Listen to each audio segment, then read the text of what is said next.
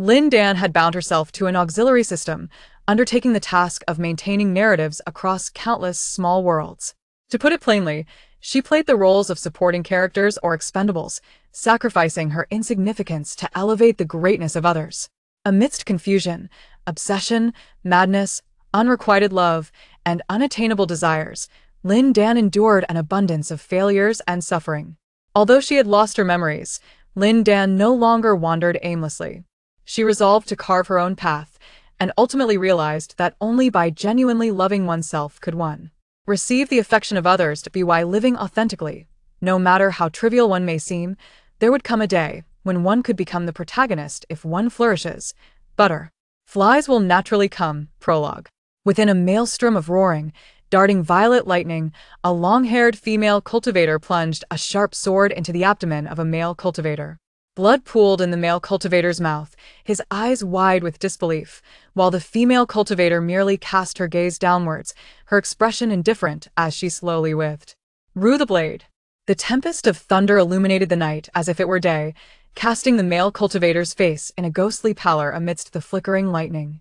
Lin Dan, it is I, he uttered. The female cultivator's eyes, devoid of emotion, flickered momentarily before she whispered softly, "You are not merely a figment of my imagination?" Indeed, the female cultivator was undergoing a tribulation, having initially believed the male cultivator to be an illusion born from her inner demons. Little did she expect him to be real.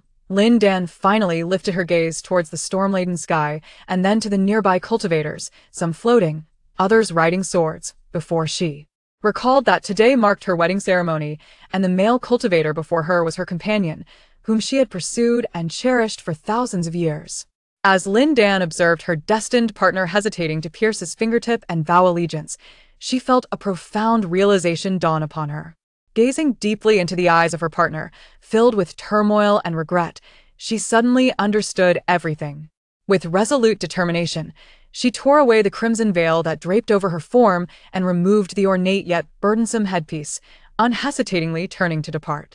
The guests gathered to witness the ceremony were momentarily struck dumb, and the elders on both sides were caught off guard, unable to utter a word of reproach. The once star-studded sky was abruptly engulfed by ominous clouds and crackling lightning. A fierce wind howled, carrying with it the overwhelming pressure of celestial law, slicing through the air like a steel blade against the faces of the onlooking cultivators, sending shivers down their spines. These were the clouds and thunder of tribulation, and at such a unique moment, someone was about to face their trial? That person was none other than Lin Dan. She practiced the boundless path of the Wuji immortal sect. It is said that the Tao encompasses myriad mysteries, and the Wuji path is among the most arduous to traverse, emphasizing limitless Tao, untainted heart, and desireless body. Only by achieving these three principles can one hope to touch the true essence of the Tao. Yet Lin Dan's heart was forever burdened by someone she could neither forsake nor forget. How could she truly embody a state of desirelessness?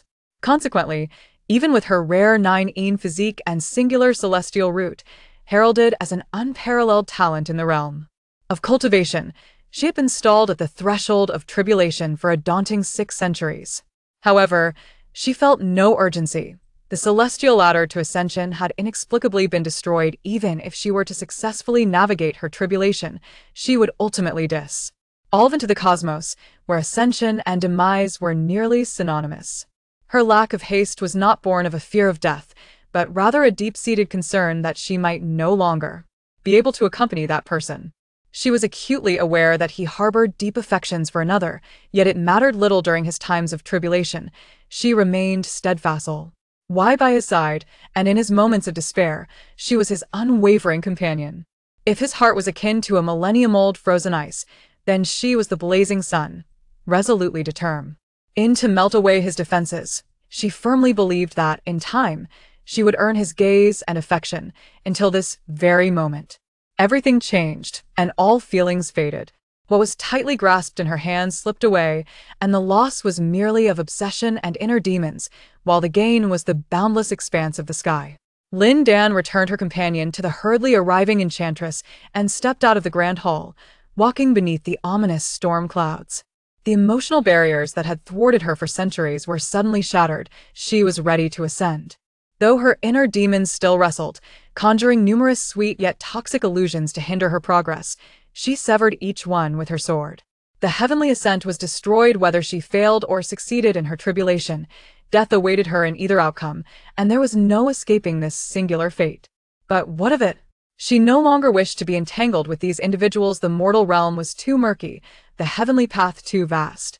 Even if she transformed into a wisp of pure breeze, she would soar through the skies.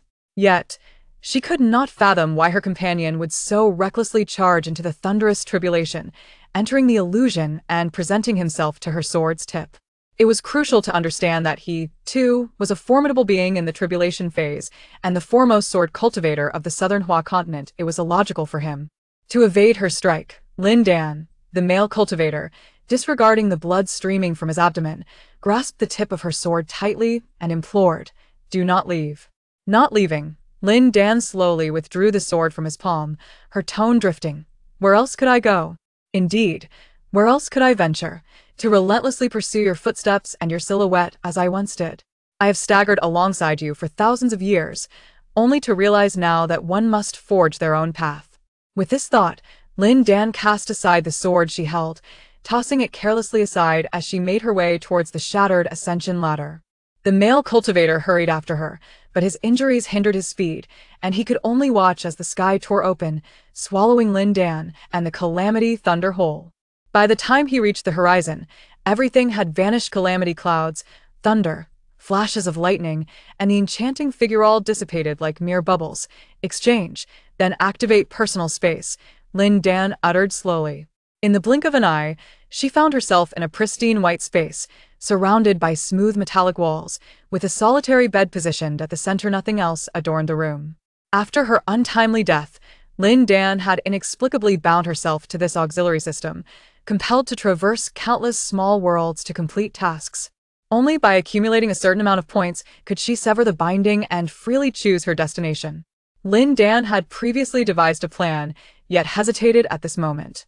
Furrowing her brow in contemplation, she pondered, "Regarding immigration, I regret to inform you, host," the system interjected, "your recommender has rescinded their endorsement in the previous task world.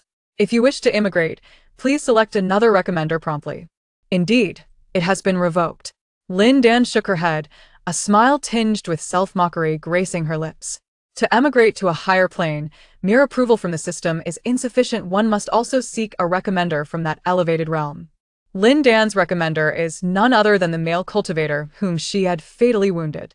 She remains oblivious to his name, background, or any details, only aware that he hails from a higher plane, possessing authority far surpassing that of the system, even the main SY. STEM itself. Lin Dan once believed that encountering this man would herald her salvation, only to discover that it was merely another futile struggle.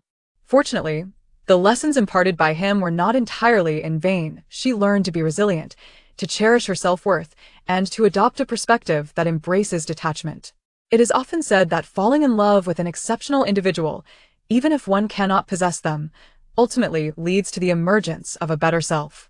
This sentiment rings true for Lin Dan. She harbors no regrets for her sacrifices and endurance. Without the pursuit spanning millennia, she would not witness the ephemeral beauty of blossoms and the tranquil passage of clouds. Although the infinite Tao heart has been exchanged for points, the insights gleaned from it remain etched in her heart. With a sense of relief, she smiled and remarked, "He probably wishes to be a recommender for that woman, does he not? This woman, though not a task-taker, possesses an extraordinary allure." The man encountered her in a certain task realm, leading him to pursue her relentlessly across several worlds. Much like Lin Dan's own fervent chase, the enchanting demoness from the realm of cultivation was, in fact, a reincarnation of this woman, which explains the man's deep infatuation and willingness to oppose the entire cultivation world for her sake. Lin Dan harbored a deep envy toward that woman, even a tinge of jealousy, yet, in retrospect, she felt utterly indifferent. The system's tone lowered slightly, imparting an almost melancholic essence. "If the host desires to know, I can assist in the inquiry. However, the other's authority surpasses mine, and I may not be able to retrieve the information. I apologize, host. I am merely an auxiliary system, issuing only supportive tasks.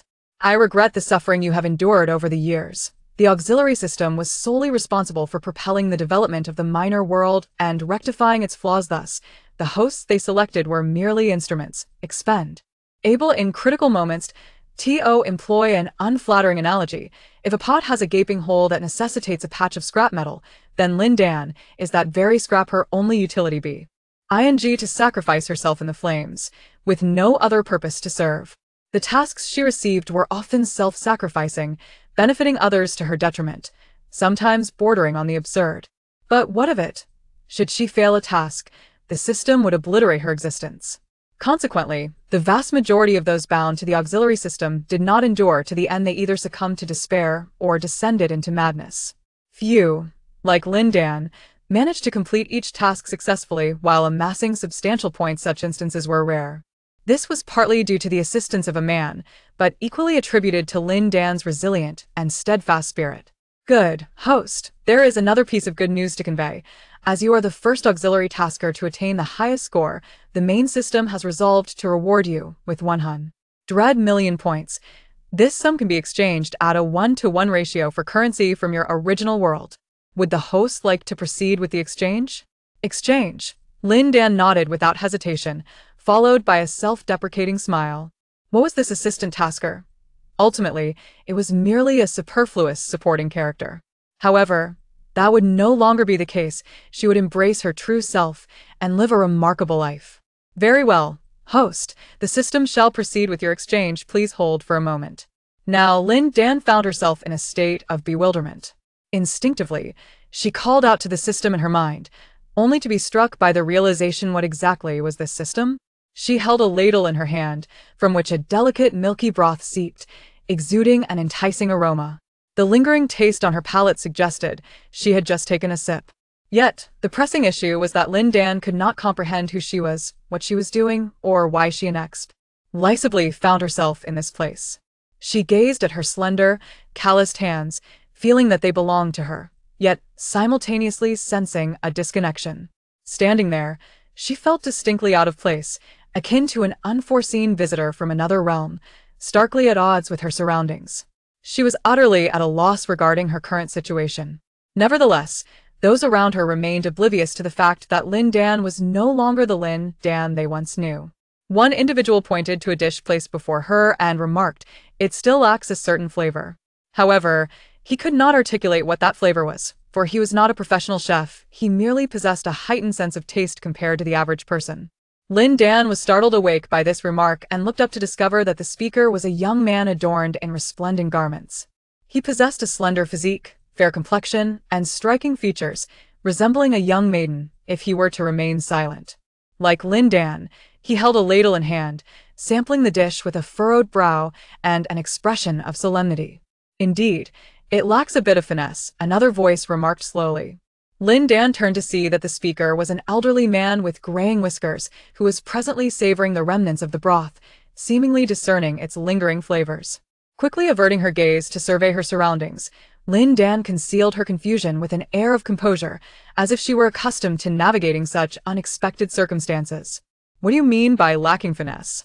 To my eyes, it seems rather similar, with no discernible difference, interjected a middle-aged man with an imposing demeanor, clad in a robe embroidered with auspicious clouds and blue cheilants.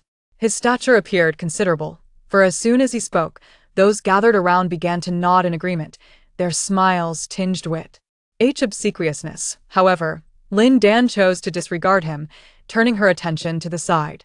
A young girl, no older than 13 or 14, stood about 7 or 8 meters away, her own square table set with a dish that bore a striking resemblance in color, aroma, and taste to the one before Lin Dan. Taking into account the environment, characters, and dialogue, Lin Dan swiftly concluded that she seemed to be engaged in a culinary competition with someone.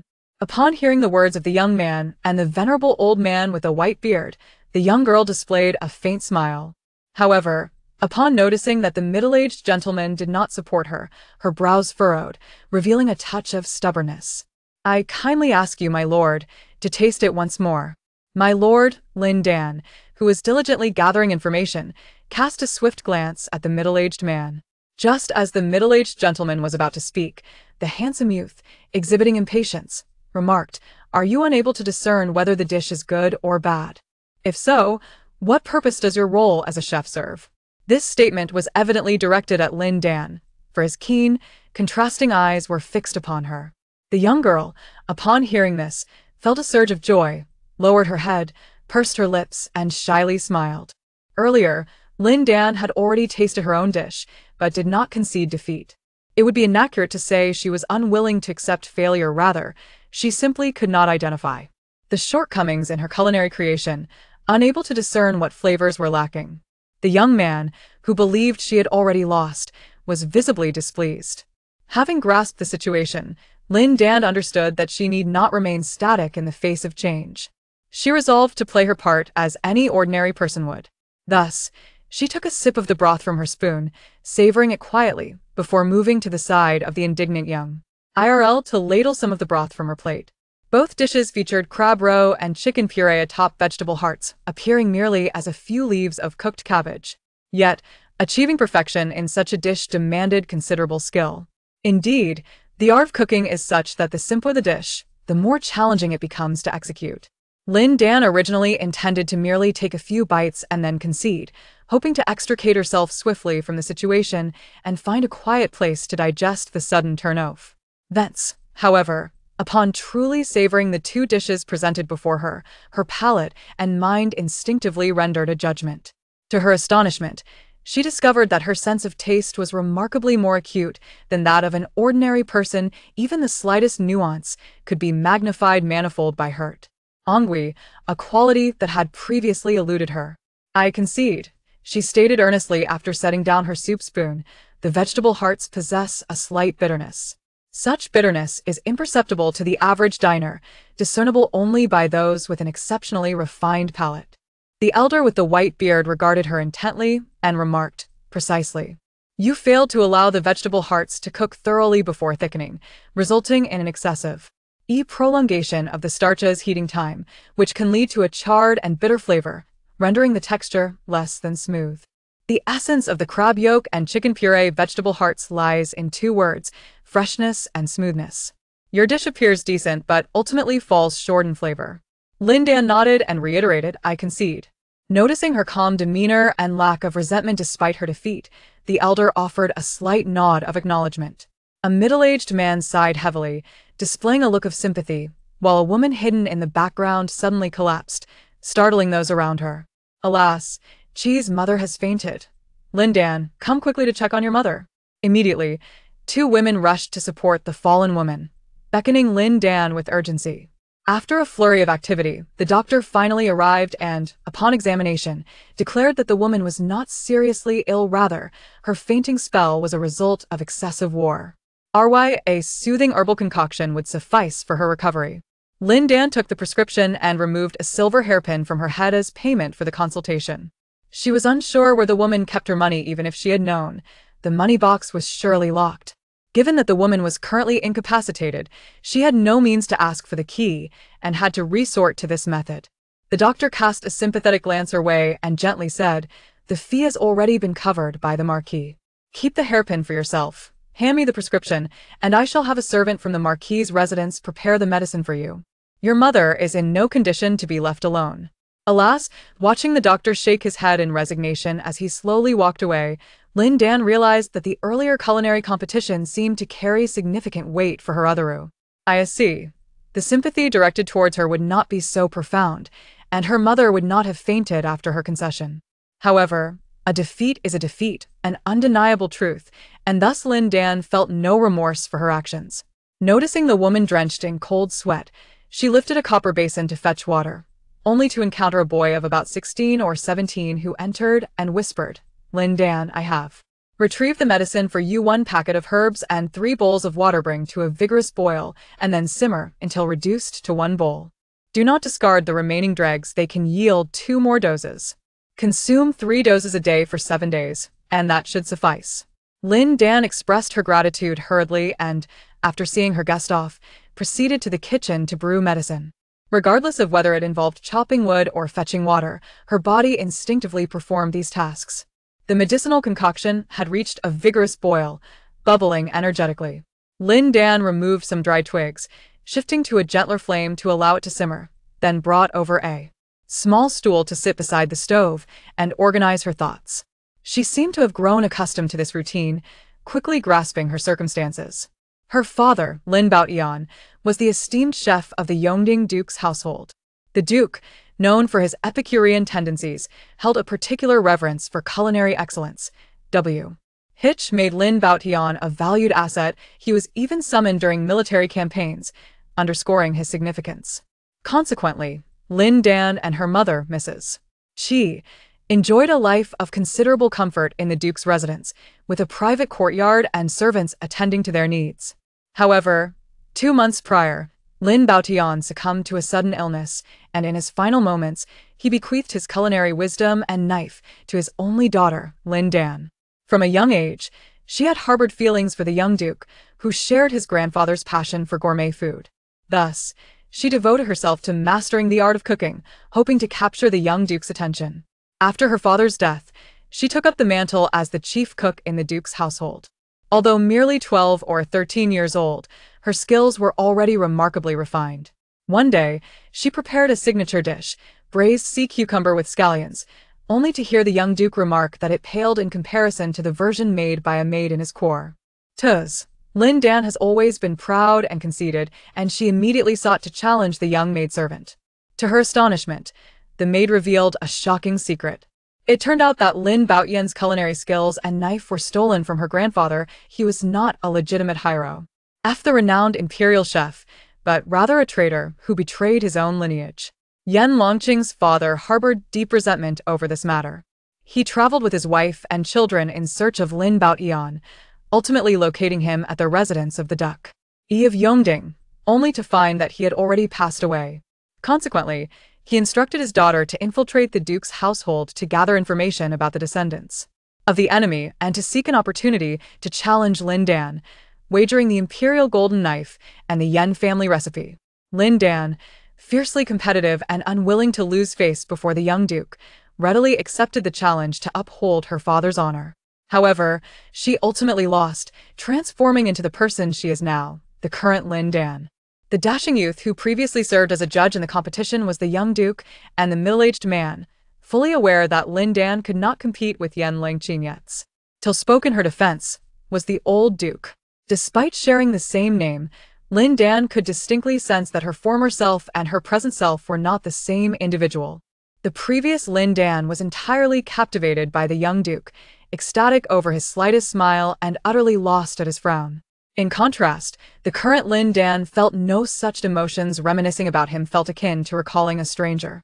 What she now urgently needed to address was no longer a matter of identity or memory, but rather her future. Having lost the competition, and with a frail mother to care for, what path should she embark upon next? As the evening descended, she awoke to find Lin Dan, her eyes brimming with silent tears, a testament to her unyielding spirit. She murmured in sorrow, "You began studying culinary arts with your father at the tender age of 7, and now, after 5 or 6 years. It would not be an exaggeration to call you a seasoned chef. How could you possibly be outdone by that girl from the Yen family? I wonder how the world outside has tarnished your father's reputation. We have failed to uphold his honor, and what shall we say to him below? Baotian. I am truly sorry." Observing Chi's inconsolable grief, Lin Dan reflected, had the original Lin Dan still been present, she would undoubtedly be racked with guilt and anguish. Yet, she is no longer here, and I must bear her identity. This family must be upheld in her stead.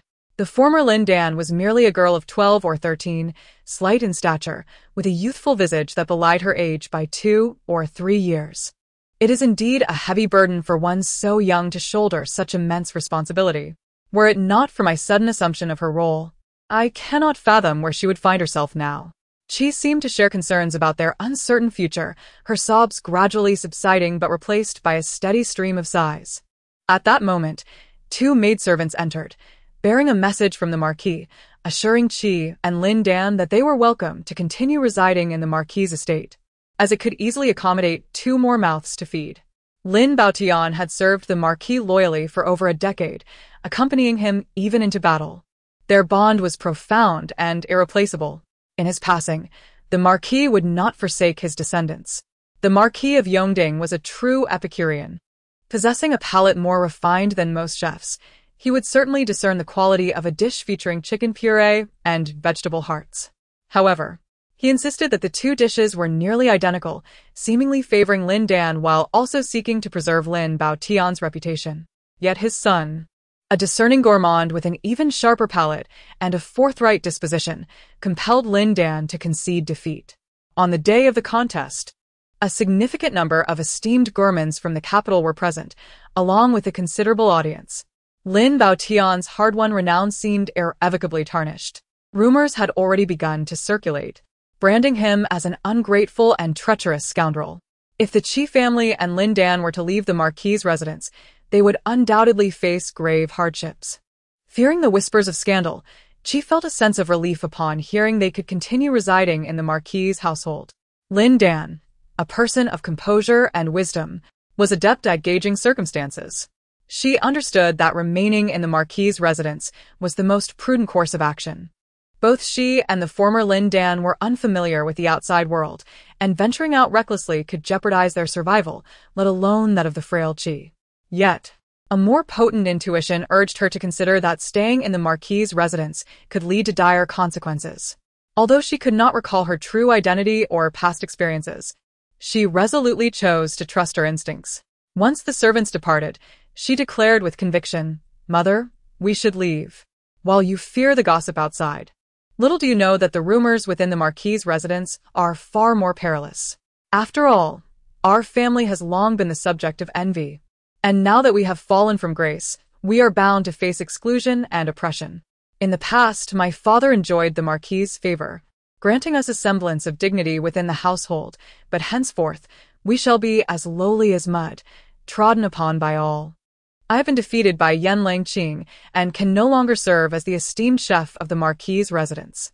To remain here now means to endure servitude, and you, too, are in the same predicament.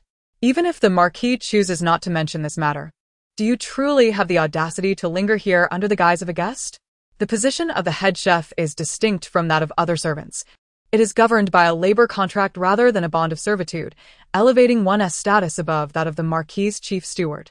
Consequently, Qi and Lin Dan have remained in the Marquis' residence as family members, regarded as guests. However, the circumstances have now shifted. With the absence of Lin Baotian, their previous existence as honored guests with maidservants attending to them has become unattainable. They must find some form of employment. Qi is a proud and ambitious woman. Upon hearing that remaining here would mean serving as a maid, she immediately began to pack her belongings. She resolutely refused to descend to the level of those who once served her. Your father has acquired a residence and, along with your second and third uncles, has opened a tavern that is said to be thriving. We shall establish our own lives outside of this Marquis' residence. As Qi opened her trunk to organize her belongings, the sorrow etched on her face began to dissipate. Having lost, she felt it unwise to chastise her daughter further, for surely her daughter bore the greatest burden. Qi gazed at the trunk in a daze for a considerable time before letting out a resigned sigh. "Let us go." Lin Dan refrained from opening the trunk to admire the coveted imperial golden knife and the legendary recipes of the culinary god. Instead, she delivered them directly to the young Marquis' courtyard. Currently, Yan Langqing remains the young Marquis' personal maid, overseeing the small kitchen. The young Marquis instinctively glanced toward Yan Langqing, who blushed, her face betraying discomfort. Those earlier words of preparation now seemed to reflect a narrow-mindedness in judging the nobility.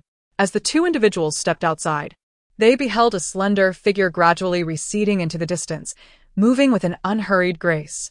Although Lin Baotian was favored by the Marquis and often received generous rewards, he had devoted most of his earnings to support his two brothers or to procure exquisite ingredients, leaving little silver for himself. Qi, after scouring the entire house, unearthed a mere 120 taels of silver, leaving her momentarily stupefied. Fortunately, they still possessed properties and shops outside the manor, alleviating their worries regarding future sustenance. However, Qi's optimism did not extend to Lin Dan. In Lin Dan's recollection, Lin Baotian's younger siblings were anything but benevolent whenever they encountered difficulties. They would invariably seek assistance from their elder brother, yet when fortune smiled upon them, they would selfishly keep the benefits to themselves. They claimed to manage the tavern on Lin Baotian's behalf, yet the monthly profits never materialized unless the tavern's business faltered, necessitating their humble entreaties for new recipes. Now that Lin Baotian's reputation as a culinary master had been tarnished, it had indirectly compromised the tavern's business.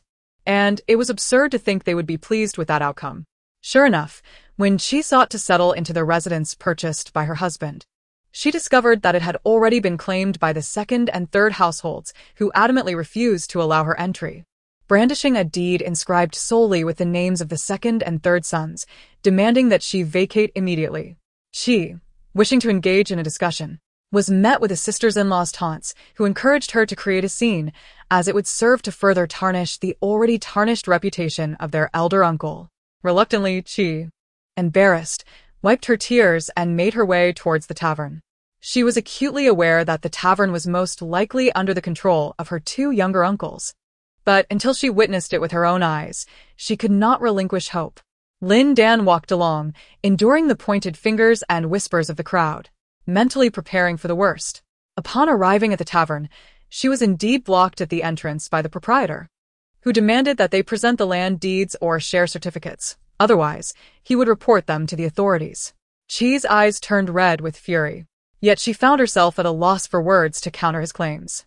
Lin Dan gently stroked her trembling back in a gesture of consolation and looked up, only to discover that the tavern sign had changed from Lin's Tavern to Yen Family Restaurant, the red background with gilded lettering exuding an air of grandeur. Lin's second son emerged, pointing at the sign and declaring, "Sister-in-law, the disgraceful deeds committed by our brother truly shame us.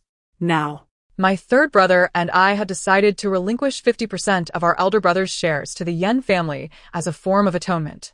It's futile for you to create a scene. We owe a debt to them that must be repaid. The sins of our elder brother shall be borne by us. And perhaps we can accumulate some merit for his next life. If you genuinely care for him and for the reputation of our Lin family, it would be wise to cease this commotion." He concluded with a resigned sigh. The onlookers applauded, praising the second and third sons of the Lin family for their integrity and benevolence, remarking on how rare such qualities were and expressing their intent to support the tavern's business in the future. Chi's face turned ashen, her composure wavering. While Lin Dan lowered her head, a cold smile creeping across her face.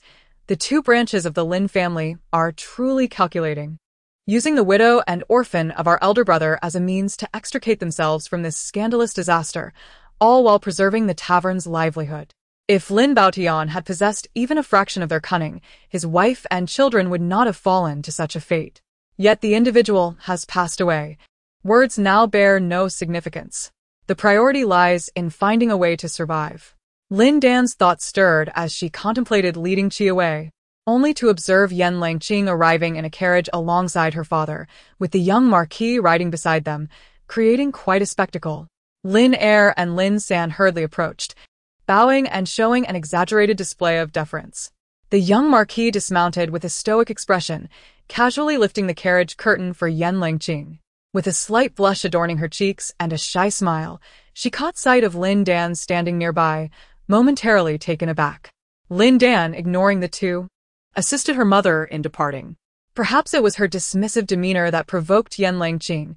Without a moment's hesitation, she declared, "Lin Dan, since you have already lost, I implore you not to continue claiming the title of the heir to the Golden Knife Master Chef, nor should you prepare dishes for the Yen family any longer." Lin Dan's temperament was inherently calm, yet that did not imply she would passively endure blows. Her previous choice to maintain peace stemmed from an awareness of her unfavorable position. Any struggle would yield no benefit, and it was wiser to conserve her energy to contemplate future steps. Now that Yen Langqing sought to drive her to a dead end, Lin Dan could no longer tolerate it. She assisted Chi to a seat by the door before turning her gaze sharply toward Yen Langqing. "Miss Yen, have you perused the recipe book I returned to you?" "Of course I have." Yen Langqing stood on the staircase leading to the second floor, looking down upon Lin Dan with an expression that was both perplexed and somewhat haughty. "You might observe that the initial 60 pages of the Yen family's cookbook have become old and yellowed, the text blurred. while the subsequent 388 pages remain pristine and the ink is distinct. Why is this so? Yan Langqing felt a sense of unease, yet could not silence Lin Dan. Stepping forward, Lin Dan proclaimed, "This is because the latter 388 pages contain entirely new dishes developed by my father, intended to supplement the deficiencies of the Yan family cookbook. My father, having dedicated decades to his craft, has innovated hundreds of dishes and several techniques, all meticulously recorded within the Yan family's cookbook. Today, the most popular signature dishes at the restaurant are those created by my father. Young lord, that braised venison tendon was personally developed by the old Marquis in collaboration with my father, taking several months and resulting in the hunting of dozens of wild deer. Surely, you remember this?" The young lord responded gravely, "Indeed, that is true. Given that today marks a significant occasion with the restaurant's rebranding, Lin's second son invited numerous connoisseurs to celebrate, among whom was a close friend of Lin Baoyan, who could not help but exclaim, 'And that braised shark fin dish was developed jointly with your father, taking over half a year to perfect, resulting in the waste of several cartloads of shark fins before we achieved the current renowned dish incorporated into the imperial menu. Setting aside your father's character, his culinary skills are certainly not the result of theft or deceit. They are the fruits of genuine craftsmanship honed through perseverance.'" Yan Langqing instinctively glanced at her father, who was about to retort, but Lin Dan interjected, "There were many attendees at the funeral back then. I believe finding a few witnesses would not be a challenge." At this, Yan's father fell silent. The funeral was indeed conducted with great splendor, and many still remember it to this day. Lin Dan cast a glance at him and slowly remarked, "My father served the master until his last breath and arranged for his final rites. His actions were no less than those of a biological son. How then can he be deemed a traitor to his master and ancestors? Back then, you learned the culinary arts alongside my father under the master's guidance, yet to this day, you remain obscure, while my father traveled far and wide, establishing the foundation of Yan family cuisine in the capital.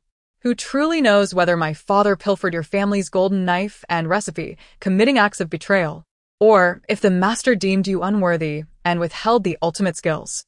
Just as you, a biological son, did not see your own father off in his final moments. Who can unravel the complexities of this matter? Is it not merely dependent on your own words?" Yan's father felt beads of cold sweat forming at his temples. He raised his hand to wipe it away, but hastily put it down, appearing somewhat guilty and flustered. No matter how eloquently he spoke, his failure to attend to his father's final moments was indeed a grave act of filial piety, ample enough for the world to condemn him with scorn. Lin Dan turned to Yan Langqing and continued, "You wish to compete with me in culinary skills. The stronger shall claim the golden knife and recipe. I find this reasoning sound, and thus I agreed. If you emerge victorious, I shall return the recipe and the knife. Does this not imply that only the strongest is worthy of inheriting the title of heir to the golden knife chef? In that case, should not your father and mine have competed in their time?" Yan's father seemed to have struck a nerve, immediately retorting, "Compete in what? I am my father's true son. His possessions rightfully belong to me. What concern is it of yours?" Finally, someone beside could no longer endure and retorted, "The culinary arts are no different from any other profession. The true skill can only be discerned once one steps onto the stove. There is no room for deception in this craft. The title of heir to the imperial chef is not one that can simply be bestowed upon anyone. One must possess the merit to uphold it. A chef places utmost importance on their reputation and legacy. If anyone were to tarnish those, even a beloved child would be held accountable." Upon hearing these words, many nodded in agreement. Among the more renowned chefs in the capital, who does not take on 17 or 18 apprentices? Yet, only a select few are chosen to inherit their craft. Why is this so? Because true artistry can only flourish when passed down to those with genuine talent. Some matters are better left unspoken. Once brought to light, the doubts begin to emerge in rapid succession. In that moment, the gazes of the onlookers towards the Yan father and daughter shifted. Lin Dan, unhurried and poised, stated, "Indeed, you are the biological son of the master, and your words seem to carry weight. My father has passed away, leaving me without recourse. Now, may I present a challenge to you based on Yan Langqing's logic? I shall stand in for my father and complete the contest that you failed to conclude years ago. Let us each prepare 3 dishes in the kitchen of this establishment, with the esteemed witnesses present to judge. Whoever prevails shall claim the title of master of the golden knife and the recipes. Would this be fair? The elder Yen trembled, his lips quivering in fear. Having been unable to endure the rigors of culinary training, he had pleaded with his mother since childhood to send him to his maternal grandfather's home for his education. Thus, he had never learned to cook. It was instead Yen Langqing who inherited Yen Bo's talent. Were it not for this, he would not have incited his daughter to compete against Lin Dan. However, he could never have anticipated that Lin Dan would be so cunning, turning the tables and turning against him. What should he do now? In the gaze of the public, should he respond or remain silent? A refusal would make him appear timid and guilty, while acquiescing would likely lead to a loss, further deepening his humiliation. Yen Langqing, who was merely a year or 2 older than Lin Dan and possessed some cunning, though not deeply, immediately stepped forward and exclaimed, Lin Dan, if you wish to compete with me, why involve my father? Yan's father can barely manage a ladle. What grounds does he have for comparison? Cold sweat began to trickle down his forehead as he spoke. Although Lin Dan had previously lost to Yen Langqing, this time she was challenging on behalf of her deceased father, aiming to uphold his reputation. No one could fault her for this, and she would earn quiet admiration for her filial piety. The elderly judge with a white beard, who had served as a referee earlier, nodded repeatedly at Lin Dan, his expression one of commendation. Yan's father was in a state of panic, wiping sweat from his brow as he retreated. Yen Langqing turned to the young marquis with a pitiful gaze, seemingly seeking his assistance. The young marquis was Lin Dan's superior. As long as he spoke, she would not press her father further. However, the young marquis, who had always been accommodating to her requests, wore a solemn expression this time, remaining silent. Lin Dan cast a glance at the young marquis and, with a sense of resignation, stated, Very well, in honor of my late master's spirit, I shall not entangle myself with you further. However, I must clarify one point. My father is by no means ungrateful or disloyal. Everything he has achieved is a result of his genuine abilities. There were not fewer than 100 chefs who retired from the palace, yet how many have truly made a name for themselves outside its walls? I can count them on one hand, and it does not exceed 5. If it were not for my father, who would know of the Golden Knife Chef? Who would be acquainted with the Yen family cuisine?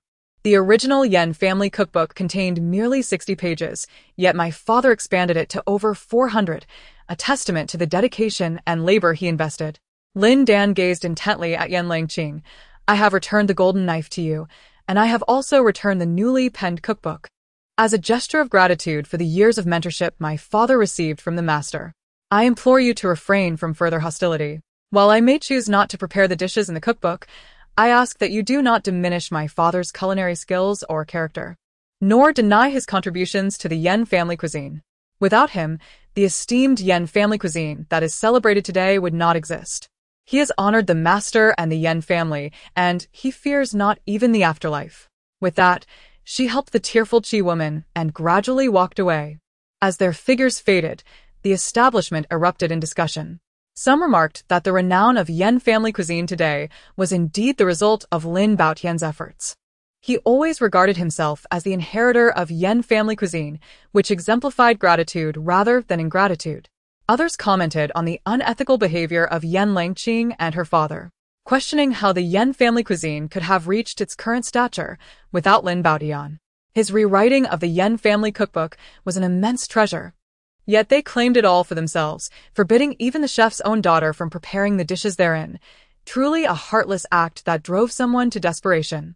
Initially, many had sympathized with Yen Langqing and her father, but upon reflection, it became evident that one was fabricating lies to tarnish reputations while the other acted with malice, leaving no path for others. In stark contrast, Lin Dan and her father embodied grace and magnanimity. I shall not dine any longer without Chef Lin. What is there left to savor in this establishment? Despite the numerous diners departing in haste, the once bustling hall was suddenly rendered desolate. Daughter, why did you not challenge Yen Shui just now? In the past, he couldn't even flip a pan. He was hardly your match, she remarked with a hint of confusion. "Mother, did you not notice how the young Marquis is protective of Yan Langqing? With him around, it is prudent for us to avoid provoking the Yan family," Lin Dan said as she gently pulled the thin blanket aside for Qi to rest. Yet, only she understood that her reluctance to confront Yan Langqing and the young Marquis was twofold. While she had inherited Lin Dan's memories, she had not mastered her culinary skills. Her earlier words were merely meant to intimidate Yan's father. Engaging in a competition would only lead to her own embarrassment. By refraining from a contest, they would embellish the tale in their minds, rendering Yan's father even more contemptible, a result she desired. Unbeknownst to them, after they departed, the young Marquis left silently, leaving Yan Langqing in an exceedingly awkward predicament. As Lin Dan had just settled Qi, a commotion arose outside the inn as a group clamored for her attention. The innkeeper, fearing that their ruckus might damage his establishment, adamantly barred their entry. Unable to enter, the group remained outside, wailing and drawing the attention of passers-by. Lin Dan cautiously opened a crack in the window to observe, discovering that the leader was an elderly woman, clad in a faded garment, bereft of any adornments, and appearing quite destitute. Yan Shui supported her, calling her mother with evident sorrow. It appeared this was Yan Bo's wife, the teacher of Lin Baotian, and by rights, Lin Dan should address her as Shernai. However, the title of respect for Lin Dan was truly difficult to utter, primarily due to the elderly woman's actions, which were sufficient to plunge the reputation that Lin Dan had painstakingly restored for Lin Baotian into the abyss. The sight of the elderly woman's heart-wrenching sorrow brought tears to the eyes of passers-by. If this continued, the reputation Lin Dan had just cleared for Lin Baotian would once again be tarnished. Qi Shi opened the package and took out 2 tablets, lamenting, "Your father was a good man, but why do good men never receive their due rewards?" She longed to rush out and confront the elderly woman, but the latter was, after all, Lin Baotian's master and had nurtured him since childhood. The weight of seniority and gratitude loomed large. The more she argued, the more she would appear disrespectful and spiteful, ultimately placing herself at a disadvantage. Such is the nature of ethics. Elders may strike and chastise their juniors at will, while the younger generation must not dare to defy, even slightly. The concept of filial piety can suffocate a person under its immense weight. Moreover, she was not particularly eloquent. There was a real risk that in her attempts to speak, she might be led astray, ultimately resulting in further unjust accusations against her deceased husband. Compared to the throng outside, Lin Dan naturally placed more trust in Qi Shi. Furthermore, in her memories, Lin Baotian indeed was a good man, having never committed a wrongful act in his life. Since Lin Dan bore the title of his daughter, she felt compelled to find a way to uphold his reputation. Yet, engaging in debate was evidently a poor strategy. Regardless of her verbal prowess, her status as a granddaughter placed her at a significant disadvantage. Winning an argument against an elder was hardly a commendable achievement. "Mother, please gather your belongings. We shall leave the capital at once," Lin Dan resolved, saying, "Hand me the tablets, and I will return them." Without a moment's hesitation, Qi Shi passed the items to her. Unbeknownst to her, the daughter had already become her pillar of support. Lin Dan carefully wrapped the memorial tablet in white silk and cradled it gently in her arms as she descended the stairs. They have emerged. The Lin mother and daughter have come out. Recognizing Lin Dan and Qi Shi, someone shouted loudly, drawing even more curious onlookers eager to witness the unfolding drama. "At last, you have decided to show yourselves." An elderly woman wiped away her tears and rushed forward, intent on confronting the two and tarnishing their reputation. As the wife of Lin Baotian's mentor and Lin Dan's teacher, her words held weight, and she feared no backlash from the mother and daughter. Consumed by hatred for the Lin family, she paid no heed to Lin Dan's protests and forcefully hurled the items in her hands to the ground. Qi Shi gasped and hurried to retrieve them, but was ultimately too late. The memorial tablet struck the floor, bouncing slightly as the loosely wrapped silk fell away, revealing the engraved characters. The crowd craned their necks to see, confirming that it was indeed Yan Bo's memorial tablet. The base was charred but not sullied, emanating a lustrous sheen, indicative of frequent offerings of incense and meticulous care with silk cloths. Yet, despite its well-maintained condition, the tablet now bore a crack from the elderly woman's violent act, a true misfortune. Immediately, someone nearby exclaimed, "To smash even the memorial tablet of one's ancestors. Do you not fear the wrath of heaven?" The elderly woman stood stunned at the sight of the tablet, while Yan Shui struggled to comprehend the situation. However, Qi Shi swiftly picked up the tablet, fervently wiping it with a cloth. Upon feeling the crack with her trembling fingertips, her inner turmoil was palpable. With an expressionless demeanor, Lin Dan finally shed tears. She gently took the memorial tablet, wiping it carefully with her sleeve, and then reverently placed it on the steps. Gripping her mother's hand tightly, she bowed 3 times with great respect, before staggering away.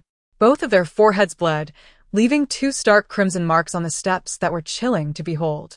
They exchanged not a single word, yet their silence spoke volumes more than the elderly woman's countless utterances. The previously indignant bystanders fell silent, abandoning their intentions to confront Lin Dan and her mother. The truth of right and wrong, loyalty and treachery, was made abundantly clear by that single memorial tablet. No one noticed the old steward of the Yongding Marquis residence standing at the edge of the crowd, while the young Marquis observed the scene unfold from a nearby tea-house, taking in every detail of the farce. Sighing deeply as he watched Lin Dan and her mother depart, he produced several silver notes to hand to his attendant, instructing him to follow. Naturally, Lin Dan declined the young Marquis's assistance. Her instinct told her that only by keeping her distance from him and Yan Langqing could she lead a peaceful life. In truth, the Zhou family had no inkling that it was Yan Bo's memorial tablet.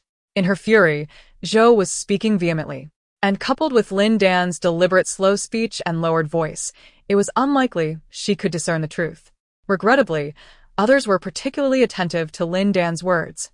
Thus they all recognized that the white silk-wrapped object was indeed Yan Bo's memorial tablet, leading them to assume that Zhou was aware of this as well. Upon hearing this, the old Marquis sighed, remarking that to even desecrate her deceased husband's memorial tablet demonstrated how utterly false Zhou had been. She harbored no affection for Chef Yan, so how could she have cared for him during his illness, let alone her disobedient son? Without the contributions of Bao Tian, where would the Yan family stand today? Ultimately, it is the allure of wealth that has incited such turmoil. These individuals are truly blinded by greed, forsaking their moral compass. The old steward concurred, exclaiming, "Indeed.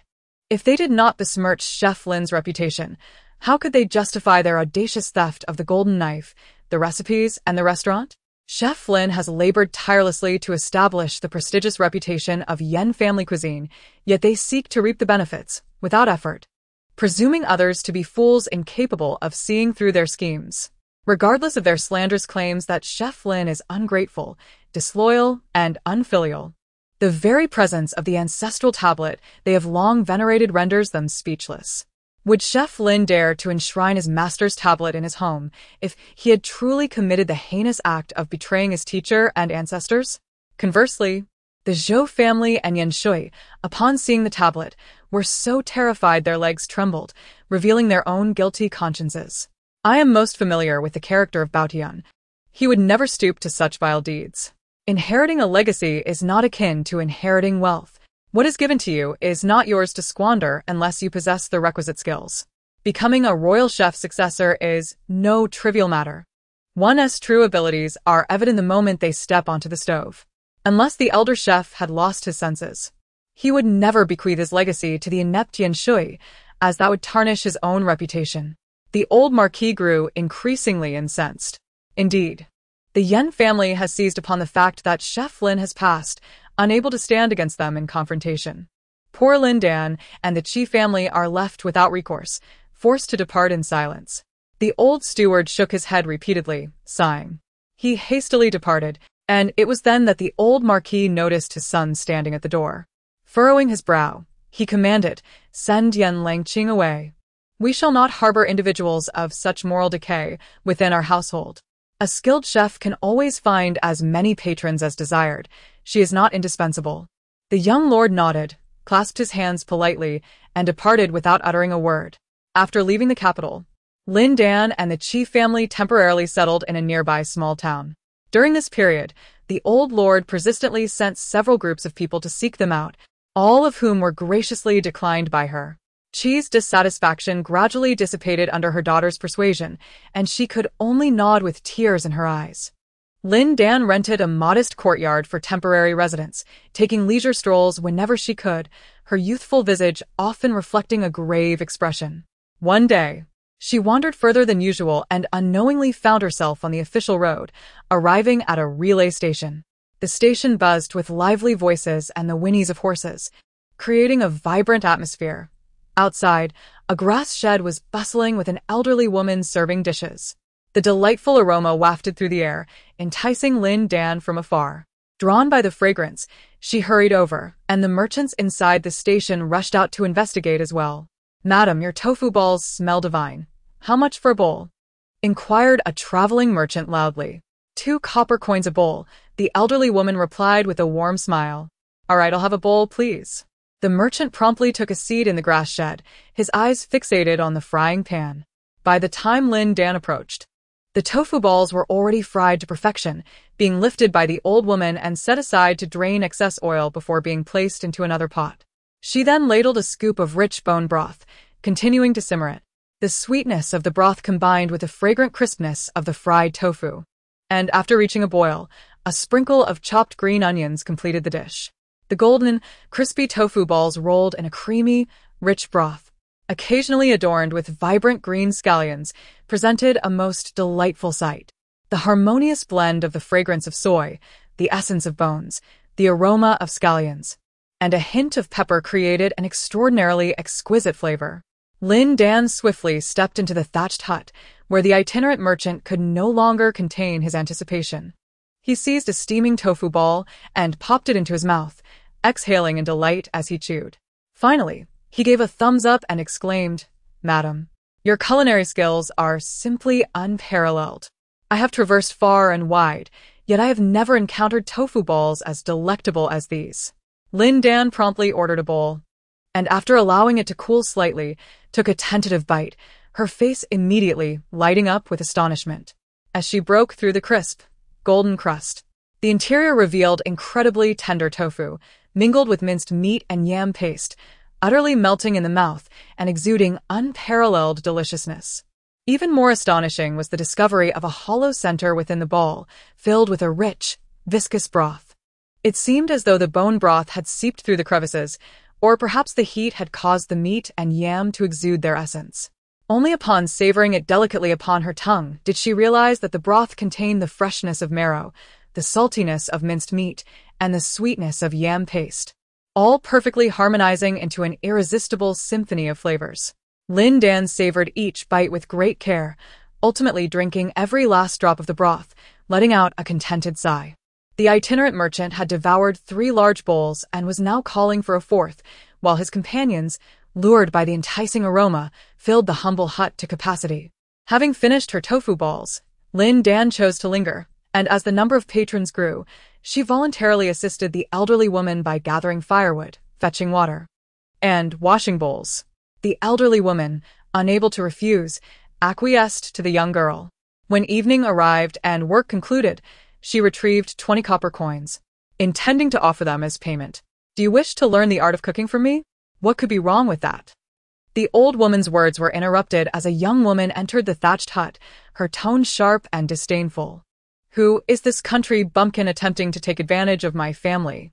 If I teach you, will my mother's business still thrive?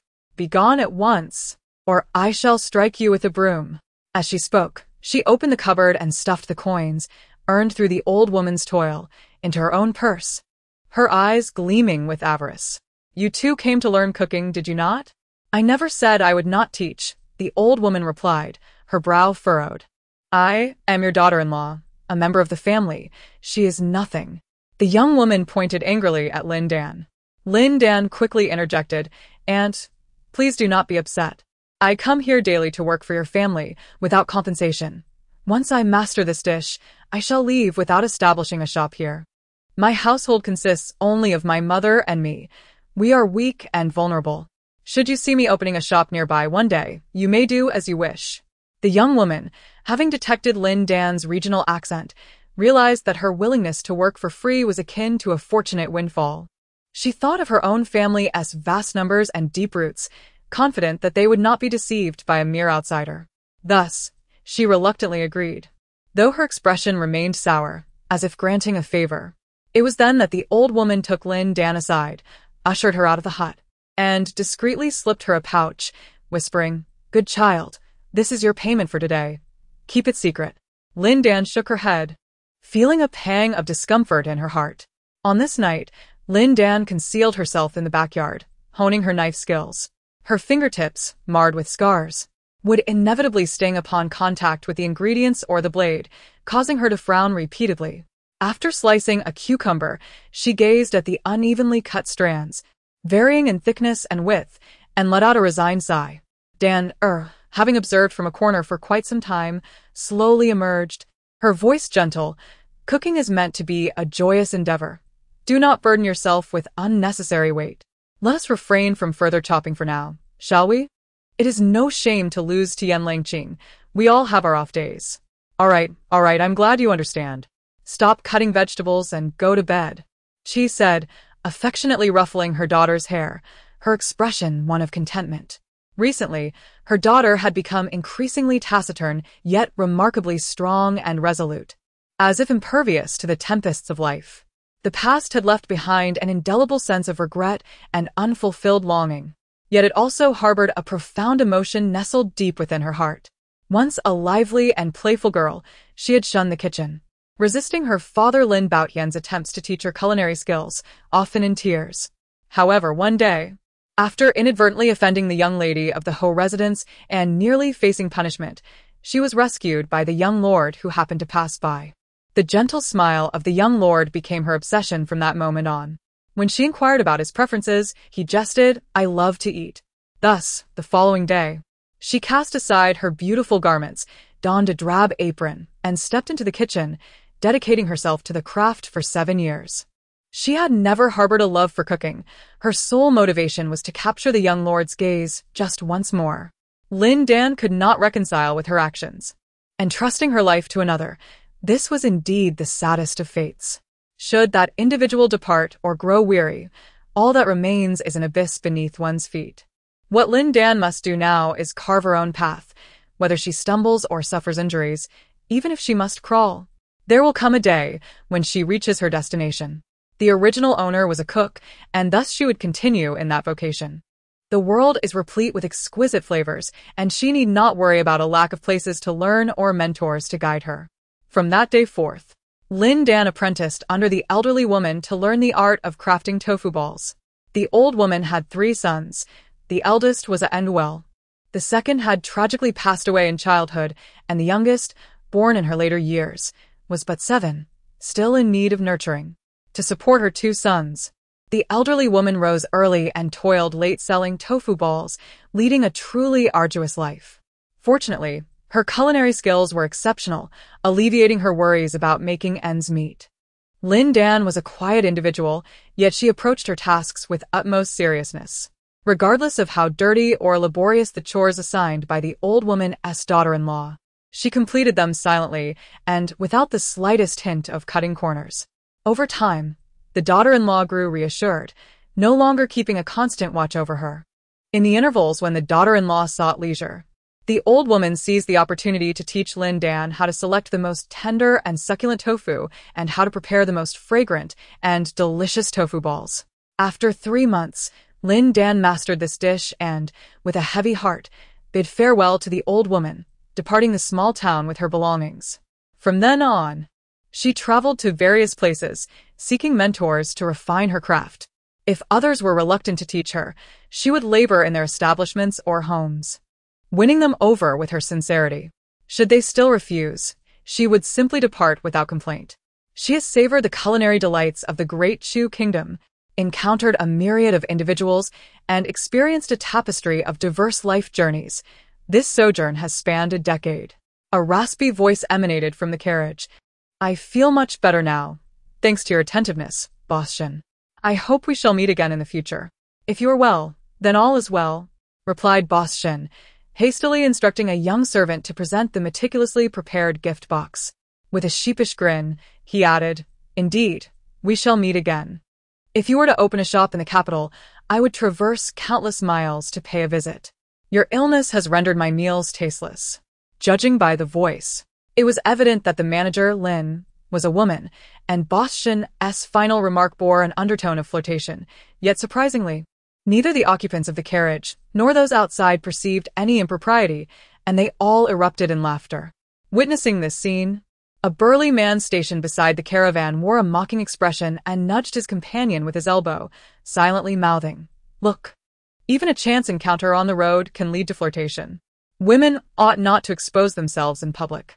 His companion nodded in tacit agreement, a smirk gracing his face. But when they turned to glance at their leader, they found him still mounted, his narrowed eyes vigilantly scanning every fork in the road, exhibiting no sign of relaxation. A chill ran through them, prompting them to remain silent. Manager Lin seemed concerned about inadvertently transmitting her illness to others, so she merely lifted the carriage curtain slightly, extending her hands to receive the gift box. Finally, she instructed, "Xiao Zhu, please deliver the prepared gifts to Boss Shin.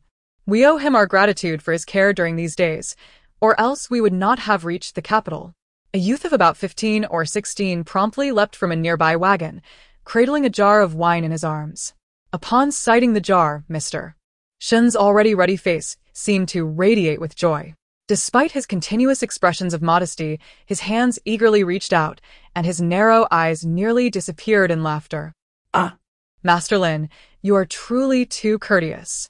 This is merely a trifling effort on my part," he exclaimed, inhaling deeply from the jar's mouth, a look of rapture spreading across his countenance. "While it may be a trifling endeavor for you, to us it is a profound act of kindness. The hour grows late. Mr. Shin, you must set off soon. We bid you farewell here, and should fate allow, we shall meet again in the capital, where I shall surely treat you to a meal," Master Lin said earnestly. Mr. Shun's smile widened until his teeth were nearly obscured, and he repeatedly insisted, "Master Lin, to prevent your esteemed self from forgetting, I shall record this meal in my ledger, and I shall certainly come to the capital to collect my debt in the future." "How could I forget? Until we meet again," Master Lin chuckled softly. After their farewells, the long convoy split into two. The first 10 wagons veered off towards Jiaozhou, while the remaining 5 continued straight on to the capital. The escorting guards also divided their paths. One group continued alongside Mr. Shin, while 3 robust men lagged behind Master Lin's convoy, riding at a leisurely pace. Master Lin appeared to have spotted the 3 men through the curtains of his carriage and dispatched a young servant to greet them. Although the servant exhibited a hint of trepidation, he mustered his courage to inquire, "Good sirs, are you bound for the capital?" One of them responded with a bemused smile. "And if we are? If that is the case, our master wishes to hire you for an escort," the servant replied. "As long as you safely escort us to the capital, the innkeeper shall reward each of you with 10 taels of silver. And we shall also provide meals and beverages along the way." "How does that sound?" "Not good." The burly man laughed heartily. Yet his words were sharp enough to choke a person. His companion scoffed, seemingly unimpressed by the offer of 10 taels of silver. The young servant's face flushed with indignation, yet he patiently reiterated, "Might you consider it, esteemed brothers? We truly offer excellent food and drink. You shan't regret it. 10 taels is beneath my notice. Why would I care for your meager provisions? Begone, do not delay our journey." The burly man, now visibly impatient, appeared to reach for the whip at his waist. Taking a shortcut necessitated ascending the mountain, where the rugged and narrow paths could only accommodate horses, leaving vehicles unable to pass. Upon hearing this, the young servant hastily bowed and took his leave, casting a swift glance at the leading man, his heart racing. The man sat astride a tall, powerful steed, his narrow, piercing eyes cold and keen, his athletic form clad in dark, fitted attire, unmistakably a trained fighter. The man's menacing aura raised a suspicion in the servant's mind. Could he be a bandit? With this thought, the servant quickened his pace. The innkeeper's carriage was close enough to overhear the exchange, and he chose not to inquire further. The group traveled in silence, and as midday approached, they decided to rest by a tranquil water source. 2 young maidens took ceramic jugs to fetch water from the river, while 3 servants gathered stones to build a hearth, preparing to cook. The mountainsides were adorned with blooming wild roses, their fragrance enriched by the gentle rain, creating an atmosphere of exquisite tranquility. Manager Lin lifted the curtain of the carriage to admire the picturesque scenery and savored a bowl of aged tangerine peel ginger tea before gradually descending from the vehicle. She remarked, "Having lingered in the carriage for too long, my bones feel weary. I must stretch my limbs. Allow me to prepare today's lunch. Please fetch my cooking utensils." "Oh, splendid. Today, Sister Lin will be cooking," exclaimed the two young maidens joyfully, while the servants displayed expressions of elation. 3 robust men had accompanied the caravan throughout the journey, and this was the first opportunity for them to behold Manager Lin, who had been unwell. They gazed intently in her direction. Before them stood a woman in her early 20s, adorned with a traditional hairstyle, tall and graceful. Her beauty captivating, yet her skin bore a subtle wheat hue, distinctly diverging from contemporary standards of beauty.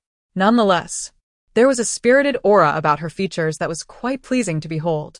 This was none other than Manager Lin, known to the world as Lin Dan, the very individual who had received the constant attention of Boss Shin, a stark contrast to the enchanting figure one might envision. The 2 sturdy men felt a wave of disappointment, yet their leader remained fixated on her for an extended period. Lin Dan, being astute, quickly sensed the man's unusual gaze and turned to meet his eyes. Their gazes locked. One expressed a look of astonishment, while the other appeared puzzled. "May I inquire, dear sir, have we met before?" Lin Dan asked with grace, her demeanor composed. After a moment's hesitation, the man replied in a deep tone, "We have not."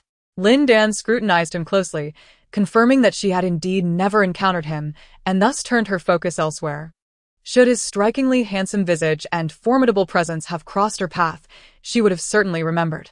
As Lin Dan departed into the distance, one of the burly men lowered his voice and inquired, "Boss, do you know this Lin shopkeeper?" The man offered no response, silently extracting provisions and a water pouch. Struggling to swallow, another robust figure tore off a piece of the hardened bread and stuffed it into his companion's mouth, admonishing, "Just eat your food and refrain from asking questions." The nonchalant man spat out the dry bread and grumbled, "Damn it, how long has this bread been sitting? It's harder than a rock. Eating this every day is enough to make my mouth taste like a bird's." He continued, "How far is the next intersection?" "Not far. We should arrive by tomorrow morning." As the 2 men munched on their bread, the leader remained taciturn, occasionally glancing at Lin's shopkeeper, as if she piqued his interest. Unbeknownst to her, Lin Dan was preoccupied with preparing lunch. She retrieved several pieces of fatty, yet lean, cured meat and placed them over the fire to roast. Once the meat's skin released its juices, the uncleaned pig hairs were singed away by the flames, and she rinsed the meat in the river before scraping off the blackened residue with a knife. Following her instructions, 2 young girls ventured into the forest to gather wild onions and bamboo shoots, while several servants built a fire to cook rice. Lin Dan sliced the cleaned cured meat into pieces and added them to the pot, sought ing until sufficient fat was rendered. She then tossed in several pale red dumplings, the origin of which was unknown, and gently broke them apart with a spatula. An indescribable sour aroma mingled with the rich fragrance of the cured meat wafted through the air, prompting the 3 men to stretch their necks in curiosity. "What is that smell?" one of them exclaimed. A hint of sourness mingled with an unpleasant odor lingered in the air, though the burly man feigned disdain. His mouth betrayed him, salivating profusely. I, too, was at a loss, having never encountered such a thing before. His companion stood on tiptoe, fixated on the large pot that Lin Dan was vigorously stirring. Several pale pink dumplings had been completely broken down, transforming into a fine powder that mixed with slices of cured meat. The dish, albeit unappealing in appearance, exuded an intensely rich aroma. It was somewhat pungent, yet inexplicably tantalizing, evoking a sense of salivation. Such is the essence of a peculiar charm hidden within an unpleasant scent. Finally breaking his silence, the handsome man spoke, "That is pickled bean curd residue, a specialty of the Anqing region. During clear weather, the leftover tofu curds are crushed and placed in jars. Season with a touch of salt and Sichuan peppercorns for preservation. If one finds the flavor lacking, one may simmer pig bones to create a robust broth, which is then mixed with the curds and sealed with lotus leaves to ferment gradually. Once fully fermented, the mixture is formed into balls and sun-dried. resulting in a portable delicacy of pickled bean curd residue, rich in sour, spicy, salty, and numbing flavors. With the essence of meat intertwined with the fragrance of beans, a truly unique taste. This ingredient is a specialty of the Zongzi Kingdom, a tribal territory established by the remnants of the Xia and Shang dynasties. Once a small enclave with aspirations of restoration, it was ultimately vanquished by the renowned General Zigong of the previous dynasty. Although it still retains the name Zongzi Kingdom, it has, in fact, become merely a county within the larger realm of Dechu. Lin Dan was surprised that even such a remote place had its admirers, who could recount the intricate process of its local delicacies, prompting her to glance at the handsome man.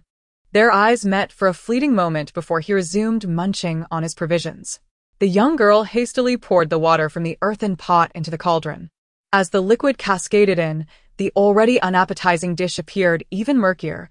However, the pungent odor of the pickled ingredients diminished significantly, allowing the delicate fragrance of the beans and the smoky aroma of the cured meat to emerge, restoring their original essence. This transformation of scent was swiftly carried away by the spring breeze, dispersing its essence everywhere. Seated not far away, three men could not help but inhale deeply. Their previously parched mouths suddenly filled with saliva, allowing them to swallow the hard bread without the need for water. Yet now, upon gazing at the hard bread, they felt a distinct aversion to its consumption. Lin Dan, wholly indifferent to the sentiments of others, seemed to believe that the food in the cauldron lacked sufficient flavor. Thus added several more seasonings and gently stirred with a spatula. The broth was already boiling, bubbling vigorously, as white steam enveloped the robust aroma, assailing the senses of all present. As the young girl swallowed hard, she inquired, "Master, the broth has been boiling for quite some time. Why have you only now added the prickly ash? Will it not be lacking in flavor?" Lin Dan replied with measured calmness, "This is not prickly ash, but rather tianjiao. Prickly ash imparts a numbing sensation, while tianjiao offers a numbing quality with a hint of astringency. If boiled for too long, it will render the food bitter, thus it should be added later. The numbing flavor of tianjiao is, in fact, more authentic than that of prickly ash. It requires no sought ing in oil. Merely simmering in boiling water for a quarter of an hour will awaken its refreshing and spicy essence." The young girl promptly grasped her sleeve, perplexed, and asked, "Master, you once said that the greatest sin in cooking is muddiness. Why, then, does your dish of pickled bean dregs and cured meat appear thus? This dish is inherently rich in flavor, yet you have added this pungent wild onion. Be cautious not to muddle the taste to the point where it becomes inedible. I believe the current flavor is exquisite and requires no additional seasonings." Lin Dan smiled gently at her, softly explaining, "Do you recall the seasoning techniques I imparted to you? Robust dishes necessitate the enhancement method to accentuate their richness, whereas lighter dishes require a reduction technique to highlight their freshness. There are also blending and transforming methods, among others. What I am employing now is indeed the enhancement technique, combining the smoky saltiness of the cured meat with the sour and spicy notes of pickled bean dregs.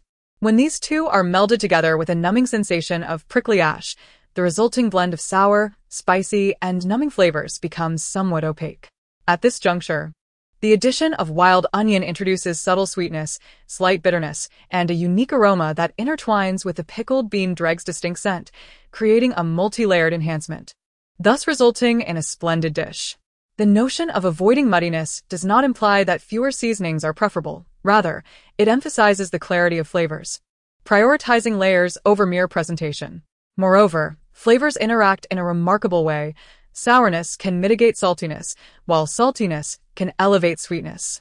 Thus, I refrained from boiling the cured meat in water during the cooking process, for the acidity of the pickled bean dregs would diminish the saltiness of the meat. If blanched, the flavor would become diluted, and you should take heed in the future." As Lin Dan spoke, she gently stirred the wild onions into the pot, and the once congealed bean dreg soup transformed into a vibrant spectacle of white, red, and green hues, its appearance becoming exceedingly appealing, while a rich and indescribable aroma wafted throughout the air. The young girl, salivating, exclaimed, "Master, you are truly remarkable." After adding the wild onion, the flavor of this pot of soup has indeed changed. A pot of stew transformed into 3 distinct flavors, and had you not mentioned it, I would never have imagined such a possibility. Lin Dan scooped a spoonful of broth and brought it to the little girl's lips. She delicately sipped, and immediately gave a thumbs up. It's truly delicious. Master, you have brought this dish to life. Lin Dan chuckled and shook his head, then called out to the servants, who had already been drooling excessively. All right, everyone, you may dig in now. Mealtime, mealtime. Quickly bring the bowls and chopsticks. The crowd, who had gathered eagerly, swiftly served themselves rice and ladled out the dishes, diving into their feast with fervor.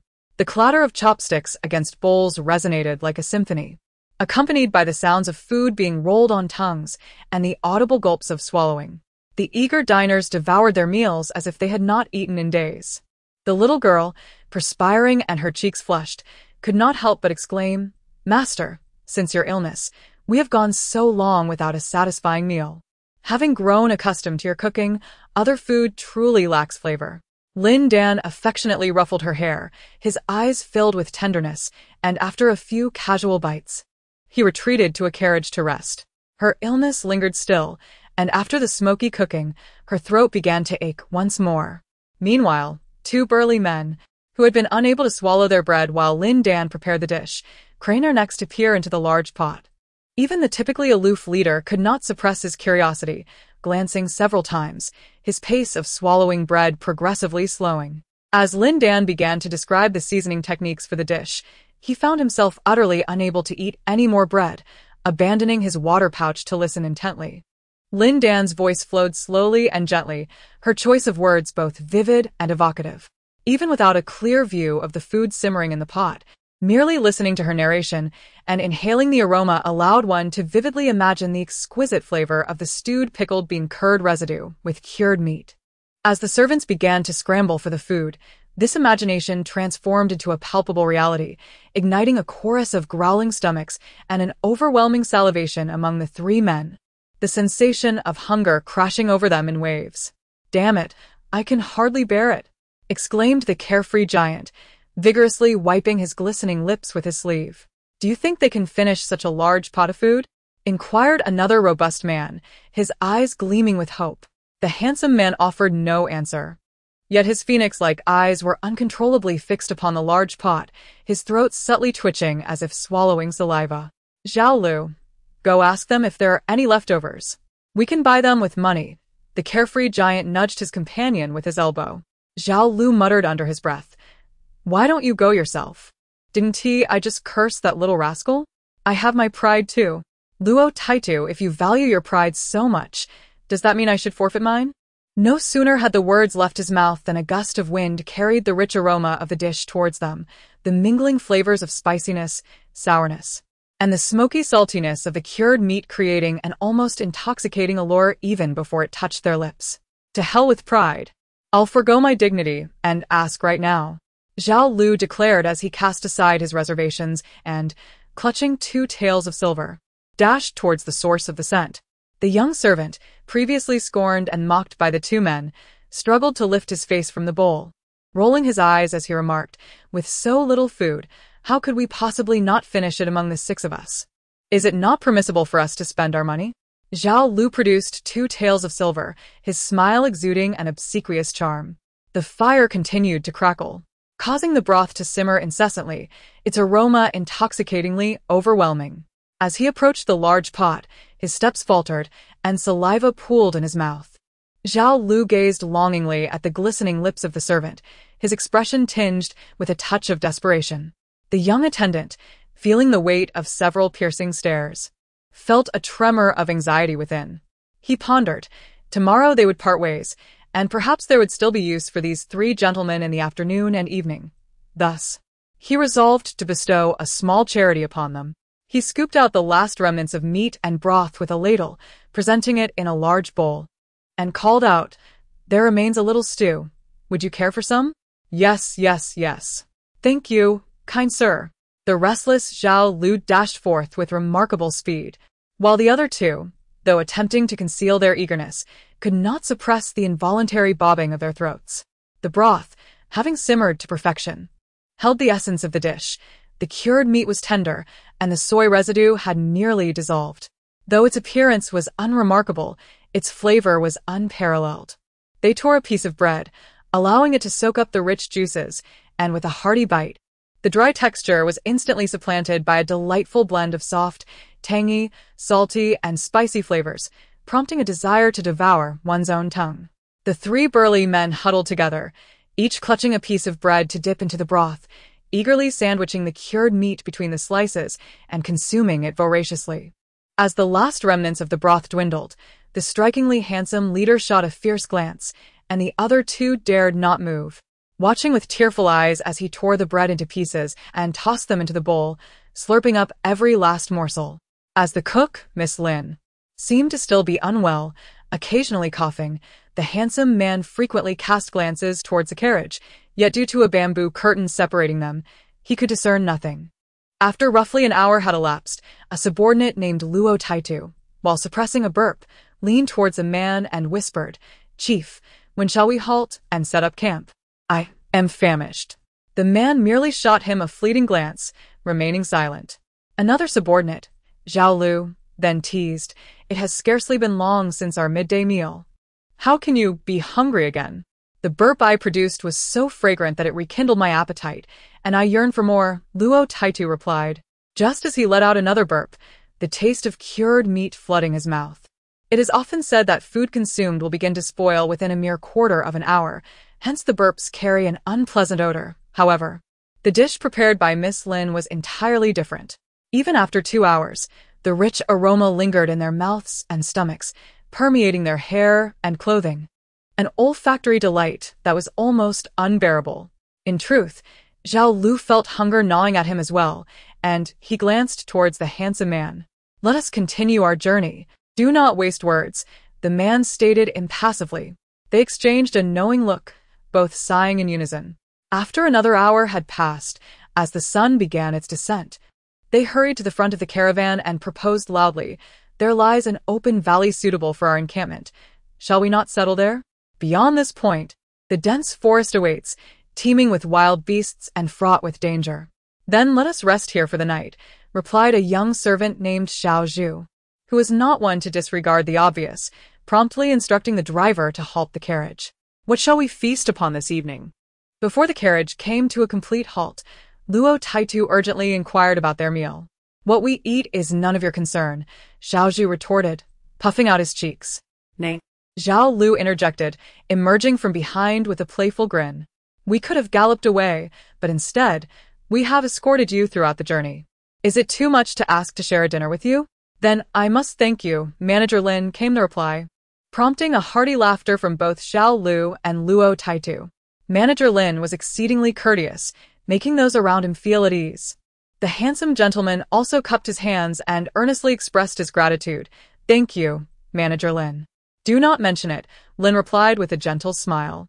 "It is advisable not to overindulge at dinner, nor should the flavors be too intense, lest it cause gastrointestinal discomfort. How about a simple meal of pancakes?" "Of course. That would be delightful." "I appreciate your efforts, Manager Lin." The handsome gentleman had no objections, though his two subordinates appeared somewhat disheartened. After many consecutive days of consuming flatbreads, they had grown weary of it. Pancakes and flatbreads were both made from dough and bore similar flavors, making them long for the taste of cured meats instead. Their stomachs were robust and could easily handle it. Nevertheless, recognizing their leader had already acquiesced, the two men dared not voice any dissent. Manager Lin nodded slightly to the group and then took two young maidens into the woods to gather wild vegetables. Having recently experienced a spring rain, the earth remained damp, with vibrant green shoots of wild vegetables sprouting abundantly across the hills. Meanwhile, the three servants stayed behind to fetch water, chop firewood, build a stove, and kindle a fire. The two burly men had initially intended to rest, but upon receiving a stern glare from their leader, they reluctantly rose to assist with the tasks at hand. Three servants had constructed 2 stoves, each supporting a large pot, from which bubbling water was already boiling. Lin Dan instructed a young maid to wash the vegetables, while she retrieved a bag of brown cubes from the cart. "What is this?" Luo Taitu inquired, leaning in with evident curiosity. "This is fragrant dried tofu," a specialty from Bashu, made through a process akin to curing smoked meat, with a delightful and savory aroma. Lin Dan explained it slowly. Luo Taitu lifted a small cube to his nose, detecting the unmistakable scent of cured meat intertwined with the fragrance of beans, a uniquely exquisite flavor. Have you been to Bashu? The typically reticent and handsome man unexpectedly spoke up. The roads there are quite treacherous. The roads of Shu are indeed challenging. More difficult than ascending to the heavens. Lin Dan chuckled gently, yet those who traverse such arduous paths will discover that Bashu is an extraordinary place. Its mountains are beautiful, its waters enchanting, its people admirable, and its cuisine exquisite. To her, a land abundant in culinary delights is a veritable paradise. Thus, Bashu rightfully earns the title of the land of abundance. The handsome man nodded, a hint of amusement glimmering in his cool gaze, acknowledging the undeniable deliciousness of Bashu's food. It seems you two are a connoisseur of fine cuisine. Lin Dan rolled up her sleeves to prepare the ingredients, chopping the cooked and drained bamboo shoots, blanched mustard greens, mushrooms, and fragrant dried tofu into small cubes, setting them aside for later use. The two young maids were responsible for kneading the dough, occasionally asking Lin Dan if there was sufficient water. Add a bit more. If the dough is too thick, the pancakes will not be thin enough, affecting the texture. Lin Dan directed the two maids as they mixed the dough, then retrieved the lard that had been preserved throughout the winter to salt the diced vegetables. The lard melted in the pan, producing a crackling sound, accompanied by a rich aroma that wafted through the air, enticing everyone to swallow in anticipation. By heavens! How can this lard be so fragrant? Inquired Luo Taitu, inhaling deeply. Lin Dan, gently stirring the slowly melting lard with a spatula, replied, when rendered properly. Lard naturally exudes a delightful fragrance. I add a splash of water while rendering the lard to prevent the fat from burning and turning bitter, which also results in a whiter and thicker oil. When storing it in jars, 1 pound of oil combined with a spoonful of sugar and a few peppercorns effectively prevents rancidity, allowing it to remain consumable for 4 to 5 months without issue. In the midst of their conversation, the oil reached the desired temperature. Lin Dan sequentially added diced bamboo shoots, fragrant tofu, mushrooms, and mustard greens into the pan, stirring them together with the spatula before sprinkling sesame seeds and salt. Having indulged heavily at noon, we shall opt for something lighter this evening, she said softly. The essence of the 3 fresh ingredients lies in the springtime. Tender shoots, mustard greens, and mushrooms are all exceptional delicacies. A simple stir-fry with lard and a hint of salt is all that is required for a delectable dish. Do you know what is typically consumed in spring? She turned her gaze towards the 2 young girls named Peony and Azalea. Peony and Azalea, scratching their heads and grinning sheepishly, were too busy salivating to consider anything else. Delicious. The 2 girls beamed, nodding enthusiastically before inquiring, what do we eat in summer? In summer, the essence is refreshing. As the heat intensifies, our food must be equally light and invigorating, ensuring our stomachs feel at ease. In the morning, a bowl of sweet green bean porridge accompanied by a few slices of refreshing mint jelly. At noon, a delightful bowl of cold noodles dressed with vibrant red chili oil, crisp cucumber shreds, and fragrant scallions. In the evening, a pot of clear sake paired with several chilled dishes, followed by a bowl of sour plum soup as night falls. Such a day passes with a refreshing ease. How blissful it is. 2 little girls, licking their lips, eagerly inquire, what do we eat in autumn? Is this not the essence of nourishing oneself for the season? The girls suddenly grasp the concept, and then curiously ask, what do we eat in winter? The answer lies in one word, warmth. Lin Dan places 5 palm-sized skillets over the fire, greasing the bottoms with chunks of fatty pork. She gradually pours in the batter, deftly turning her wrist, and within moments, a pancake takes shape. Flipping the skillet onto a clean ceramic basin, the delicate pancake gently falls out, pale and tender, stacking neatly. With her wrist in a graceful dance, Lin Dan continues to grease the pans and spread the batter, producing dozens of pancakes in mere moments, each nearly identical in size and thickness. Meanwhile, she speaks softly, in the biting cold of winter. The food we consume must be warm. It brings comfort. During the festive season, the family gathers to make dumplings, sharing laughter and joy. Pulling the boiled dumplings from the bubbling water and savoring them while hot, warming the stomach and the heart alike. Fried meatballs, braised pig's trotters, and steamed shad rise in steamy clouds, filling the air with an irresistible aroma. As Lin Dan reminisces about the scene, she cannot help but smile. The two little girls have already scurried away, covering their mouths, fearful that their saliva might fall into the pot. Three robust men had unknowingly gathered around, listening to Lin Dan as she spoke while preparing a meal.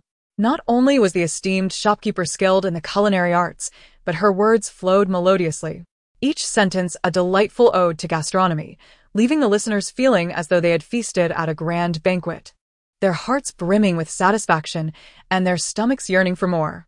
One striking gentleman gazed at Lin Dan for an extended period, his eyes shimmering with a complex light. When Lin Dan turned her gaze towards him, he nonchalantly lowered his head, feigning indifference.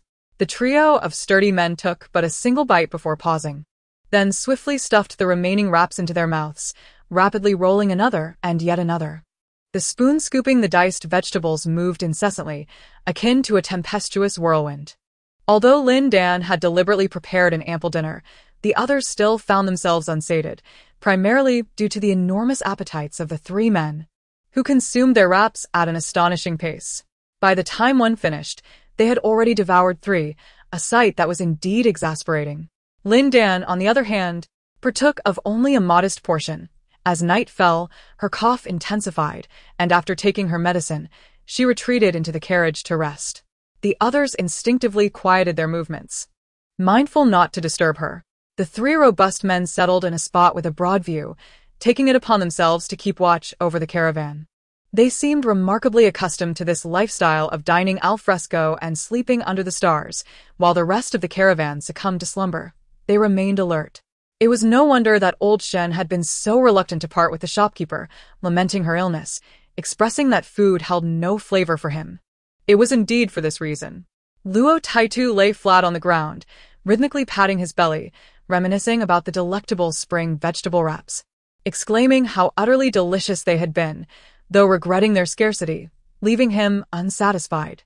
"Are you hungry again?" Zhao Lu stirred the campfire with a wooden stick. "Hungry?" Luo Taitu turned over, smacking his lips and murmuring, "I wonder what we will have for breakfast tomorrow.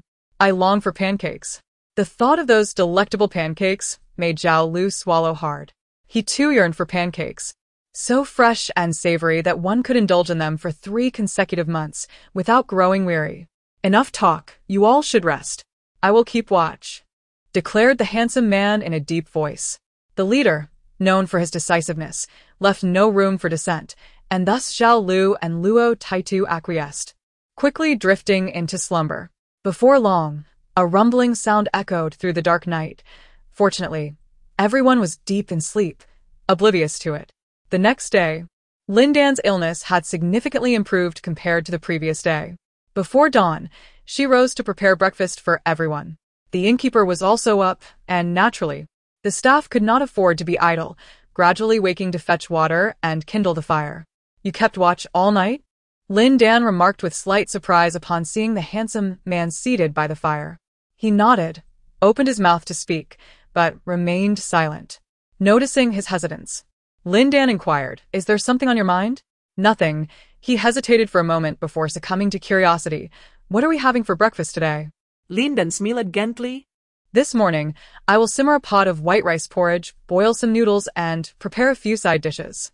Those who wish to have porridge may do so, and those who prefer noodles can indulge in them freely." The man nodded, choosing not to elaborate further.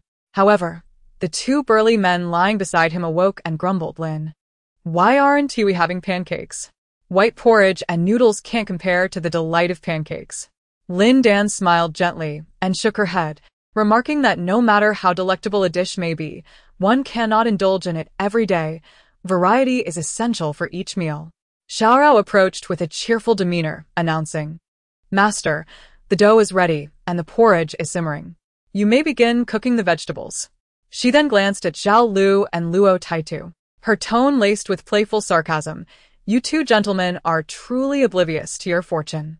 My master can create an endless array of dishes for hundreds of days without repeating herself, and yet you express discontent." "Not at all, not at all. Whatever the esteemed Lin prepares, we shall partake. The two robust men hastily replied, cowed by the leader's glare. Though their hearts yearned for the delightful pancakes from the previous night, white porridge and noodles hold little allure. Can they truly compare to the exquisite flavors of spring's three delicacies? Yet Lin, with her culinary prowess, soon demonstrated that even the simplest fare, such as plain porridge and noodles, can be transformed into gastronomic delights. She retrieved the preserved oil residue from a jar, finally chopping it before placing it into a pan to saute. She then diced the blanched Chinese tune and added it to the sizzling mixture of oil residue. The juices of the tune melded with the fat, coalescing into a rich broth, while each bubbling eruption released an enticing aroma. Once the oil residue had softened and the fragrance of the tune was fully awakened, Lin swiftly poured in soy sauce, a sprinkle of salt, and pepper, tossing the concoction several times before removing it from the heat. The fragrance wafted through the air, captivating Xiaoyao and Duan, who eagerly lifted the earthen pot filled with the dish, inhaling deeply as they went. Zhao Lu and Luo Taitu, who had initially shown little desire for noodles, found themselves overwhelmed with anticipation, their mouths watering uncontrollably. Lin Dan, feeling somewhat unsatisfied, prepared a large bowl of salted fish after frying the mincemeat, accompanied by a cold dish of marron heads, and retrieved some pickled vegetables from a jar to arrange on a plate.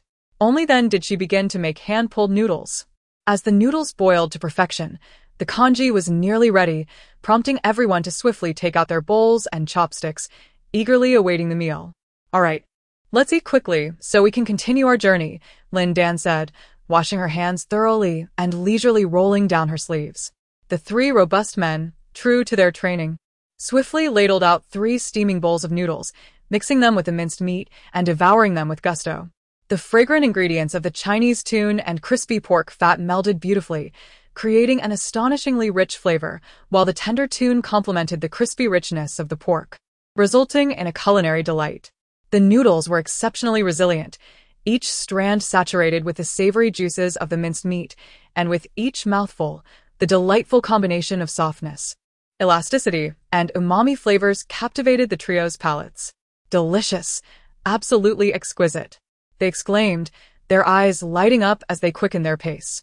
Their enthusiasm was contagious, and others in the camp dared not lag behind, leaving only the sounds of slurping as the atmosphere filled with the joy of a shared meal.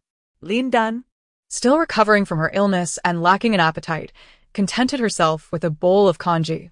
The handsome man looked up at her, concern evident in his voice. "Lin, are you feeling unwell?" "I am much better now, just a bit fatigued. I think I shall rest in the carriage for a while." "You all eat without worrying about me." The man scrutinized her closely, noting her rosy complexion and bright eyes, which reassured him that her condition had indeed improved. Seated nearby, Zhao Lu and Luo Taitu indulged in 3 bowls of noodles before gradually slowing their pace. Although they were already 7/10 full, they still ladled a bowl of plain congee to cleanse their palates. The congee was indeed just congee, devoid of any distinctive flavor, bland to the taste. They instinctively added a bit of pickled vegetables to the congee, and with a gentle sip, they were immediately astonished. The pickles, crafted from finely chopped water celery, infused with bitter wine, sesame, and fennel, offered a crisp, sour, and salty profile, slightly robust in flavor. Yet, when paired with the subtly sweet congee, the taste harmonized perfectly, becoming balanced and fragrant. Slowly sipping, it felt as if every pore in their bodies opened up and their stomachs settled comfortably. Another dish accompanying the congee was steamed salted fish with fermented black beans. It was unclear what secret technique the proprietor Lin employed, but the salted fish, which initially had a somewhat tough texture, was transformed into a tender and glutinous delight through her steaming method. Rich juices seeped from the flesh, blending seamlessly with the aroma of the fermented beans, tantalizing their taste buds. The fish was so tender that even the bones were soft, easily lifted and savored in their mouths, becoming more flavorful with each chew. The robust flavor of the salted fish contrasted beautifully with the mildness of the congee. A bite of salted fish followed by a sip of congee offered a delightful combination of the sweet fragrance of rice and the savory essence of the fish, truly a match made in culinary heaven. Zhao Lu and Luo Taitu were unable to restrain themselves, consuming 2 large bowls of congee before reluctantly wiping their mouths clean. Observing their fervent enthusiasm for the food, a handsome gentleman did not let the opportunity for deliciousness pass him by. With an air of apparent elegance, he swiftly ladled a bowl of congee, piled it high with various pickled vegetables, and devoured the remaining salted fish.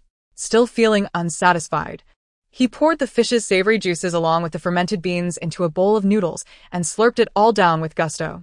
Xiao Zhu was utterly astonished, never having anticipated that these three individuals could consume so voraciously. Fortunately, they declined to stay behind as guards.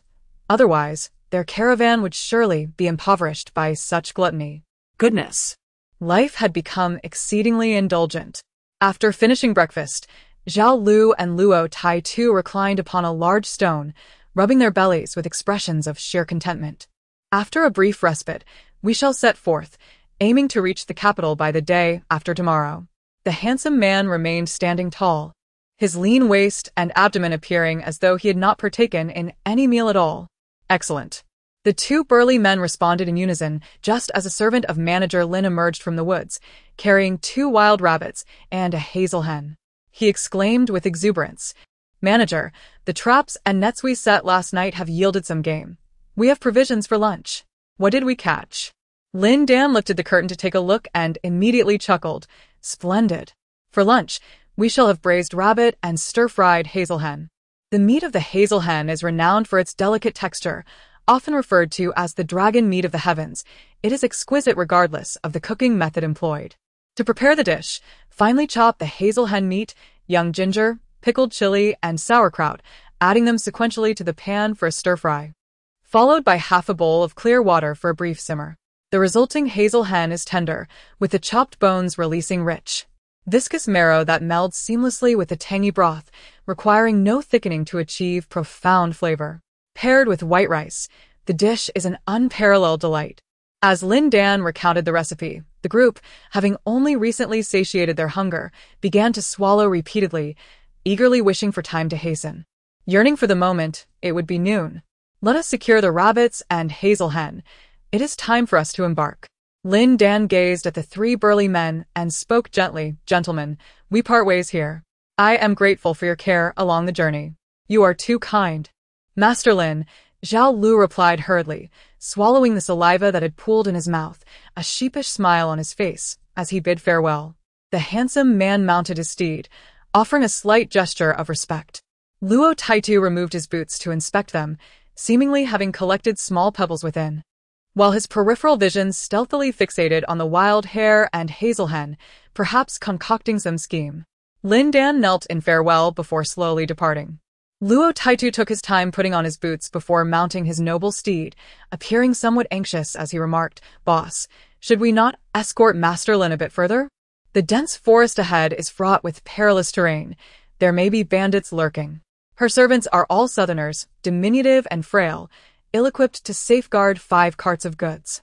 What Tai-tu says holds merit. Master Lin is a good person and a frail woman.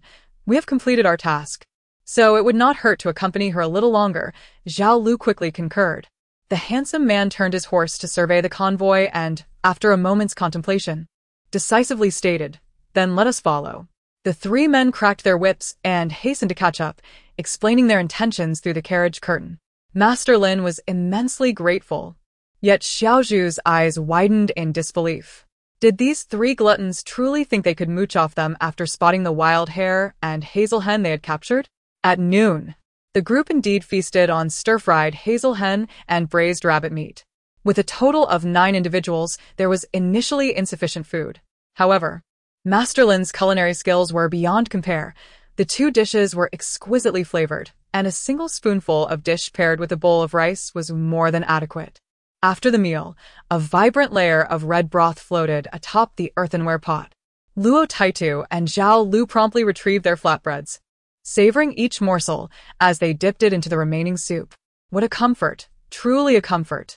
Luo Tai-tu reclined on the grassy ground, rubbing his belly. If future missions could be undertaken alongside Manager Lin, he would gladly traverse the outdoors 365 days a year. That would not be mere toil. It would be a blessing. 1 hazel chicken is rather insufficient. We ought to hunt a few more later and have Manager Lin prepare them for dinner. Zhao Lu suggested in a hushed tone. The handsome man cast them a sidelong glance, remaining silent, clearly in tacit agreement. After a brief respite of half an hour, the caravan resumed its journey. As they traversed a dense thicket, Zhao Lu and Luo Taitu heard the rustle of small creatures scurrying through the underbrush, prompting them to seize their bows and arrows in eager pursuit. They had already resolved to procure more game for a sumptuous evening meal. However, the absence of damage to their cargo did not guarantee their safety. Suddenly, a dozen burly bandits emerged from the thick foliage, wielding machetes and bows, unmistakably seasoned marauders. The handsome man swiftly approached Manager Lin's carriage, lowering his voice. "Do not resist. Comply with them for now. Zhao Lu and Taitu are behind us. They will devise a plan to rescue us." Despite his formidable martial prowess, dealing with a band of robbers was no simple task, especially with the caravan's numerous occupants to protect. The entire group, along with the carriage, was forcibly taken up the mountain, where a modest stronghold lay nestled among the rugged terrain. A handful of adobe houses encircled by wooden fences appeared rather rudimentary. This is clearly a hastily constructed hideout for fleeing bandits, lacking any substantial organization. However, if left unchecked, it will undoubtedly become a significant local menace in 3 to 5 years. The bandits spat disdainfully, exclaiming that it was all mere pickled vegetables and dried goods, not worth a penny. Fortunately, they had captured 3 lovely maidens, he continued, ensuring that his comrades would have a delightful evening. Lin Dan, accustomed to a life of travel, Possessait d'un strict graceful physique. her slender waist, tightly cinched with a cloth belt, accentuated her ample bosom and pert derriere, presenting a stark contrast to the prevailing obsession with emaciated beauty, yet she exuded an irresistible charm. Having weathered countless storms, she remained remarkably composed. However, her servants erupted in anger, only to be swiftly silenced and subdued. A handsome man glanced up at the bandit leader, a flicker of cunning glinting in his eyes. Lin Dan offered her companions a reassuring gaze before calmly addressing the leader, suggesting that he might be unaware of her lineage as a royal chef, a skill she had inherited from her father. Should he permit her servants to go free, she would gladly remain to prepare meals for his brothers. She did not genuinely expect these ruthless brutes to release anyone. Her intention was merely to divert their attention. For the common folk, a royal chef was an unattainable figure, and encountering one in reality would surely pique their curiosity. As long as they were intrigued, Lin Dan could buy her companions more time, and with time came the possibility of escape. "You're a royal chef?" The bandit leader's lecherous grin faded, replaced by an expression of astonishment as he scrutinized her. "My master was a royal chef, and my father served as the head chef in the Yongding Marquis household," Lin Dan clarified. "This family has served both the emperor and the Duke of Yongding, figures that others could scarcely dream of." The bandit leader's gaze upon Lin Dan gradually transformed, and after a moment's contemplation, he remarked, "How can I ascertain the truth of your words? As it happens, we have recently seized 2 cattle. If you slay one for our evening repast, and if the feast satisfies my men, I may consider granting you your freedom. Then I express my gratitude in advance, Chief." Lin Dan replied with a respectful bow. "However, slaughtering a cow requires considerable effort. I kindly ask that you release my 2 maidservants to assist me. If Xiao Yao and Duan remain here, I fear the unruly bandits may take advantage of their presence, and I cannot rest easy." The task of killing cattle is both grim and laborious, a burden the bandits were eager to avoid. Furthermore, given that Xiao Yao and Duan were merely 12 or 13 years old, small in stature, and lacking any semblance of threat, they were soon released. The remaining captives, however, were bound tightly and cast into the woodshed. Once the bandits departed, Xiaozhu crawled like a worm to the side of a handsome man, whispering, "Brother, do you think Zhao Lu and Tai Tu can trace our whereabouts? When will they arrive?" The man lay quietly on the ground, his eyelids gently closed, his voice low. "They will find us, but wait until nightfall." Xiaozhu's heart fluttered with anxiety as she craned her neck to gaze outside, murmuring to herself, "I wonder how Master Lin and the others are faring now." At this moment, Lin Dan was quite well, crouched on the ground with meticulous focus, sharpening a pointed blade, occasionally testing its edge with the pad of his finger, his expression one of utmost seriousness. Two bandits were initially fixated on her, their eyes glinting with predatory intent. However, upon observing her engrossed in igniting a fire, boiling water, and sharpening her knife, without uttering a word to the two young girls, nor furtively surveying her surroundings, they gradually relaxed their vigilance and settled down to converse idly. The two oxen stood robustly, their coats meticulously groomed, evidently stolen from the fields below. Lin Dan, having honed her blade, circled the oxen, examining them meticulously, seemingly selecting her target. The bandits, noticing her intent to slaughter an ox, hastily gathered around to witness the spectacle. But slaying an ox is a task requiring considerable skill. Even a few strong men often struggle to achieve it, let alone a woman. The bandits did not offer assistance, merely standing by with mocking grins and malice in their gazes. Yet soon, Lin Dan's actions left them unnerved. After choosing one of the oxen, she instructed the two girls to lead away the other, blindfolding it with a cloth to prevent it from becoming agitated. With a swift motion, she plunged her knife into the creature's neck, severing its carotid artery, then stepped back to fetch a scoop of water, methodically rinsing the bloodied tip of her blade. A mere 5 meters away, the once mighty ox crumpled to the ground, unable to utter a sound, as torrents of crimson gushed forth, swiftly staining the earth. The bandits stood in stunned silence, while Lin Dan remained undeterred. Once the blood ceased flowing, she scalded the hide with boiling water and scraped off the fur. For the remaining stubborn patches, the two girls employed heated iron rods to sear them, the acrid scent of singed flesh mingling with the crackling sound, sending shivers down one's spine. The two bandits no longer dared to underestimate her, standing timidly at the edge of the pool of blood, each secretly pondering, such a woman is better off continuing as a cook. One should not take her to bed, lest one find oneself with a slit throat one day. Brothers, how many people are there in your lair? Lin Dan casually inquired, tossing the last piece of beef into the earthen basin. Why do you ask that? The two bandits felt a chill run down their spines, growing even more wary of her. I need to know how many there are to cook adequately.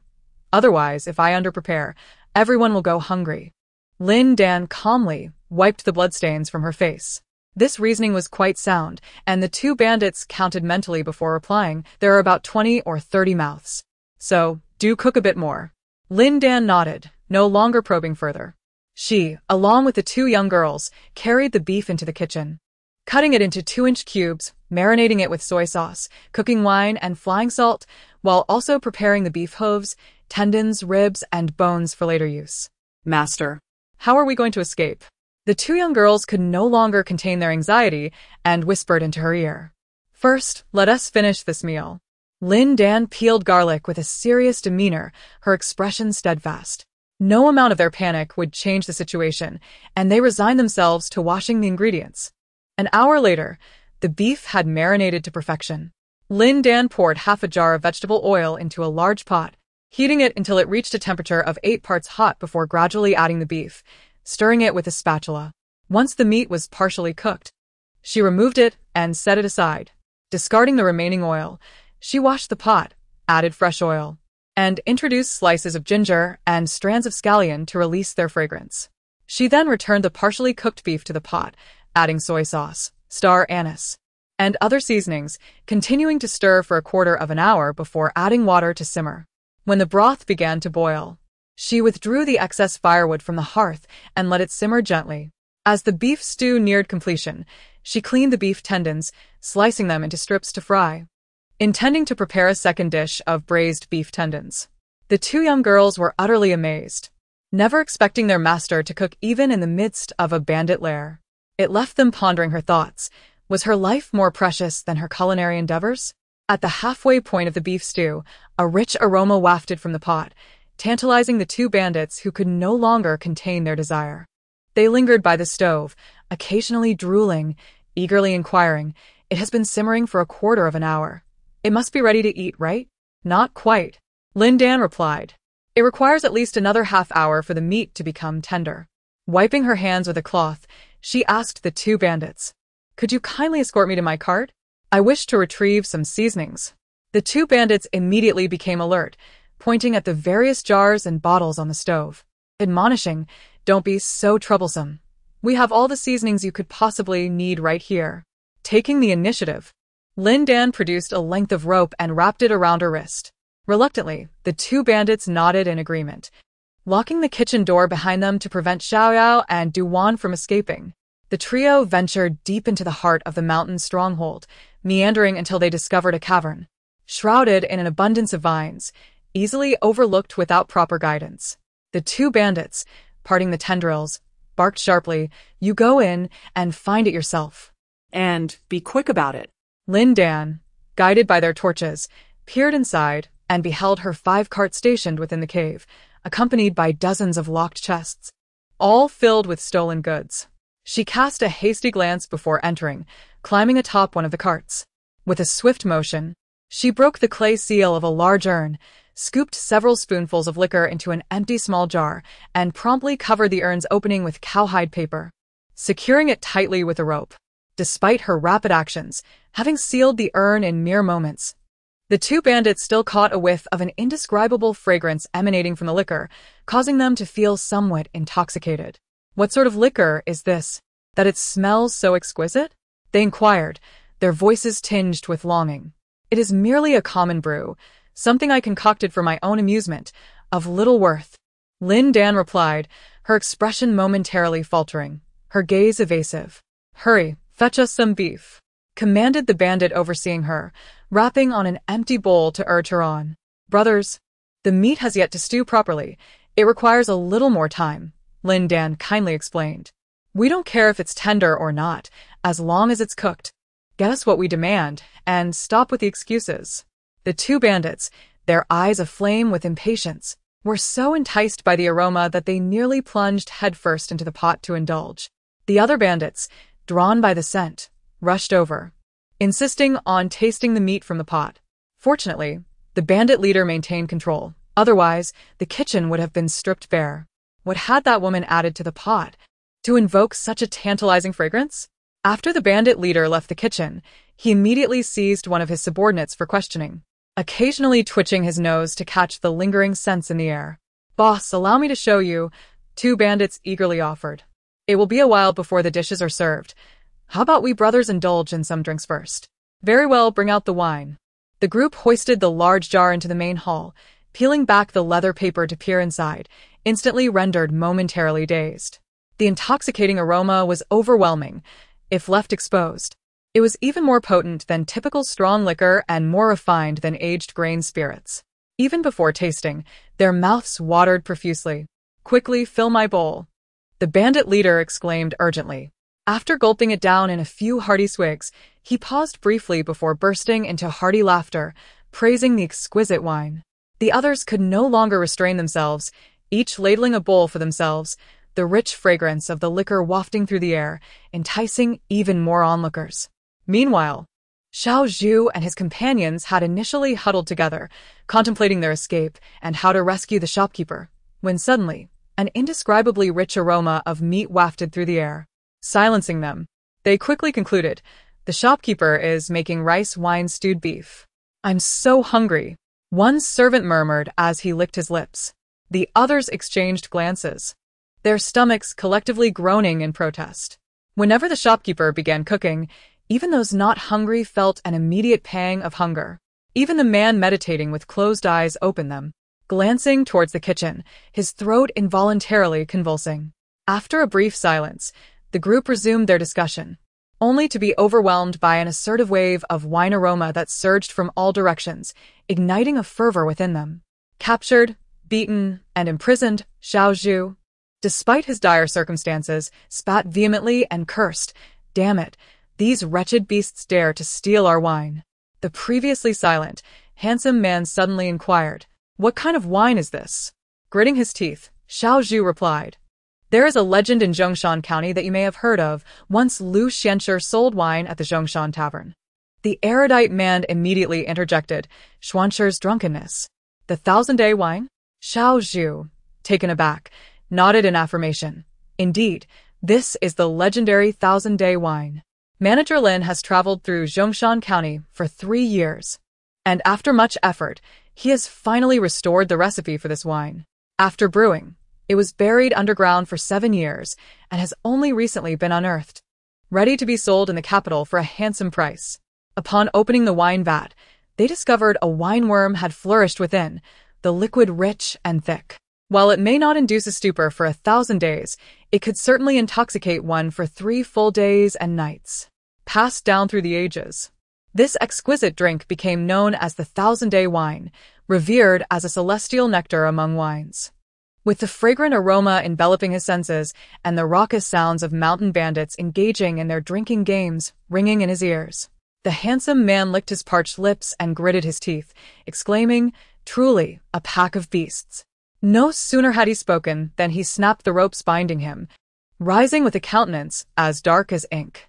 He had intended to wait until midnight to act, but his patience had worn thin. "How did you free yourself from the ropes?" Xiao Zhu and the others stared at him in astonishment. "Stay here. I shall rescue Manager Lin.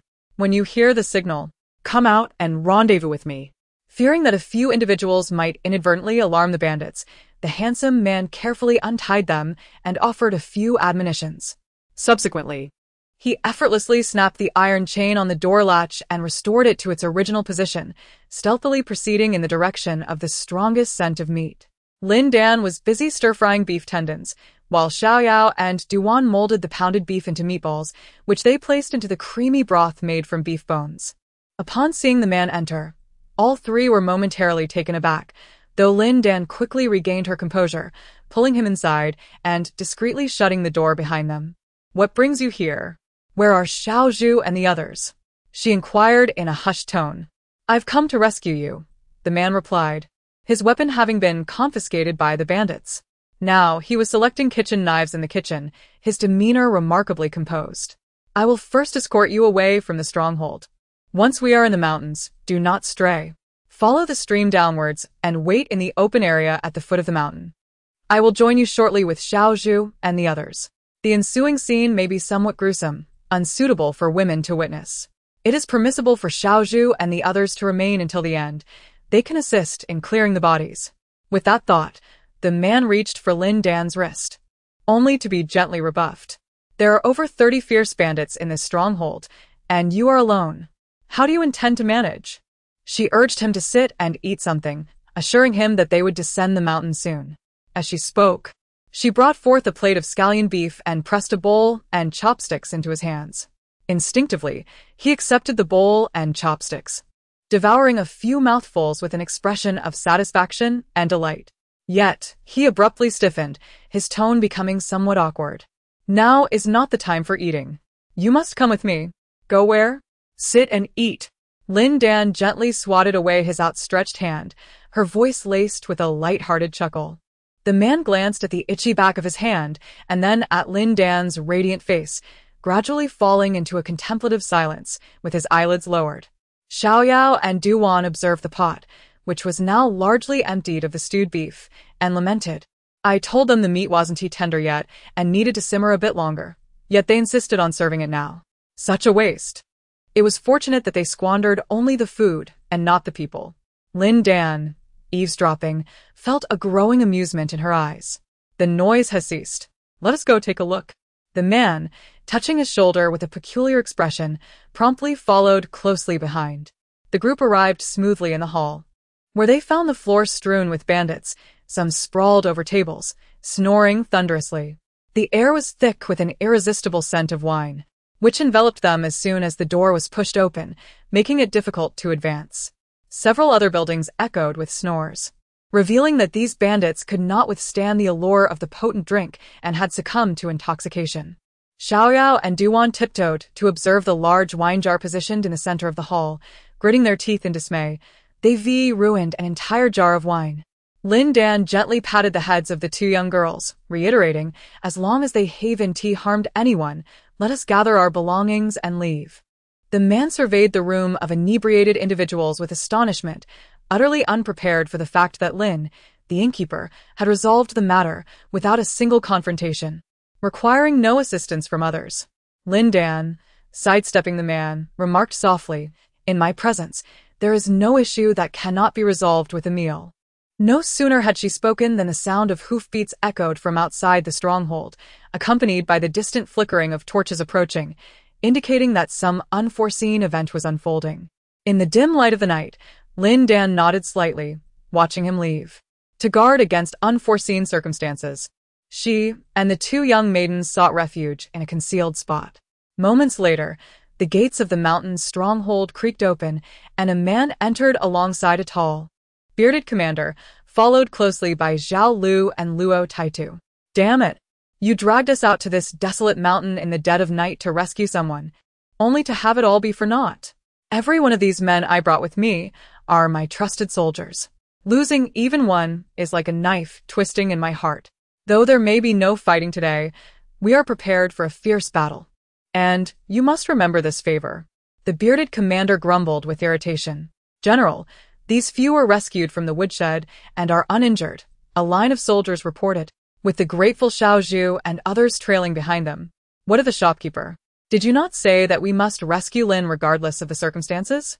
The commander surveyed the area, his expression growing increasingly impatient. "I am here. Thank you all for your valiant rescue. I, Lin, am deeply grateful." Lin Dan stepped out from the shadows, bowing deeply, while Xiaoyao and Duan followed suit, trembling in fear. "Enough, enough, rise," the commander said, his annoyance mounting. "My brothers have toiled all day, and now they've trekked here in the dead of night. Who knows how many will need to rest come morning. Had we known this was such a small band of brigands, we would never have come." Zhao Lu and Luo Taitu exchanged awkward glances.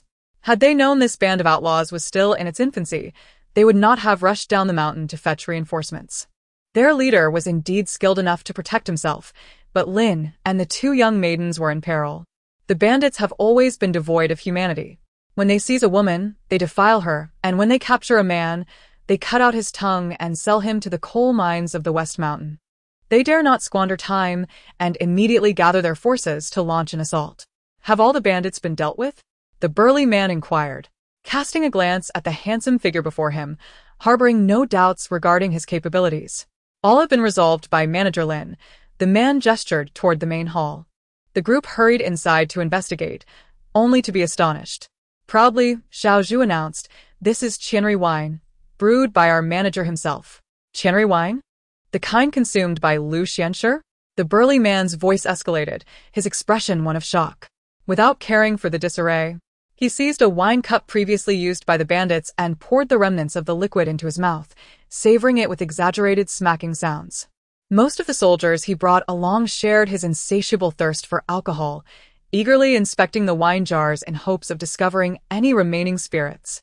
Unfortunately, the bandits, known for their avarice, had ravaged all good things, leaving nothing behind. "It's gone. Damn it, gone again. Would you perish from drinking a little less?" The burly man, unable to locate any wine, vented his frustrations on the drunken bandits. Suddenly recalling that the wine was brewed by Manager Lin, he swiftly turned to look at him. His eyes, as large as copper bells, burning brighter than torches. In an instant, the brilliance in the burly man's eyes extinguished as he lifted a large jar and shook it vigorously, then exclaimed in delight, "There is still a thin layer of wine inside. Hurry, bring me an empty jar." The handsome man, wearing an expression of exasperation, quickly procured an empty jar for him to fill with the precious liquid. The bearded man pounded the bottom of the urn repeatedly. The wine remained pitifully scant, barely enough to fill the palm-sized jar he cradled. He glanced from the small vessel back to the once brimming urn, then to the raucous bandits sprawled drunkenly, and a surge of indignation welled within him. Seizing one of the ruffians, he delivered a vicious kick, cursing vehemently, "Damn it! How dare you rob on my territory? When you awaken, I shall make you pay dearly." The bandit, bloodied from the assault, remained unconscious, a testament to the potency of the liquor consumed. At this juncture, Lin Dan offered a polite suggestion.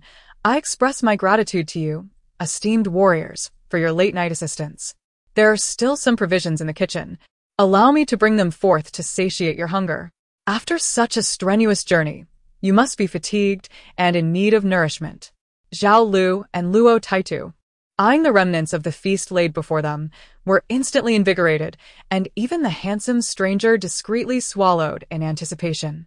The bearded man, having never savored Lin's culinary skills, responded with indifference, while his soldiers, though indifferent, nodded in agreement. He then produced ropes and proceeded to bind the group of bandits. Lin Dan smiled gently and led two young maidens to the kitchen.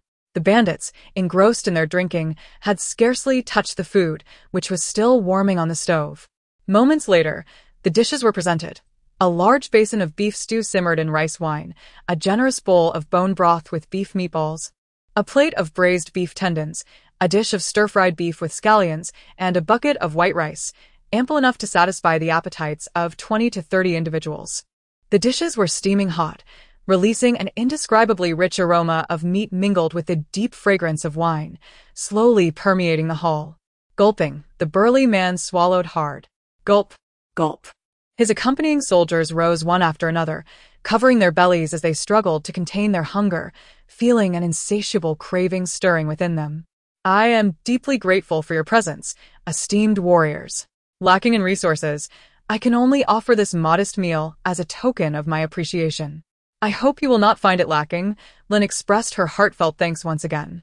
Her servant had already tidied the cluttered table, serving rice to each guest. The burly man stretched his neck, swallowing hard once more, and then waved his hands repeatedly, assuring, "Not at all, not at all. It is but a courtesy." With laughter, he displayed no trace of impatience. His soldiers gathered around, eager and restless. "Let us eat." As soon as the handsome man spoke, everyone hastily picked up their bowls and chopsticks. "Is this beef stewed in thousand-day wine?" the burly man exclaimed, his eyes widening with astonishment as he devoured a piece of braised beef, then hurriedly scooped vegetables into his bowl with fervor. The others, equally enthusiastic, feasted with oil glistening on their lips, their faces adorned with expressions of wonder. The stew is entirely made with succulent beef brisket, interspersed with glistening white fat, tender and melting in the mouth. The beef meatballs, crafted from short ribs and neck, are pounded and kneaded into shape with a wooden stick, resulting in a delightful, bouncy texture once cooked. Each meatball naturally forms a hollow center, absorbing the rich beef fat and bone broth, releasing a burst of fragrant, thick juice with the slightest bite. A taste that is simply exquisite. The beef tendons are first deep-fried, then steamed for a quarter of an hour and finally stir-fried, enveloped in a glossy red sauce that clings to each tendon. The initial softness gives way to a slight chewiness, creating an indescribable texture. This feast is incredibly fragrant, delightfully sticky, richly thick, and exceptionally fresh. The flavors are simply perfected by Master Lin. The guests, having indulged to their heart's content, found themselves only half satiated, their lingering hunger banished into the night. This journey was truly worthwhile. Lin Dan, aware of their hunger, shattered the simmered beef bones after 2 hours, preparing a bowl of beef marrow soup. The tender marrow, nestled within the bones, slides into the mouth with a gentle sip, offering an unparalleled flavor that cleanses not only the palate, but seemingly the very pores. The bearded man cradles a beef bone, slurping with great delight, and earnestly exclaims, "Master Lin, how is your craftsmanship so remarkable? I heard from Zhao Lu and the others that you plan to open a shop in the capital. Once your establishment is up and running, do let me know. I shall bring my brothers to support you." Lin Dan, modestly ladling a spoonful of soup for the handsome man and offering him a beef bone, humbly replied, "My skills are hardly commendable. General, you flatter me. In the future, should you find yourselves in the capital, do not hesitate to visit me." Before Lin Dan could finish her words, the man interjected in a low voice, "Support is one thing, but the cost of the meal must be covered. It is not easy for Master Lin to run a shop." With that, he cast a cold glance at the bearded man, who instinctively shivered and assured him that payment would be made in full, without a single coin missing. Lin Dan discerned the silent exchange between the two and realized that the man's identity was undoubtedly significant, yet she refrained from probing further.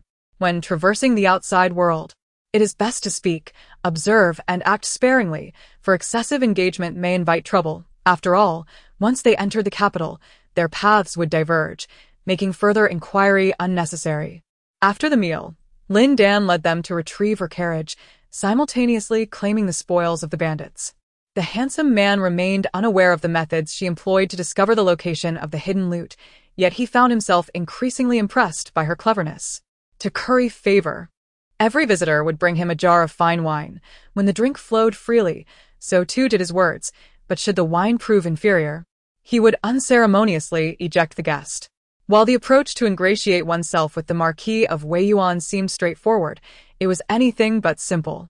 He had accompanied his father to battle at the tender age of 8, and by 9, he had taken a life for the first time, celebrating that night with the world's strongest liquor, leading to a drunken revelry that ignited a lifelong addiction. For 30 years, he has been a connoisseur of spirits, having sampled countless varieties. Ordinary wines no longer piqued his interest, and he had savored many exquisite brews. Thus, to satisfy his palate was a challenge akin to climbing the highest peak. In a bid to curry favor with the esteemed Marquis of Wei Yuan, the bearded man clandestinely squandered an untold fortune on fine wines, yet his efforts were in vain. Fate, however, had a delightful surprise in store when he unexpectedly encountered the remarkably skilled Master Lin, from whom he acquired a legendary jar of thousand-day wine without cost. His heart swelled with uncontainable joy. After hastily making his way to the capital over 3 days, he chose not to rest at an inn but instead went straight to the Marquis's residence to pay his respects. Each day, numerous individuals delivered wines to the Marquis's abode, if not 100, certainly dozens. The steward could hardly accommodate them all, so he merely accepted the jar of wine and promptly dismissed the bearded man. The bearded man, with fervent insistence, implored the steward to ensure that this rare thousand-day wine be personally delivered to the Marquis. The steward assented with feigned enthusiasm, only to later stow the wine away in the cellar designated for storage. The jar was merely the size of a palm and not even filled to the brim, making it light and rather unremarkable, truly a source of ridicule. The audacity of such gift-givers was becoming increasingly incomprehensible. Upon exiting the cellar, the steward internally berated the bearded man, and soon after, he forgot all about the matter. Thus, the jar of wine languished quietly on a shelf, collecting dust, with no one to acknowledge its presence.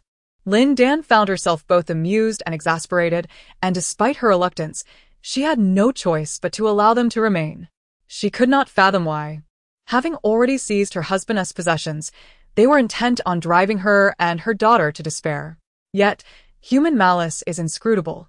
Left with no alternatives, she settled here, managing to lead a few years of tranquil life. The crowd, of course, responded with fervor, promptly engaging in their tasks. Lin Dan placed the freshly slaughtered chickens and ducks into a barrel and poured scalding water over them, facilitating the plucking of feathers. A handsome man stood beside her, gazing down with curiosity, and inquired softly, "Have you and your mother been wandering for so many years?" "Yes," she replied. Lin Dan placed the feathers of chickens and ducks that she had plucked into a bamboo basket for preservation. The chicken feathers could be fashioned into feather dusters, while the fine down from the ducks could be stuffed into clothing for warmth. Both were indeed valuable items. The man gazed at her womanly hairstyle for a considerable time. Ultimately unable to restrain his curiosity, he inquired, "Where is your husband? Why is he not by your side?" Lin Dan, taken aback, lifted her head in surprise, seemingly unprepared for such a personal question from him. He appeared to be a man of few words, characterized by a cold and self-restrained demeanor. One would not expect him to be interested in the affairs of others. However, with nothing to conceal, she responded candidly, "I am not married. Thus, I have no husband. I merely styled my hair in a woman's knot for convenience when going out. As you can see, my only kin is my mother. If I were to marry, what would become of her, left without support?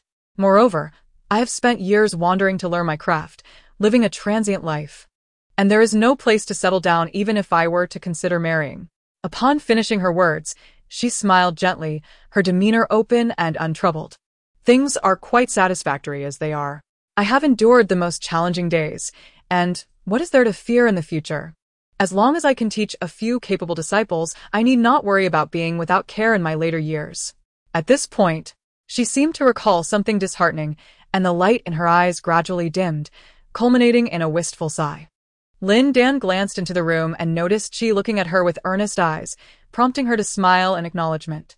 This man, though appearing aloof, possessed a gentle heart and was indeed a good person.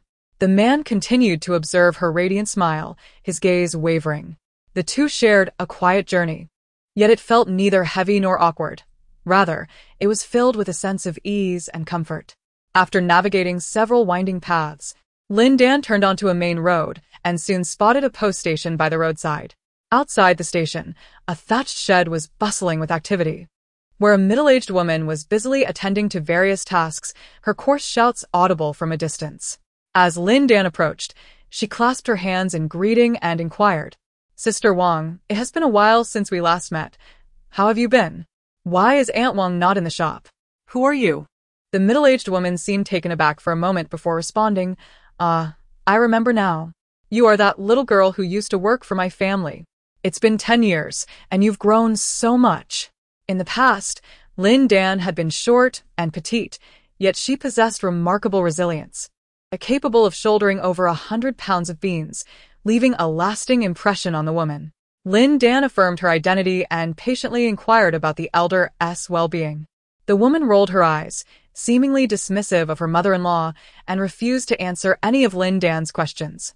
With no other option, Lin Dan purchased 2 bowls of tofu balls, giving an extra 5 coins, which finally led her to learn that the elder was selling food not far ahead, just a 15-minute walk away. The tofu balls retained their original flavor, indicating that the middle-aged woman had indeed mastered her mother-in-law's culinary skills over the past decade.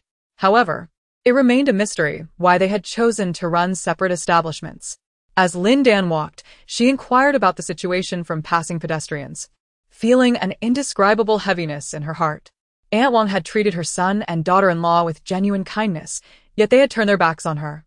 After learning her culinary skills, they had insisted on separating, forcing the elderly woman and her underage brother to live independently, while seizing the family's source of livelihood. Madame Wang's eatery had long established a reputation for itself, and being situated next to the post station ensured a steady stream of patrons, resulting in flourishing business. Now, With her newly opened shop located in a remote area, offering the same flavors at comparable prices, it was only natural for customers to prefer the familiar establishment. Gradually, her daughter-in-law supplanted her entirely. Presently, her earnings were meager. Her youngest son had suffered a leg injury years prior, leaving him disabled due to lack of funds for medical treatment, rendering their lives exceedingly arduous. One day, Lin Dan observed Madame Wang drawing water, while her son approached, limping, eager to shoulder the heavy burden of the yoke.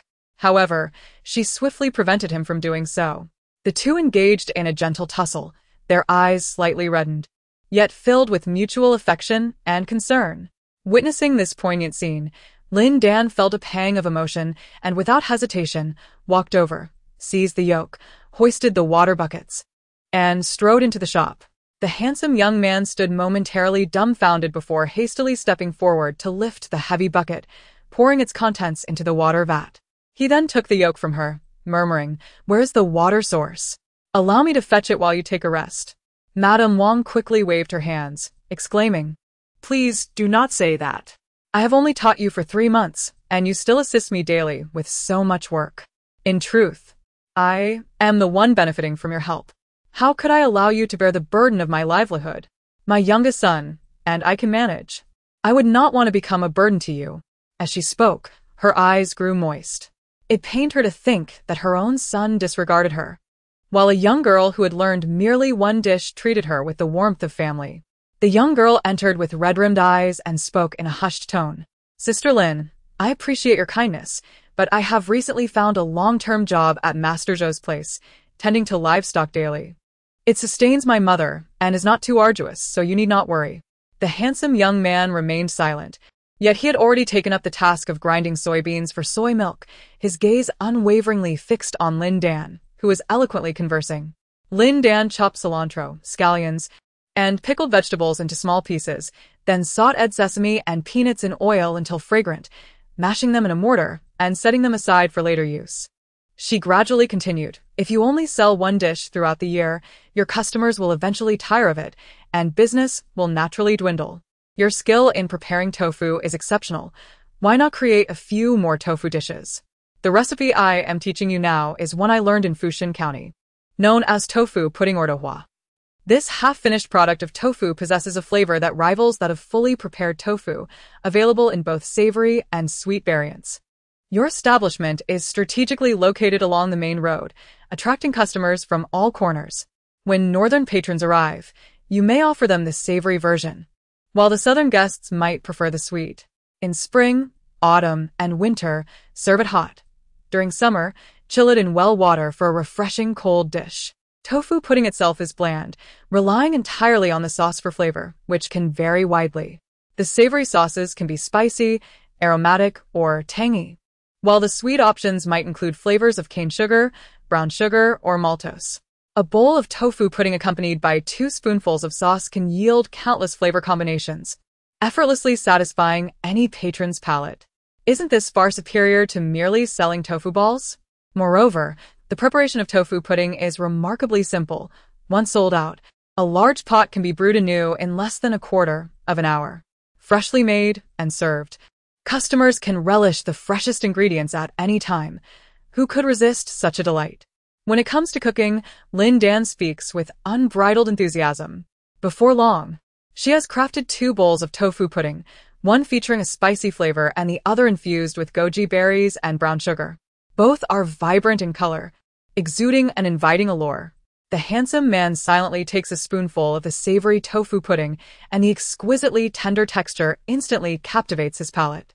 The rich aroma of soybeans melds with the spicy broth, swirling delightfully in his mouth before smoothly gliding down his throat. The flavor is simply ineffable. His eyes brighten slightly as he reaches for the sweet tofu pudding, where the luscious sweetness and tenderness gradually dissolve on his tongue. Biting into a goji berry reveals a hint of bitterness, adding an unexpected yet harmonious complexity. The texture is so velvety and the flavors so varied that he finds himself unable to stop after just 1 spoonful. Madame Wang and Brother Wang, initially skeptical, are soon astonished by the exquisite taste. After preparing the tofu pudding, Lin Dan also fries a plate of jinxiang tofu, accompanied by 2 types of dipping sauces, one sweet, the other savory. Should the guests find the flavors wanting, they are welcome to concoct their own blends. Finally, she enhances Madame Wang's signature dish of broth tofu balls, transforming them into deep-fried tofu spheres. Initially solid when placed in the pot, they emerge hollow, and upon gently breaking the crispy shell, a layer of sweet, thick soy milk clings to the interior. The experience is a delightful contrast of crunchiness and tenderness, dryness and juiciness. To complement this, she prepares a dipping sauce from roasted chili, garlic, and wild onion to be enjoyed with the hollow tofu balls. The combination of crisp exterior and tender interior, along with the fragrant spiciness, creates a flavor experience that is simply sublime. If one cannot tolerate spicy flavors, one may substitute the dipping sauce with sweet red bean paste or crushed sesame and peanuts, which indeed create an exquisite taste. These 3 dishes are remarkably versatile. As long as the guests are pleased, any flavor can be crafted. Once mastered, this skill will provide a lifetime of culinary delight. Wang Danyang and Wang Xiaodi are not foolish. After sampling the dishes and listening to the explanations, they felt a mix of joy and humility, unsure whether to accept such a generous gift. Lin Dan never indulges in empty words. After outlining the dishes, she imparted some business wisdom. During the spring, autumn, and winter months, you may offer complimentary hot tea to passing guests. In summer, prepare chilled jelly, readily available, and display a banner proclaiming free tea service. Naturally, weary travelers will pause for a drink, at which point you can inquire if they would like to eat, and thus the business will flourish effortlessly. Literate individuals are indeed scarce. Xiao can sit by the roadside, calling out to passing caravans to attract attention. With Wang Danyang's culinary prowess, there is no fear of disappointing customers. Once satisfied, they will spread the word, leading to greater success in your endeavors. Wouldn't you agree? Yes, yes. Wang Danyang and Wang Xiaodi nodded fervently, their eyes brimming with tears. They realized Lin Dan genuinely wished to assist them, otherwise, she would not have shared so much. Little did they anticipate that a small act of kindness years ago would yield such bountiful rewards today. Indeed, There are still many good people in this world. the handsome man silently followed behind her, his gaze filled with a complex array of emotions. Mastering these 3 dishes is not an overnight endeavor. Thus, Lin Dan reluctantly decided to extend her stay in the small town, assisting in Wang Danyang's establishment each day. As Lin Xiaodi brewed fragrant hot tea, He settled by the roadside to call out enticingly, inevitably attracting numerous caravans and passers-by. Initially intending to enjoy the complimentary tea and depart, they were instead captivated by the rich aroma wafting from the kitchen. Consequently, they requested bowls of tofu pudding for a taste, and once they indulged, they found themselves unable to stop. One bowl was merely a prelude. Some with hearty appetites consumed 4 or 5 bowls, still yearning for more, and both southern and northern guests found it impossible to resist. In the capital, there exists a saying: the East is affluent while the West is noble, the North is impoverished, and the South is deemed lowly. The Western District is predominantly inhabited by the powerful, the Eastern District is home to the wealthy, the Northern area is populated by the destitute, and the Southern sector consists mainly of migrant laborers, subsisting through hard toil, thus regarded as inferior. Logically, having safely arrived in the capital, Lin Dan should have seen the striking man depart. Yet, he inexplicably lingered, offering no explanation, silently following Lin Dan like a guardian. Sensing no malice in his presence, Lin Dan chose to disregard him and proceeded to negotiate prices with the owner of the general store. The striking man stood at the entrance, his gaze drifting towards the nearby Yen family restaurant, his expression somewhat enigmatic. "Do you wish to open an establishment, serving Shandong cuisine as well?" the general store owner inquired, his eyes darting. "Lin, it is not my intention to trouble you. I am simply facing a family predicament that necessitates a substantial sum of silver. While your offered price is reasonable, it is not particularly high. Several parties have approached me recently, offering more favorable terms. In business, the highest bidder prevails. You cannot possibly dispute this, can you?" Lin Dan frowned and replied, "Owner, why not share the price you desire? I will consider whether it is suitable. If it is, I shall accept. If not, then so be it." The owner of the grocery store quoted a price that was entirely beyond Lin Dan's current means. After a brief contemplation, she resolutely replied, "Shopkeeper, please wait for me a day. I shall bring the silver tomorrow, and you should prepare the transfer documents." 360 taels of silver. Such a sum was sufficient to purchase 2 shops of that caliber. "You shall incur a loss." The handsome man followed closely behind her, his voice deep and somber. "You do not comprehend. I desire that particular shop." Lin Dan asserted firmly, gesturing dismissively. To truly understand her adversary, one must first know oneself. Thus, if Lin Dan intended to contend with the Yen family's restaurant, she needed to sample their cuisine and ascertain its flavor. However, her features had remained relatively unchanged over the years, and should the members of the second or third households recognize her, they would undoubtedly seek to cause her trouble. Hence, she entrusted the dashing man with the task of procuring several signature dishes to be enjoyed elsewhere. After their meal, the two settled into a private room at a tea house for conversation. The handsome man inquired in a hushed tone, "How does the Yen family's cuisine fare?" "The craftsmanship is exceptional. It is worthy of being the cuisine of the imperial kitchen," Lin Dan replied with candor. "And how does it compare to yours?" The handsome man had yet to sample Lin Dan's Shandong dishes, and was eager to do so. He observed her upright posture, shaking his head with a wry smile.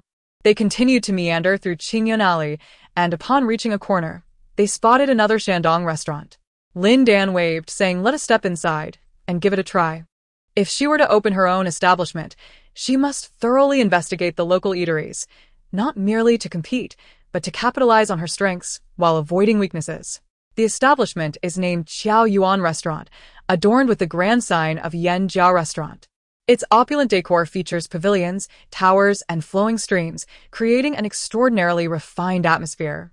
Those of high status often appreciate extravagance in their outings, and the grandeur of Qiao Yuan Restaurant surpasses that of Yen Jiao Restaurant.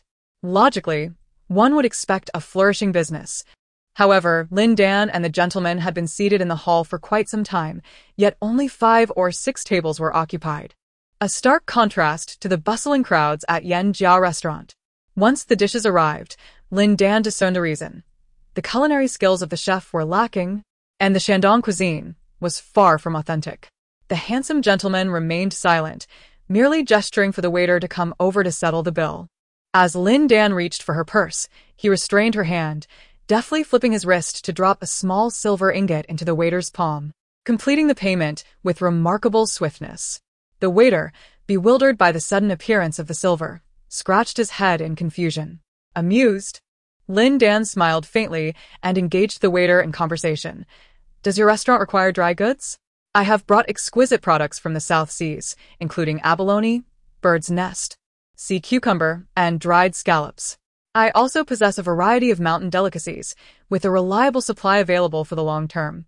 To support her family, while honing her craft, Lin Dan had to engage in small trade, gradually establishing a merchant convoy that specialized in trading dry goods, transporting coastal seafood inland, and bringing mountain treasures to the seaside, thereby earning a substantial profit. The restaurant primarily catered to the affluent, and naturally, the ingredients had to be of the highest quality. The waiter, hesitant to make a decision, quickly summoned the manager. With the prospect of a stable supply, the shopkeeper was naturally pleased. Lin Dan instructed his servant to bring the goods for the shopkeeper's inspection. The shopkeeper, lacking expertise in discerning the quality of ingredients, called for the chef. This young chef, just 20 years old, possessed an unblemished and handsome appearance, still bearing a youthful demeanor. Although his culinary skills were not exceptional, his discerning eye was remarkable. He confidently asserted, "The abalone is all double-headed. The bird's nest consists of the initial harvest of rainy season, and the fish fins include sea tiger fins, group fins, and tianjiu fins, all of which are exquisite products. The black fungus is not ordinary. It is the rock fungus harvested from steep cliffs, truly the crown jewel among mountain delicacies. These are all excellent ingredients." Without any deception.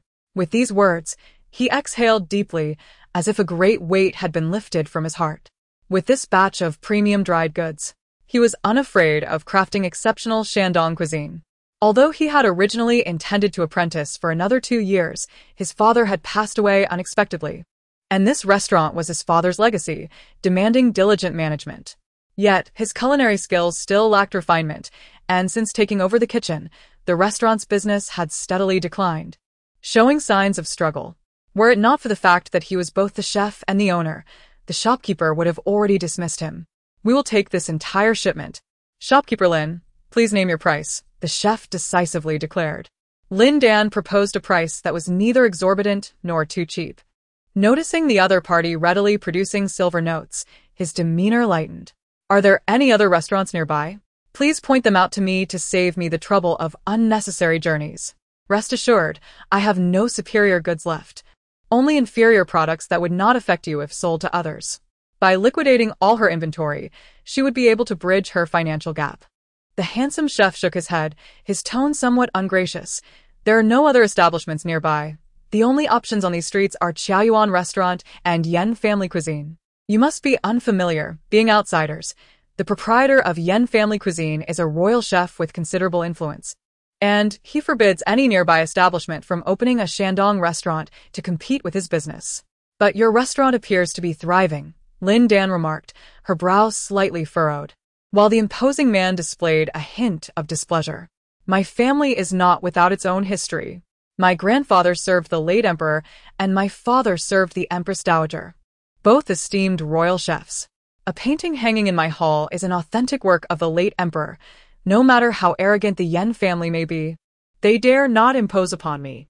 The handsome chef spoke with pride, yet unease lingered in his heart. Although his family boasted a rich heritage, his culinary skills were lacking, and in recent years, their fortunes had declined. Meanwhile, Yen Langqing, still young, had already risen to become the head chef of the imperial kitchen and was favored by the emperor, her fame having spread beyond the palace walls. The discerning gourmets of the Xiqing district, even if they did not pay her respect, would still honor the emperor, leading to the growing success of Yen family cuisine. Lin Dan had ceased to follow the fate of Yen Langqing, unaware of her current prominence. The chef continued, "The head of the Yen family is Yen Langqing, and her most renowned signature dish is wanfu meat." The emperor took an immediate liking to it upon his first taste, and insisted she remain in the palace as a royal chef. It is said that if he goes a day without her cooking, he feels quite unwell. Would you not agree she is indeed favored? While Lin Dan had little interest in Yen Longqing's favor with the emperor, she was intrigued by wanfu meat and could not help but inquire, "What is the preparation method for this wanfu meat? Is it truly as delectable as claimed?" Lin Dan carefully observed him and disowned the pain of rejecting a lucrative opportunity reflected in his eyes. What more was there to understand? The multiple bids were, but a fodder. Having received a warning from the Yen family forbidding the sale of the premises to anyone else for the purpose of opening a Lu cuisine restaurant was the grim reality. Soon, the handsome man comprehended the reason behind her smile. It seemed he had learned from the grocer that someone intended to establish a Lu cuisine restaurant across the street, posing a challenge to their own business. Yen Shui had dispatched someone to investigate, and being powerless, Lin Dan was swiftly implicated. Consequently, regardless of where Lin Dan sought to open her establishment, the Yen family would thwart her efforts. No one in the West District dared to sell her a shop. The East District was equally unyielding, and in the North District, just after acquiring a shop, the seller reneged, costing Lin Dan her deposit. After much searching, Lin Dan finally found a shop in the South City, situated at a dock, where the clientele was exceedingly diverse and the security dismal, with frequent occurrences of theft and even murder. To conduct business in such an environment, one could hardly hope to profit. Merely avoiding total ruin would be considered fortunate. Thus, the Yen family was finally satisfied, believing they had rendered Lin Dan incapable of recovery, and ceased their interference. The handsome man trailed Lin Dan daily, witnessing her being harassed, ostracized, and schemed against, only then realizing that the Yen family's machinations could hardly be described as biased. They were downright despicable. Despite his steadfast nature and calm demeanor, he felt a simmering anger within. Nevertheless, Lin Dan maintained an optimistic outlook, encountering difficulties with only a brief frown before swiftly regaining her composure, as if no person or circumstance could ever bring her down. Reflecting on this, Lin Dan sighed, saying, "My affairs are already settled. You need not accompany me any longer." The man did not pursue the matter further, but proposed once again, "This establishment is poorly located. Allow me to take you to another, situated in the West City. Our encounter was merely a fleeting one, and I felt no right to impose upon your generosity. I shall forever cherish the kindness you have shown me during these days. Whenever you dine at my place in the future, I shall offer you a 50% discount." Lin Dan steadfastly declined, not out of ignorance of the favor, but rather due to her unyielding nature and her aversion to excessive greed. With such a resolute character, the man found himself at a loss as to how to assist her. The new shop, recently acquired, was remarkably inexpensive, costing less than 20 taels of silver, a stark contrast to the previous grocery store. However, the advantages of higher-priced establishments are countered by the disadvantages of cheaper ones. This particular shop's low price was primarily due to its unfavorable location. Without an intimate knowledge of the local terrain, navigating through the labyrinth of alleys to reach it would be an insurmountable challenge. She, who had nearly lost her bearings in the alleys, was now consumed with worry over her daughter's potential financial ruin. As Lin Dan tidied up the tables and chairs, she reassured her mother, "Do not fret, mother. There is a reason I chose to open the shop here. Observe the surroundings. What establishments do you see? Gambling houses, fighting arenas, docks, and brothels, all of the lowest sort. I truly cannot fathom why you would question my decision to set up shop in such a place. If the Yen family cannot accept us, then we shall leave the capital and find a way to live peacefully. I do not wish for you to contend for any inheritance or to compare our standing. I only desire your safety and well-being." As Chi spoke, she grasped her daughter's wrist. Lin Dan gently patted her, explaining, "The residents of the South City are primarily migrants, and while their identities are indeed complex, it is somewhat preferable to the North City. Do not perceive the people of the South City as inferior. In truth, this place is a hidden gem, teeming with talent and ambition, housing a myriad of individuals. It is far from a simple locale. Conducting business here is significantly more advantageous than in the North City. Just observe the gambling houses, the fighting arenas, the docks, and the brothels. They are bustling with activity, attracting a steady stream of patrons. This is the essence of natural popularity. The success of a restaurant hinges primarily on culinary skill, followed closely by its popularity. With exceptional cuisine and a vibrant atmosphere, success is inevitable. My culinary abilities are well established, and by leveraging the surrounding popularity, I am confident in my prospects. Once I open the restaurant, you shall witness the results. While the surrounding popularity is indeed commendable, have you considered whether your establishment can thrive in their shadow? This alley twists and turns, with no less than 17 or 18 bends. Will people even be able to find you? She expressed her concerns. A restaurant should be situated on a main street. I have never seen one thrive in a dead-end alley. Lin Dan, however, remained unfazed, chuckling lightly and waving her hand dismissively. The fragrance of fine wine does not fear a deep alley. This is not a significant issue. The assistant she brought along worked swiftly, tidying up the establishment in no time at all, even hanging a small flag at the entrance to signify that they were open for business. The handsome gentleman, delayed by morning obligations, arrived just before noon. He first attended to the local powers that be, and then summoned the nearby constables, requesting their vigilant oversight of Lin Dan's endeavors, before finally reporting to the restaurant. Naturally, these arrangements were made discreetly, as he wished to spare Lin Dan any unnecessary burdens. Why have you come again? Do you have nothing better to do? Lin Dan expressed her surprise upon seeing the man. It seems you have never inquired about my name, he retorted. Lin Dan paused for a moment, then chuckled lightly. Well then, may I ask, esteemed sir, what is your name and age? I am 26 years old, my surname is Tang, and my given name is Jiu. You may call me Brother Tang Jiu, or simply Jiu Go, he replied, bowing respectfully to the Qi family. He then picked up an axe to chop wood. Tang? That is a splendid surname, Lin Dan remarked, her laughter becoming increasingly cheerful. Being a chef, she naturally held a fondness for all things related to soups and broths. The man, realizing her thoughts, couldn't help but reveal a glimmer of warmth in his deep-set eyes. It was amusing how even the exchange of names could lead her thoughts back to culinary delights. Lin Dan truly was a woman of her trade. The restaurant sign had already been commissioned to a carpenter and would not arrive until the afternoon. Lin Dan had no plans to conduct business today. Instead, she instructed her servant to bring 3 large pots for preparing broth, one with clear soup, one with milk broth, and another for marinated soup. Given the affordability of her establishment, she still had a considerable amount of silver to spend. Thus, she prepared dishes with little regard for cost, tossing in whole chickens and ducks, along with hocks and pork bones, all simmered together. I learned the art of broth making from a master in the north. Though he is not an imperial chef, his culinary skills are truly exceptional. After 3 years of study, I have only scratched the surface of his expertise. The clear broth must be simmered gently, while the milk broth requires a vigorous boil, so do pay attention while adding fuel. Lin Dan spoke with utmost humility, yet his technique in preparing broth was remarkably seasoned. His movements, blanching, boiling, skimming, and suspending, flowed with an effortless grace.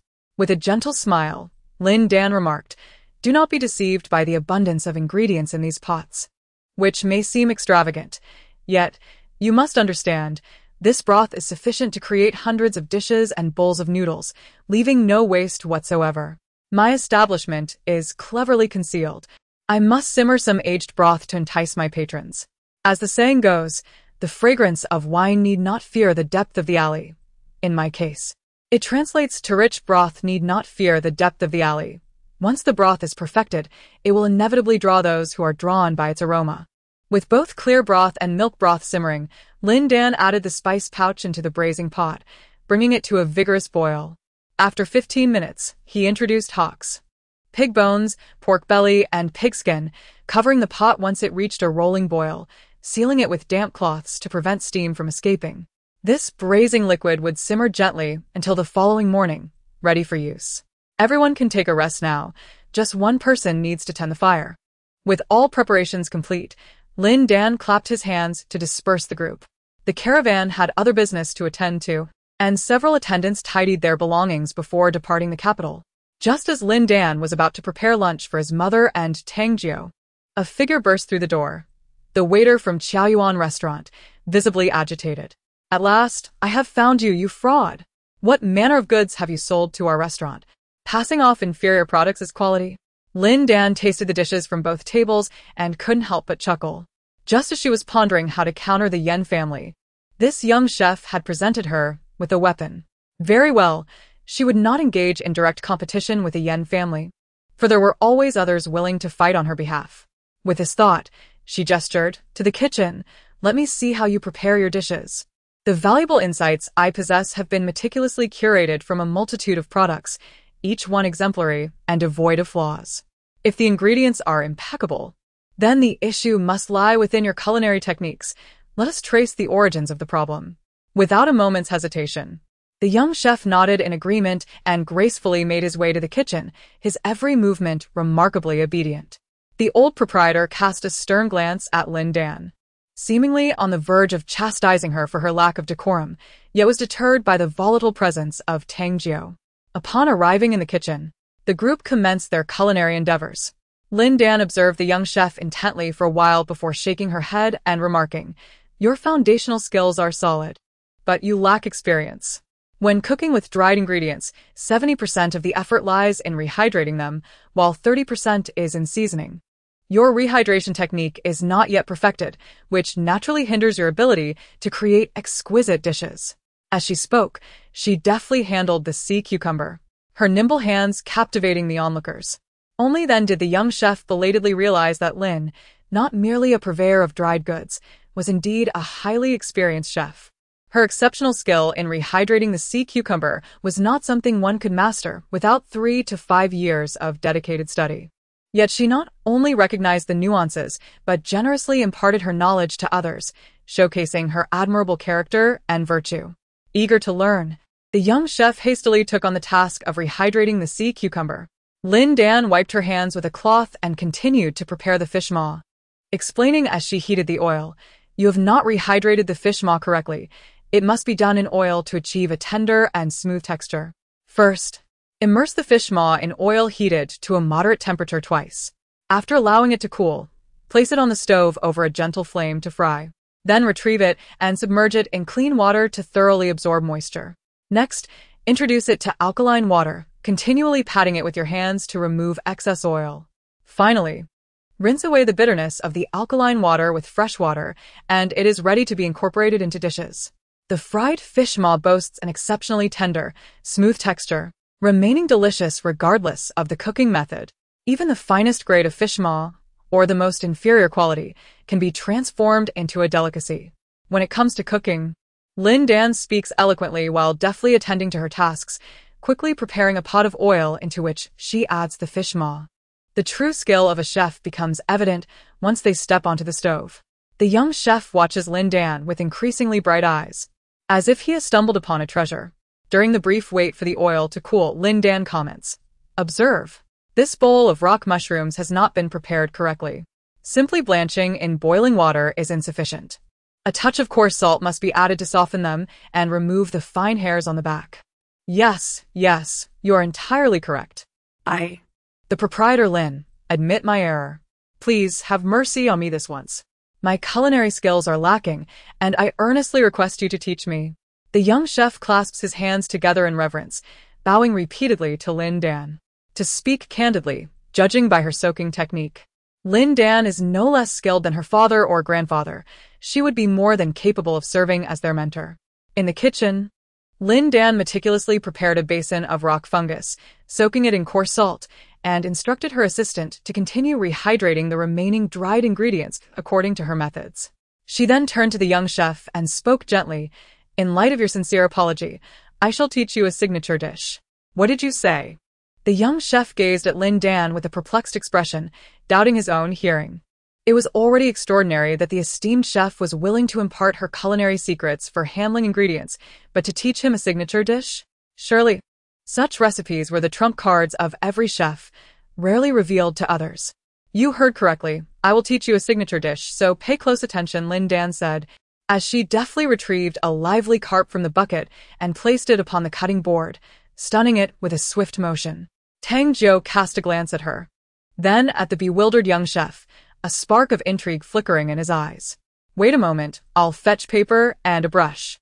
The young chef, sensing Lin Dan's seriousness, hurried to the front hall to retrieve a stack of paper and a brush, swiftly jotting down, "Selection of yellow river carp, 3 to 4 pounds. "Have you noted it down?" Lin Dan asked, wielding a chef's knife in one hand while holding the carp in the other, her expression beaming with encouragement. She appreciated those who were diligent and eager to learn. A little clumsiness was of no concern. Yes, I've got it. Please continue, Chef Lin." The young chef nodded fervently, his demeanor respectful. The seasoned master, who had long held Lin Dan in high regard, had now edged closer to Tang Jiu, his gaze fixed intently on the cutting board. Lin Dan continued, I have also tasted the newly released squirrel fish at the Yen family restaurant. Its flavor is a delightful balance of sweet and sour, and the texture is indeed exquisite. The dish I am teaching you surpasses the flavor of the one from her household. Both belong to the sweet and sour cuisine and are named after the golden-haired lionfish. One is called squirrel, while the other is referred to as golden-haired lion, with names that seem to compete in grandeur. Are you certain this isn't a culinary contest? The young chef's mind was awash with fanciful thoughts, yet soon, Lin Dan's extraordinary knife skills dispelled all distractions. With deft precision, she swiftly gutted the fish and expertly sliced the flesh into delicate fillets, cutting from the tail to the head, alternating between shallow and deep incisions, bestowing 18 smooth cuts on each side. Remarkably, she transformed a large carp into a blooming lotus bud.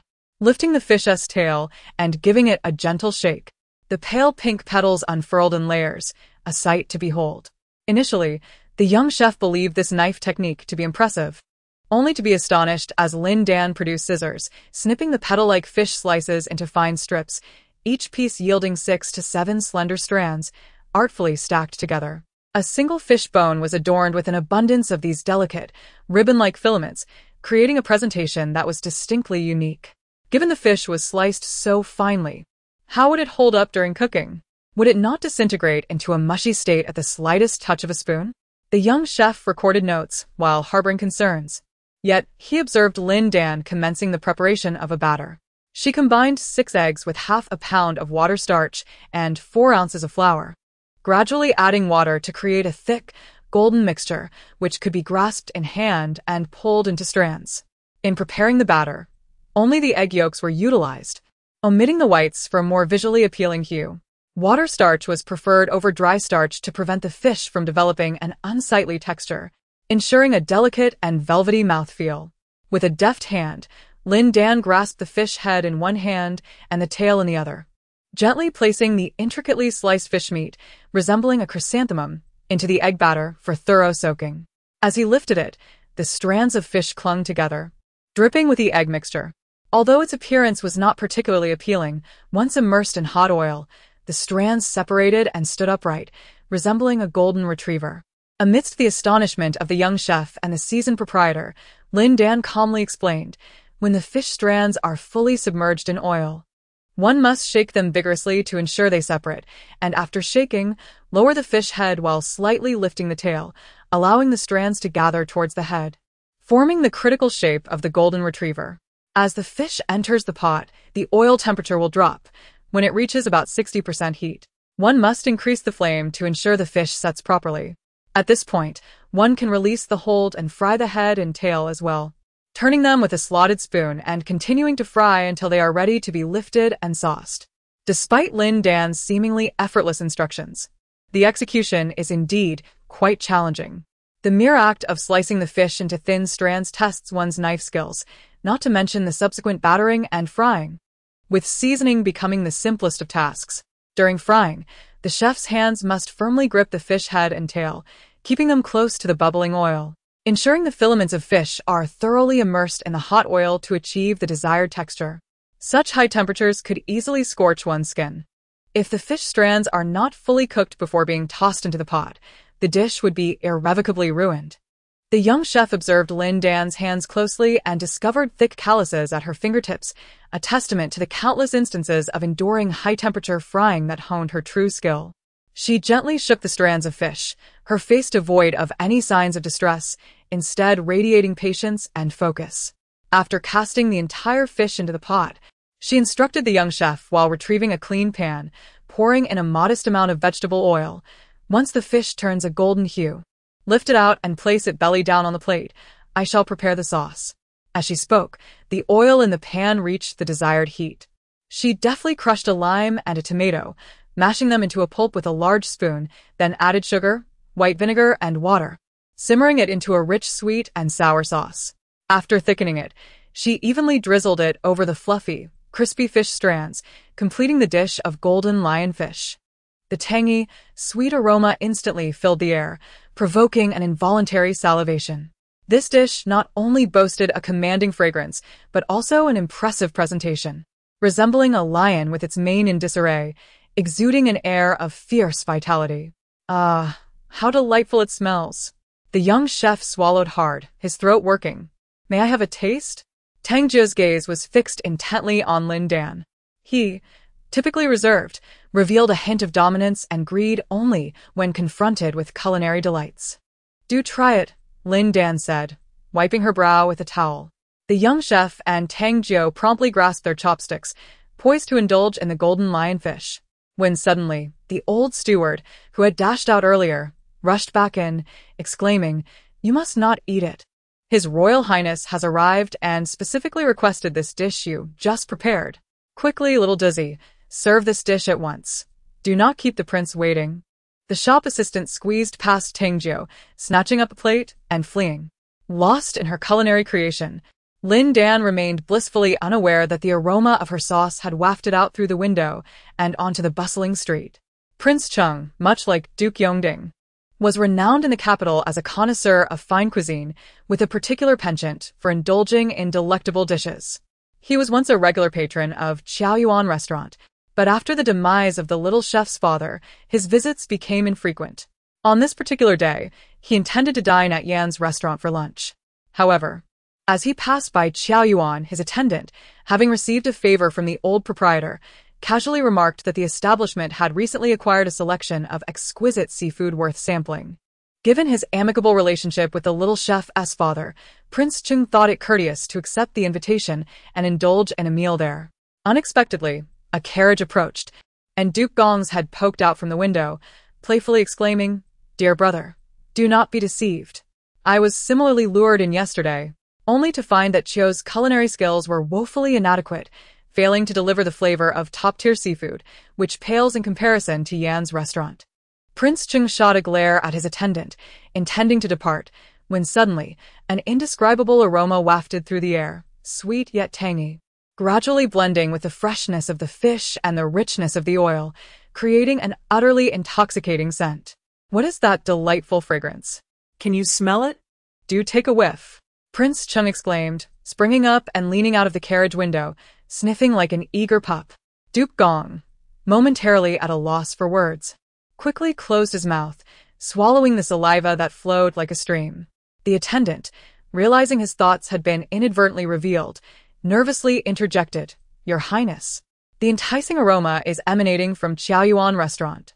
Perhaps Chef Chiao is at work. Shall we venture inside?" Prince Chung could no longer contain himself. He promptly leaped from the carriage and hurried into the establishment. Noticing the absence of the proprietor to greet him, he called out loudly, "Where is everyone? Where have they all gone? What dishes are being prepared in the kitchen? Quickly bring them to me." The young attendant swiftly ensured that the prince was settled before darting to the back kitchen to inform the old proprietor of the situation. Only then did the old proprietor, with the help of the young cook and Tang Jiao, manage to salvage a dish, hastily bringing it to the front hall. They had initially believed that the squirrel mandarin fish from Yan's restaurant was a masterpiece of knife skills, shape, color, and flavor, but upon its presentation, it immediately shattered the myth surrounding Yan's cuisine. The fish, resembling delicate strands, stood upright and clustered towards the head, creating a strikingly beautiful and unique presentation. As the prince deftly pierced the crispy exterior of the fish strands with his chopsticks, the tender, pale flesh within was revealed, causing glistening oils to seep forth and meld with the thick, crimson sauce. The explosion of fresh, tender, crispy, sour, and sweet flavors on his palate was simply indescribable. With great care, Prince Chung broke off a piece of the lion's mane and swiftly popped it into his mouth, instantly squinting his eyes as the multitude of wrinkles on his face visibly smoothed out, as if he had shed years in an instant. "Is it delicious?" Prince Gong eagerly tugged at his sleeve. Paying him no mind, Prince Chung continued to savor another piece, nodding and smacking his lips, his demeanor exceedingly comical. "Hey, do say something," Prince Gong exclaimed in exasperation. "You know my temper." He rolled up his sleeves and scolded, "Young man, are you blind?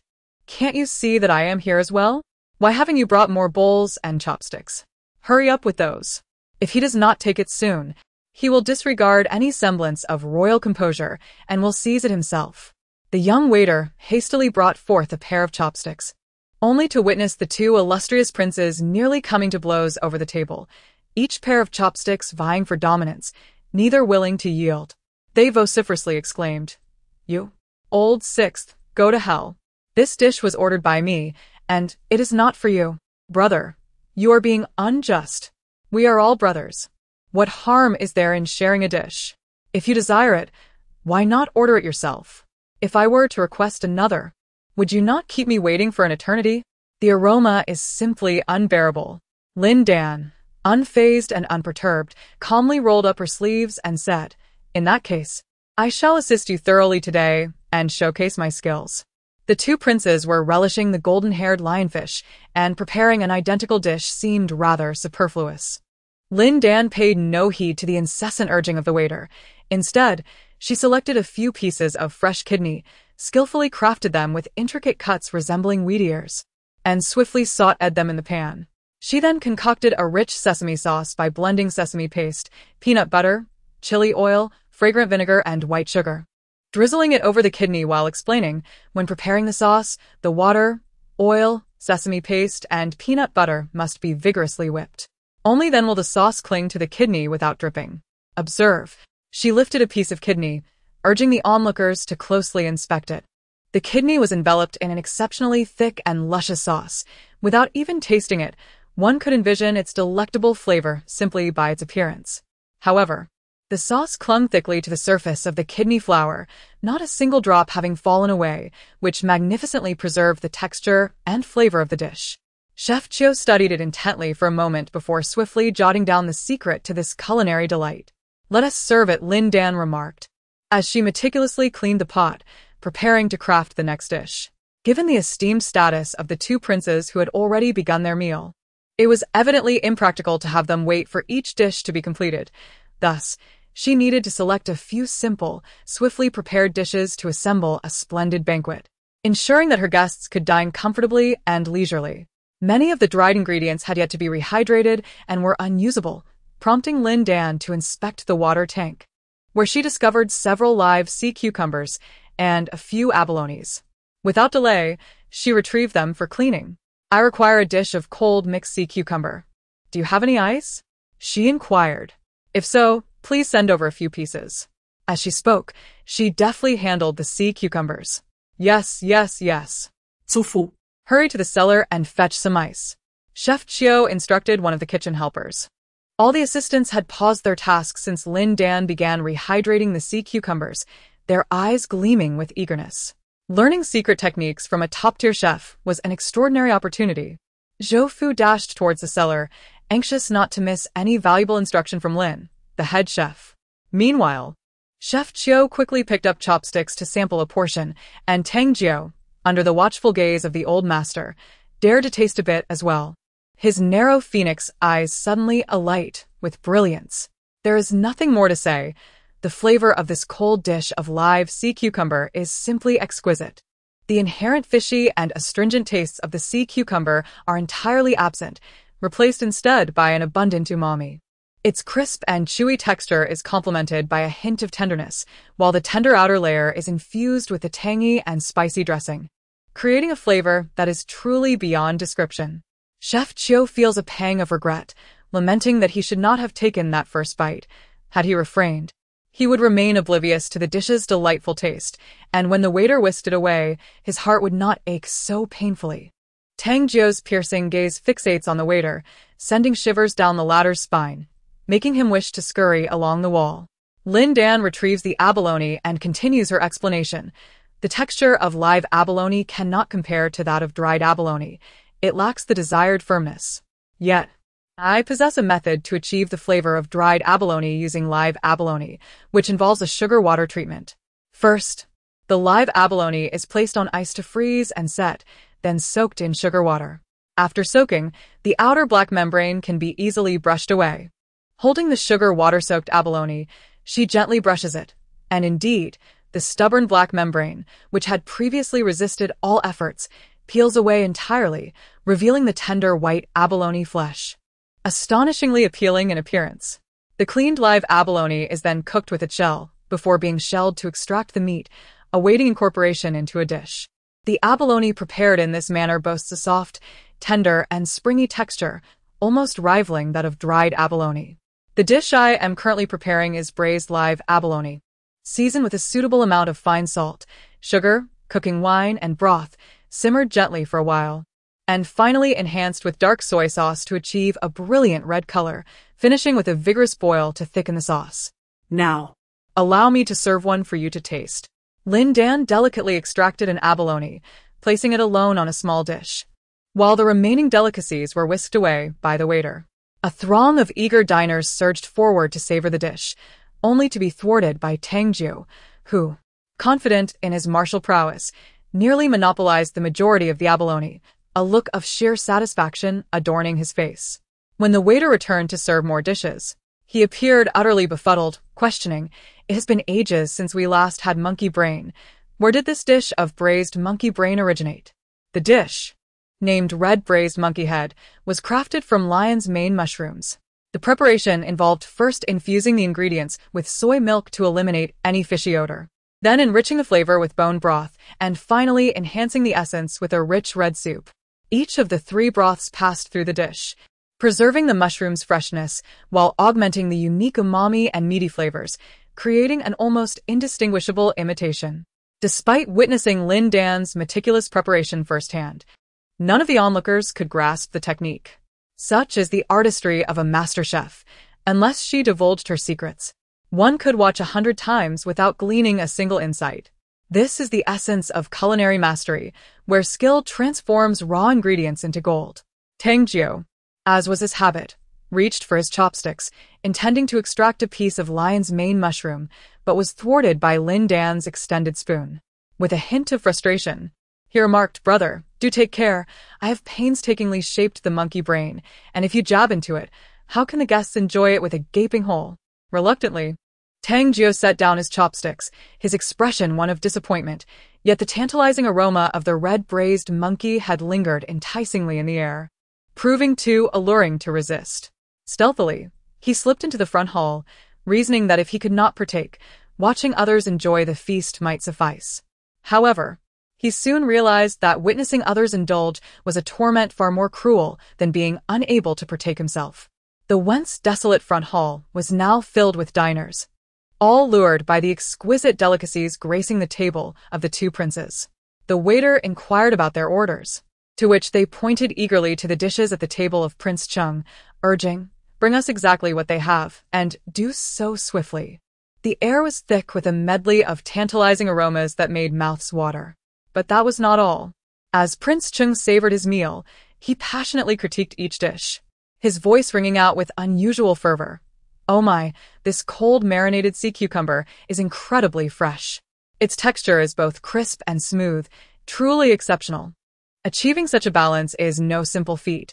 Too much heat renders it tough, too little leaves it fishy, yet this is perfectly executed. Just splendid," he exclaimed, giving a thumbs up.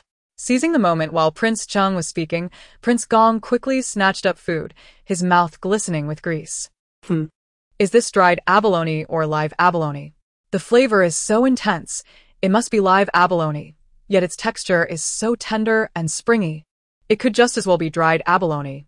How perplexing." Prince Chung continued to chew, savoring every bite. With a wave of his hand, Prince Chung declared, "This is not merely unique. It is extraordinarily unique. I have tasted countless abalones, but none match this flavor. It perfectly combines the virtues of both dried and live abalone." Prince Gong remained silent, engrossed in his feast. As they reached the final dish, Prince Chung was thoroughly satisfied. "Since the southern region faced famine, it has been over half a year since I last indulged in oil-braised monkey brain. The flavors are truly absorbed. The red oil broth seeps into the very marrow, and a single bite releases a burst of juice between my teeth. The subtle fishiness mingles delightfully with the light freshness, simply divine." He forcefully swatted away the spoon extended by Prince Gong, clutching the entire platter of food to his chest. The waiter cautiously explained, "Your Highness, this dish is not monkey brain, but rather a delicacy made from lion's mane mushroom. Would you care to try it again?" Surprised, Prince Chung realized it was indeed crafted from lion's mane mushroom. After several tastings, he was unable to discern any difference. This cannot be. I have tasted monkey brain countless times. How could I not recognize it? This dish must be made from the freshest monkey brain, just extracted from the skull. Do not deceive me. I assure you, Your Highness, it is truly made from lion's mane mushroom, the waiter replied, bemused. Prince Chung fell silent, evading his brother's attempt to snatch the food once more. He quickly devoured the lion's mane mushroom and sighed, wiping his mouth. Whether it is monkey brain or lion's mane mushroom, I adore this flavor. To transform a vegetarian dish into something so meaty, with such a profound and unique essence, speaks volumes of the chef's skill. Prince Chung raised his left thumb in approval, followed by his right, bringing both together to signify unparalleled excellence. This is no less impressive than the imperial chefs. Prince Gong sincerely praised. Chef Lin Dan, eager to open her own establishment, was destined to depart after preparing 10 tables of cuisine. As the meal time approached its conclusion, she washed her hands and prepared to leave. The dried ingredients, enhanced by her secret techniques, were now ready for use. Although Chef Chiu had only mastered a fraction of culinary skills, he crafted a dish of exquisite flavor, earning unanimous acclaim from all. As Lin Dan departed, he handed over 2 recipe sheets, expressing his gratitude. Master Lin, these are my Chiu family's secret recipes. Please accept them. He had initially intended to purchase Lin's signature dish with silver, but reconsidered, believing that the other party might not value it. Instead, he thought it more sincere to exchange goods. Lin Dan, initially thinking the 2 sheets were silver notes and intending to decline, quickly accepted them upon understanding their true nature. After a brief glance, his demeanor softened further. Thank you. I shall come daily at the hour of the monkey to teach you how to prepare the golden retriever fish. And I will stay until you have mastered it. Should the Yen family restaurant introduce a new signature dish, I will teach you that as well, ensuring you learn it thoroughly. Chiu, the young chef, displayed an expression of disbelief and speculated, Master Lin, do you perhaps hold a grudge against the Yen family restaurant? Lin replied, I initially intended to open a Shandong cuisine restaurant across from theirs, but they maliciously thwarted my plans. So, do you think there is animosity? It is fortunate they disrupted your plans. Otherwise, you would have monopolized the business on this entire street. Chiu, being candid, immediately felt regret after speaking, his expression pleading. Lin Dan playfully pointed at him, with a smirk, saying, I shall take that as a compliment. If others inquire, simply state that you have taken a master, without revealing my name. With that, he exited through the back door. No, I must meet this new chef and inquire about her method for preparing the monkey head mushroom. Young Chiu could never replicate such a flavor.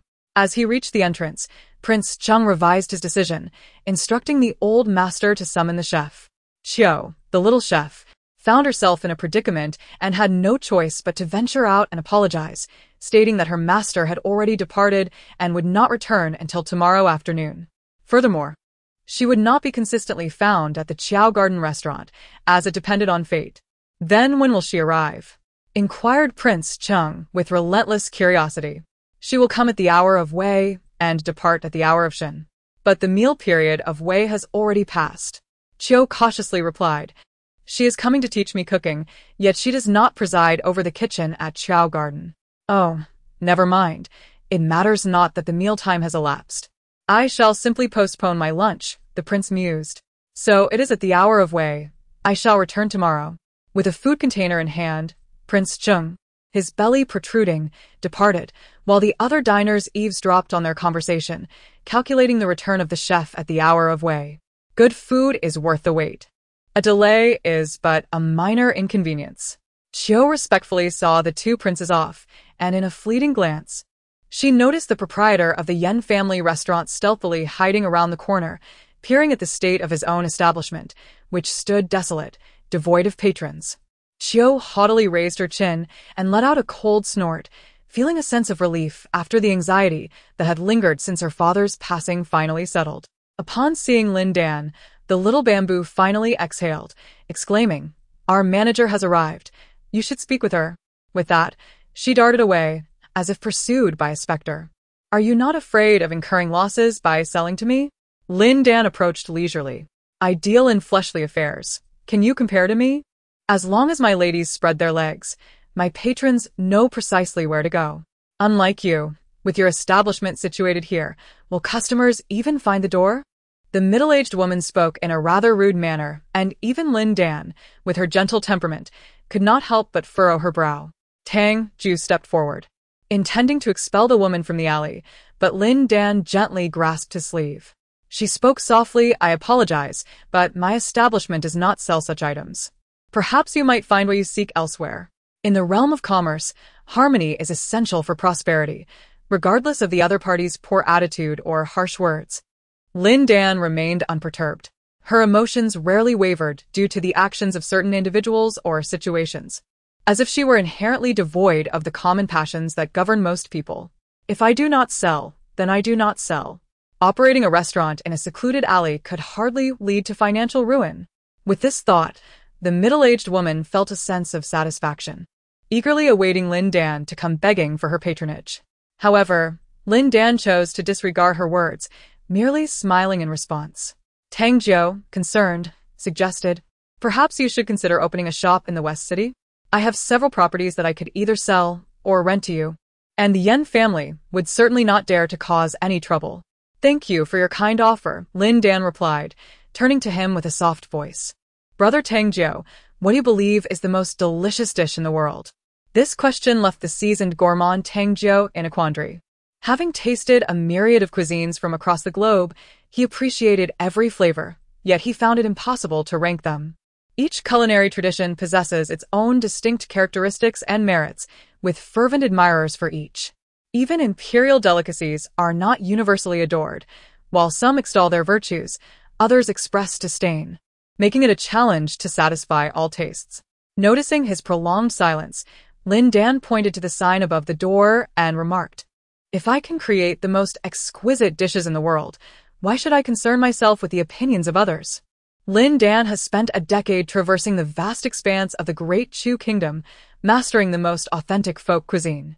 Opening such a restaurant, how could it possibly incur losses? Upon realizing this, Tang Jiu couldn't help but smile.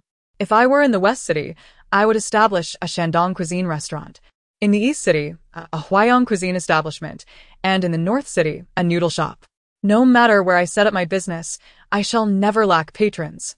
Confident in her culinary skills, she approached her endeavors with a poise and assurance that surpassed others. The West City, frequented by dignitaries and aristocrats, is suited for the renowned official dishes of Shandong cuisine. The East City, populated by affluent individuals with broad horizons and a penchant for luxury and refinement, is ideal for Huayong cuisine. This cuisine emphasizes artistic conception, harmonization of diverse palates, and an elegant charm, with nearly every renowned dish steeped in a tale, perfectly aligning with the tastes of the wealthy. The North City, predominantly home to local commoners, necessitates merely a modest noodle shop, selling a few bowls of plain noodles and mixed sauce noodles daily, which still yields a decent profit. As for the Southern City's hometown cuisine restaurant, its success is self-evident.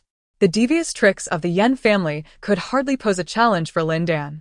As Tang Jiu pondered these business insights along the way, he found himself gaining a deeper understanding of Lin Dan. It seems my worries were unfounded, he sighed with a mixture of emotions. Yet I must express my gratitude for your kindness. Lin Dan entered the kitchen, transferring the 3 pots of broth into a large vat to continue simmering over low heat. She then picked up a chef's knife to slice the cabbage stalks. With her varied knife skills, she shaped the cabbage into distinct forms, including centipede flowers, peony flowers, and wheat ear flowers. Once submerged in water, they gradually unfurled, each blossom unique in its beauty. Tang Jiu gazed in awe at her exquisite knife skills for quite some time before pointing at the sand-filled wok and inquiring, "Are you preparing to make candied chestnuts?" Lin Dan shook her head, explaining, "After perfecting my knife skills, I must also practice flipping the wok. Without some weight in the pan, how can I build wrist strength? A day without practice, and my knife skills become rusty, my strength wanes, and I can no longer replicate the original flavor upon stepping onto the stove." Tang Jiu couldn't help but sigh. Your culinary training is no less arduous than our martial arts practice. Each craft is honed through such dedication. It is nothing extraordinary. Lin Dan set down her chef's knife and entered the kitchen, lifting the lid of a large pot simmering with broth. She gently stirred with a long spoon, retrieving the thoroughly cooked whole chicken, whole duck, pig trotters, and pork belly, then added freshly slaughtered whole chicken, whole duck, pig trotters, pork belly, and pig skin into the pot to continue simmering. Finally, she secured the lid, sealing the gaps with a damp cloth and placing a stone slab on top to prevent any loss of flavor. The moment the lid was lifted, Tang Jiu was nearly overwhelmed by the intoxicating aroma, not foul, but rather divine, so fragrant it was almost entrancing. Tang Jiu strained to peer into the pot but was playfully pushed away by Lin Dan, who teased, "Take care not to fall in, otherwise I might just marinate you alongside." Amused, Tang Jiu gazed at her with fervent admiration, remarking, "The broth you prepare is entirely distinct from that of others." Lin Dan responded thoughtfully, as stated in the El Shirchuanchio, "The essence of flavor, the foundation of all flavors begins with water. The 5 tastes and 3 materials undergo 9 boils and 9 transformations, thus creating the ultimate taste. In these 3 pots of soup, I utilized the pure and sweet mountain spring water, infused with a secret blend of spices, and simmered over fragrant pine wood from the southern mountains. Each time the broth reached a boil, a new ingredient was added, a total of 9 infusions, culminating in a rich and unique concoction. The flavors dance between salty and sweet, while the aroma varies from robust to delicate. This broth, crafted through my original aromatic flavor enhancement method, is undoubtedly richer than ordinary braising sauces." No need for thanks. Although Tang Jiu feigned politeness, his hands instinctively reached out to accept the food box. He then inquired, "I recall you had added pork skin to the pot earlier. Why is it absent now?" Braised pork skin is one of his cherished delights, prompting his curiosity. Lin Dan? However, did not pry into Tang Jiu's identity, nor did he exhibit any trepidation in the presence of influential figures, merely smiling and nodding as he bid farewell. After a while, the residents of the entire alley began to emerge from their homes to inspect one another, their faces adorned with expressions of longing. Indeed, the exquisite aroma of the braising sauce was extraordinary. It was only then that Tang Jiu strolled away with the food box, shaking his head and chuckling softly. As whispers of passers-by echoed behind him, "Who was making braised delicacies just now? Did you catch that scent? Delightfully fragrant." Upon entering the government office, Tang Jiu spotted Zhao Lu and Luo Taitu clustered together, indulging in their meal, an enticing sweetness wafting through the air. Zhao Lu raised his chopsticks and exclaimed, "Ah, Chief, you've finally arrived. We've already begun our feast. Have you accepted another food box from Yanlang Qing? How many times must I instruct you not to allow her entry, nor accept her offerings? Do you disregard my words?" Tang Jiu's previously joyful demeanor was swiftly replaced with agitation. On his desk rested an exquisitely crafted food box, its lid ajar, revealing an array of 4 dishes presented in delicate porcelain bowls of a milky white hue, showcasing both meat and vegetables in unique arrangements. Zhao Lu and his companions were also bestowed with a food box, brimming with an abundance of dishes, albeit less elegantly arranged, presumably a token of bribery directed towards them. As the adage goes, one is beholden to those who offer, and having frequently indulged in the culinary delights sent by Yanlang Qing, they could not help but extol her virtues. "Leader, you should acquiesce to Chef Yan. Your palate is discerning, and with such a penchant for gourmet fare. If you do not marry Chef Yan, whom do you intend to wed? Even the noble consort has consented to your union, has she not? We aspire to wed Chef Yan but find ourselves unworthy. A spouse with such culinary prowess is indeed a rarity, so why dally? Hurry and propose." Tang Jiu gazed at the intricate food box for quite some time before sneering, "You may take this food box. Henceforth, should she send more delicacies, feel free to indulge. I shall not intervene." Just as the group began to display their delight, the leader continued, "However, let it be known, the food box I have brought is exclusively for me, and you shall not partake in it any longer." The food box he carried was surely prepared by the chef of the Marquis's residence, incomparable to the fare from the imperial kitchen. The others nodded rapidly in agreement. "Very well, very well. From now on, we shall take it upon ourselves to enjoy the food boxes sent by Chef Yan." With that, they swiftly approached to claim the exquisite food box from Tang Jiu's table. Thus, the arrangement was settled. Tang Jiu bent down and retrieved a jar of exquisite wine from beneath the table. After breaking the clay seal, he poured himself a glass and then opened the food box sent by Lin Dan. He presented a steaming platter of braised chicken, followed by a dish of braised duck from the lower layer, then another platter of braised pork knuckles, and finally, from the last layer, he brought forth a plate of meticulously sliced braised pork belly, each piece cut exceedingly thin, sprinkled with sesame seeds and chopped scallions. Accompanying this delightful spread was a small dish of vibrant red garlic chili sauce, the rich aroma of braised delicacies wafting through the air, asserting its presence with undeniable authority. Tang Jia grasped a chicken foot and gently pulled, resulting in the entire chicken leg being detached. The tender meat clung to the silky skin, its juices seeping with gleaming fat, and with a single bite, a savory explosion filled his mouth, a taste of utter deliciousness. The pork knuckle had also been stewed to perfection, its skin yielding at the slightest pull, the soft meat melting in his mouth, while the tendons retained a hint of chewiness, easily rolled onto his tongue. The pork belly, with its harmonious balance of fat and lean, was rich in flavor, the lean parts providing a satisfying texture, while the fatty portions offered a delightful tenderness. With each bite, the succulent juices of the fat melded seamlessly with the tenderness of the lean meat, enhanced by the pungency of the garlic and the heat of the chili, creating an exquisite symphony of flavors. Tang Ju devoured a few mouthfuls ravenously, only to find himself momentarily choked. Hastily lifting his glass to down a generous gulp of strong liquor, then sighing contentedly, noticing an unusual silence enveloping the room, he raised his gaze to discover Zhao Lu and the others completely entranced, their eyes, tinged with envy, fixated on his food box. Get lost, he scoffed. Wait, boss.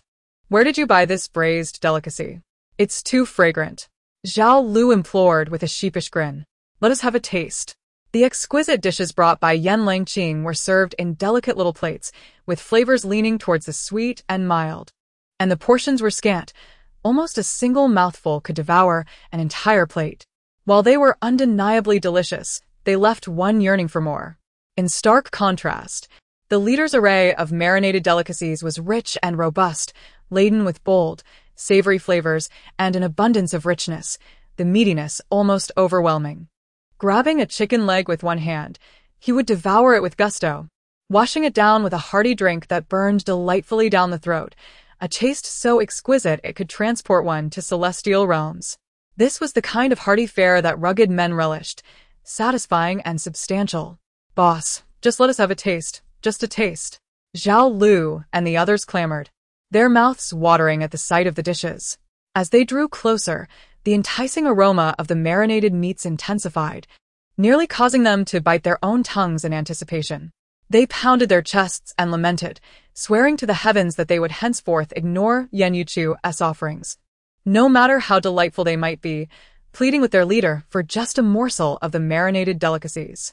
The flavor was so commanding it seemed to steal their very souls.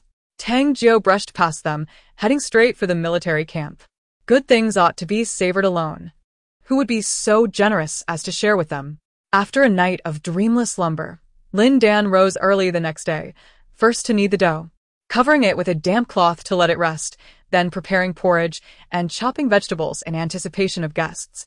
Most of the servants who had accompanied her back to the capital had departed, leaving only Xiao Zhu and two literate waitstaff, Xiao Yao and Du Wan, to assist in the kitchen. Are we only serving noodles and porridge? Xiao Yao inquired, noticing that the master had not prepared any other ingredients. A hint of curiosity in her tone.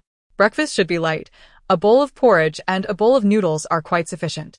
Moreover, those who rise before dawn are often the hard-working common folk, hastening to their labor, with little money to spare.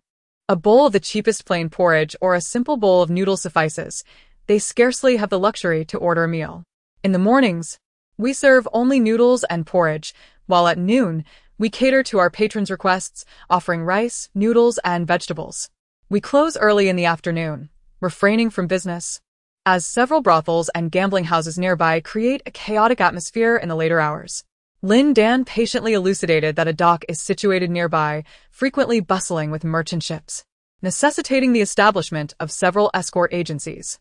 As commerce flourished between the north and south, the presence of brothels, gambling dens, and inns increased, gradually forming a distinctive commercial hub. Those who rise early are either porters, dock workers, or bodyguards, none of whom are affluent. However, by noon, a diverse array of individuals emerges, encompassing the rich and the poor, the underworld and the legitimate, officials and wealthy merchants traversing the waterways, truly a mingling of dragons and snakes.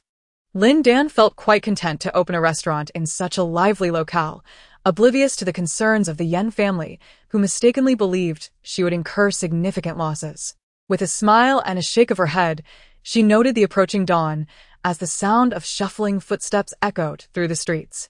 She instructed Xiao Zhu and 2 waiters to carry the large vat of marinated sauce outside to the entrance, placing a few stoves underneath to simmer gently. As she removed the cloth and lifted the lid, she stirred the contents with a long spoon. Upon opening the lid, Xiao Zhu was momentarily overwhelmed, and saliva nearly dripped into the pot. He hastily covered his mouth, turned his head aside, and handed the long spoon to another companion, exclaiming, "Quick, stir it." "I haven't had breakfast yet." "Neither have I," replied the companion, who quickly swallowed a mouthful of saliva before beginning to stir. The stirring wrought havoc. The already potent aroma of the braised dish surged forth, permeating the alleyways and the bustling market, enveloping the city in a fragrant embrace that rendered the nearby residents restless. Chef Lin Dan did not linger in the kitchen. Instead, she instructed her assistants to erect a simple canopy at the entrance of the shop, where a stove, pots, bowls, chopping board, and knives were arranged. She then washed her hands and face, securing her long hair with a cloth to prevent any stray strands from tainting the ingredients. After Xiao Zhu finished stirring the marinade, he plaintively pleaded, "Sister Lin, could you please cook us a bowl of noodles? We can only work well on a full stomach." With a playful glance, Lin Dan cut a piece from the well-kneaded dough, deftly tearing it into delicate strands of silver noodles, which she placed into the boiling spring water. She then lined up 5 large bowls, each receiving a ladle of creamy bone broth. Once the noodles were cooked, she sliced the braised meat into thin pieces, artfully arranging them atop the noodle soup, adding a few cooked green vegetable leaves, having a braised egg to nestle in the broth, and finally sprinkling it with chopped scallions and cilantro. "Eat up and then get back to work," she instructed. No sooner had her words left her lips than Xiao Zhu and Xiao Yao cheered, each eagerly taking their bowls of soup noodles and diving into their meal with gusto. "Master, the noodles are delightfully chewy, and the fragrant essence of the braised meat melds beautifully with the rich bone broth. The balance of flavors is neither too salty nor too bland, just perfect. May I indulge in another bowl?" Xiao Yao exclaimed with admiration while eating. "Very well. I'll prepare another bowl. You can share it with Duan. The children are at the stage of growth, so their appetites are naturally substantial. An extra bowl here or there is well within Lin Dan's means." She turned around to continue pulling noodles, but Xiao Zhu, perplexed, inquired, "Boss, why did you move the kitchen outside? It's quite inconvenient with so many people coming and going at the entrance." Xiao Zhu and the others nodded in agreement, expressing their newfound understanding. Just then, a deep voice resonated from outside. "Lin Dan, being your customer is perhaps the happiest thing in the world." "You again." Lin Dan chuckled and shook her head. "You flatter me. What flavor of noodles would you like? I shall prepare it for you. I'm indifferent." "You decide how to cook," Tang Jia replied as he stepped inside. Xiao Zhu and the others hurried to greet him, wiping down the table and chairs. Lin Dan knew that Tang Jia was a true foodie, open to all flavors, so she cooked a bowl of noodles with sauce and served it to him. After attending to her first customer, she began to prepare the sauce. She first retrieved a piece of tender braised pork from the sauce jar, diced it finely with a cleaver, and placed it in another pot. Adding dry wood, she heated it over a high flame until fragrant, then gradually incorporated diced tofu, bamboo shoots, and other ingredients, simmering them with water to create a rich sauce. "It smells wonderful. Could you add a bit more of that sauce for me?" Tang Jiao gazed eagerly at Lin Dan. "Of course. A spoonful of sauce will cost you an extra penny," Lin Dan jested. "Even 5 pennies would be worth it." Tang Jiao cast a deep glance at her before finally mixing the freshly added minced meat into the noodles. He took a hearty bite, and his eyes instantly sparkled with delight. With merely a half-pound of braised meat, Lin Dan had managed to infuse a large pot of vegetable cubes with an extraordinarily rich meaty aroma, Her culinary skills were truly remarkable. Unconsciously, Tang Jiu set down his bowl, enraptured by the flavors. As Lin Dan elaborated on her culinary philosophies, numerous individuals nearby were drawn in by the enticing scent. Such a robust flavor of braised meat could only suggest that a particular restaurant was preparing breakfast for takeout. Although most could not afford the braised meat, purchasing a bowl of Yangchun noodles was certainly within reach. The chef who could create such a savory braised dish must possess considerable talent. In no time, the entrance to the shop became crowded with patrons.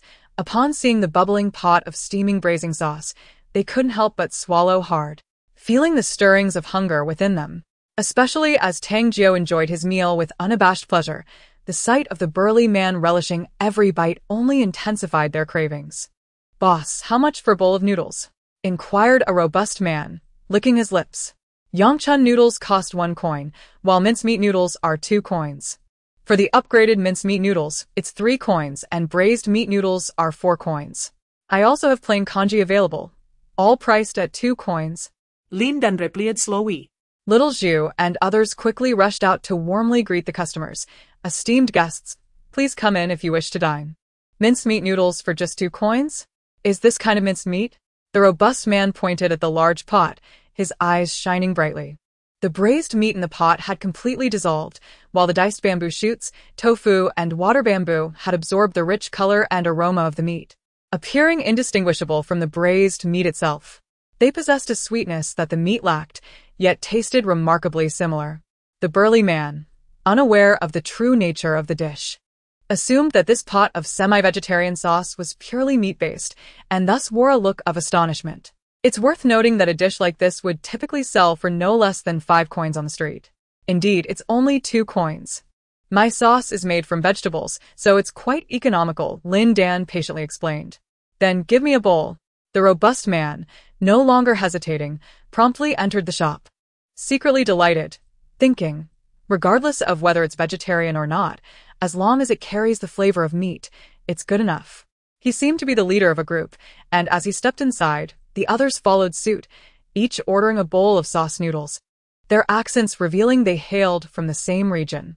Lin Dan gently remarked, "From your accents, it appears you gentlemen are from Shaanxi. How about I prepare the sauce to suit the Shaanxi flavor?" "Can the sauce be adjusted for flavor?" "Absolutely, yes." The group eagerly nodded in agreement. Lin Dan placed a pot on the vacant stove, poured in some oil, and once it reached the right temperature, added chili powder to create a fragrant red oil. With a total of 9 diners, she scooped 9 spoonfuls of sauce, combining them with the red oil and stir-frying for a moment before adding starch to thicken the mixture. Once the broth reached a boil, she added finely chopped pickled cabbage to cook with the sauce. Thus, the original aromatic sauce transformed into a vibrant, spicy, and tangy Shaanxi delicacy. The sauce was expertly prepared, and the noodles were perfectly cooked. Lin Dan swiftly ladled them into 9 bowls, generously sprinkling them with minced ginger, scallions, and cilantro before allowing Xiao Zhu and the others to carry them away. The flavors were exquisite, reminiscent of the dishes from my childhood. The burly man took a few bites, his voice slightly hoarse as he spoke. His compatriot nodded repeatedly, his expression one of satisfaction.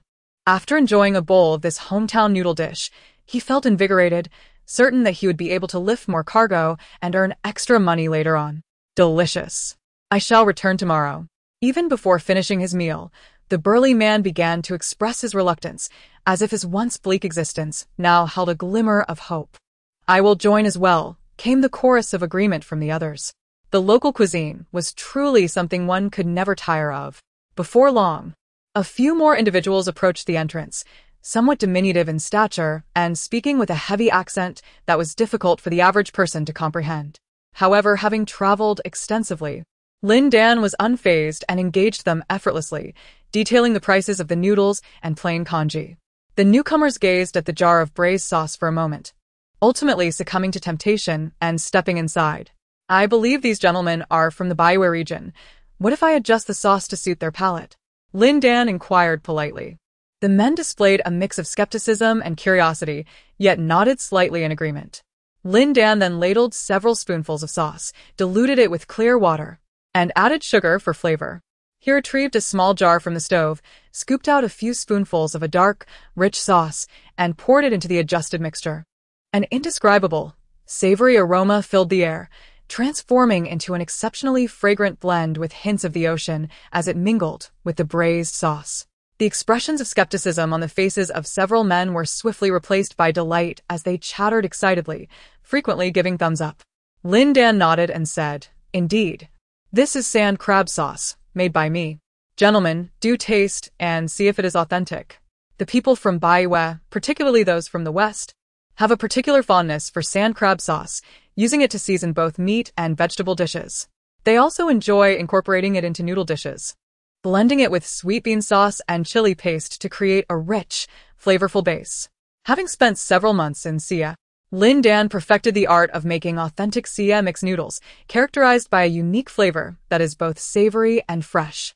With the sauce prepared and the noodles plated, Lin Dan ladled a generous portion of creamy broth over them, garnishing with pink shrimp flakes and vibrant green scallions, creating an exquisite presentation.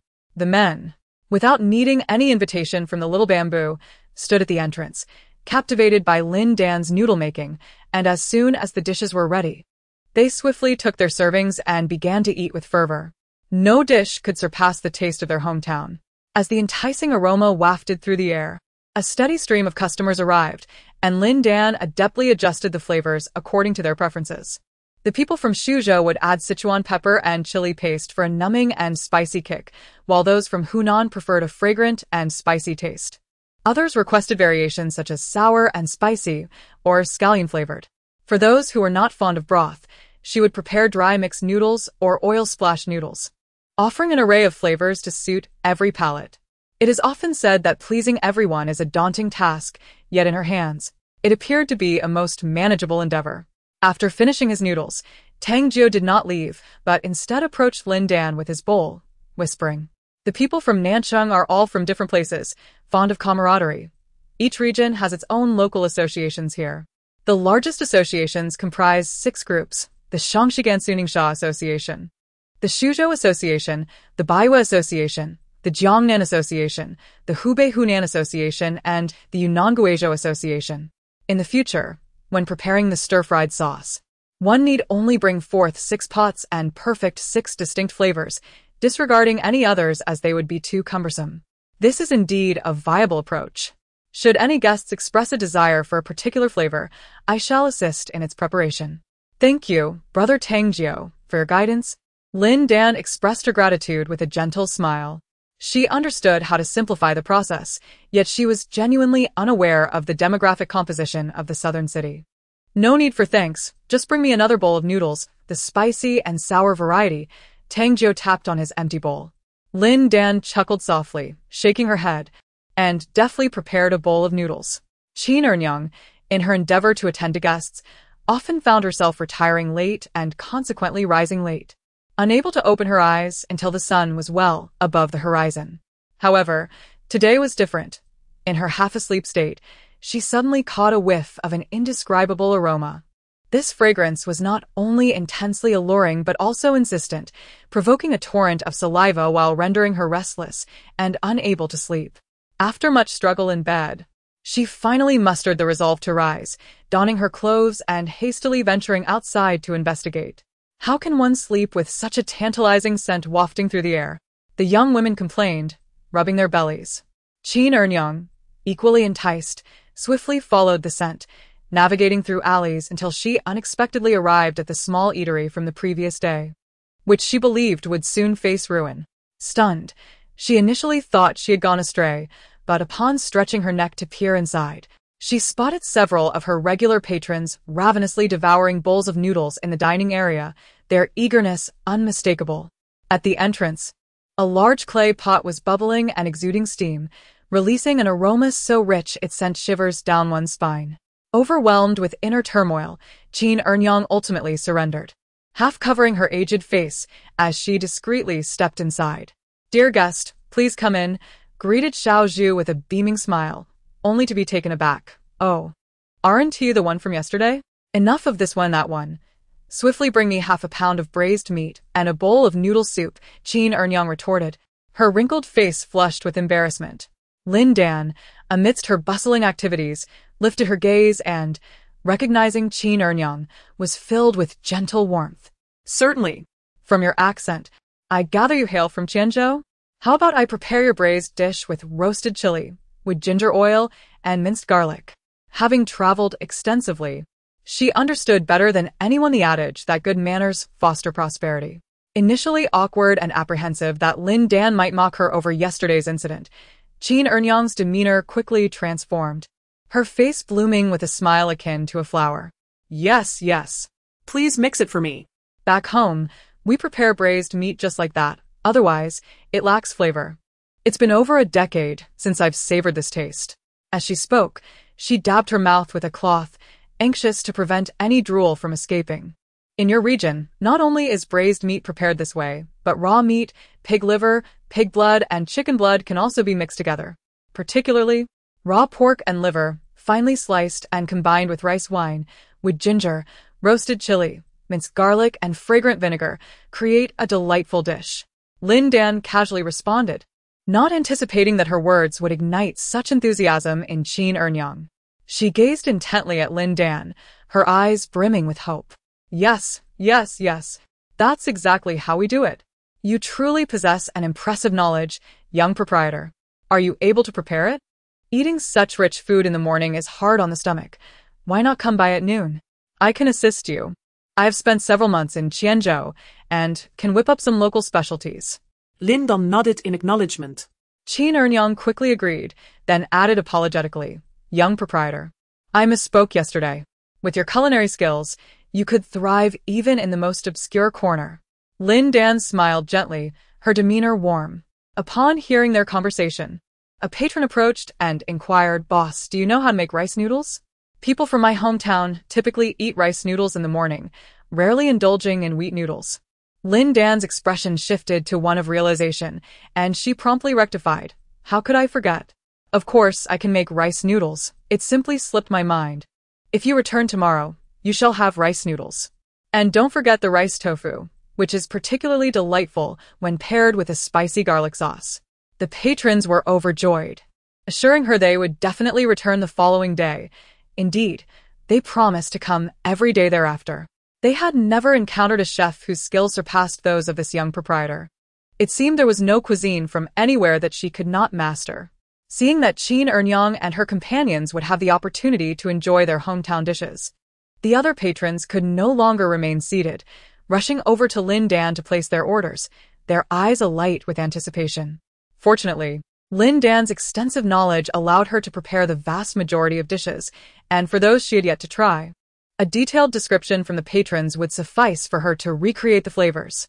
The atmosphere in the restaurant was exceedingly lively upon mentioning the delicacies of their hometown.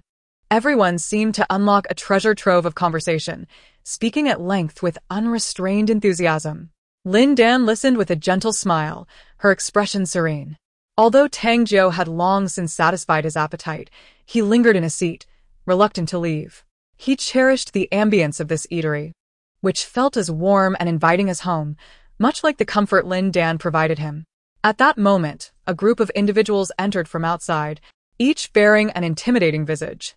They brusquely shoved aside Xiao Zhu and two waitstaff, bellowing, "Where's your boss? Bring him out." It was evident that they had come to demand protection money, asserting that all establishments in the area were required to pay tribute to the Daquan gang. Tang Jiu was familiar with the major forces in Nan City and knew how to navigate them, yet he had never heard of this Daquan gang. It was said that while the King of Hell is easy to meet, the troublesome little ghosts are the ones to fear. These individuals seemed to fit that description, preying upon ordinary folk without connections. Just as Tang Jiu was about to step forward, Qin Ernyang slammed her bowl down with a resounding thud and scolded, "Who do you ruffians think you are? Daring to make a ruckus on my turf? Be careful, or I'll cut out your tongues." The intruders, unfamiliar with Qin Ernyang, mistook her for a brash troublemaker and raised their fists, ready to engage in a brawl. Just as a fierce confrontation seemed imminent, another group entered, led by a tall, slender man of striking beauty, dressed in opulence that marked him as someone of considerable status.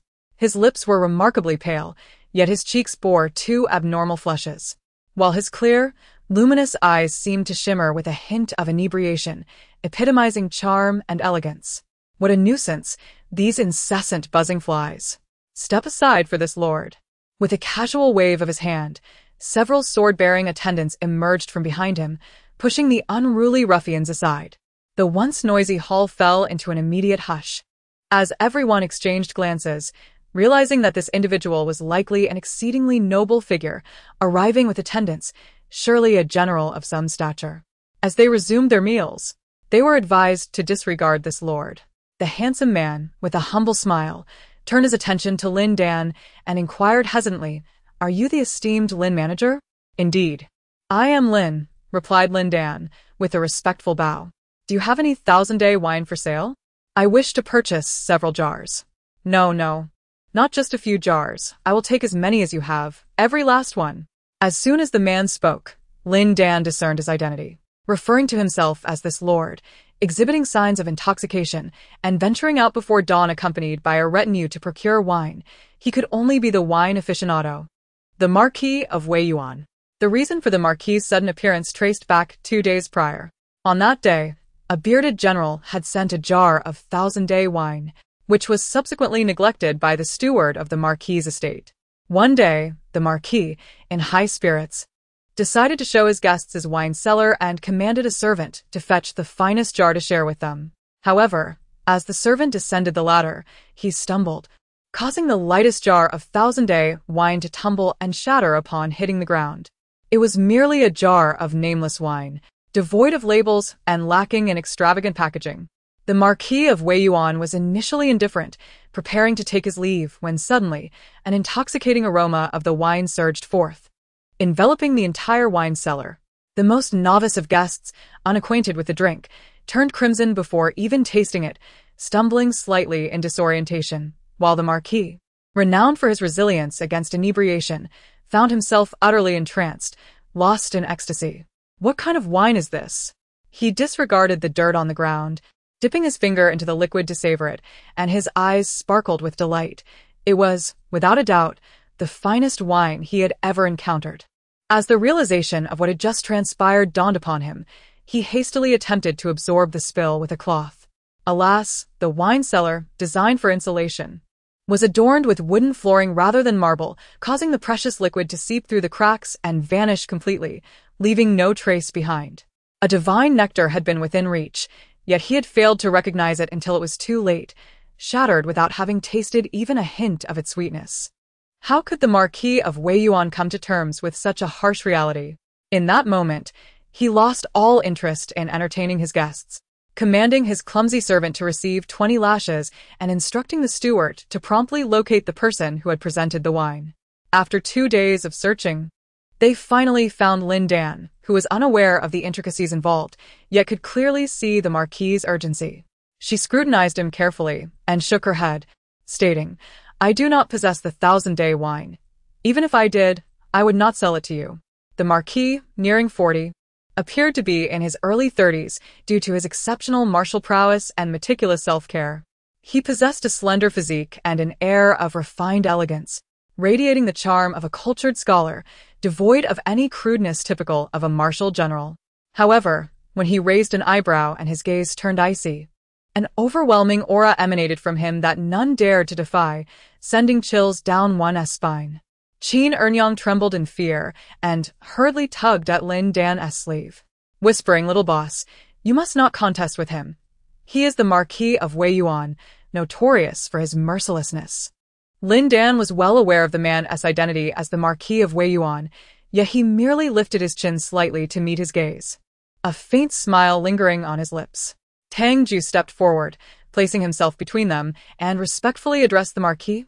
"My lord, we truly do not have the 1000-day wine in the establishment. Master Tang, you have returned from the north?" The Marquis of Wei Yuan cast a casual glance at him, his gentle voice laced with an undercurrent of firmness. "Hu Feng informed me that the wine was brewed by her own hand. If it is unavailable, this lord can wait. But if it is not sold, what reasoning lies behind it, Master Tang?" Lin Dan paid no heed to the Marquis's interrogation, stepping closer to scrutinize Tang Jiu meticulously, a look of realization dawning upon his face. "You are the young Marquis, with the surname Tang, and ranking ninth. It should have dawned upon her that this individual was indeed Tang Cheng, the young master of the Yongding Marquisate. One could only wonder what experiences he had endured over the years, transforming from a delicate beauty akin to spring blossoms into the robust figure he now presented. His features remained handsome, yet were imbued with a potent masculinity, a scar gracing his brow, adding an air of ferocity. The close-fitting attire could scarcely contain his powerful muscles, rendering him a stark contrast to the graceful youth he once was. Do not speak of the indifferent Lin Dan. Even if the original owner, who harbored profound affections for the young Marquis, were present, he would likely fail to recognize him. Tang Jiu's body stiffened as he hurriedly explained, "Lin Dan, please listen.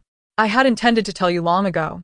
Before he could finish his thought, Lin Dan smiled first, not a feigned smile of magnanimity, nor a bitter smile born of deception, but a genuine expression of joy upon reuniting with an old acquaintance. "Young Marquis, it has been many years since we last met. I trust you have been well, and how is the elder Marquis's health?" Tang Jiu suddenly fell silent, stammering, "Well, we are all fine." Lin Dan did not exhibit anger. He should have felt relieved, yet his heart was heavy with disappointment. He was not here to reminisce. "Master Lin, will you sell this 1,000-day wine or not?" The once gentle voice of the Marquis of Wei Yuan had transformed into a cold, stern tone. His attendants simultaneously placed their hands on their swords, as if ready to spring into action at any moment. A group of individuals blocked the doorway, leaving the patrons of the establishment paralyzed with fear. Unable to flee or stay, their faces drained of color. Yet, Lin Dan maintained an air of calmness, bowing slightly as he said, "My lord, do not be angry. Have you ever heard of the Pangaea?" The ancient text describes, "The land of the Red County is the desolate expanse of Kunlun, where the brine rises to form Pangaea, atop which grows red grass. Consuming just one fruit can intoxicate one for 3 years." The Marquis of Wei Yuan appeared somewhat astonished, having presumed this to be merely a legend. Lin Dan continued slowly, "For the sake of your health, I cannot sell this jar of wine. I hope you can understand. Is it then my fault for bringing this up?" The Marquis of Wei Yuan twirled the ring on his finger, and his previously rigid expression softened slightly. The head of the guards who accompanied him hurriedly stepped forward and whispered, "My lord, the physician has repeatedly implored you to refrain from excessive drinking. You ought to heed his wise counsel." Though the Marquis of Wei Yuan understood that his subordinates acted out of concern for his well-being, the notion of arriving in high spirits only to depart in disappointment was hardly agreeable. He scoffed, "I shall dine here. Earlier, I heard your waiter claim that you can prepare any dish to satisfy your patrons. Very well, I shall order a feast of dishes prepared with wine. Can you accomplish this? Should your culinary skills fail to please me, I shall have no choice but to demolish this establishment." At this juncture, the seemingly dashing Marquis of Wei Yuan revealed a touch of the ruggedness and dominance characteristic of a martial figure. "Is satisfaction merely contingent upon your words?" Tang Jiu furrowed his brow, ready to contest this notion. While others may fear the Marquis, he was unafraid. Lin Dan gently restrained him, nodding in affirmation. "Indeed, I can." The young girl, though inexperienced, was audacious enough to agree without considering my stipulations. The Marquis continued, "Do not presume that merely pouring a cup or two of cooking wine over the ingredients will suffice to create a dish imbued with the essence of wine. What I desire is a dish in which the very essence of the wine permeates each bite, yet does not harm the liver." Can you achieve this? The moment this demand was articulated, the entire assembly of diners erupted in astonishment. Wine, in culinary arts, has only ever served as a seasoning. None had ever heard of it being used as the principal ingredient in a dish. But that is wine akin to a handful of water, merely warmed in a pot before being poured into a flask. I have never encountered a chef capable of transforming it into a dish. Setting aside other matters, the crux of the issue lies in how to infuse the flavors of sour, sweet, bitter, spicy, and salty into the wine, ensuring it is palatable, satiating, and tantalizing to the appetite. This is indeed a significant dilemma. The Marquis of Wei Yuan has made it abundantly clear that he intends to disrupt the proceedings. "You impudent wretch! When did my affairs become your concern?" The Marquis of Wei Yuan scoffed repeatedly. However, Lin Dan, unperturbed, calmly secured her headscarf and remarked, "Cooking with wine? Certainly, my lord. Please allow me a moment. Upon finishing her words, she instructed the anxious Xiao Zhu to retrieve a treasured jar she had kept. Upon seeing the well-sealed jar, the Marquis of Wei Yuan could not suppress a triumphant smile, exclaiming, "You claim there is no wine, yet you have brought this forth." He added, "I must warn you. If this jar of wine you present to me is not superior to the 1,000-day wine, I shall still ruin your establishment, and begging for mercy will be futile." He was convinced that Lin Dan could not possibly utilize wine in her cooking, thus he had yielded prematurely. Yet Lin Dan merely smiled faintly, breaking the clay seal of the jar and carefully scooping out an item with a slotted spoon. The onlookers were taken aback as they focused their attention, for what emerged was a half-arm long, elongated object, entirely glistening emerald green, resembling jade. When placed upon the cutting board, it quivered softly, exhibiting a delicate tenderness akin to a certain ingredient. Not only was its appearance captivating, but it also exuded an intensely rich aroma that overwhelmed the scent of the exquisite braised sauce, asserting its dominance. Even the Marquis of Wei Yuan, a connoisseur of countless wines, found himself at a loss for words regarding the origin of this peculiar item, prompting him to inquire, "What is this?" He swallowed hard and inhaled sharply. Ah, The fragrance is truly exquisite, rivaling even the renowned 1,000-day wine.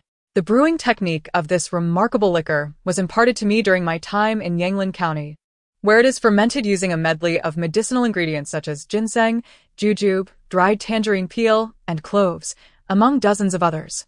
The resulting brew is rich and aromatic, possessing not only a robust flavor but also health benefits. Even when consumed neat, one could indulge in 100 jars without succumbing to inebriation.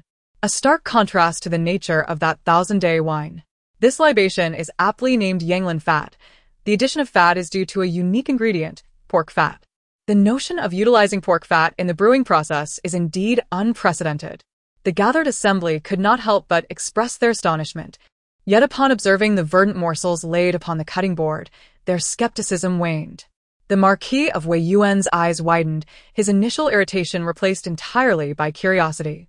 A connoisseur of fine wines, he relished tales of brewing, especially as Lin Dan seemed remarkably knowledgeable about an array of peculiar spirits, further piquing his interest. It dawned upon him that he had misjudged this young lady. Her apparent arrogance was not born of ignorance, but rather from a wealth of experience and confidence. Lin Dan meticulously sliced the translucent, jade-like strips of meat into delicate pieces and spoke gently. "This jar of wine has only been sealed for 3 months and is yet to reach its full potential. However, the meat has absorbed the essence of the brew, rendering it crystalline and reminiscent of ice jade. Do not be bewildered, for in the regions of Baiwei, there exists a similar brewing method known as jade ice distillation, named for this very quality." She placed the sliced meat into a basin, drizzled it with 2 spoonfuls of a fragrant marinating sauce, and gently massaged it to infuse the flavors. Then, she retrieved the unfermented yet soaked glutinous rice, crushed it into a fine consistency, and combined it with soy sauce, pepper, 5-spice powder, and other seasonings, setting it aside for later use. Everything was in readiness as she gently mixed the marinated slices of tender pork with the crushed glutinous rice, ensuring an even blend before placing it in the steamer for a quarter of an hour. Once finished, she elegantly arranged it on a plate, and with a flourish, sprinkled a modest amount of minced ginger and chopped scallions atop, completing the dish. She then instructed Xiao Zhu to fetch her jar of pickled vegetables, from which she selected a handful of bean sprouts, artfully scattering them in a small dish and adding a drop of fragrant sesame oil as a garnish.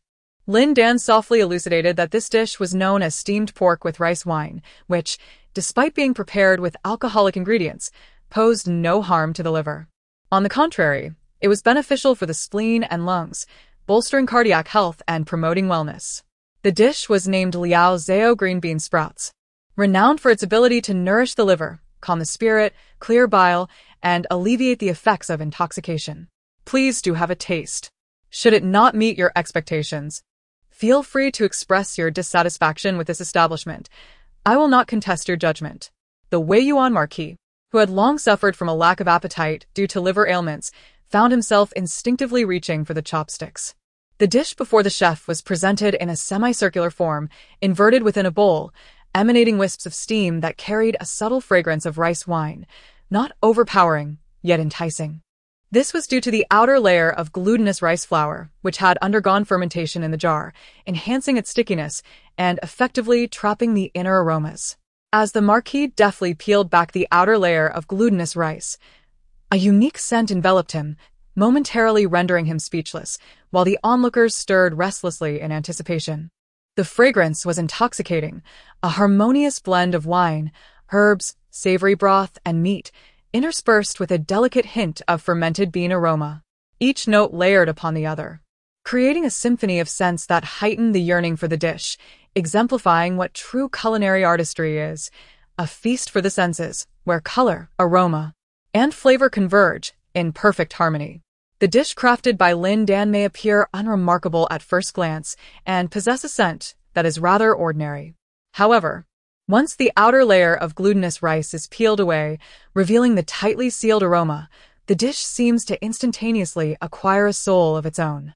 The jade-green slices of meat, having soaked in the braising liquid, display a delicate hint of red in their thinner sections, resembling tender petals. The fat within the meat is gradually coaxed out by the steam, permeating the glossy brown glutinous rice flour, thus binding the two ingredients together in a harmonious embrace. Meat infused with flour, flour enveloped by meat, creating a delectable blend of flavors. The Marquis of Wei Yuan lifted a morsel of glutinous rice flour wrapped around the jade meat and, upon taking a single bite, his eyes widened in astonishment. Indeed. As Lin Dan had described, the meat had absorbed the essence of the wine, and with one bite, it felt akin to sipping a fine vintage, brimming with rich, robust aromas. Rather than merely a culinary ingredient, the meat served as a vessel for the liquor, embodying both tenderness and a rich, marinated flavor that was deeply complex. The outer layer of glutinous rice flour also possessed a distinct taste, having been crafted for the preparation of liao zao, partially fermented, resulting in a texture that was softer and sweeter than ordinary glutinous rice flour. The palate was treated to a symphony of sweetness, saltiness, umami, and the essence of brewing, all harmoniously intertwined, yet the intoxicating aroma of wine only intensified with each chew. Upon swallowing, there was no burn of alcohol, but rather a comforting warmth blossomed within the stomach. Such an extraordinary feat was accomplished by Lin Dan. With her deft hands, she transformed wine into a dish, and the flavors were nothing short of exquisite. The Marquis of Wei Yuan could not help but glance at her, before ultimately reaching for the chilled bean sprouts. The bean sprouts are soaked in a fragrant brew, infused with a hint of Sichuan pepper and sesame oil. When one bites through the tender stalks, a liquid imbued with the essence of the plant escapes, offering a refreshingly delightful taste. He adeptly lifts his chopsticks, eating with elegance yet at an impressive pace, swiftly consuming half a plate of the wine-infused steamed pork, leaving only a small amount of juice from the bean sprouts. The eyes of the other diners are fixed upon him, their throats constricted in anticipation. Goodness, the culinary skills of Lin are truly remarkable. Initially, they believed her braised meat was the pinnacle of flavor, yet this steamed pork surpasses even that. A torment of the senses as they can only observe and desire without partaking. The room is filled with the sound of suppressed swallows, though unnoticed by others. The formidable Wei Yuan Ho hears it distinctly. He glances at his entourage, who are striving to maintain a serious facade, before turning to Lin Dan. Bring a plate of steamed pork for each of my subordinates. I'm afraid, my lord, that I have only brewed a single barrel of this Yanglin, and there is but one piece of meat, which you have already consumed, Lin Dan replies, waving her hand in resignation. Brewing should be done in larger quantities, yet you insist on making only a single barrel each time. How can you be so stingy? Wei Yuan Ho's expression darkens, though his tone softens considerably. Very well, then bring each of them a pound of braised meat. Surely you must have that? Indeed. Esteemed brothers, what would you like? I have braised pig trotters, braised pig ears, braised pork belly, braised chicken, and braised duck. For those preferring vegetarian options, there are braised tofu, braised lotus slices, and edamame. The flavors are abundant, ranging from 5-spice to spicy, sour, and sweet. Lin Dan patiently attends to the group of guards. These individuals, who moments ago appeared fierce and intimidating, are now all smiles, flocking eagerly to the entrance to peer into the clay pot, their expressions filled with longing. It is at this moment that Tangju steps away from Lin Dan's side, taking a seat opposite the Marquis of Weiyuan, and begins to help himself to the dishes. The Marquis, however, swiftly intercepts his chopsticks, smirking coldly. "If you wish to eat, serve yourself." In the midst of the commotion, Lin Dan calls out, "Glutinous rice is sticky and difficult to digest. Do not indulge too much in the morning." "My lord, half a plate will suffice. Too much may lead to discomfort later." The Marquis's stomach, long ravaged by alcohol, appears normal when at ease but feels as though it is being sliced by daggers when in pain, accompanied by cold sweats and immense suffering. Taken aback by her words, he pauses momentarily, only to find that Tang Jiu has already taken the remaining steamed pork. The brat. He slams his chopsticks down onto the table with force, slowly rolling up his sleeves. Just then Lin Dan approaches, carrying a bowl of porridge and a plate of vibrant, small cubes, gently saying, "If you are still hungry, have some porridge. It is best to consume porridge in the morning." However, this is no ordinary porridge. It is crafted from a broth that has simmered overnight, enriched with tender chicken and pork hock, and garnished with finely chopped shepherd's purse leaves, creating an exquisite appearance complemented by a fragrant aroma.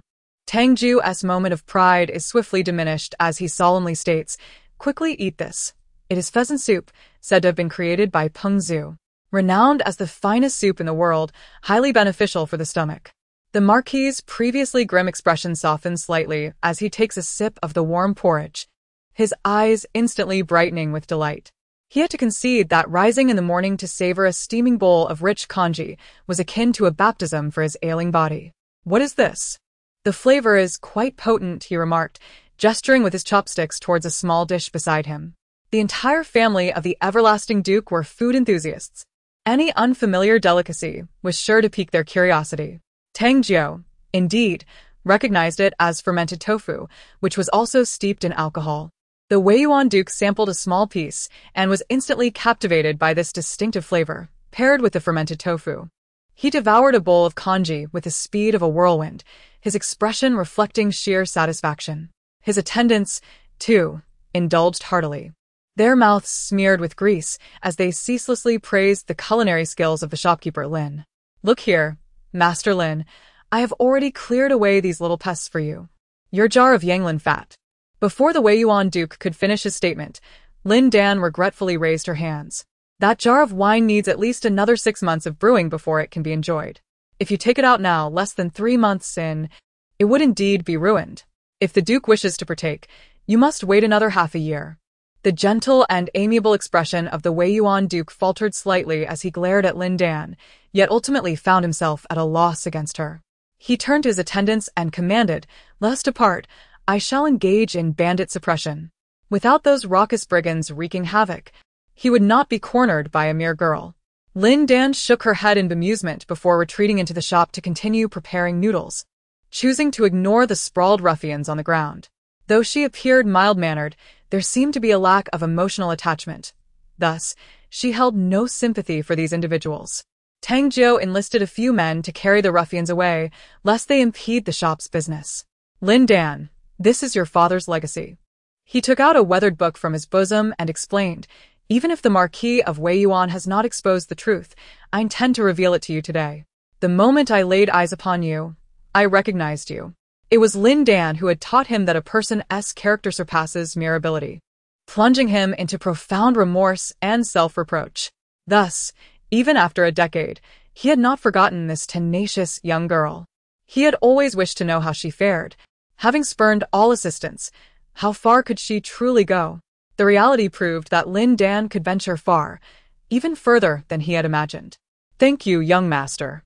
Lin Dan accepted the book and perused its contents, discovering it was a recipe book, specifically the latter half of the Yen family cookbook, which her father had augmented.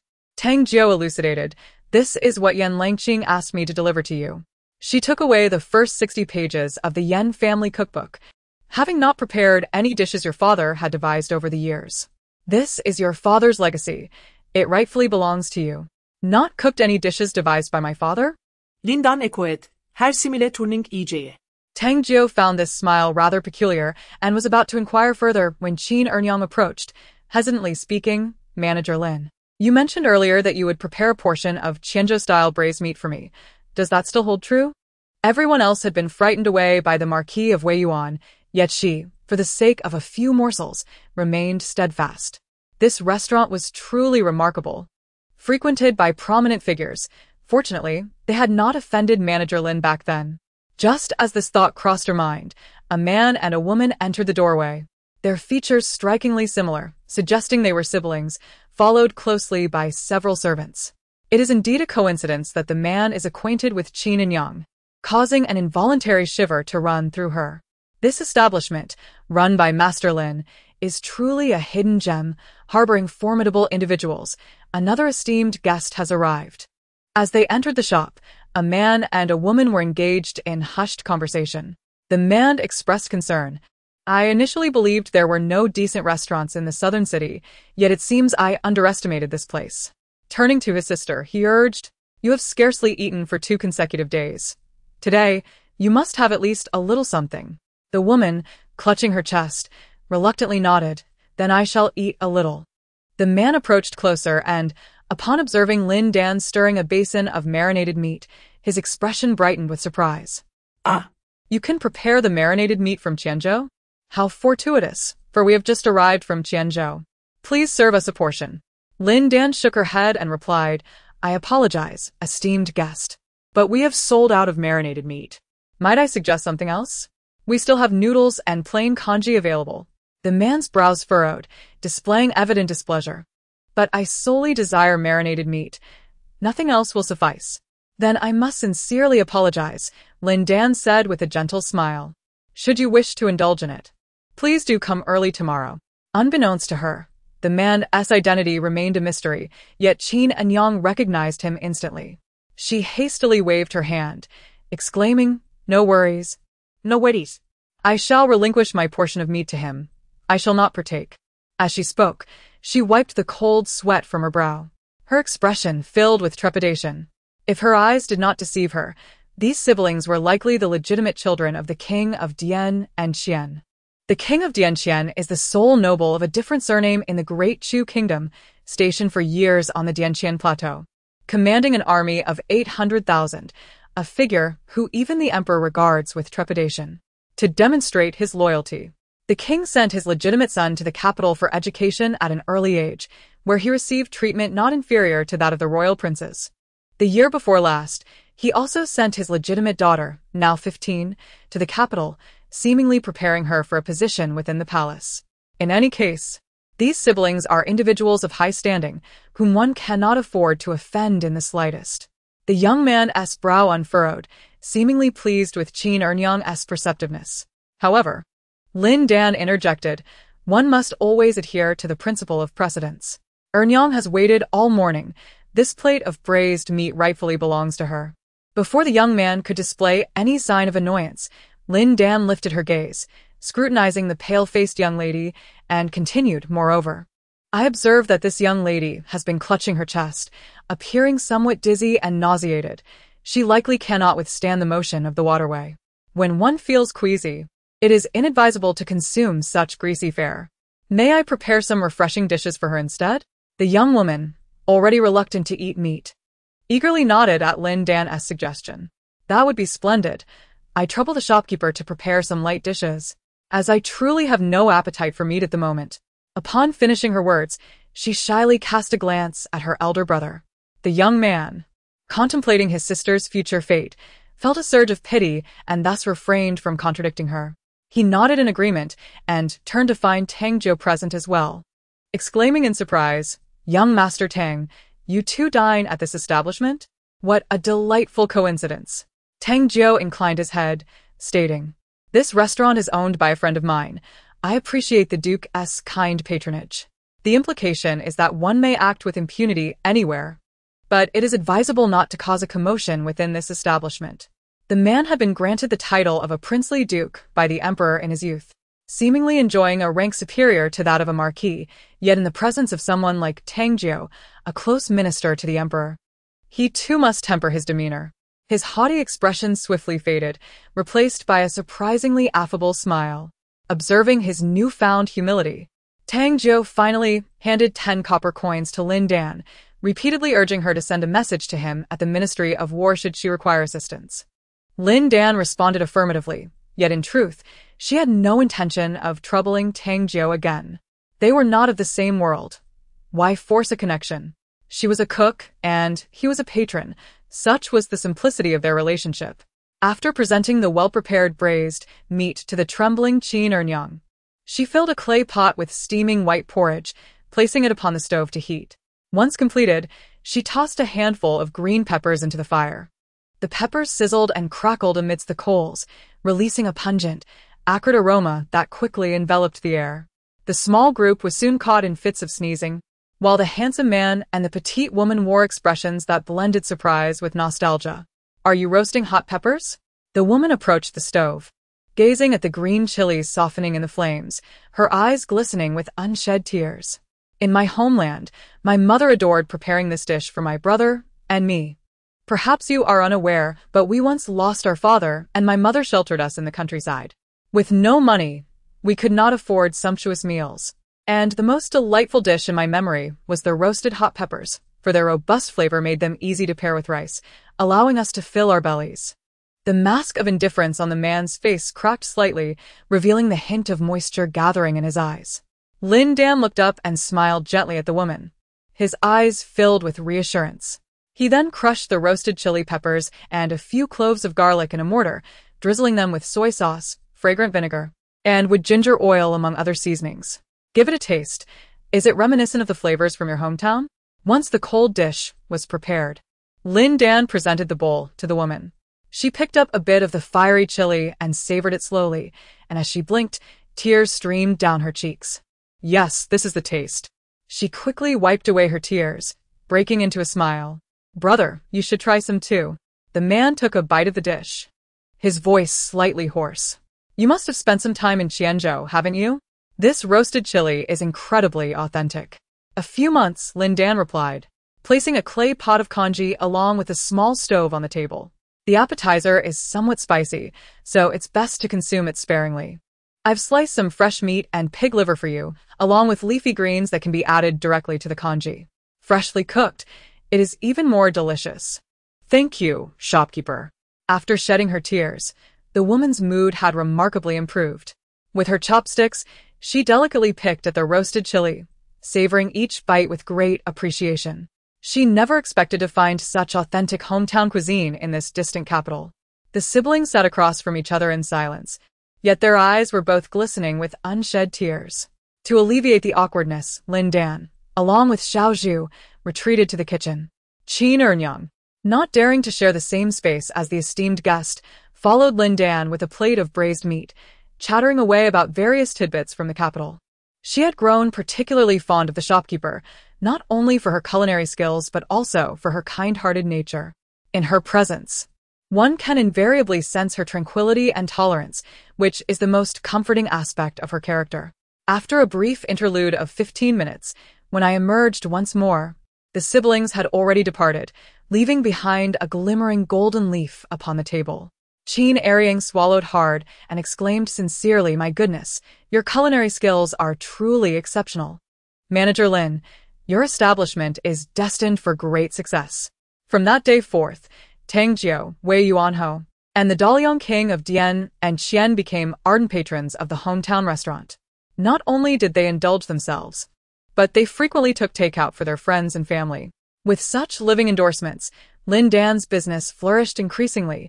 Patrons from South City flocked in droves, and even dignitaries from West and East cities donned the simplest of attire to quietly relish a meal, regardless of how many delicacies they had savored. Their hearts remained most devoted to a humble dish of home-cooked fare. 2 months later, Lin Dan had firmly established herself in the capital. Her mornings were devoted to managing her restaurant, while afternoons were spent imparting her culinary knowledge to the kitchen apprentice, Qiu. Though Qiu had only studied under his father for 3 years, lacking proficiency in knife skills and cooking techniques, he possessed a natural talent and a thirst for knowledge. As she taught him, Lin Dan found herself inspired, formally taking Qiu under her wing as a disciple. One day, Tang Jiu invited several princes from the Mongolian kingdom to dine at her establishment. Lin Dan prepared a substantial pot of lamb, cooked with almond milk, and concocted a sauce from pickled wild vegetables and chive flowers, presenting it directly for the guests to serve themselves. When Xiaozhu attempted to prepare chopsticks and dishes, she gently declined. Without utensils, how can the guests partake in their meal? The officials accompanying Tang Jiu immediately displayed their displeasure, and a young man resembling Tang Jiu shouted angrily, "How can you be so oblivious? We are a large group here for a meal, and you present only a single large basin. Where are the bowls? Where are the chopsticks? Are we expected to eat with our hands?" This young man, named Tang Peng, was Tang Jiu's cousin, currently serving in the Ministry of War. He harbored feelings for Yan Langqing, and was thus keen on suggesting they dine at Yan's restaurant, as she was reputed for her culinary skills and would surely satisfy the guests. Unfortunately, his proposal was dismissed by his elder cousin. Witnessing Lin Dan's blunder, he felt compelled to express his frustration. "Speak less if you lack experience, lest you embarrass yourself," Tang Jiu replied tersely, his displeasure evident. "Brother Jiu, I merely wish to entertain our esteemed guests well. They have traveled far to reach Dechu, and this is what you offer them? You should consider the expressions of the princes." As he spoke, he turned to observe the princes, intending to explain the situation amiably and suggest they relocate. However, he was taken aback to see them reaching into the basin, grabbing pieces of bone-in lamb, devouring it with gusto, and chattering animatedly, their faces alight with delight. A knowledgeable aide who understood Mongolian translated, "The princes are exceedingly pleased with this meal. This dish is called hand-grabbed lamb, and it is traditionally eaten with one's hands." Beside them, a prince spoke loudly, and the attendants' expressions brightened further. He continued, "Several princes have remarked that the mutton from the Central Plains is excessively pungent, rendering it unpalatable to them. They have lost several pounds during their 2-month stay in the capital, and today, at last, they can indulge in a satisfying meal. The mutton prepared by this chef is exquisitely tender, devoid of the unpleasant odor characteristic of Central Plains mutton, resembling precisely what they would consume on the grasslands. The hometown restaurant truly lives up to its reputation." Tang Jiu humbly acknowledged the praise before eagerly seizing the mutton to eat. Several officials felt an overwhelming urge to hide beneath the table, silently thanking their stars that the princes were unaware of the Chinese language. Otherwise, they would have faced utter humiliation today. Tang Peng's cheeks burned crimson, rendering him speechless for quite some time. He stood there both scolding and berating, accusing manager Lin of being uncultured, unaware that this dish was a Mongolian specialty meant to be eaten by hand, ultimately revealing his own lack of insight, even inferior to that of a mere chef. The few attendants, initially somewhat tense, nearly burst into laughter at the scene unfolding before them. Pah! What lofty officials! They truly lacked discernment. Lin Dan paid no mind to the farce occurring in the front hall, washing her hands thoroughly before climbing into the carriage bound for the West City. In response to the sudden rise of the Qiao Garden restaurant, the Yan family restaurant had introduced 2 signature dishes over the past 2 months and was rumored to unveil a third today. She intended to witness this for herself. When Lin Dan arrived, Chef Chiu was standing at the back door, craning his neck to catch a glimpse. Upon spotting the carriage, he hurried over, exclaiming, "Master, please be cautious as you disembark. Do not jump. Allow me to assist you." Regrettably, he spoke too late. Lin Dan had already lifted the car curtain, nimbly alighting and striding towards the entrance. "I have heard that Yan family restaurant has introduced a signature dish called stewed fish head." Indeed.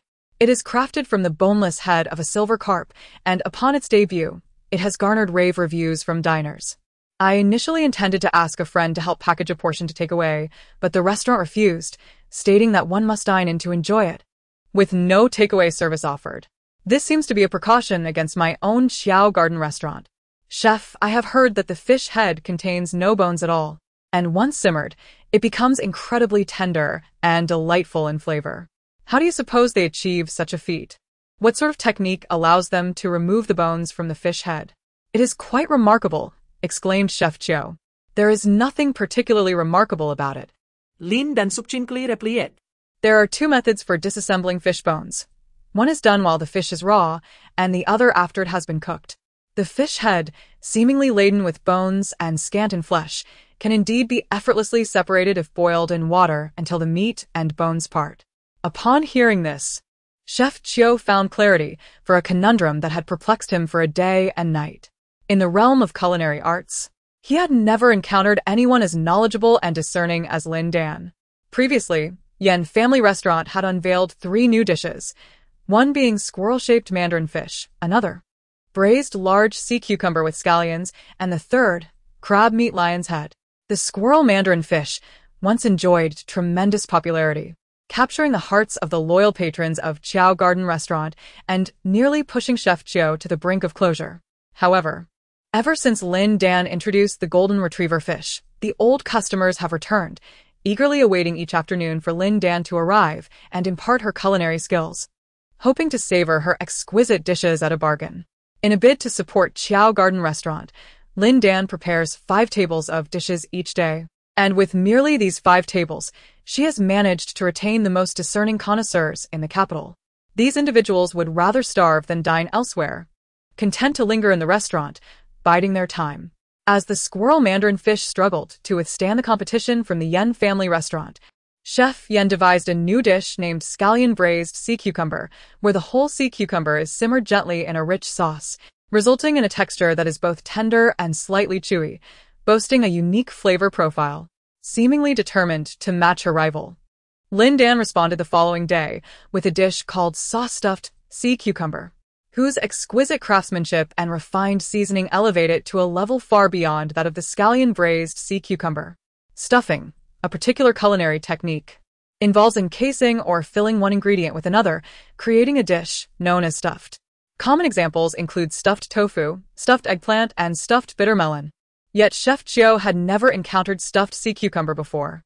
Being an imperial chef, Chef Yan was not one to concede easily, and after a fortnight, he unveiled yet another creation called crab meat lion's head, a delightful concoction of minced pork and crab meat, renowned for its tender, juicy texture. As the business of the Yan Family Restaurant flourished, once more thanks to a particular dish, Lin Dan introduced a new creation called fortune meatballs.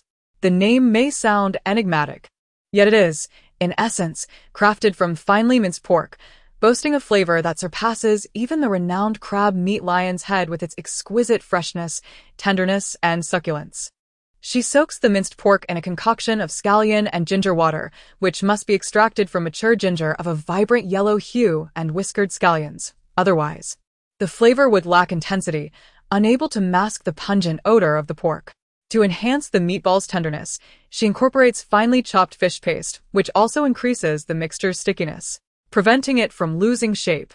Finally, she shatters pork bones to extract the marrow, blending it seamlessly into the meat mixture, ensuring complete integration before shaping them into form. After these 3 meticulous steps, the meatballs exude an enticing aroma and are delectably juicy. They can be deep-fried, braised, or gently simmered in clear broth, yielding a consistently soft and smooth texture. A single bite feels akin to savoring a solidified nectar, flooding the palate with rich meat juices. Having participated in 2 culinary competitions, patrons began to notice the trend, and upon seeing Chef Yan unveil another new dish called braised fish head, they flocked to the Chiao Garden Restaurant, their intentions unmistakable. During the wait, the venerable proprietor invited several street performers to entertain the guests with storytelling, providing sunflower seeds and fresh fruits to ensure a delightful experience. Lin Dan only prepares 5 tables of dishes daily at Chiao Garden Restaurant. If one does not arrive early to secure a seat, it is uncertain when they might next indulge in her culinary artistry. For discerning gourmets, this is a torment akin to punishment. As the time approached, Prince Jing took the initiative to inquire, "Proprietor, has the esteemed chef not yet arrived?" Behold, the renowned Yan Family Restaurant, their signature dish, the braised fish head, has been available for an entire day now. It is high time for them to showcase their delicacies. Would you not agree? Indeed. I've been waiting since last night until this afternoon, and my stomach has nearly collapsed from hunger. The Prince of Gong, unabashedly patting his belly, elicited laughter from the crowd. Although the new dishes at Yan Family Restaurant are delectable, they have unfortunately become a mere barometer for the Chiao Garden dining hall. A mere whisper of their culinary direction sends patrons flocking to Chiao Garden, a reflex honed over 2 months of culinary rivalry. While Chef Yan holds the esteemed title of Imperial Chef and enjoys favor in the Emperor's presence, she remains, after all, merely a chef. her status dwarfed by that of the princes, nobles, and high-ranking officials. It is a privilege for patrons to dine at her establishment. There is no expectation for them to seek her favor. The adage remains, good food is good food, and anything less falls short. Patrons' appetites cannot be easily deceived. As Lin Dan entered the kitchen to unveil the secrets behind the braised fish head to Chef Chiu, the old steward hurriedly entered, bowing respectfully. Chef Lin. The guests are growing impatient. Surely you will prepare a new dish today? Certainly. A new dish will be prepared. Lin Dan leisurely rolled up her sleeves, recalling the agreement made. Whenever Yen Family Restaurant introduced a new dish, she would impart a recipe in return. This pact would remain in force until Yen Family Restaurant ceased operations. Are you intent on bringing down Yen Family Restaurant? Chef Chiu lowered his head in silent homage to the Yen family, but quickly lifted his gaze towards his master, his eyes sparkling with excitement. The old steward, now entirely reassured, dashed out to share the delightful news with the eagerly awaiting patrons. Lin Dan meticulously cleansed his hands before selecting a 4-pound sea bass, stunning it with a deft strike before placing it upon the cutting board. He spoke slowly. As I previously mentioned, there are 2 methods for filleting fish, the cooked method and the raw method. Today, I shall teach you a dish known as a mortal boneless fish, which is devoid of bones. Combining both techniques. Observe closely. With that, he deftly maneuvered his knife along the spine, severing the backbone and rib bones entirely, while the flesh of the belly remained intact. Once separated, it transformed into a stunning butterfly shape. Holding the fish tail firmly, he expertly extracted the entire spine towards the head, making 2 delicate slices to detach the rib bones. The sea bass, already low in bones, had only a single spine and 2 rows of ribs, with 4 precise cuts. Lin Dan eliminated all bones, leaving a pristine expanse of flesh from the head to the tail. This exemplifies the raw filleting technique, which emphasizes cleanliness and finesse. Lin Dan then brought the 2 fillets together, binding them with green onion leaves, creating the illusion of a whole fish once more, thus preventing the flesh from disintegrating during the simmering process. This dish draws upon the techniques of Huayong cuisine, allowing for a myriad of flavors. Lin Dan placed the boneless fish into the pot, continuing, with a milk broth, it can embody the essence of 3 delicacies. With a red broth, it can evoke the flavors of braised dishes, and with a spicy broth, it can present a piquant taste, all dictated by the guest's desires. A multitude of patrons can enjoy a multitude of flavors, each rich and profound. This is the hallmark of a mortal boneless fish. Chiu, the young chef, listened intently, captivated by Lin Dan's exquisite technique and vivid explanations, and could not help but exclaim, "Master, how do you possess such vast knowledge? My father and grandfather were esteemed chefs in the imperial court, yet they seem to possess less knowledge than you." Lin Dan chuckled softly, saying, "If we adhere to the formal classifications, dishes can be categorized into court cuisine, official cuisine, and folk cuisine. However, do you realize that there is no such thing as court or official cuisine in this world? Both of these have evolved from folk cuisine. The true essence of flavor originates from the common people. The more you eat, observe, and practice, the more understanding you naturally acquire. To hone my culinary skills, I make it a point to work as a chef wherever I go, preparing banquets for families celebrating joyous occasions. Folk banquets are incredibly diverse, featuring 8 large bowls, 9 large bowls, 13 specialties, and even feasts with 52 dishes, rivaling those of the imperial court. Just imagine 52 distinct dishes. How much effort must that require? Moreover, given the significance of joyous celebrations, one must be particularly careful not to diminish the guests' appetites, which entails a great deal of knowledge. Once you thoroughly study all these intricacies and skills, your culinary artistry will naturally flourish. Chiu, the young chef, remained silent for a long time, only expressing his heartfelt admiration once the exquisite, boneless fish was served. "Master, compared to you, Yen Langqing is truly far behind." Lin Dan shook his head with a gentle smile, refraining from further comment, and instructed the waiter to serve the dishes. He then selected a base to prepare, skillfully dispatching it. Since the arrival of a new head chef at Qiao Garden Restaurant, the business of Yan's family restaurant has been steadily declining. Despite Yen Longqing's relentless efforts to create new dishes, he is unable to compete with the prowess of that esteemed chef. A new dish has recently been introduced at their establishment, yet before it could garner any acclaim, another culinary creation emerged elsewhere. Utilizing similar ingredients, but employing remarkably sophisticated cooking techniques, swiftly overshadowing their efforts. Lin Dan has been distressed, resembling an ant on a hot skillet, his lips adorned with an array of blisters. Ever since Yan Langqing ascended to the position of imperial chef, the Yan family has thrived, employing various methods to seize an additional 30% of Lin Dan's shares. Now, he holds a mere 20% of the business, yet still must fulfill the roles of both manager and purchaser, overseeing an array of trivial matters, toiling like a dog.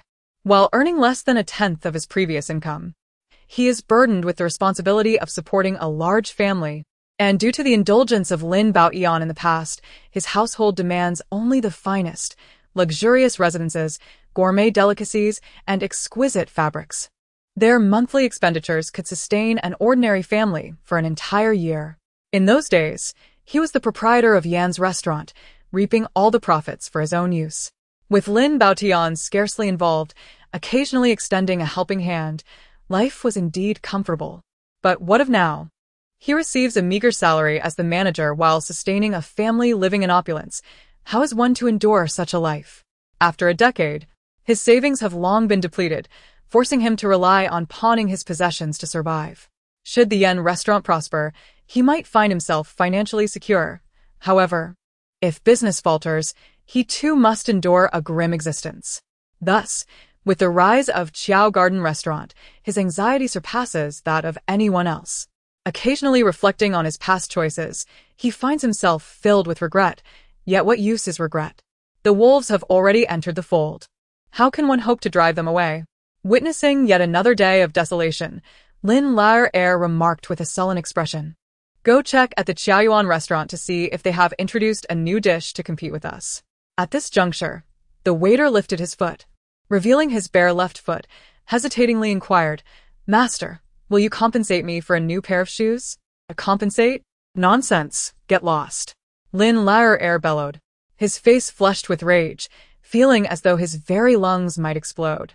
We prepare sea cucumbers, and they too prepare sea cucumbers. We craft meatballs, and they mirror our efforts. We cook boneless fish, and they replicate our dishes, each time with greater authenticity. It is evident they aim to tarnish the reputation of the Yan family restaurant. Lin Dan's frustration boiled within him, wishing fervently to wield a knife against the new chef at Qiaoyuan restaurant. Just then, Yan Shui entered, one hand grasping a birdcage, and the other holding a smoking pipe, swaying slightly as he entered. Upon noticing the empty dining hall, his countenance darkened. Lin Dan hastily relayed the news of the culinary rivalry with Qiaoyuan restaurant, to which Yan Shui responded with a cold smile. To oppose the Yan family is to court disaster. A culinary competition, is it? Very well, lacking a signature dish. I wonder what they will bring to the table. With that, he unfastened a token from his waist and produced 10 silver notes, instructing his attendant to seek out assistance at the palace gates. Upon spotting a young man, the smile on Chef Chio's face swiftly vanished, replaced by an undercurrent of fury. A young man spoke in a sharp voice, Congratulations to Chef Chio. Your golden lionfish, sauce-brewed sea cucumber, sumptuous meatballs, and ethereal boneless fish have all caught the attention of the imperial kitchen and are set to be presented to the emperor, thus entering the royal menu. This is a reward. You should express your gratitude. With that, he handed over a jade ruby, which was merely the size of a palm, lacked brilliance in color, and had an unremarkable quality. Were it not for the inscription of imperial craft, it could easily be discarded on the street without a second glance. Yet, upon seeing those 2 words, Chef Chio had no choice but to kneel and bow in thanks, feeling an unbearable humiliation, yet unable to utter a word of dissent. Lin Dan also knelt, a sardonic smile playing at the corners of her mouth. Ever since Yan Langqing became the imperial chef, she frequently sought out culinary delights from the common folk for the emperor. Whenever she discovered a restaurant renowned for its delectable dishes, she would recommend it to the emperor, subsequently incorporating those dishes into the royal cuisine. Initially, the chefs chosen by her were filled with trepidation and gratitude, but they soon realized that once a dish was prepared for the emperor, they could no longer sell it, lest they commit an act of great disrespect. Chefs often spent months or even years perfecting their new recipes, only for her to casually strip away their hard work with a few words, severing their livelihoods in a manner akin to that of bandits. The young man seemed to be quite familiar with Yan Langqing, disdainfully refusing silver notes, instead mocking. I have heard her speak of your affair. In the past, you were not her equal. Now, you are worlds apart. How can there be talk of a rematch? Were these 4 dishes crafted by you? The young man who emerged from the imperial kitchen possessed commendable culinary skills and a discerning palate. Having sampled 4 exquisite dishes in the main hall, he was acutely aware of the exceptional caliber of Lin Dan's culinary prowess. Her knife skills, mastery of heat, and seasoning were of the highest standard, rivaling even the chefs of the imperial kitchen. Just moments ago, he had confidently proclaimed a stark contrast between their abilities. But now he found himself at a loss for words. Naturally, Lin Dan nodded and requested the eunuch to convey a message on her behalf. She removed her oil-stained headscarf and smiled lightly, saying, "It is true that I harbor animosity, yet I have not exerted all my efforts. I strike and she counters. That is simply the extent of it. There are countless delicacies in this world, and 4 dishes hardly constitute a measure of anything." Chef Chiu sincerely remarked as he assisted her into the carriage, "Master, I believe you surpass Chef Yan. You generously impart your expertise to others, while Chef Yan merely seeks to usurp the fruits of another's labor. In both cooking and character, she pales in comparison to you. One must be cautious. For though that young proprietor appears perpetually cheerful, her heart may harbor malice beyond measure. Both she and her mother, still in their youth, find themselves widowed. Perhaps this is a form of retribution?" Upon hearing this, Lin Dan, without needing to inquire further, understood that the Yen family was likely resorting to their old tricks, causing a ruckus once more. She swiftly maneuvered through the crowd and beheld Chi sitting disheveled on the ground, her cheeks and neck marked with scratches, evidently the result of a scuffle. The earthen jar at the entrance lay shattered, its contents spilled across the ground, while the delectable morsels had been hastily snatched away by onlookers. The tables and chairs within the establishment were in disarray, and a few of her companions, Xiao Zhu and Xiao Yao, were in the midst of cleaning, bearing visible injuries. A decade has passed, yet the Yen family remains as domineering as ever, relentlessly pushing others towards despair. However, Lin Dan is no longer the defenseless individual she was 10 years ago. She disregards the scornful gazes and disparaging remarks of the onlookers as she helps Qi to her feet and closes the door firmly. How long do we plan to linger in the capital? Qi has no desire to remain in the city for even a moment longer. She has grown fearful of the Yen family. Very well, let us seek a serene and picturesque place to settle. Lin Dan gently reassures he. Naturally, she refrains from mentioning the culinary competition to her, lest it disturb her peace of mind. In the eyes of the nobility, imperial chefs are merely subservient attendants.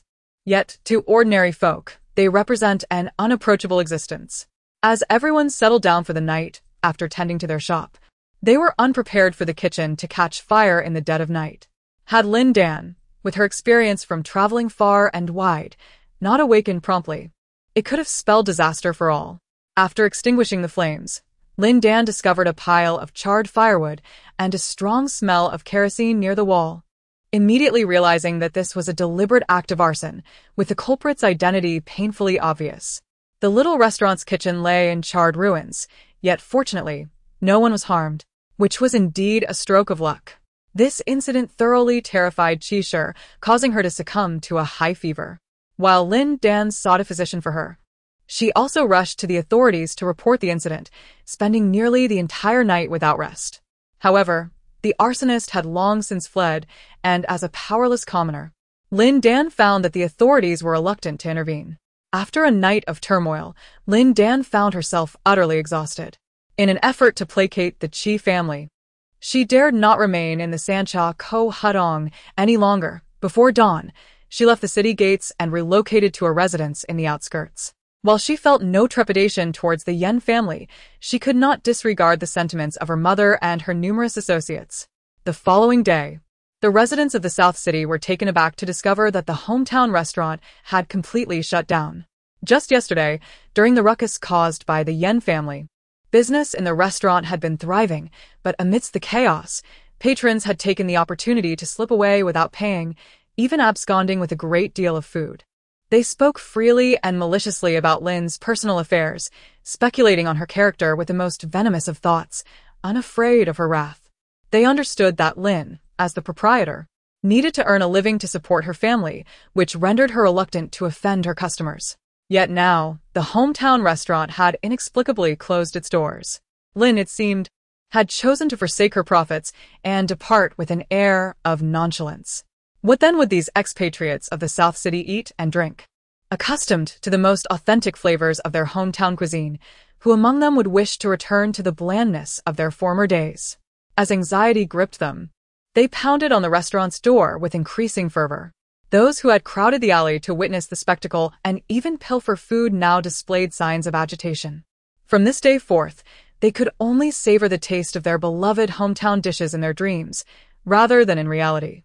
Although it may seem trivial to some, a mere morsel can wield a profound influence on both the psyche and physiology of individuals.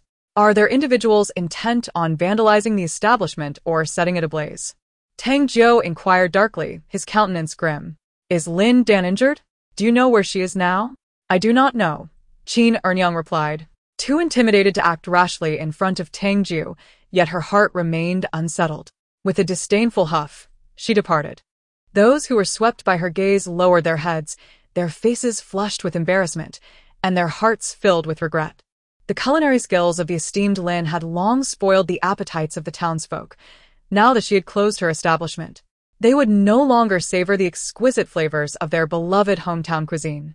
The melancholy and hardships of being far from home surged within them, intensifying with each passing moment. Lin's dishes were not merely delectable, they were imbued with a sense of nostalgia that could soothe the hearts of wanderers.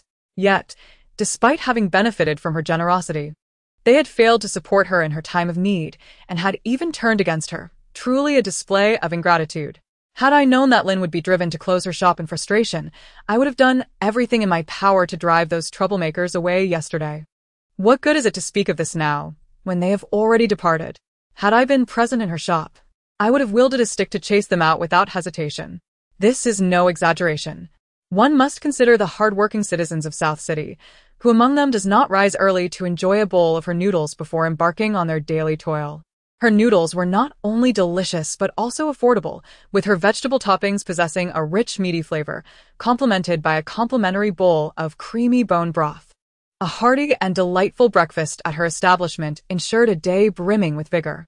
When she was open for business, many took her offerings for granted, dismissing them as mere meals, believing that life would go on without them.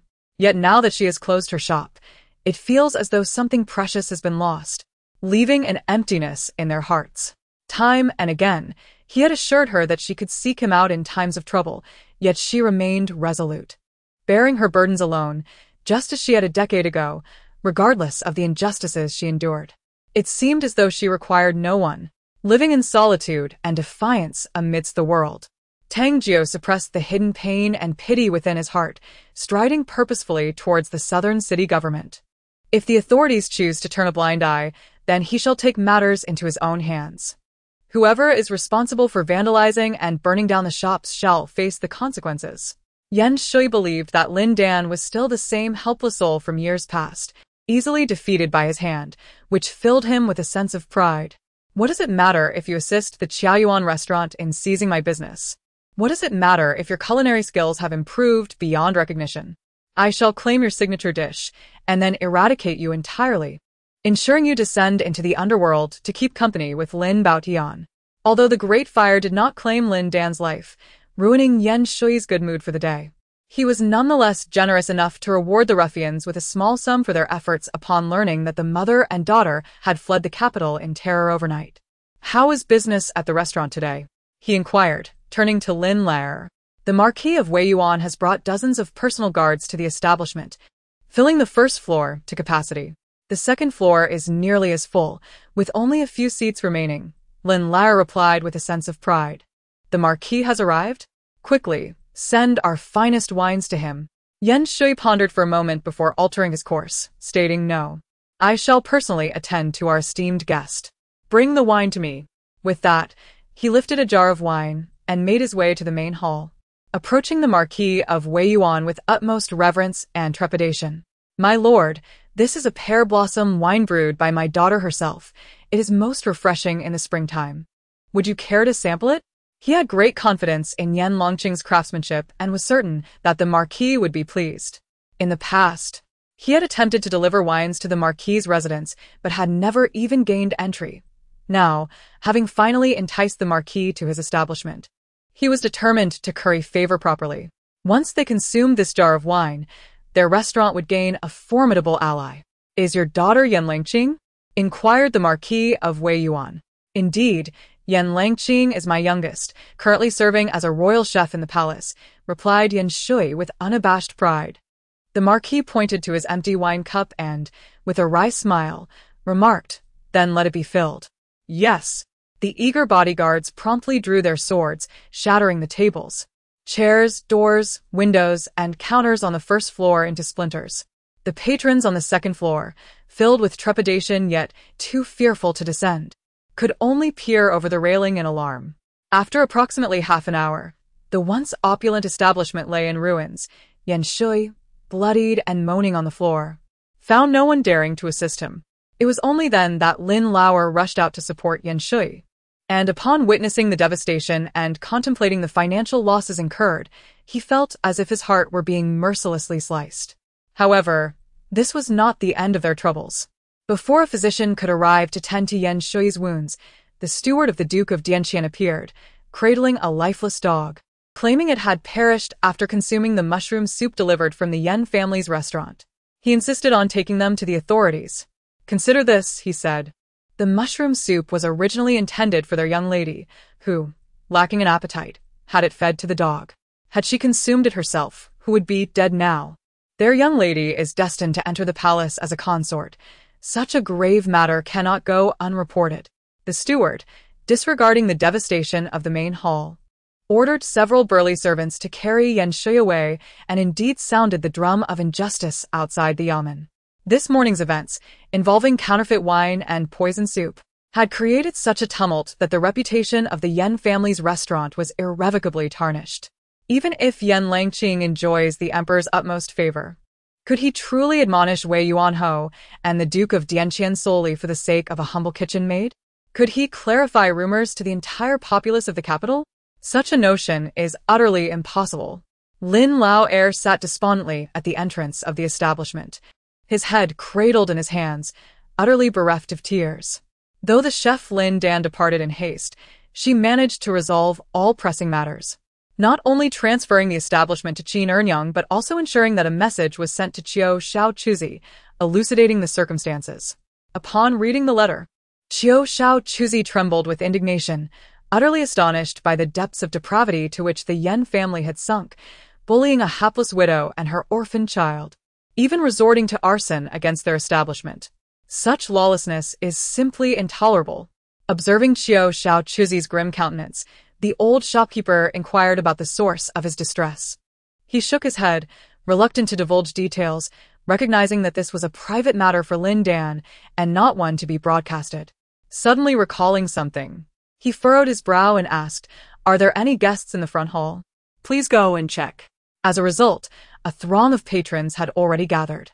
Eager to seize a seat, once claimed, they remained firmly planted, dismissing any entreaties to vacate.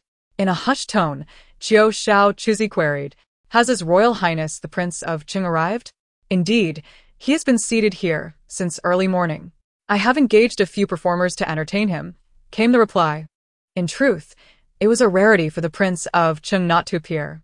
Ever since he savored Lin Dan's culinary creations, he had made it a point to arrive punctually at Qiao Yuan restaurant.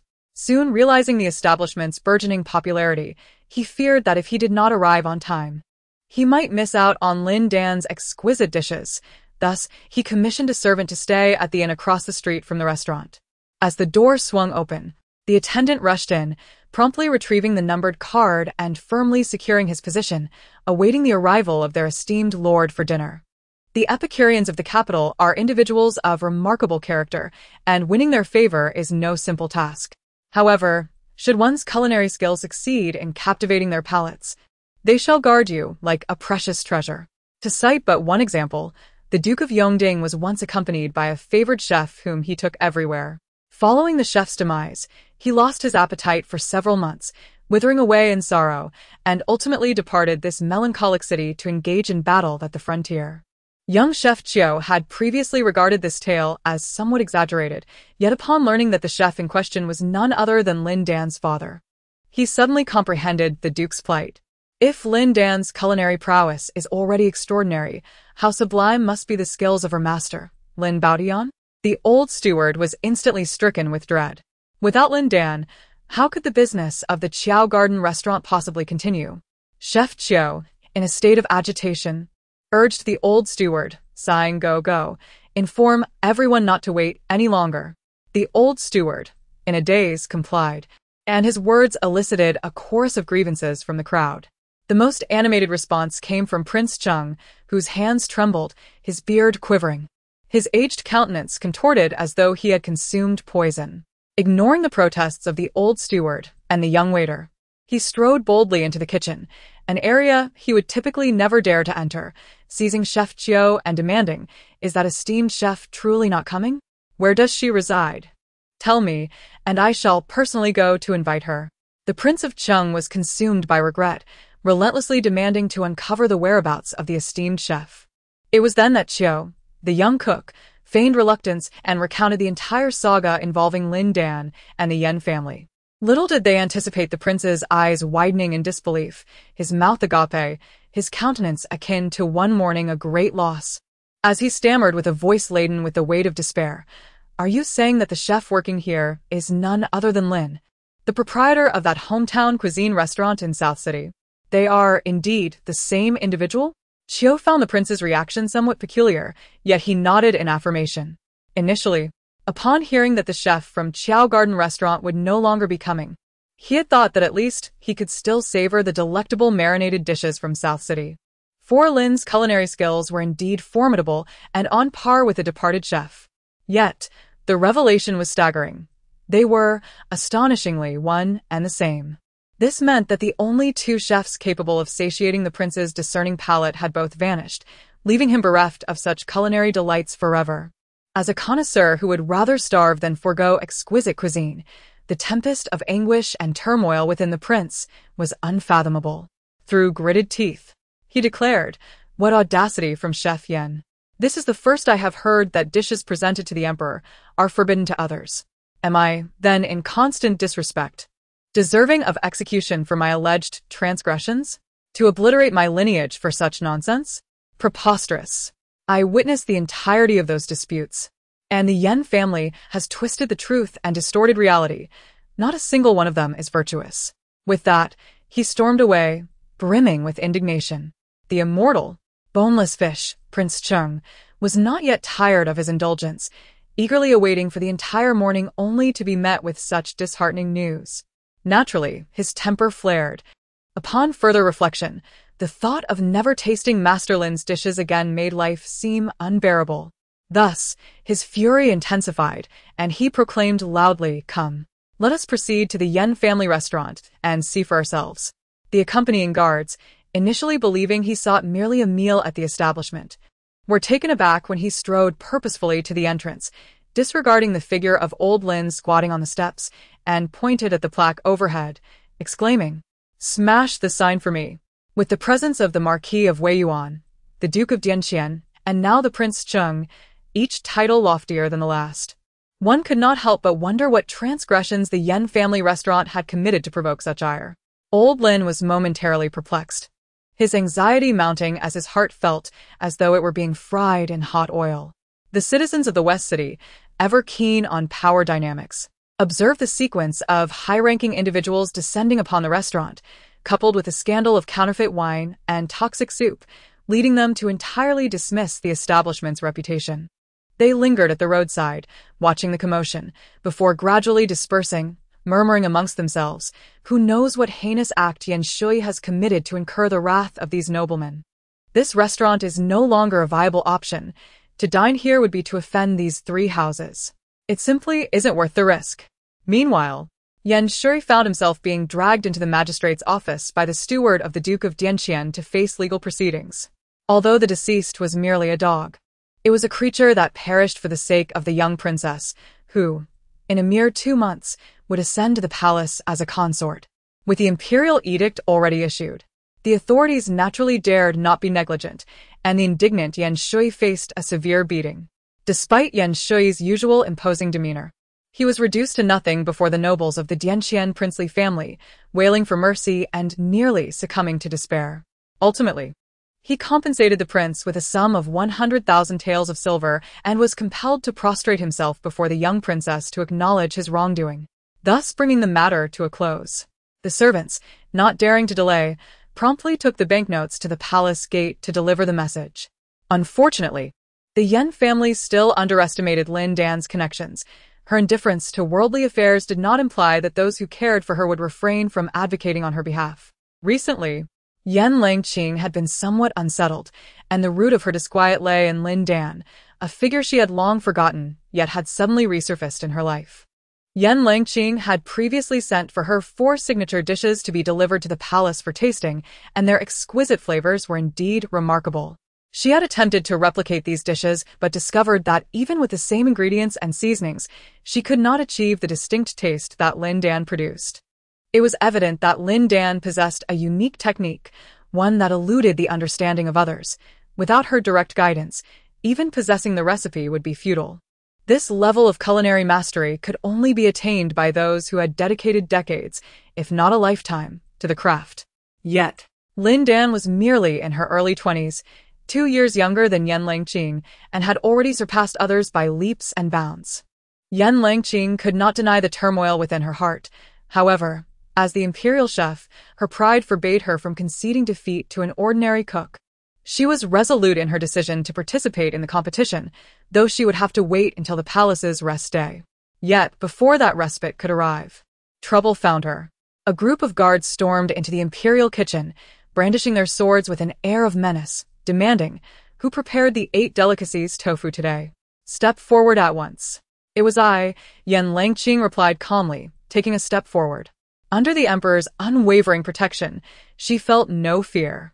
"Besides you, who else has touched that dish?" The guards inquired further.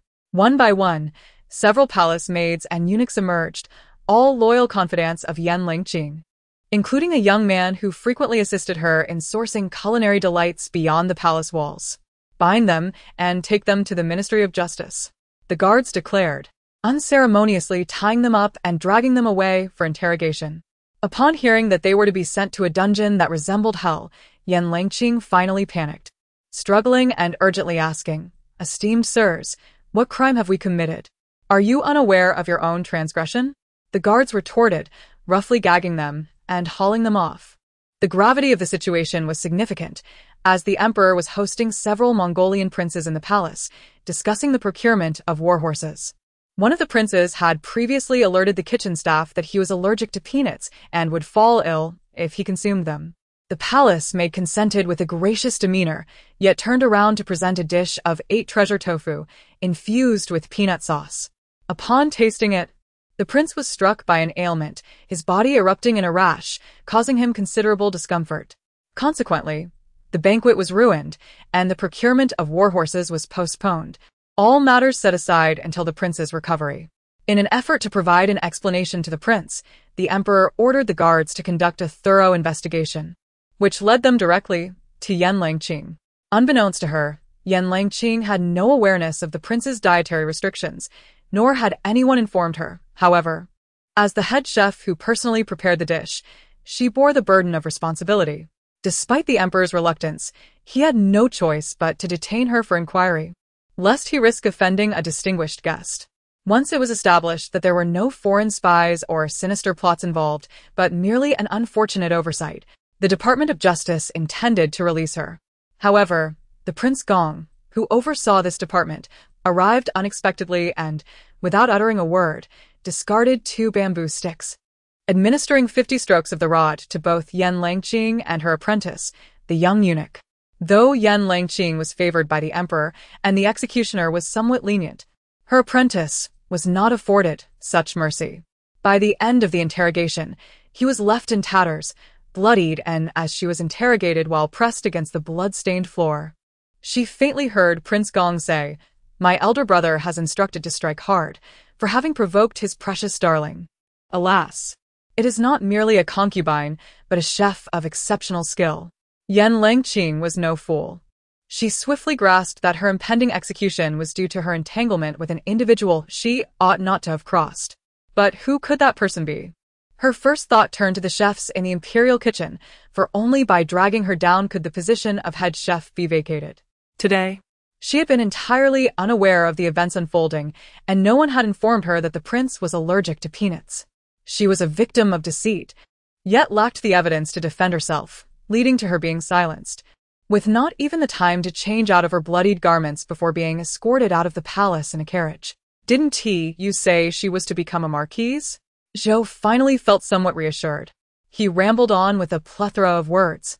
But Yen Langqing only caught the mention of Mongus, her heart tightening as she immediately inquired, "Did the Prince of Mongus dine with Lin Dan?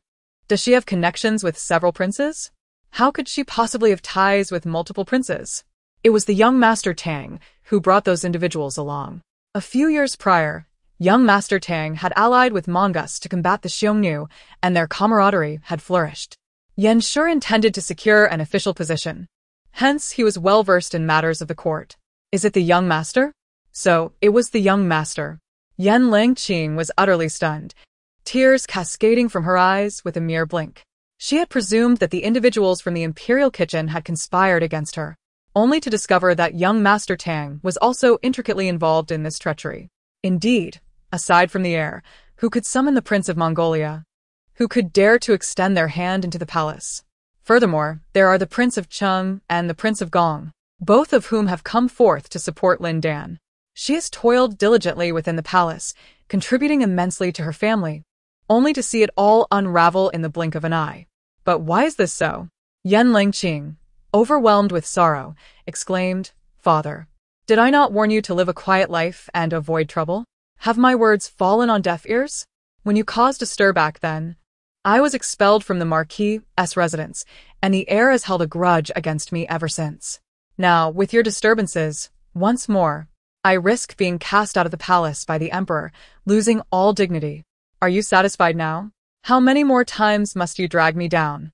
Observing his daughter, who was weeping pitifully, Yen Shui felt a mix of guilt and regret, yet he found himself powerless, only able to murmur, "I never anticipated that Lin Dan would be as prickly as a hedgehog, one not to be trifled with.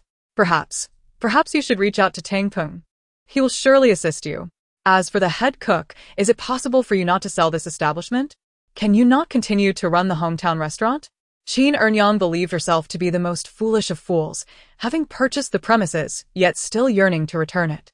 No longer able to savor the dishes prepared by Manager Lin, she felt life had become unbearable. "I shall not continue. Matters in the capital are nearing resolution, and I must venture elsewhere." Lin Dan had grown accustomed to a transient lifestyle, never lingering in one place for too long. In the midst of their conversation, a series of urgent knocks resounded from outside, accompanied by a voice calling out, "Is Manager Lin back yet? When does the establishment open for business? Master Lin, Master Lin." After calling out for a considerable time without receiving a response, the people outside sighed and departed in disappointment. Such occurrences have been frequent during Lin Dan's absence over the past few days. Nearly every little while, patrons would come to knock on the door, inquiring within. With the hometown restaurant closed, the residents of the southern city could only indulge in authentic hometown cuisine in their dreams. In these times, those who venture far from their homeland to earn a living in the capital are predominantly strong, robust men. Most of them lack culinary skills, and even if they knew how to cook, they could not replicate the flavors that Lin Dan offered, leaving them to subsist on cornmeal cakes. When there are better days to be had, who wishes to endure hardship? When there are delicious and affordable delicacies available, who would settle for mere cornmeal? Life has become arduous in Master Lin's absence. Lin Dan remained oblivious to the commotion outside, focused solely on tidying up. However, Qin Ernyang spat in disdain and scoffed. "Let them suffer. We won't open the door. They have enjoyed so many fine dishes from the restaurant, yet when trouble arises, not a single soul comes to assist. What a bunch of ungrateful wretches." Lin Dan smiled faintly, but remained silent. They could hardly be called wretches. It was merely the harsh reality of the world. Yet, she felt a sense of gratitude towards Qin Ernyang. Had she not rallied the girls from the building to drive the Zhou family away that day, they might have caused quite a ruckus for an extended period. When others are willing to lend a hand, it is a matter of goodwill. When they choose not to, it is merely their right, and one should not harbor resentment. Thus, she had transferred the establishment to Qin Ernyang for a mere 10 taels of silver, also gifting her a recipe for brewing wine and several dishes to accompany it. Although a brothel is not typically a dining establishment, wine and appetizers are indispensable, and these offerings were sufficient to repay her kindness. As the two individuals busied themselves with their belongings, a chilling scream pierced the air from outside the door, accompanied by faint pleas for mercy and the sound of heads striking the ground, creating a cacophony that frayed the nerves. Who is fighting at the door? I shall take a look. You remain hidden inside. Qin Ernyang cast aside her broom and moved toward the exit. Lin Dan, unwilling to let her face danger alone, pulled her back behind herself, brandishing a kitchen knife as she stepped out. Peering through the door, she beheld Tang Ju standing tall upon the steps. As several guards subdued a group of ruffians beneath their feet, breaking their hand bones with the backs of their blades. You wield your power for personal gain and oppress the common folk. Do you still believe you are justified? Tang Ju's tone was devoid of emotion. Is your current conduct not a form of abusing your power? Tang Peng, still struggling, was forcefully held down by Zhao Lu, who pressed him to the ground. What is happening here? Lin Dan initially intended to point out Tang Peng and the ruffians, but upon raising her hand, she realized she was gripping a kitchen knife and hastily lowered it. Tang Ju, his face tinged with shame, clasped his hands together and explained, "The magistrate received word from Tang Peng, which is why the arson case was overlooked. Now I have brought him to atone for his deeds. These rascals are indeed the perpetrators of the fire." He was evidently informed of Lin Dan's presence in the inn, which emboldened him to come without fear. Lin Dan's expression shifted to one of understanding as she cast a glance at the still cursing Tang Peng and expressed her gratitude. "Thank you, young master, for standing up for me. I accept your apology." As she spoke, she intended to close the door. However, Tang Jiu quickly placed his hand in the gap. His voice laced with a subtle plea. "Will you not stay?" A decade ago, he had failed to retain Lin Dan. 10 years later, he hoped to alter this outcome. No one knows how many times Lin Dan's stubborn silhouette has appeared in his dreams, always growing more distant until gradually vanishing into the dense fog, leaving him with lingering trepidation and profound guilt upon waking. Had he not been so gullible, compelling Lin Dan to compete with Yan Langqing, Uncle Lin would not have suffered such unjust indignities even after his death. He had been raised on Uncle Lin's cooking and should have understood the essence of the man.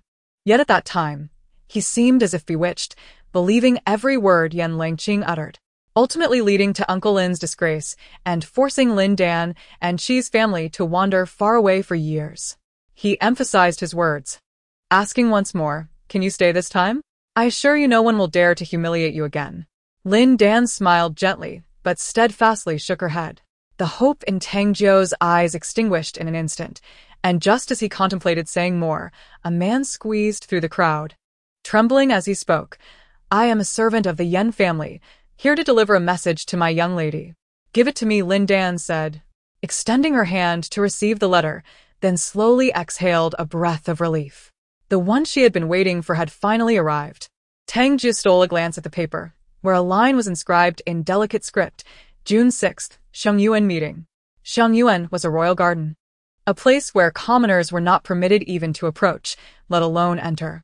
It was one of the emperor's favored retreats, guarded year-round by sentinels. How could Yan Langqing, with her status, possibly gain access? Could it be that the emperor himself had given his consent? This thought reminded Tang Jiu of the message his sister had sent him, stating that the emperor had shown considerable leniency towards Yan Langqing in recent years, seemingly with intentions of including her in the imperial harem, urging him to devise a plan. It is precisely due to this that rumors have emerged regarding the esteemed consort's intention to bestow marriage upon Yan Langqing, facilitating her entry into the marquisate. Should the emperor indeed be covertly supporting Yan Langqing, this competition is unlikely to be conducted impartially. Thus, he spoke in hushed tones, "The fragrant garden is a royal estate. Without an imperial decree, none may trespass. The last individual to host a banquet in the fragrant garden was Her Royal Highness, the Grand Princess.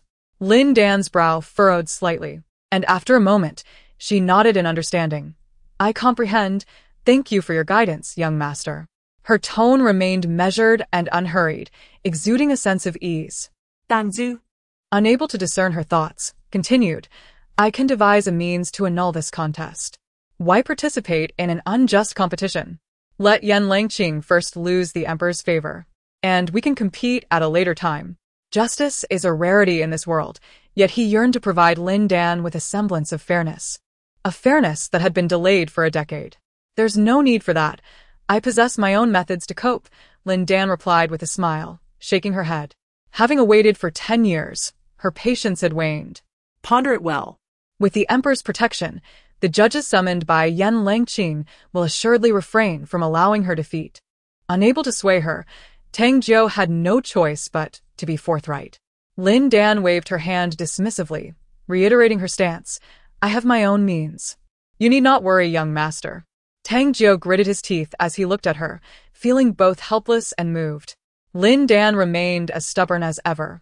Yet it was this very tenacity that had shaped her into who she was today. Very well. I shall devise a plan for you. With that, he took hold of Tang Peng and strode away. Qin Ernyang, on tiptoe, glanced at the letter and sighed. Ah, the fragrant garden, a favored destination of the emperor, is generally off-limits to ordinary folk. Master Lin, do not be obstinate with young Master Tang. Occasionally yielding does not denote defeat. What level do you possess? Among ourselves, it suffices to know, why provoke conflict unnecessarily? Lin Dan shook her head, her gaze unwavering. The 6th of June approached swiftly, and Lin Dan, having received an invitation, navigated through numerous obstacles and underwent rigorous scrutiny before being granted entry into the fragrant garden. Inside, every 5 steps stood a guard, and every 10 steps, a pavilion. The constant movement of patrolling guards and stern-faced palace servants created an atmosphere of royal grandeur.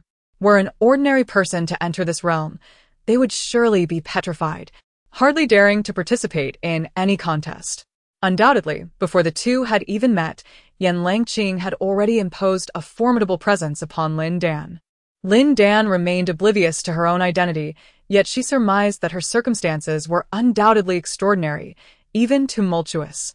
For she felt no trepidation in the face of such a spectacle. Her heart was as still as a tranquil pond, devoid of even the slightest ripple. With an air of composure, she proceeded into the inner courtyard, entered the main hall, and upon beholding a strikingly handsome man seated in the principal position, she immediately knelt and bowed her head. The man, adorned in bright yellow boots, was undoubtedly the emperor. Rise, he commanded. I have heard that you intend to compete in culinary skills with Langqing. I shall leave the palace to witness this event. The emperor feigned generosity with a smile. In this contest, you are free to showcase your talents without reservation. Simply request any ingredients you desire, and the palace servants shall prepare them accordingly. Yan Langqing lowered her head, covering her mouth, as if feigning modesty. The emperor cast a glance her way, his smile growing ever more tender. Though he appeared impartial, his few words subtly revealed the closeness of his relationship with Yan Langqing, leaving no one daring to oppose his inclinations. The individuals present as judges exchanged glances, each lost in their own contemplations. Among these individuals were seasoned imperial chefs who had long since retired, renowned gourmets, and accomplished chefs from prestigious restaurants, all well-versed in the culinary arts. Lin Dan knelt and respectfully inquired, Your Majesty, can you ensure the fairness of this competition? The emperor, priding himself on being a wise ruler, had opened channels for discourse and welcomed talented individuals at the onset of his reign. He had also shown leniency towards those who dared to speak frankly and even admonish him in the court. Lin Dan, undeterred, made her point clear.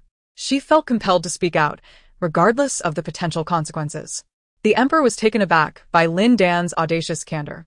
Initially dismissive of the unassuming woman, he now regarded her with newfound interest.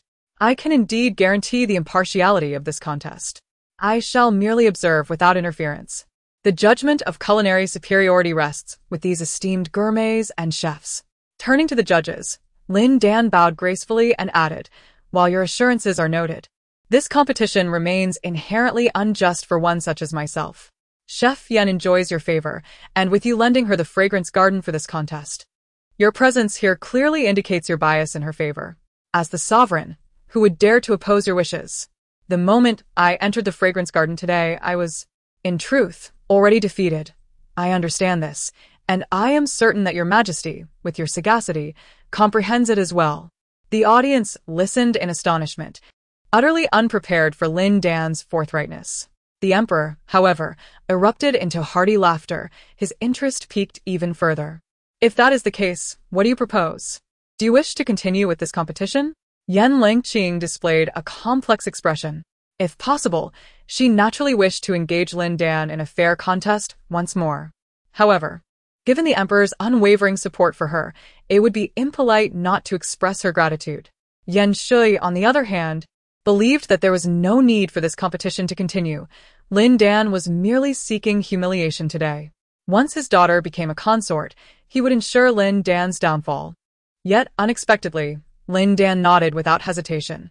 Of course we must compete, but for the sake of fairness, I shall set the rules. May I inquire, Your Majesty, if that is acceptable? In the past, when I first competed with Chef Yen, being the royal chef with my father held in high esteem by the Marquis of Yongding, the competition's terms were determined by Chef Yen to ensure fairness. What to compete in, how to compete, and who would serve as the judge, all decided by her. Now, our circumstances have reversed, and I am merely requesting the same terms. Is that unreasonable? The emperor glanced at Yen Langqing and nodded. Indeed, it is not unreasonable. speak. How would you like to compete? Though Lin Dan seemed to hold the reins, the specter of imperial authority loomed large. Even if she crafted the most exquisite dish, a single word from the judge could cast her into the abyss. The notion of fairness has never truly existed in the face of power. Lin Dan was audacious. Yet not particularly wise. Contemplating this, the emperor secretly shook his head, feeling somewhat disheartened.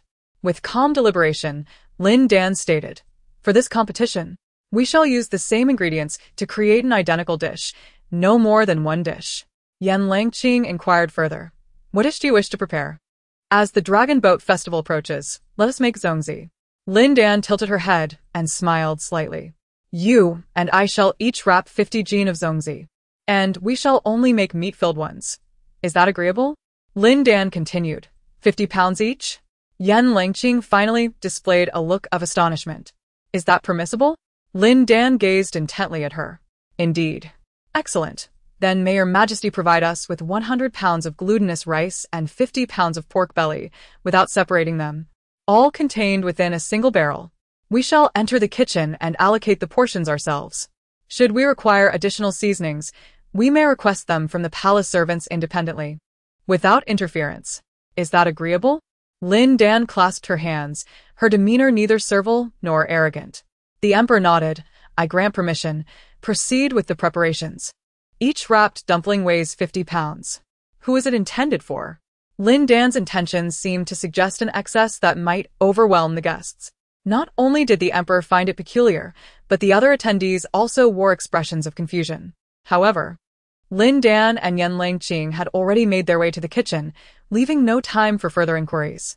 Even if they had, it was likely she would remain reticent, suggesting they would see the outcome once the dumplings were completed. What was initially perceived as a contest with a predetermined outcome unexpectedly transformed into a suspenseful affair. Revaling Lin Dan's intriguing nature. Regardless of how the noble guests speculated, Lin Dan, now in the kitchen, remained as tranquil as still water. 100 pounds of glutinous rice was delivered in a massive wooden barrel, carried in by the palace servants, followed by another barrel containing 50 pounds of pork belly. Lin Dan sifted her fingers through the rice, nodding in satisfaction. Yen Langqing spoke gently, "Your concerns are somewhat unwarranted. I would never stoop so low as to allow them to prepare inferior ingredients for you while I receive the best. You may select the glutinous rice and pork, and I shall make do with the remainder." Lin Dan turned to face her, a subtle smile gracing her lips. "Then I am sincerely grateful to Chef Yen." Yen Langqing slowly rolled up her sleeves. "Shall we begin?" "Very well, but before we proceed, I must specify the shape and size of the zongzi. You have no objections, I trust?"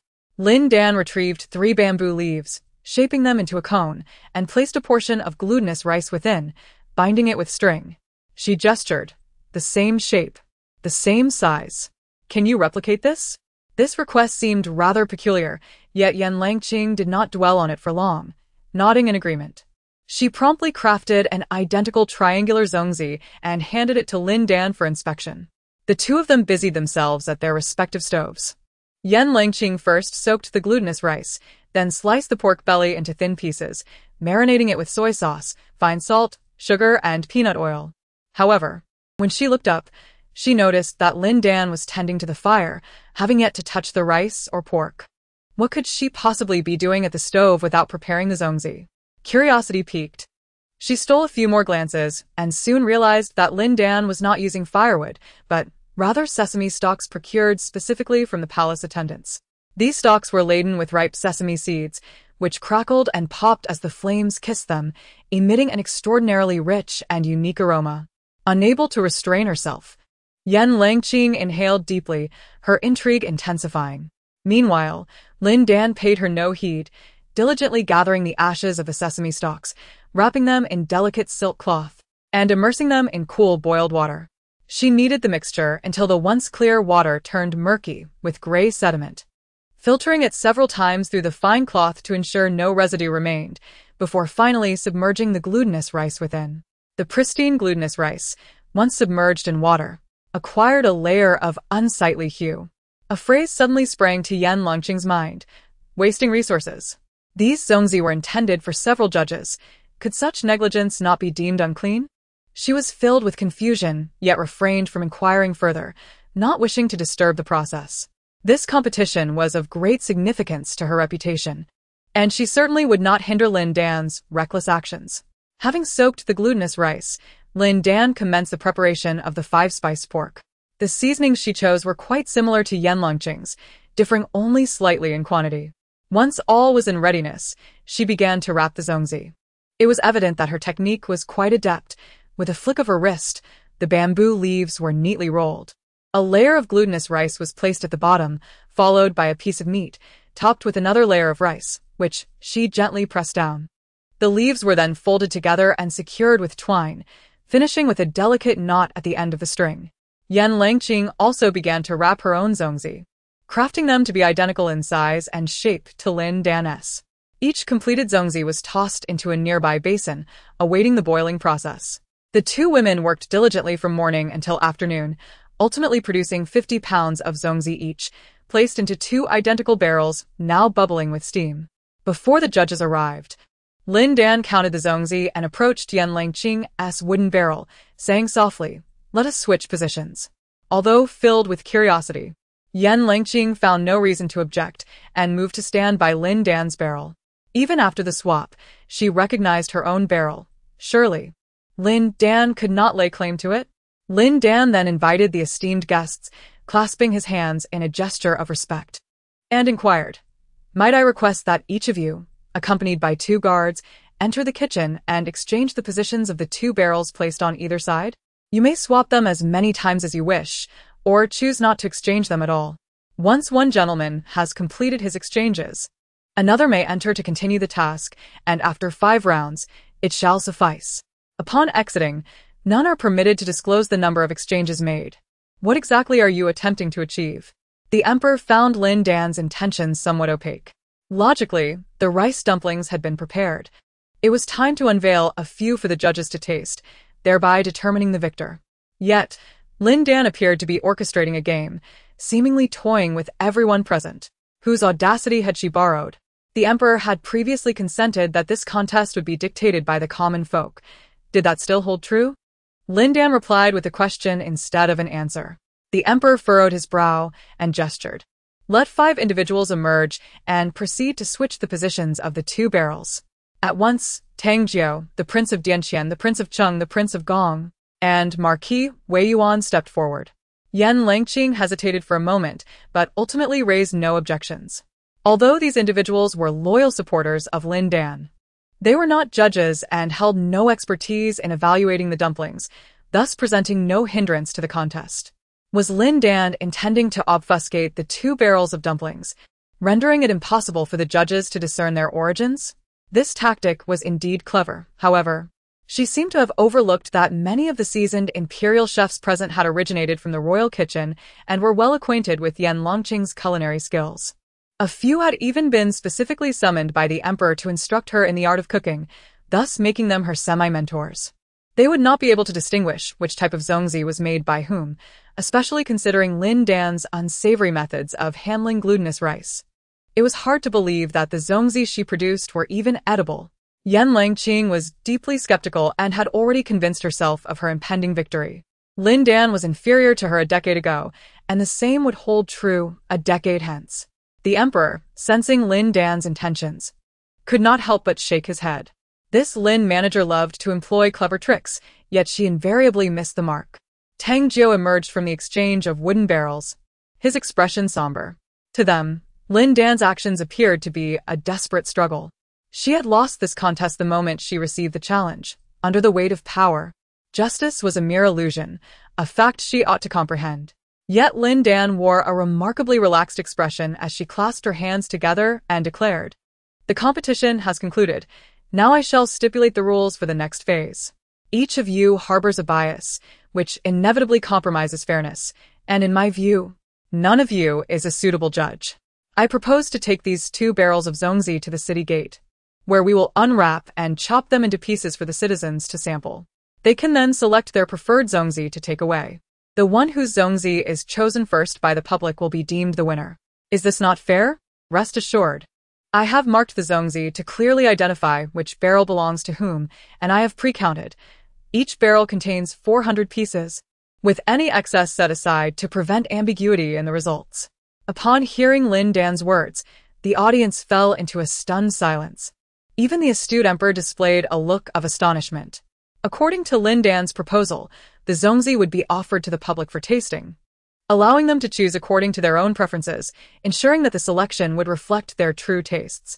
They were unaware of the origins of the 2 barrels of zongzi, nor did they realize that their fate hinged upon this competition, thus allowing for the most impartial outcome. No one could refute Lin Dan's words, not even the emperor, for he had long since promised her a fair contest, granting her complete authority over the proceedings. The emperor's decree, as weighty as Mount Tai, left no room for repudiation. It was then that he comprehended Lin Dan's true intention.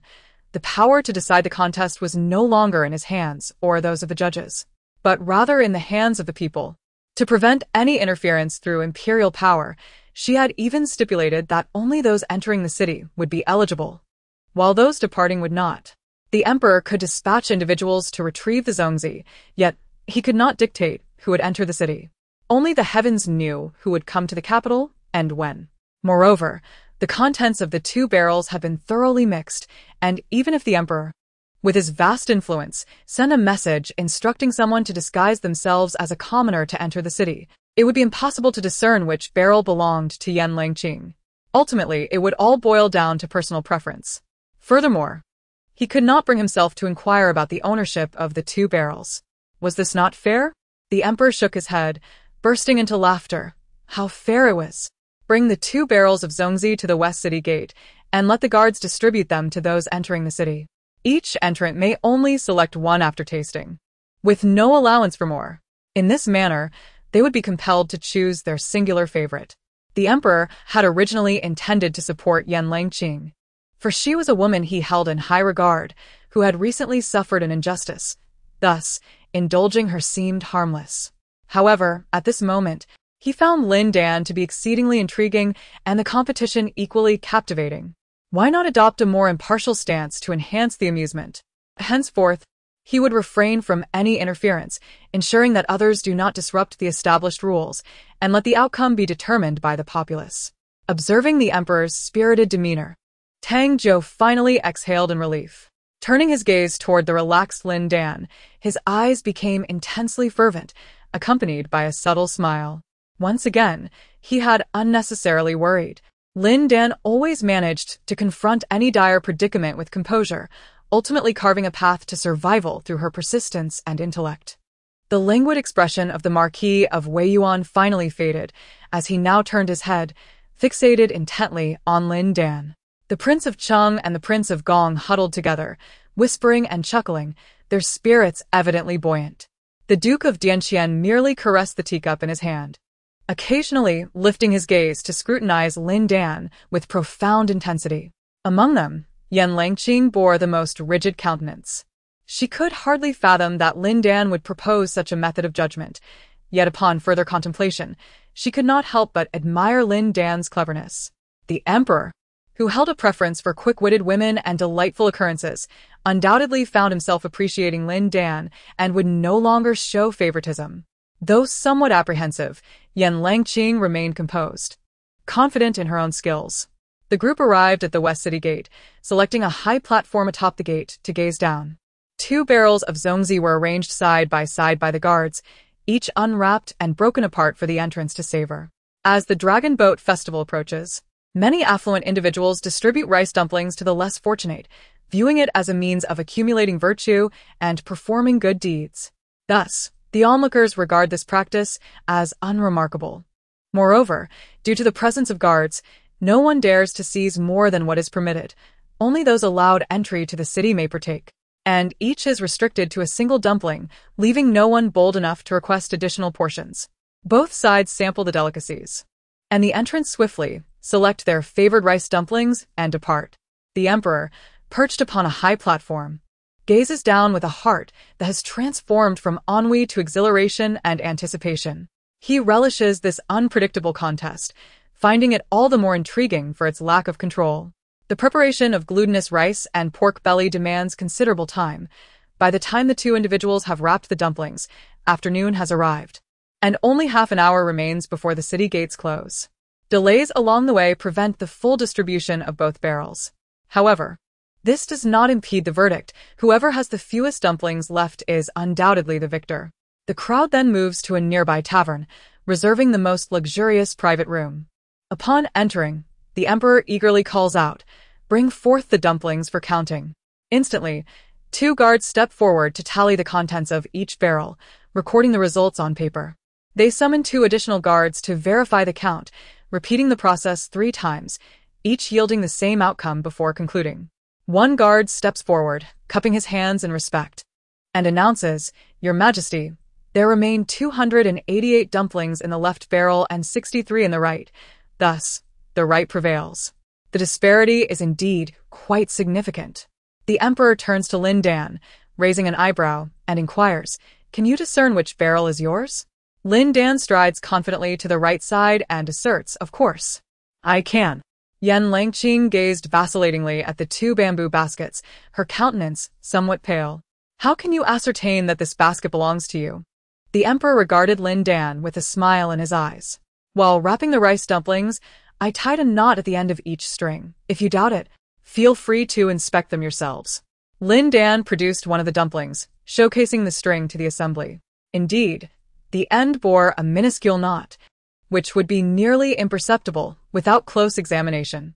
To ensure fairness, several guards promptly retrieved all the dumplings for thorough inspection, nodding as they reported, "Your Majesty, the dumplings on the right are all knotted, while those on the left are not." Lin Dan then remarked, "Even without inspecting the knots, one can simply unveil the bamboo leaves. Chef Yen, surely you can distinguish your own craftsmanship?" With that, she picked up both dumplings and leisurely began to unwrap them.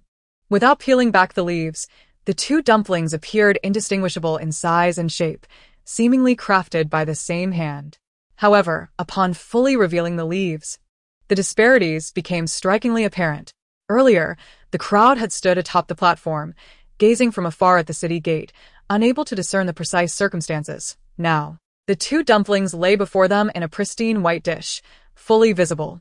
All the meat dumplings prepared by Yan Langqing exhibited a muddled hue, as the white glutinous rice mingled with the marinated pork belly, resulting in an unappealing coloration upon steaming.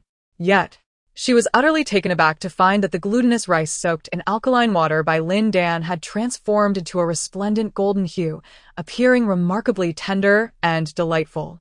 What could possibly account for this? In her astonishment, she exclaimed, "This is not right. The glutinous rice soaked in lye water has been rendered unclean. How could it possibly appear more appealing than mine?" Before the crowd could express their astonishment, Lin Dan began to speak slowly. You are aware of only one aspect, yet ignorant of the other. Do you know that the ashes formed from burning wood are cleaner than spring water? The impurities have been incinerated by the flame's refining process. Moreover, the lye water contains a remarkable medium that can be used to cleanse one's hands and also to rehydrate dried goods.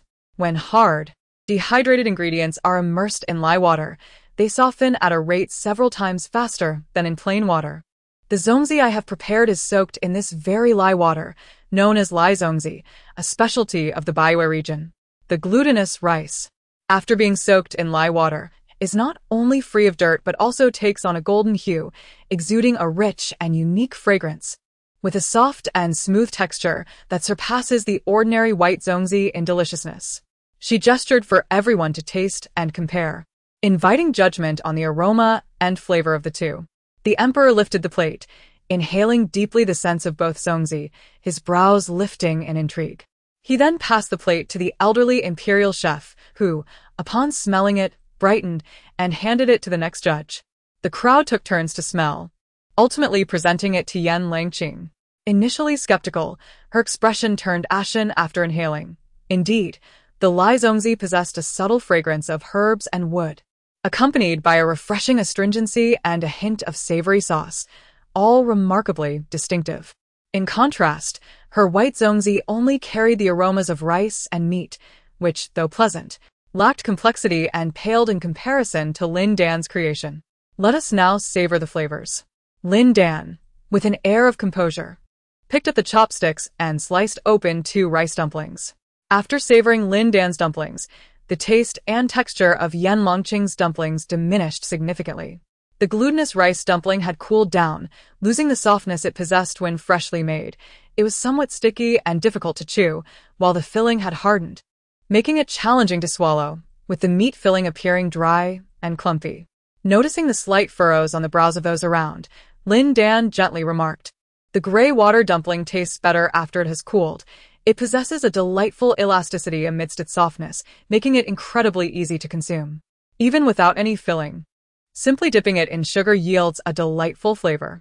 In contrast, the ordinary glutinous rice dumpling becomes dry and hard after cooling, making it less palatable. It must be reheated to be enjoyed. This highlights the distinction between the two. To prevent any accusations of unfairness, she added, "Let me reheat 2 dumplings for you." Yan Longqing's hand trembled slightly as she held the chopsticks, yet she said nothing, instead casting a hopeful glance towards the emperor. The emperor, with a hearty laugh, waved his hand, commanding someone, "Heat the dumplings." He quickly selected a gray water dumpling, took a bite, and sighed contentedly.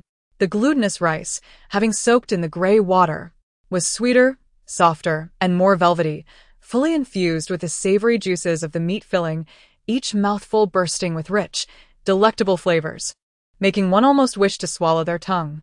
After tasting Lin Dan's secret gray water dumpling, the emperor could only think of 4 words when he sampled Yan Longqing's white dumpling: bland and unremarkable. Once the 2 types of dumplings were unwrapped, the gray water dumpling was not only visually appealing but also delicious, while the white dumpling appeared unkempt and hard, difficult to eat. No wonder Lin Dan's bucket was nearly empty, while Yan Longqing's remained half full. This time, her defeat was undeniably just. The emperor harbored unique feelings for Yan Longqing, naturally finding her more pleasing to the eye than others. Yet, even so, he could not, in good conscience, declare that Yan Longqing's dumplings were superior to Lin Dan's. The outcome of the competition had long been determined, and his words now held no weight. It was best to remain true to his own palate. With this thought, he set down his chopsticks and said slowly, "Lin Dan, you have emerged victorious." As soon as the words left his lips, a sharp clatter echoed through the private room. It was Yan Longqing's chopsticks that had slipped from her grip. Everyone turned to look at her, only to find her eyes glistening with tears, her complexion pale, and her hands trembling slightly, as if crushed under the weight of despair. Her father, Yan Shui, glared fixedly at Lin Dan, his face a mask of bitterness and resentment. Lin Dan bowed politely, her expression devoid of triumph. "Then I kindly request Chef Yan to honor our wager and return the golden knife and recipe." Yan Longqing struggled to part her lips, seemingly wishing to speak, but her father, in a fit of rage, interjected, No. That belongs to my father. It is the property of the Yen family. It was passed down to my father by our ancestor, and thus rightfully belongs to him. When you sought to reclaim it, you relied on your own skills. Now that I wish to retrieve it, I too rely on my own skills. What is wrong with that? As Yen Shui continued to argue, the emperor furrowed his brow, clearly displeased. Yen Langqing quickly pressed her hand on her father's shoulder and whispered, I have brought everything. Here it is for you. She merely intended to showcase her magnanimity, yet she never anticipated that she would genuinely be outperformed by Lin Dan.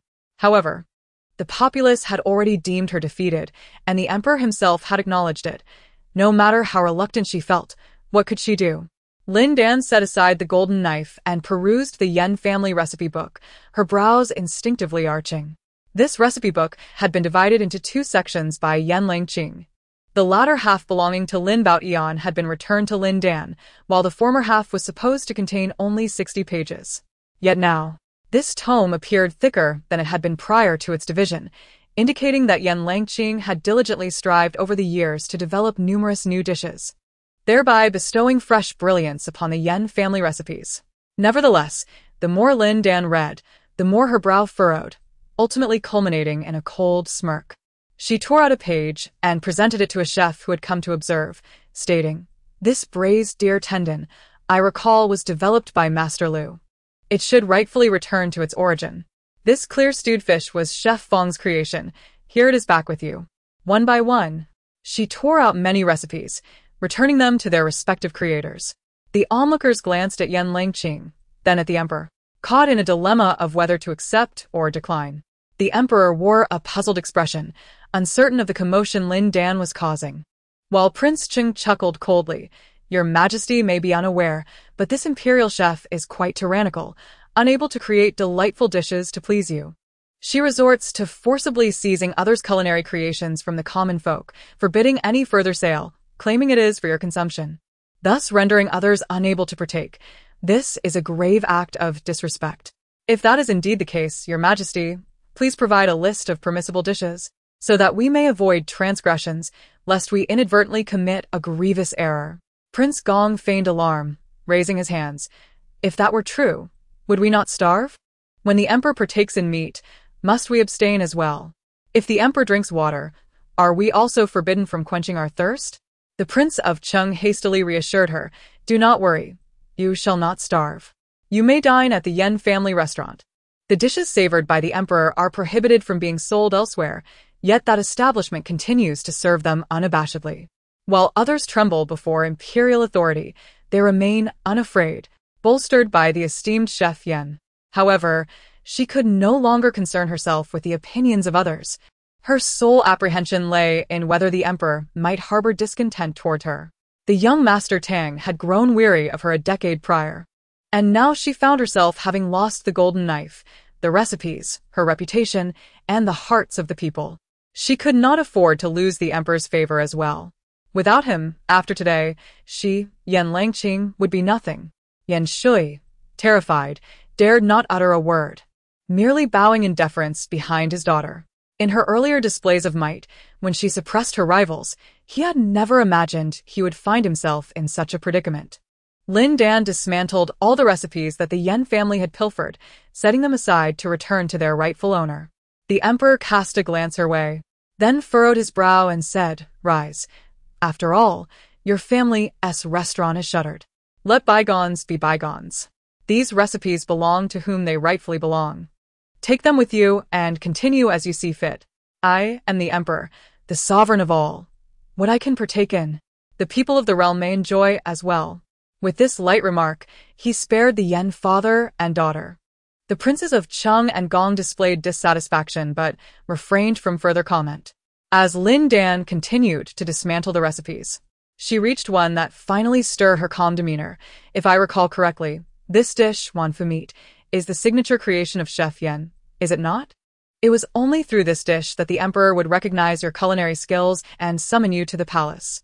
Yen Langqing's previously relaxed expression began to tighten once more. Lin Dan cast her a sidelong glance, laced with subtle mockery, but who truly knows that the authentic wanfu meat is not prepared in this manner? Nor is it even made from meat? Chef Yen, I recall you once proclaimed that you would never cook my father's dishes. So why resort to exploiting his hard work for your own advancement? You are indeed a person of duplicity. Yan Longqing's lips trembled, seemingly wishing to retort. Yet her anxiety rendered her speechless. Yan Shui, however, bellowed defiantly, Lin Dan, do not spout nonsense. This dish was clearly devised by my Longqing herself. I witnessed it firsthand.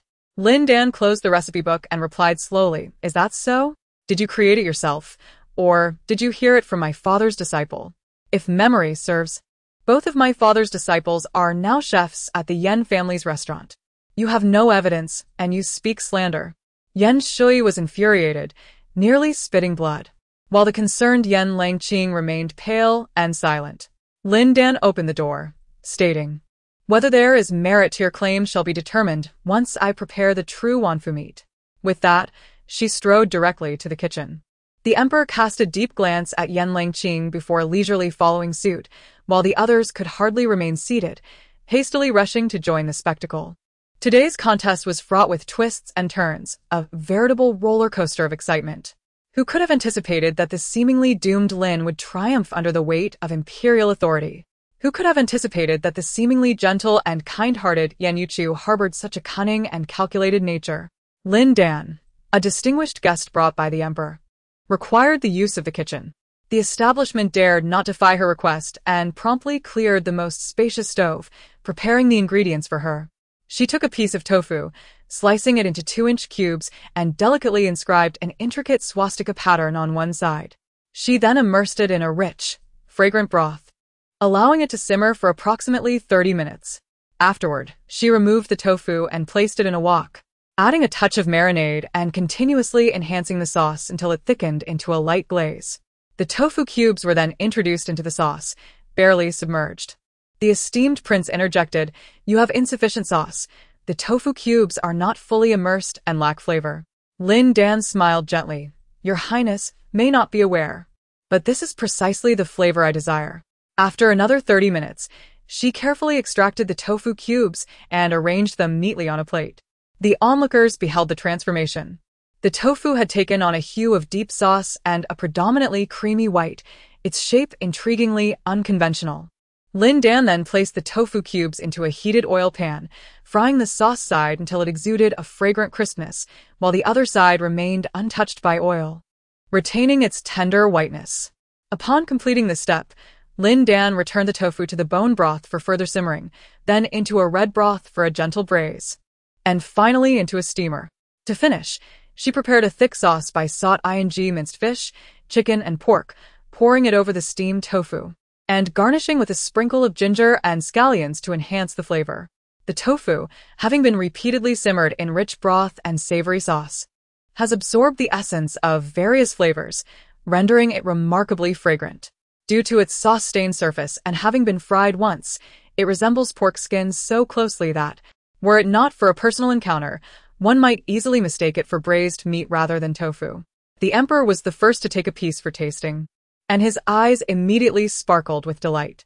This tofu not only appears like braised meat, but also delivers a similar taste without the greasiness of actual meat, instead offering a profound richness, soft texture, and deep flavor. Lin Dan gradually explained, my mother loves meat but fears gaining weight, so my father endeavored to create a dish that would allow her to indulge without the concern of extra pounds. Thus, the dish, known as wanfu meat, was born.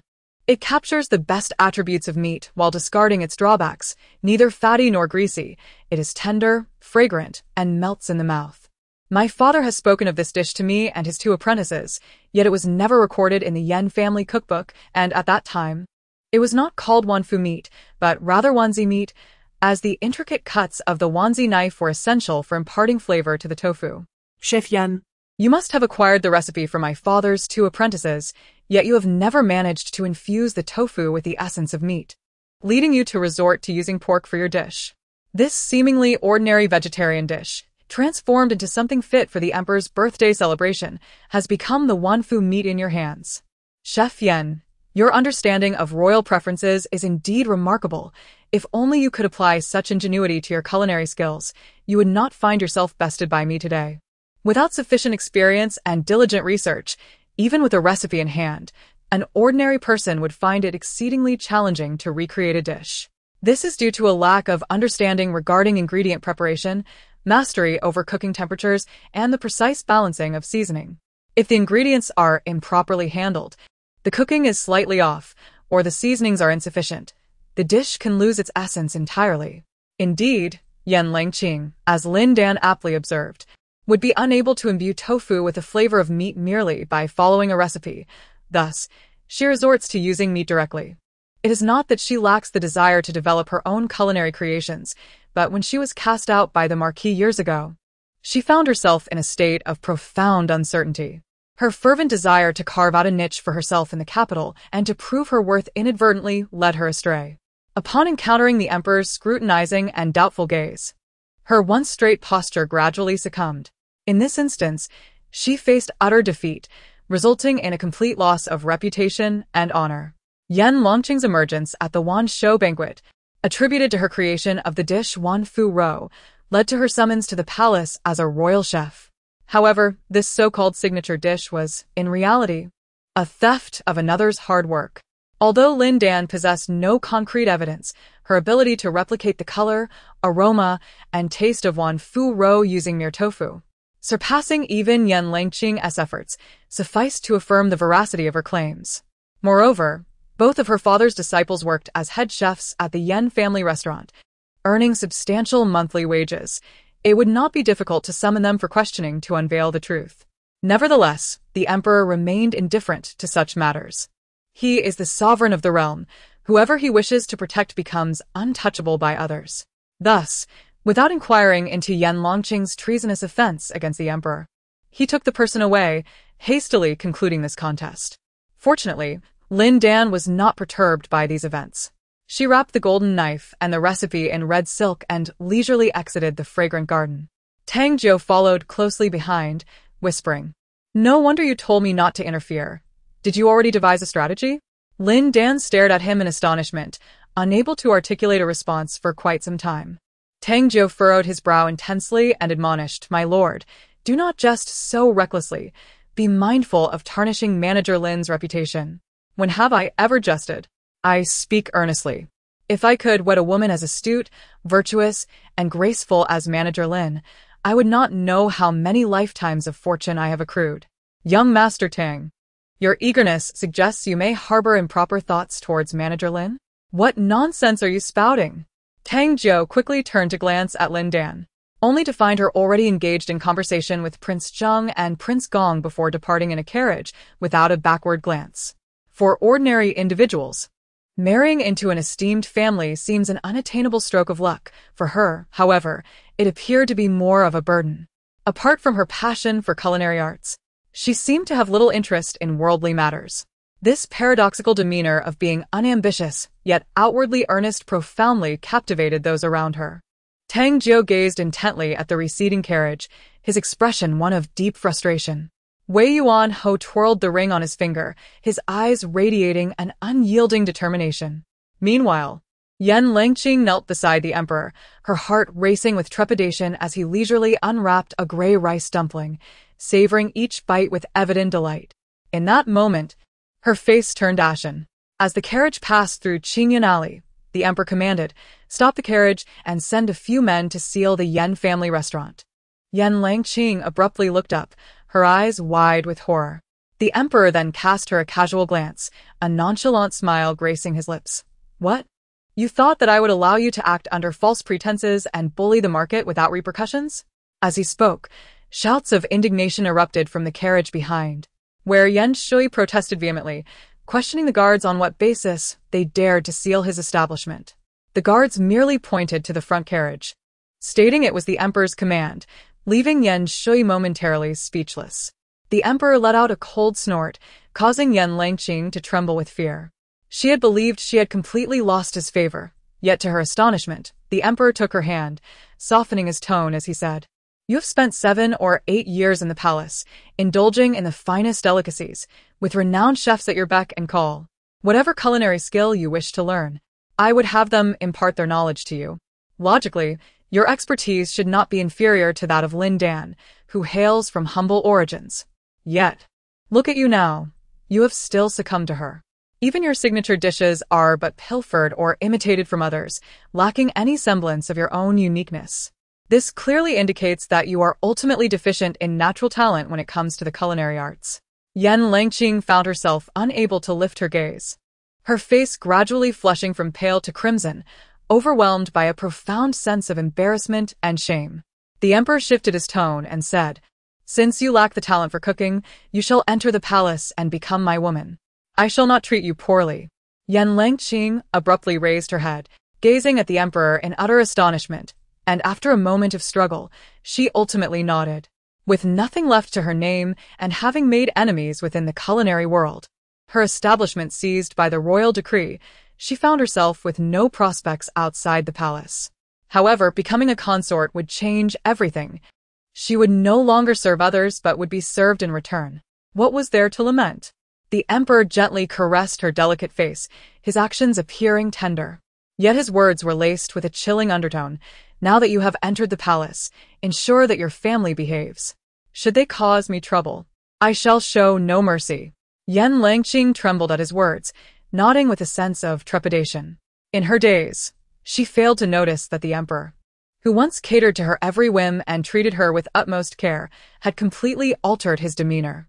He had initially believed Yan Langqing to be a pure and kind-hearted girl, a rare sanctuary within the corrupt confines of the palace, only to discover that she was no different from others.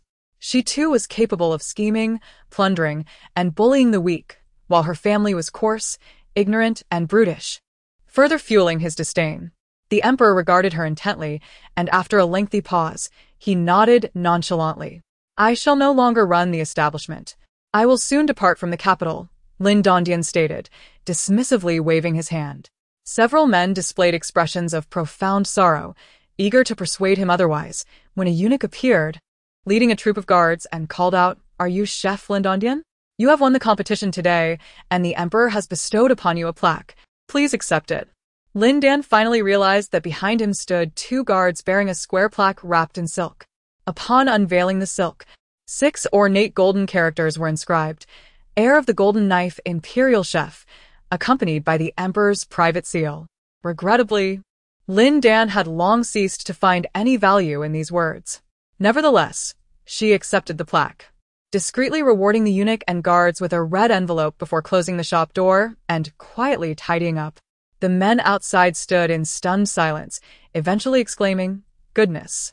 The shopkeeper Lin is actually the heir of the Golden Knife Imperial Chef. Remarkable.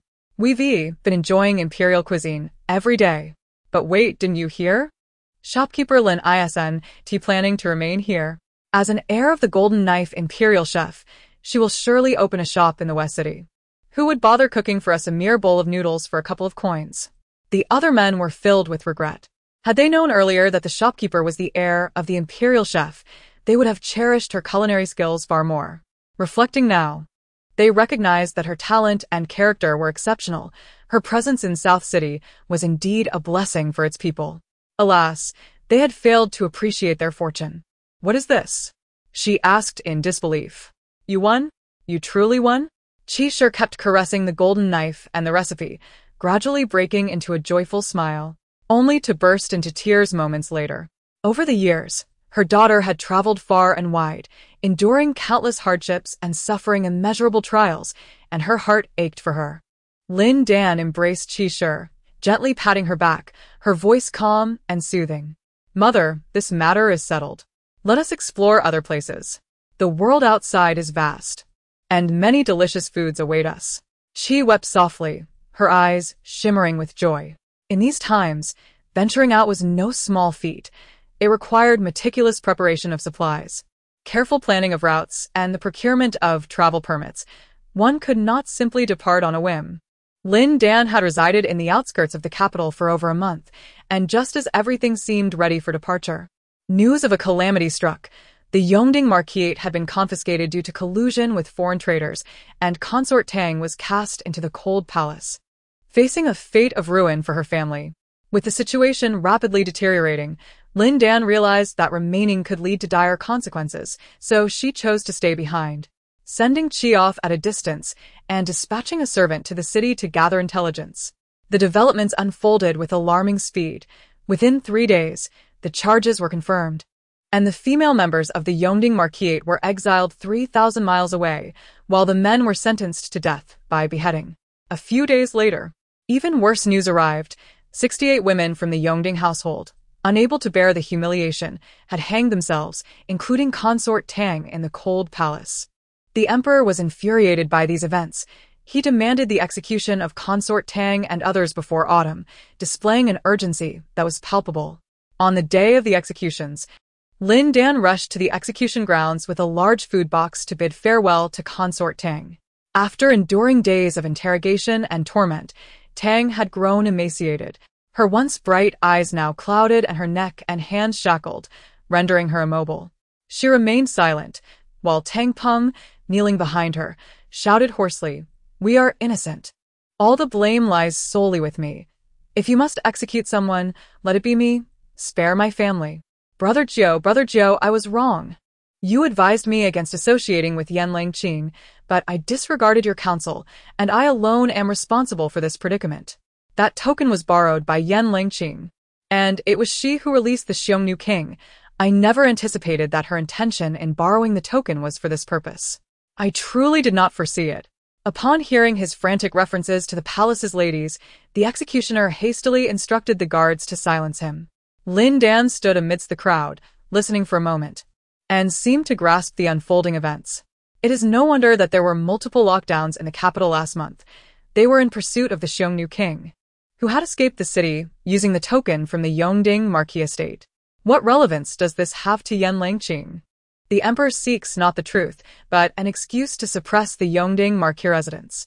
He summoned the renowned warrior Tang Zhou back to the capital, placed the Duke of Dianqian under house arrest, arranged a marriage with the young princess, and recalled Wei Yuanhou under the pretext of illness. Each of these actions serves to consolidate imperial power and eliminate dissenters. He likely harbored intentions to eliminate these individuals long ago, but lacked the opportunity. Now that Yan Langqing has unwittingly presented him with a weapon, he will surely wield it against them. Lin Dan contemplated this and understood the intricacies involved, yet she lacked the ability to rescue Tang Jiu and the others. As the executioner prepared to issue the order, she rushed to the platform and exclaimed, "I implore you, sir, grant them a brief reprieve. I have come to bid them farewell." As she spoke, she raised the food box in her hand. It is customary for condemned prisoners to have a full meal before execution, lest they become famished spirits in the afterlife. The executioner, having performed his grim duties countless times, held a particular belief in these traditions and waved his hand, saying, "The time is short. Be swift in your actions." Lin Dan nodded repeatedly, swiftly taking the dishes out of the food box and arranging them meticulously. Since the prisoners were shackled and found it difficult to eat, she instructed Xiao Zhu, Xiao Yao, and Du Want to feed them one by one, while she knelt beside Tang Jiu with a bowl in her hands. The public's scornful jeers and Tang Peng's cries of innocence failed to stir even the slightest ripple in Tang Jiu's heart. He remained half-lidded, kneeling in silence, devoid of joy or sorrow. It was only at the moment Lin Dan appeared that he suddenly lifted his head, disbelief mingling with a piercing gaze directed at her, as a flicker of light ignited within his dark pupils. While others busied themselves distancing from him, you were the only one who approached voluntarily. He spoke hoarsely. "You should not have come. Had you not come, I would have been unable to find peace in my heart." Lin Dan tore the chicken leg into strips, combined it with rice and pickles, and fed it bite by bite into Tang Jiu's mouth, gently asking, "Is it good? This chicken was raised by me. It was only 2 months old when it was slaughtered, and my mother lamented its fate." In the face of impending death, Tang Jiu unexpectedly chuckled lightly. "Do you remember what I said? Of course, you mentioned that your favorite dish was young chicken, and you could eat it every day without growing weary of it." Lin Dan used a cloth to wipe his mouth, whispering, "I have slaughtered all the young chickens at home. Today, you can have as much as you desire." Tang Jiu gazed at her intently, and after a long pause, he lowered his head and began to eat heartily, his eyes gradually misting over. The sun had unknowingly climbed to its zenith, and noon was approaching. Tang Jiu swallowed the last morsel of food and whispered, "If you cannot leave the city later, wait for me at the hometown restaurant. I have already purchased the establishment. You may find temporary refuge there." and someone will come to escort you out of the city shortly. Lin Dan, please take care of yourself in the days to come. Lin Dan was taken aback internally, yet her exterior betrayed no emotion. She gathered the food box and bowed respectfully to the others from the Ho residence before vanishing into the crowd. Behind her, the intermittent cries of Tang Peng echoed. Manager Lin, I am sorry. Please forgive me. Alas. He realized too late that his fleeting desire had led to his own demise and the ruin of his entire family. After leaving the execution grounds, Lin Dan pondered deeply, feeling that Tang Jiu's words held a deeper meaning. What did it mean to be unable to leave the city? Why would one be unable to depart? Unless the entire city was under martial law, searching for imperial fugitives, like the Xiongnu king from the last incident. Could someone be attempting to seize the execution site? Indeed, all the women of the Yongding Ho residence had taken their own lives, including the imperial consort, Tang Guifei. Without them as hostages, the Yongding Ho would no longer be restrained and would certainly send someone to rescue his only legitimate son. But only if he had turned against the emperor. Would the Yongding Ho rebel? Lin Dan had already gleaned the answer from Tang Jiu's words, prompting her to immediately turn the carriage towards the alley at the fork in the road. At this point, heading towards the city gate would likely be too late. The execution site would be in chaos as they attempted to rescue the heir before the beheading could occur. Lin Dan's conjectures proved correct. Just as she departed, Tang Jiu broke free from his shackles, rescued his family, and joined the group of black-clad individuals rushing towards the city gate. They raced forward with unyielding determination, swiftly escaping the capital. After half a day, they realized that the Prince of Yunnan and the young princess had also vanished, plunging the capital into chaos. A letter, penned by Tang Jiu himself, recounted numerous whimsical tales from their shared childhood memories. Lin Dan confirmed the authenticity of the letter before following the man away. They boarded a luxurious carriage, passing through the city gates without scrutiny, and only at parting did Lin Dan learn that the man was, in fact, a prince of the Mongolian state, sent by Tang Jiu to escort her. Just before his impending imprisonment, he had confided in me that his fate was uncertain, and if she came to bid him farewell, he entrusted me with her safe passage. Should she not come, he instructed me to deliver a certain box to her. The man produced a heavy box, bowed slightly, and then galloped away. Lin Dan opened the lid to discover it filled with gold and jewels, warming her heart. 10 years prior, at the same spot outside the city, a servant sent by Tang Jiu had offered her a small box brimming with silver coins, which she had vehemently rejected. Yet, a decade later, confronted with a similar scene, she found herself inclined to accept. In this world, she was not destined to arrive and depart in solitude. There would always be a few who remembered her. After that day, Lin Dan left the capital to wander the world. The once prosperous and stable Great Chu kingdom began to descend into turmoil. First, the Prince of Yunnan raised the banner to clear the court, followed by the Xiongnu king leading a massive invasion. The supplies and military funds of the Marquis of Yongding were severed by the court, leaving him with no means to resist the Xiongnu and ultimately forcing him into rebellion. The flames of war stretched for months, and one day, unexpectedly, the king of Dianxian perished within his tent. The Duke of Dianxian ascended the throne immediately and allied with the heir of Yongding to resist the Xiongnu, granting the beleaguered Great Chu a momentary respite. However, at this critical juncture, the emperor issued an imperial decree commanding the Marquis of Weiyuan to lead troops in a rear assault against the two, determined to eradicate the rebels. This command was undoubtedly absurd.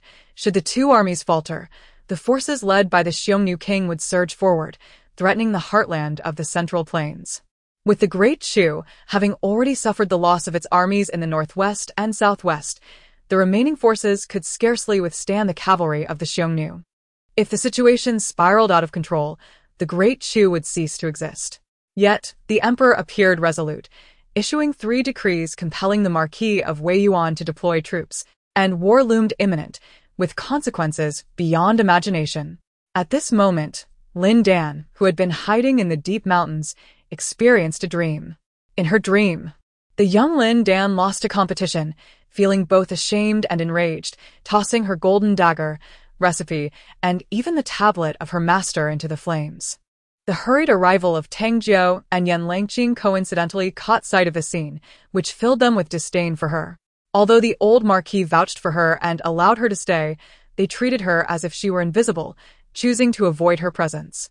The more Tang Jiu despised her, the more Lin Dan clung to him desperately, devising various malicious schemes to entrap Yan Langqing. Originally, it was the Yan family who had slandered her father, yet due to her recklessness, she inadvertently solidified Lin Baotian's reputation as a traitor, leading to her own utter disgrace and ruin. Gradually, she became increasingly radical, pushing Tang Jiu further away and eroding the last vestiges of the old Marquis's protection for her. Conversely, Yan Langqing gradually earned the recognition of the old Marquis and, amidst a series of hopeful yet uncertain moments, developed a profound affection for Tang Jiu, ultimately culminating in their union. The more happiness they found together, the greater the torment Lin Dan experienced. As time passed, Yan Langqing gradually ascended to the esteemed position of the Marquis's wife, receiving accolades from all quarters, even capturing the emperor's unusual affections, who frequently summoned her to the palace under the pretext of visiting the noble consort, Tang. As these encounters multiplied, she became the target of certain individuals, who conspired to ensnare Tang by poisoning her dishes, resulting in the noble consort's miscarriage. In the emperor's relentless investigation, he traced the matter back to Yan Langqing. However, unwilling to harm her, he instead placed the blame on Lin Dan, who had always been in rivalry with Yan, leading to her public execution. Thus, Lin Dan's brief existence came to an abrupt end, while Yan Langqing's narrative continued unabated. The fates of all involved were absurdly tragic, all merely for the sake of vying for a single woman. Upon awakening, Lin Dan felt a sense of ironic incredulity. She believed that had she not intervened, this would likely have been the original owner's fate, a predetermined trajectory for this world. For the sake of one woman, homes are shattered, nations crumble, and the populace suffers. Is this truly the will of fate? How utterly laughable. Reflecting on the previous era of peace and prosperity, and witnessing the current turmoil and devastation, Lin Dan realized she could no longer remain a detached observer. She unearthed a jar of wine hidden in a cave, which after much effort found its way to the front lines, as she sought an audience with the Marquis of Wei Yuan. Who wishes to see this Marquis? He nearly questioned, wondering if he had misheard. As a solitary woman, why would she not remain at home but instead venture to the frontier? The Marquis of Wei Yuan furrowed his brow, seemingly displeased, yet he hastily rose to personally greet her at the door. "My lord, it has been many years. I trust you have been well?" Lin Dan smiled and performed a courteous bow. "Do not linger here. Come with me to my tent." The Marquis muttered along the way, "What brings you here? Did you encounter any dangers on the road? This is no safe place. Soon, it may be awash with blood and strewn with corpses. You should leave at once. I will arrange for someone to escort you." "My lord, I have come to present you with a gift." Lin Dan placed the jar she held on the table. "What sort of wine is this?" The Marquis finally revealed his first smile in days. Since he had grown accustomed to dining at the local tavern, he seldom indulged in wine, as Lin, the proprietor, forbade it. He could not fathom why he adhered to her wishes so obediently, yet the results spoke for themselves. Her careful nurturing had gradually restored his ailing body. Otherwise, the Marquis of Wei Yuan would have long ceased to exist. "This is the long-awaited 1,000-day wine you have yearned for." Lin Dan poured the clear liquid into an empty bowl. "It has been less than 3 years since our parting, has it not?"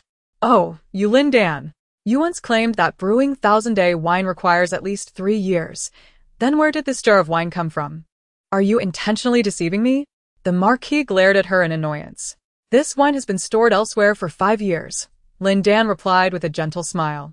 "However, what I bring today is not the jar itself, but rather the essence contained within it. My lord, please take a look."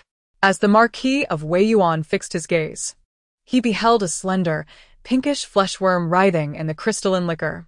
The moment this creature emerged, the already rich and fragrant wine exuded an even more commanding aroma, permeating the entire camp. Not only did he find himself salivating, but even the loyal soldiers stationed outside the tent could not help but sniff the air, swaying slightly, as if inebriated.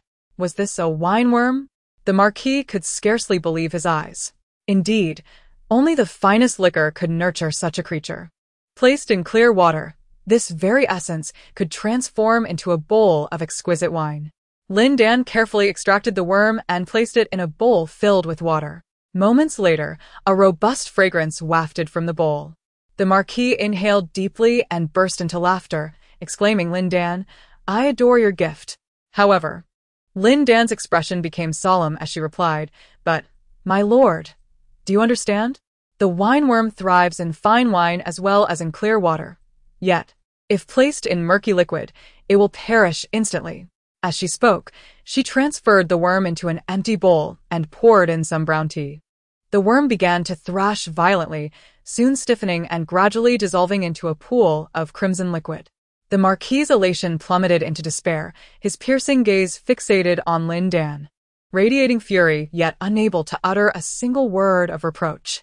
No matter how precious the wine worm, it could never rival the significance of this individual in his heart. "What is it?" the Marquis queried, his patience waning. "It is the soil of Guanyin," she replied. "Throughout my journey, I have witnessed rivers of blood, fields strewn with the dead, and the people displaced, living in constant peril.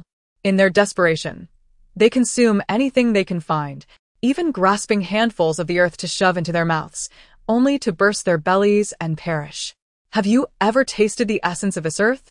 Do you comprehend the anguish of the homeless, whose lives hang by a thread? The people of the Great Chu are akin to wineworms struggling in murky waters, destined to be transformed into blood. My lord, as you engage in battle along the frontier, what is it that you truly defend?" The Marquis of Wei Yuan was about to respond when he was interrupted by Lin Dan. "You defend the imperial authority, the emperor, and his absolute dominion over the Great Chu. You pride yourself on your loyalty, yet you remain oblivious to the plight of the common people who struggle beneath this power. Should you indeed strike from the rear against the coalition of young Master Tang and the young prince, the iron cavalry of the Xiongnu will sweep into the heartland, trampling the land. In such a scenario, the emperor may sacrifice a few cities to preserve his throne, but who will notice the lives of the common folk struggling to survive within those cities? You are well aware of the inherent brutality of the Xiongnu. They know only invasion, not governance. They will mercilessly harvest the lives of the citizens, annihilating all and reducing homes to ashes, leaving not even a trace of chicken or dog.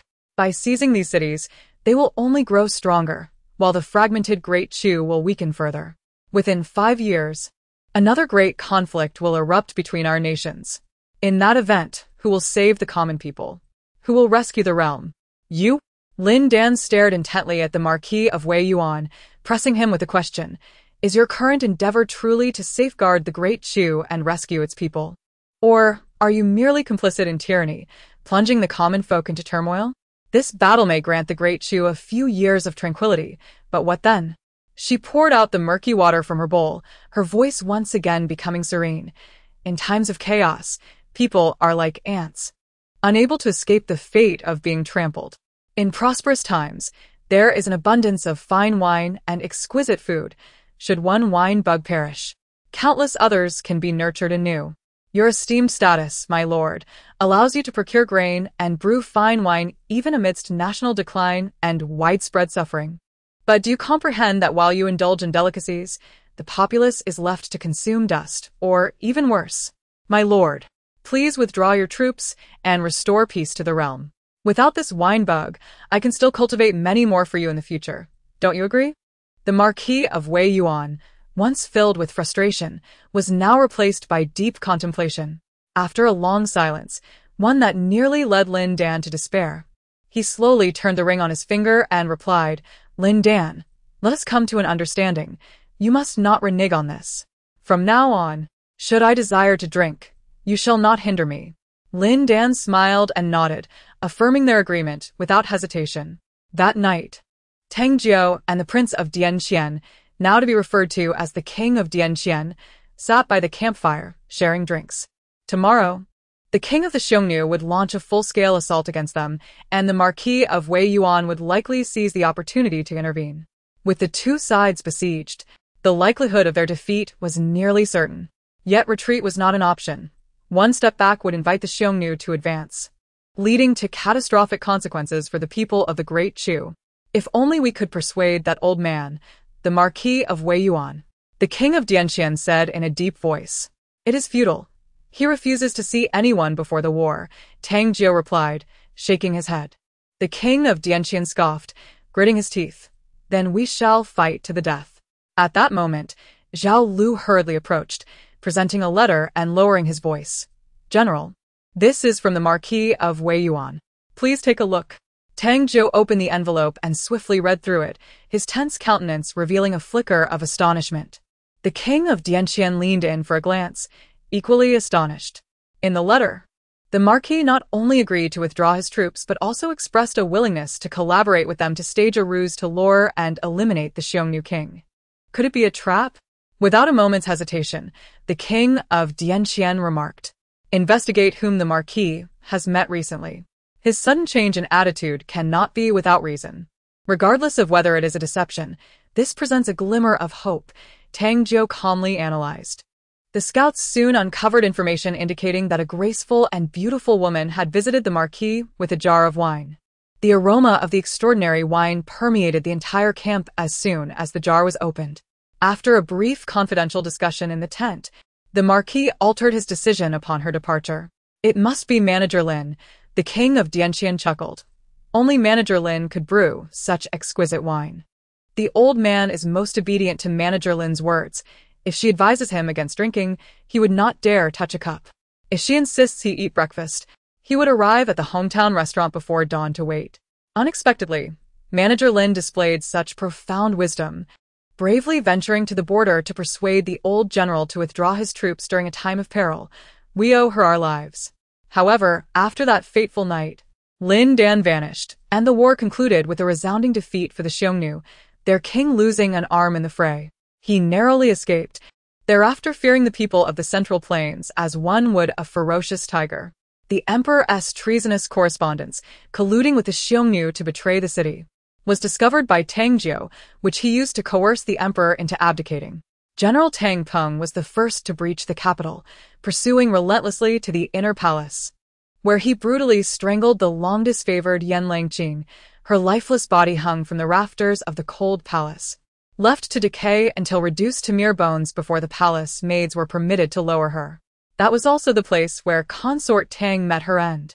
The once thriving Yan family restaurant had long since fallen into ruin, and Lin Er and Lin San found themselves destitute, living in utter misery. One day, as they passed through the alley at the crossroads, they were astonished to find their hometown restaurant still in operation, flourishing with business. The newly crowned Tang Jiu sat inside, dressed in casual attire, engrossed in a stack of books, his countenance illuminated with joy and nostalgia. When questioned about the most delectable meal he had ever savored, Tang Jiu closed his eyes in contemplation and smiled, saying, "You may not believe it, but the most exquisite meal I ever had was the headless feast." Lin Dan was awakened by a violent pang of angina, and upon opening her eyes, she found herself in a dim and confined space. 10 paces away stood 2 iron doors, behind which were locked a man and a woman. The woman, clad in a red garment, possessed an exquisite beauty, her eyes fixed on Lin Dan, brimming with fury and vigilance. The man's visage surpassed that of the woman, as his delicate white robe unfurled in the darkness like a blooming flower. His inky tresses cascaded to the ground, and a faint fragrance wafted through the air with the gentle breeze. His exquisitely beautiful face shone with a luminescence akin to that of pure jade. He sat quietly behind the iron gate, his phoenix-like eyes slightly narrowed, and his thin lips pressed together, revealing neither joy nor sorrow. Were it not for the rhythmic rise and fall of his chest, Lin Dan might well have mistaken him for a lifelike statue of a Buddha, emanating an aura of sanctity. However, Lin Dan had no time to concern herself with the man and woman. She merely cast a fleeting glance in their direction, surveyed her surroundings, and departed without uttering a word. It was evident that this was a dungeon, heavily guarded and not a suitable place for the organization of memories. Once Lin Dan had left, the woman in red relaxed her posture and exclaimed in anger, "Master, she just attempted to kill me." The man, without opening his eyes, replied calmly, "There is no need to pay heed to a dying person." The woman hurriedly approached the cell door, whispering inquisitively, "Master, how do you know she is near death?" The man, in a state of unified consciousness, allowed his breath to slow, entering a meditative trance. The woman realized that no matter what she said, her master could not hear her at that moment, and thus she had to remain silent. She scrutinized her master's unparalleled beauty through the bars of the cell, her eyes flickering with emotions of admiration, struggle, and reverence. Lin Dan, meanwhile, had once again lost her memory. Aside from her own name, Lin Dan, she could recall nothing at all. Why use the word again? She appeared remarkably familiar with the situation and adept at managing her emotions, swiftly regaining her composure without arousing suspicion from onlookers. Seeking a secluded spot, she endeavored to organize the memories swirling in her mind. The original owner of her body was also named Lin Dan, serving as the left guardian of the Dongxing sect, which was headquartered in the heart of Longyin Mountain. The Dongxing sect operated with a skewed moral compass and expanded rapidly, earning the condemnation of the righteous path in recent years, who labeled it a demonic cult, eager to eradicate it. As a guardian within the sect, Lin Dan was consequently regarded as a sorceress. Within the original owner's memories, she had indeed committed numerous misdeeds, yet who could fathom that all of it had been coerced? An orphan, she had been taken in and trained in martial arts by the old patriarch of the Dongxing sect. In gratitude for his kindness, she vowed to protect the young master, the patriarch's son, He Chongling, with unwavering dedication. When she reached the tender age of 12 or 13, having achieved a modicum of martial prowess, the old patriarch inquired whether she wished to advance further. Without a moment's hesitation, she affirmed her desire, prompting the patriarch to administer a poison, entrusting her life to the young master, and in return, he imparted to her a supreme martial technique. Loyal to the old patriarch and deeply infatuated with the young master through their daily interactions, she willingly devoted herself to both of them. As years passed and the old patriarch passed away, a new leader ascended, and Lin Dan gradually matured, developing her own thoughts. It was then that she realized the substance she had ingested years prior was not poison, but a parasitic insect. This insect had taken residence within her heart's meridian, rendering it impossible to expel. Should she ever harbor even a hint of treachery towards He Chongling, she would endure excruciating torment. And if she dared to entertain thoughts of murder, her heart would rupture before she could even act. Yet, Lin Dan possessed no memories aside from an unwavering obsession with the mere concept of existence. Having struggled to attain this corporeal form, she was not destined to succumb to death without purpose. She fervently rummaged through her mind for any useful clues, her bitter smile deepening with each passing moment. The original owner's life could only be described as tragically wretched. In her youth, she was subjected to brutal training by the old sect leader, never experiencing a day of true happiness. As she matured, she fell for a heartless individual, He Chongling, who manipulated her emotions and controlled her entirely through the use of love and insidious creatures, regarding her as less than human. Countless times, the original owner endured grievous wounds while defending He Chongling from adversaries, teetering on the brink of death, only for him to discard her like refuse among the corpses, not even casting a glance in her direction. To him, she was merely a weapon. Once dulled, she was unworthy of lament. One fateful day, as she traversed the banks of the Qing River, she encountered a strikingly handsome man of ethereal grace, leisurely drifting downstream upon a bamboo raft. Their eyes, once numb, inadvertently met, and he bestowed upon her a gentle smile. This seemingly trivial and commonplace expression sowed within the original owner's heart the seed of joy, which blossomed into a resplendent flower.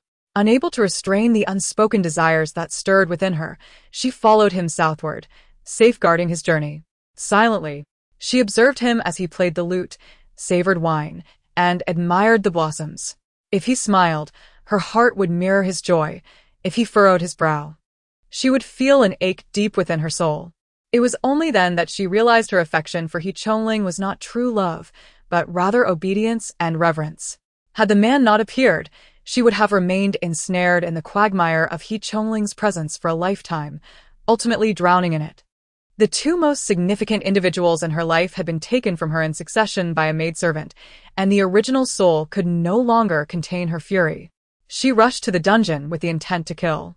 However, unbeknownst to her, the cursed insect was bound by He Chongling's enchantment, and harboring murderous intent towards the maid would incite the insect's rebellion. He had long regarded the maid as an extension of himself, shielding her with impenetrable protection. The original soul had risked her life for He Chongling, her blood nearly drained, yet she received not even a glance from him, while the maid effortlessly acquired everything. In her final moments, enduring the excruciating pain of having her heart torn out, the original soul clung to a singular desire: if only she could break free from it all and live as a person, never again to be trampled upon by anyone. The notion of living well, free from oppression, sounds simple, yet achieving it is exceedingly difficult.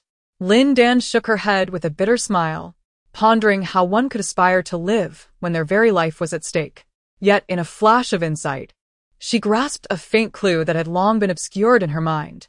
Hastily, she retrieved the supreme technique imparted to the original soul by the old master and meticulously perused it. This technique, titled Azura Blade, commenced with the phrase, "Without heart, without emotion, one becomes an Azura, life and death, eternal and unbroken." Following this were the profound incantations and sword techniques. The original soul had practiced diligently according to the incantations and sword techniques, reaching the pinnacle of mastery, yet had stopped short of further progress for years. She had tirelessly sought a breakthrough, yet to no avail, and had ultimately resigned herself to stagnation. However, in Lin Dan's view, the most vital phrase within this technique was precisely that opening line. What does it mean to be heartless and emotionless, thus embodying the essence of Ashura? What does the cycle of life and death signify, eternally unbroken? The original host had fallen into a pool of blood countless times, facing an inescapable demise, yet miraculously, she would always resurrect. To Lin Dan, this tenacious vitality was nothing short of monstrous. No one is truly invincible, yet the original host seemed to embody that very invincibility. Was it a matter of her constitution, or did it stem from the cultivation techniques she practiced? Lin Dan swiftly perused the scriptures, then resolutely assured herself that mastering the Shura blade to its utmost would inevitably reveal the truth. The cycle of life and death, eternally unbroken, was evidently Lin Dan's sole glimmer of hope. Achieving a heartless and emotionless state might pose an insurmountable challenge for others, yet for Lin Dan, it was remarkably simple. It seemed as if she was inherently devoid of the 7 emotions and 6 desires, completely severing the ties to the original host's feelings, thus elevating her state of mind instantaneously. Simultaneously, a surge of sharp, potent energy suddenly emerged within her dantian, coursing through her meridians to her limbs and bones, shattering her blood vessels, bones, and flesh. A tsunami of excruciating pain washed over her. Lin Dan coughed up a mouthful of blood, yet remained in a meditative posture, too afraid to move. The agony she endured at that moment was exponentially more intense than the previous torment of having her heart ripped out. The potent energy felt like an array of steel blades, intent on reducing her to a mere puddle of blood. However, alongside this torment, a vibrant essence began to manifest within her dantian, swiftly mending her battered body. Her bones grew increasingly robust, her flesh became ever more resilient, and her veins widened. In the realm of unparalleled might, the relentless surge of raw energy persisted, accompanied by unyielding agony. Lin Dan felt as though she lay perpetually on a torture rack, enduring the torment of 1,000 cuts. Her skin tore open, blood flowed freely, and her raven hair withered. Yet, almost instantaneously, new flesh, blood, and hair began to sprout anew, as if she were undergoing a profound metamorphosis. However, only Lin Dan understood that she had not been reborn. Rather, she was experiencing death moment by moment. Her body transformed into a battleground of death and vitality, with both energies swirling within her, a ceaseless exchange. As long as she remained alive, the excruciating pain would persist like a blade twisting within her. Lin Dan gripped the scroll of martial arts with a cold smile. It was no wonder the old leader was willing to offer the Eastern sacred sect's most supreme technique to a solitary girl. Nor that He Chongling allowed a lowly puppet to harbor feelings for him. This Shura blade was essentially a self-destructive art, if one could not relinquish love and desire. The original owner would remain stagnant for eternity, yet possess extraordinary vitality, enabling the old leader and He Chongling to exploit and drain her. Even if one were fortunate enough to master it, they would still endure the torment of 1,000 cuts daily, rendering life scarcely preferable to death. Walking in pain, sleeping in pain, even breathing brought anguish. Who could possibly survive such unending torment? It was likely that within 2 or 3 years, one would succumb to self-destruction. No wonder this scroll of martial arts was so extraordinary, allowing the original owner to ascend to the ranks of elite masters in just 5 years, while remaining untouched by any within the sect. The old master and He Chongling likely regard her merely as a puppet for their experiments. Regardless of whether she succeeds or fails, the original host remains firmly within their grasp, unable to stir the waters. Such is their cunning. Lin Dan's gaze dimmed slightly as she carefully placed the martial arts manual into a sandalwood box for safekeeping. Her heart, which had nearly shattered, was now fortified by an unending flow of vitality, yet that cursed insect remained stubbornly embedded within her. If it were concealed elsewhere, it would have undoubtedly been shattered by the violent energy, yet it chose to hide within her heart, where that very vitality steadfastly protected it, allowing it to survive. In other words, Lin Dan remained a puppet of He Chongling. He dictated her life, and she could endure, or he decreed her death, and she was compelled to comply. However, such a level of control no longer posed a threat to Lin Dan. If she could not eradicate the cursed insect within her heart, she could simply destroy the maternal insect within He Chongling's heart. Once the maternal insect perished, the offspring would inevitably cease to exist. She was devoid of emotion, and, in contemplating the assassination of He Chongling, her heart stirred not even a whisper of turmoil, let alone murderous intent. Thus, the offspring insect remained entirely unresponsive. Moreover, the maternal insect of He Chongling rarely sought to sense its progeny, nor would it suffer any backlash. It was evident that He Chongling did not regard the original host as a human being, so he would never allow the offspring insect within her to affect him. To him, the death of the original host was inconsequential, merely the demise of a small creature, nothing of great significance. Lin Dan evaded the guards and made her way to a spring in the back mountains, washing away the bloodstains that marked her. She endured the torment of 1,000 cuts, yet her expression remained remarkably calm, as if nothing had transpired. Although she had lost her memory, the suffering endured over countless millennia rendered the present pain trivial. The following day marked the grand wedding of the Master and the Saintess, with the church adorned in brilliant decorations, exuding an atmosphere of jubilance. To prevent any harm from befalling the handsome man after her departure, the Saintess insisted on bringing him to the hall. Surprisingly, He Chongling acquiesced to her request. He believed that allowing the handsome man to witness the union between himself and the Saintess would extinguish any lingering hopes they harbored. Once the deed was done, he would seize the opportunity to eliminate the man at an opportune moment. A maid entered a secluded courtyard, cautiously calling out, "Esteemed left guardian, the time is drawing near. You must proceed to the hall." Lin Dan awoke from her meditation and replied, "Bring me a black dress. Today is the Master's joyous day. You should wear red," the maid suggested, lowering her head, unwilling to meet her gaze. "The black dress is more stain-resistant," Lin Dan replied with an air of indifference. She was not attending a celebratory feast. Her purpose was to commit murder. The original soul had risked her life for He Chongling for many years without receiving his surname, while He Yufei merely had to smile or utter a few playful words to win the affection of all. He Yufei was akin to sunshine and rain. While the original soul existed as a mere insect in the shadows, their fates starkly divergent. Yet, from this day forth, everything would change. Lin Dan would shatter the original shackles, sever the ties that bound her, and ascend to the pinnacle of martial prowess. For she understood that only the strongest would not be trampled upon.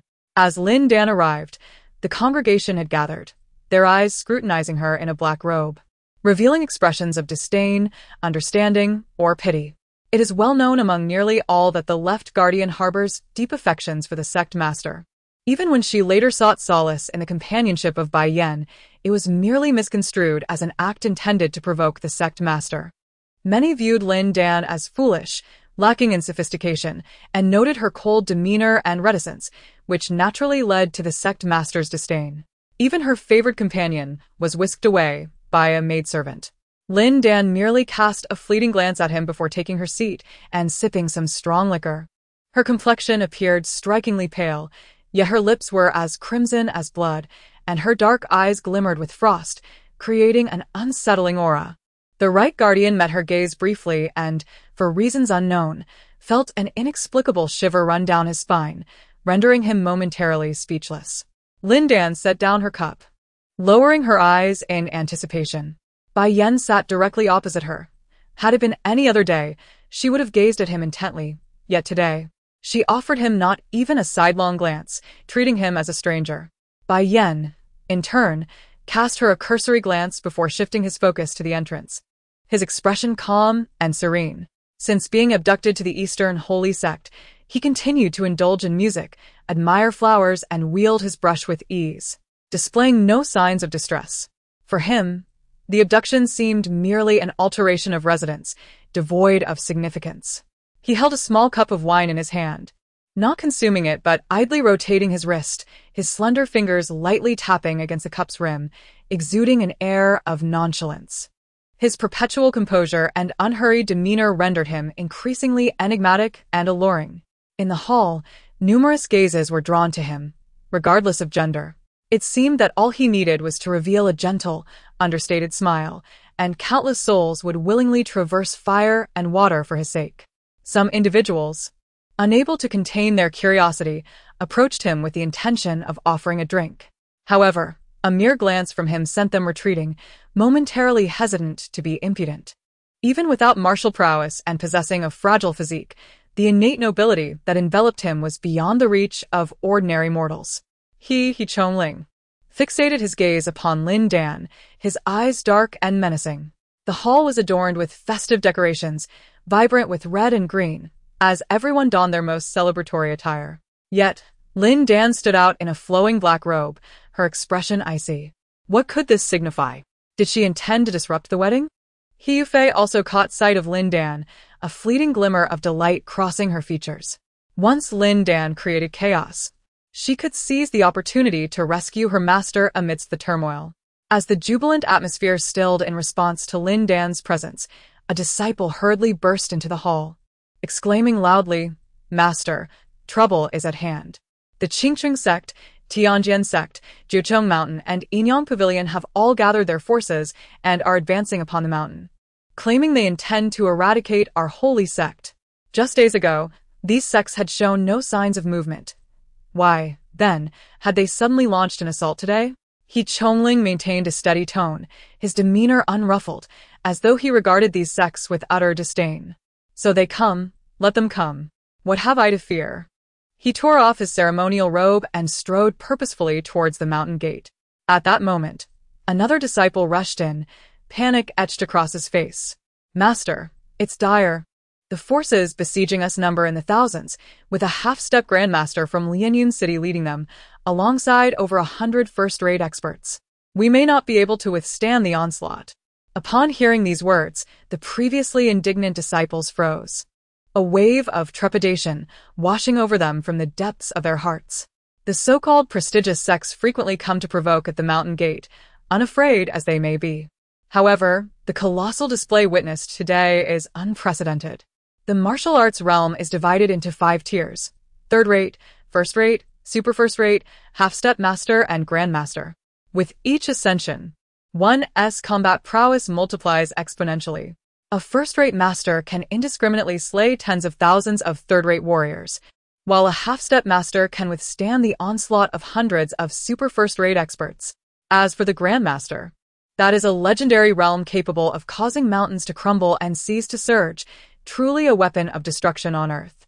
In the Eastern Tang continent, only 5 grandmasters have ever emerged, the most formidable being the Lord of Lianyun City. He was the last to enter the Master Realm, yet he consecutively challenged and triumphed over 4 predecessors, earning the title of the world's foremost expert, known as the Cloud Emperor, after whom the city was named. The mightiest of the Eastern sacred sect is He Chongling, yet he is merely a super first-rate master, far from the half-step master realm. Were it only the few major sects attacking, without the intervention of Lianyun City, he might still possess combat capability. However, with even half-step masters dispatched and the colossal force of Lianyun City looming behind, the Eastern sacred sect finds itself with little chance of retaliation. Should they resist today, it is likely that all sect members would meet a grim fate. In the Eastern Tang continent, a Grandmaster can wield unparalleled strength sufficient to establish an empire, while a half-step master, though slightly less powerful, can still carve out their own sect and dominate a territory. Among the Grandmasters, there are only a mere 5. Truly a rarity, while the half-step Grandmasters are scarcely any more numerous, with merely a handful scattered across the vast continent. Today's visitor is the 4th elder of Lianyun City, a figure of equal prowess, and Lianyun City has attracted 6 such experts, illustrating the formidable presence it wields in the Eastern Tang continent. A common saying goes, in the heavens, there is Lianyun City, on earth, the Forbidden City. Compared to Lianyun City, even the mighty royal family seems less esteemed, which explains why the scions of royalty engage in fierce, clandestine rivalries over the opportunity to cultivate their skills in Lianyun City. Upon hearing that Lianyun City has dispatched a half-step grandmaster to eliminate him, He Chongling remains unfazed, sweeping his sleeves with a cold demeanor and declaring, "Let us proceed outside and observe." As the group steps outside the hall, they are met with a throng of people at the foot of the mountain, poised to launch an assault at any moment. "Master, there are too many of them, and numerous top-tier experts are aiding them. What shall we do?" Although the Right Protector strives to maintain composure, his voice trembles with trepidation. Given the current predicament, engaging in battle seems futile. It would be wiser to retreat early. Fortunately, there are many hidden passages beneath, allowing most of the disciples to escape through them. "What shall we do?" "Gather the formation, and we shall confront them." He Chongling gritted his teeth and shouted. The disciples drew their swords, their eyes filled with determination. Just then, a resonant voice echoed from the sky, commanding the disciples of the Eastern Holy Sect, "If you willingly present He Chongling's head, I shall spare your lives. Should you refuse, do not blame me for the ensuing slaughter." He Yufei suddenly coughed up a mouthful of blood, yet she paid no heed to channeling her energy for resistance. Instead, she hurriedly rushed to Bai Yan's side, covering his ears with her hands. To her astonishment, the usually tranquil depths of Bai Yan's eyes revealed a hint of a smile. With the slightest movement of his fingertip, He Yufei's tumultuous energy was instantly quelled. She let out a soft gasp, feigning surprise, but did not ponder deeply.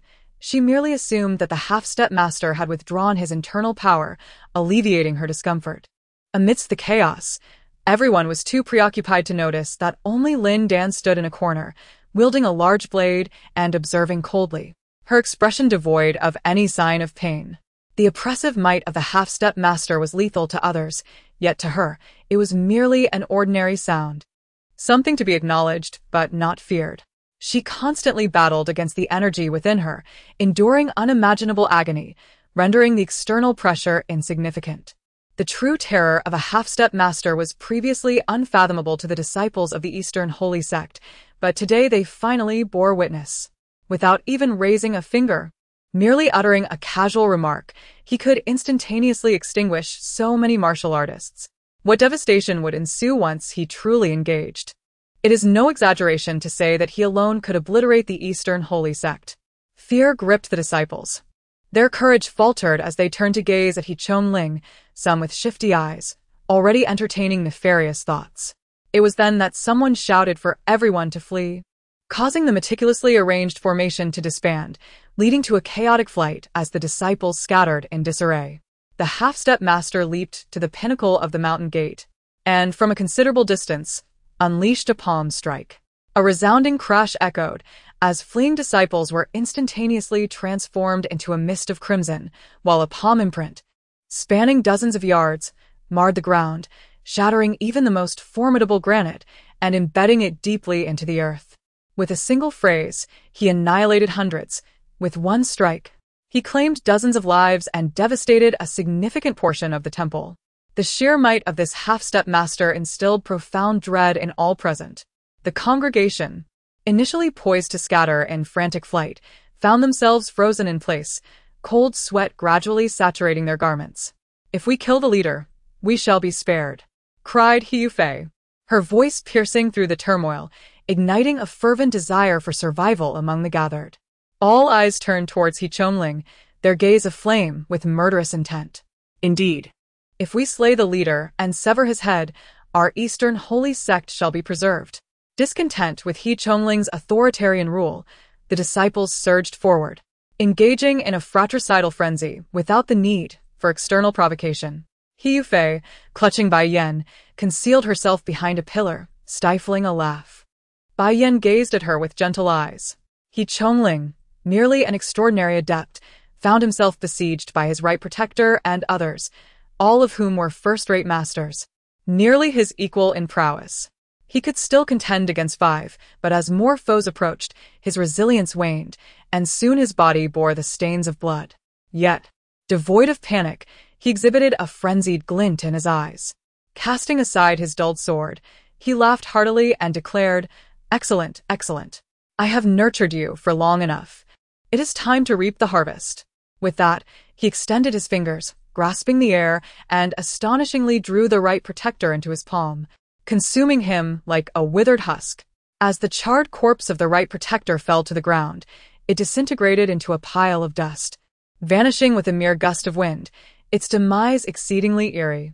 The onlookers exchanged glances between the ground and the maniacally laughing He Chongling, a chill creeping into their hearts. However, it was too late to retreat. They surged forward, resuming their assault. Initially overshadowed, He Chongling now appeared as if aided by divine intervention, effortlessly dispersing the crowd with a single strike before grasping the throat of an elder. The elder struggled briefly, but his flesh rapidly withered and caved in, transforming into a lifeless husk. He Chongling discarded the charred remains and lunged at his next target, leaving a trail of dust in his wake. As none could match his formidable prowess, his bizarre palm technique instilled dread among the onlookers, causing them to retreat in fear. With each life he drained, his aura surged, his internal power rising to such an extent that it billowed his garments. The tide had turned. He was no longer the one besieged, but rather the relentless hunter, his eyes ablaze with murderous intent. He Yufei gasped in horror. "Master, what is happening?" Bai Yan replied slowly. He must be practicing the return to nature technique, which, as the name implies, allows him to assimilate the internal power of others for his own use. If he continues this way, he will swiftly ascend from a top-tier expert to a half-step master. Anxiety welled in He Yufei's eyes as she clutched Bai Yan's sleeve, exclaiming, "Master, we must flee at once." With such malevolent skills, even a half-step master may not stand against him. "What are you waiting for?" Bai Yan said, bending to pick up a sword, a light laugh escaping his lips. "Take this opportunity while he is yet to break through. Engage him in combat. A day without practice leads to a loss of skill, and this moment is a rare chance indeed." He Yufei's face turned pale with fear, yet she dared not contradict Bai Yan. With a firm grip on the sword, she instructed, "Master, please keep your distance to avoid harm. If I should fall, you must escape through the secret passage I mentioned before." Although Bai Yan lacked martial prowess, he possessed profound knowledge of various elite techniques. Under his guidance, He Yufei's skills advanced remarkably, progressing by leaps and bounds. From that moment on, she followed Bai Yan closely, unabashedly calling him master. Seeing her innocence and charm, along with her exceptional aptitude, Bai Yan accepted her as his disciple, formalizing their bond. While he believed his martial skills were not insignificant, He Yufei had little practical experience. As she charged forward, anxiety inevitably took hold. However, she soon realized that compared to the other disciples who were utterly defenseless, she was able to wield her sword with remarkable agility against He Chongling, nearly striking a fatal blow. "Yufei, even you betray me." He Chongling, consumed by rage, snapped He Yufei's sword with his fingers and sent her sprawling with a single strike, then began to recklessly absorb the energy of those around him. Yet, he could not bring himself to harm the one he cherished most. He Yufei picked up another sword, resolutely pursuing him, engaging in a fierce duel with He Chongling. Strike after strike. Initially, her techniques were somewhat clumsy, yet gradually they became fluid, transforming her swordplay into a misty shadow. With a fierce sword aura etching lines upon the ground, its sharp radiance blinding to the eye. The prowess of the holy maiden was astonishing. The disciples, forced back by her formidable sword energy, could not help but exclaim in astonishment. It is noteworthy that before her ascension as the Holy Maiden, He Yufei was merely a maid. Although she possessed martial skills, she was far from being even a low-tier warrior. Yet now, she could contend evenly with the sect leader, illustrating that she had indeed attained the level of a top-tier master. Bai Yan stood with his hands clasped behind his back, an expression of satisfaction upon his face. In contrast, He Chongling did not share his sentiment, having always held back against He Yufei, reluctant to inflict harm upon her. He found his patience waning under her relentless assault, and bitterly declared, "Yufei, I truly admire you, yet it seems you hold no regard for our shared past. We are bound only by enmity, devoid of any affection." With a swift thrust, He Yufei pierced He Chongling's right palm. "Ah, what a lack of sentiment," He Chongling exclaimed, withdrawing his bloodied hand and retreating rapidly. In an instant, he siphoned the energy from several disciples, and out of the corner of his eye, he seemed to catch sight of something, abruptly calling out, "Lin Dan, come forth." In the past, Lin Dan had always silently protected him, willing to sacrifice her life to shield him from harm. Thus, he had never truly acknowledged her presence. However, at this moment, with He Yufei to confront and formidable foes awaiting him, Lin Dan, a master of nearly equal standing, could prove invaluable. If he could drain her energy, he might elevate himself to the ranks of a half-step master. Finally, Lin Dan, who had scarcely made her presence known, took a step forward. He Yufei, while manipulating the surging sword energy, called out loudly, "Lin Dan, do not heed his words. He seeks your life." However, Lin Dan remained unfazed, steadily advancing towards He Chongling. Bai Yan let out a soft sigh, finally lifting his hands from behind his back, his fingertips poised to strike through the air. Lin Dan grasped her large blade, stepping deliberately closer to He Chongling, who was emitting a derisive laughter, proclaiming, "I have nurtured you with great care for this very moment. Lin Dan, after your demise, I shall remember you." The phrase "I shall remember you," if heard by the original owner, would have sounded like celestial music. Yet Lin Dan merely cast him a fleeting glance, her eyes betraying no emotion. Sensing a formidable force approaching from the side, she did not even glance at the assailant, lightly tapping her toes to propel herself forward. Her sudden acceleration allowed her to evade the force, leaving behind a deep, finger-sized hole etched into the granite. As Lin Dan hurtled towards him, He Chongling hastily spread his fingers to meet her. He presumed she would submissively allow him to drain her life essence. Yet to his astonishment, she fiercely withdrew her blade and engaged him in combat. The strategic demeanor that adorned He Chongling's face shattered. Yet he did not retreat from the blade.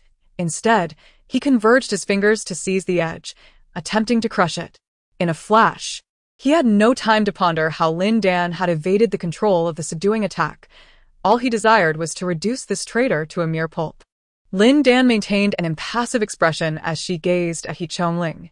The turbulent energy within her was incessantly transforming into a lethal blade of intent, which instantaneously shattered He Chongling's fingers. The relentless force of the blade cleaved through his arm, piercing his heart and swiftly obliterating the maternal insect nestled within. The arrogant expression on He Chongling's face became frozen as he slowly lowered his head to behold the steel blade embedded in his chest. Gradually, he raised his gaze towards the woman he had always regarded as insignificant, akin to an insect. "You dare to." Before he could complete his sentence, the energy within the blade erupted like thunder within his body, sending a spray of crimson mist cascading onto Lin Dan's pallid, jade-like visage. Yet she did not even blink. Surrounding them were numerous disciples, yet none dared to approach. No one had anticipated that the leader would practice such nefarious arts, treating the others as mere vessels for his energy absorption, akin to livestock. Even more unfathomable was the fact that at the pinnacle of his martial prowess, he would be slain by the left guardian with a single stroke. The leader was already an extraordinary master, having absorbed the inner strength of dozens of elite practitioners. Logically, he should have advanced to the threshold of a half-step grandmaster. Yet, upon Lin Dan's emergence, with a mere swing of her blade, she had decisively sent him to meet Yama, the king of the underworld. What caliber of master was Lin Dan? The onlookers exchanged glances, gradually retreating, their hearts gripped by terror. Lin Dan withdrew the bloodied steel blade, her obsidian eyes fixated on He Chongling's lifeless body, her expression inscrutable. It was only now that she realized the depth of the abyss into which she had irrevocably fallen. Those who cultivate the Azura blade endure the relentless torment of 1,000 cuts at every moment. Yet, when they engage in combat and unleash their fury upon others, the internal energy surges into their palms, infusing their weapons and mercilessly shattering their foes, leaving only an unceasing vitality within. In an instant, all suffering recedes from them. Lin Dan reveled in the thrill of the kill, desiring the presence of 10 or 8 more He Chongling to continue her slaughter indefinitely. It is only in the throes of murder that she finds a fleeting solace, which is precisely the most terrifying aspect of the Azura blade technique. To alleviate the excruciating pain within, practitioners must perpetually immerse themselves in carnage, having long severed ties with love and thus forsaken their humanity, ultimately transforming into mere machines of slaughter. Should they ever lose themselves entirely, they would relinquish control over the dualities of life and death. Once the delicate balance is disrupted, deathly energy will prevail, obliterating their very essence. In essence, those who practice the Azura blade are destined to succumb to madness and demise. Lin Dan closed her eyes, her heart enveloped in a chilling calm. It is no wonder that the old leader willingly entrusted this supreme technique to the original master. It is no surprise that the envious and capable He Chongling did not covet its cultivation. From the very beginning, they had chosen a path of death for the original master. In their eyes, she was perhaps already a lost soul. Yet Lin Dan would never concede defeat. She gripped her steel blade tightly, silently etching a line of principle within her heart. No matter the endless torment she must endure, she would not allow herself to become a soulless instrument of slaughter. The concepts of severing emotional ties and ruthless brutality were, indeed, worlds apart. With that thought, she severed He Chongling's head with a single stroke, advancing step by step towards the mountain gate. The other disciples dared not utter a word, nor would they attempt to obstruct her, trailing behind at a distance. Master, what on earth just transpired? He Yufei, who had recently basked in glory but was now forgotten, asked with a pale complexion. She could hardly fathom that the formidable He Chongling had been slain by Lin Dan's hand with such ease, his head severed cleanly. At that moment, Lin Dan, not only did she not furrow her brow, but she did not even blink. She resembled a malevolent spirit rising from the depths of hell, instilling unwarranted fear. Bai Yen furrowed his brow slightly, murmuring under his breath, "The Azura has descended." Upon reaching the mountain gate, Lin Dan casually cast aside He Chongling's head, enunciating with resolute clarity, "This is what you sought. I hereby draw a line here. Should you honor your promises, depart swiftly. Should you cross this boundary, I shall show no mercy." She raised her great blade, and with a casual slash towards her feet, the ferocious energy cleaved the hardened ground, creating a deep trench. The powerful force radiated outward. Those who stood too close would be ground to dust. The foremost disciple of righteousness hastily retreated, yet dared to glance at the ground only after the ferocious blade aura had sufficiently diminished. To his dismay, he discovered that the hem of his garment, along with his boots, had been sliced by residual force, with crimson blood seeping through the fabric, revealing he had sustained an unnoticed injury. This silent demonstration instilled a profound sense of trepidation among the various sects towards Lin Dan. "Half-step master?" questioned the fourth elder of Lianyun City, uncertainty lacing his tone. Lin Dan merely cast a fleeting glance in his direction before lowering her head, one hand resting behind her back, while the other gripped the blood-stained steel blade.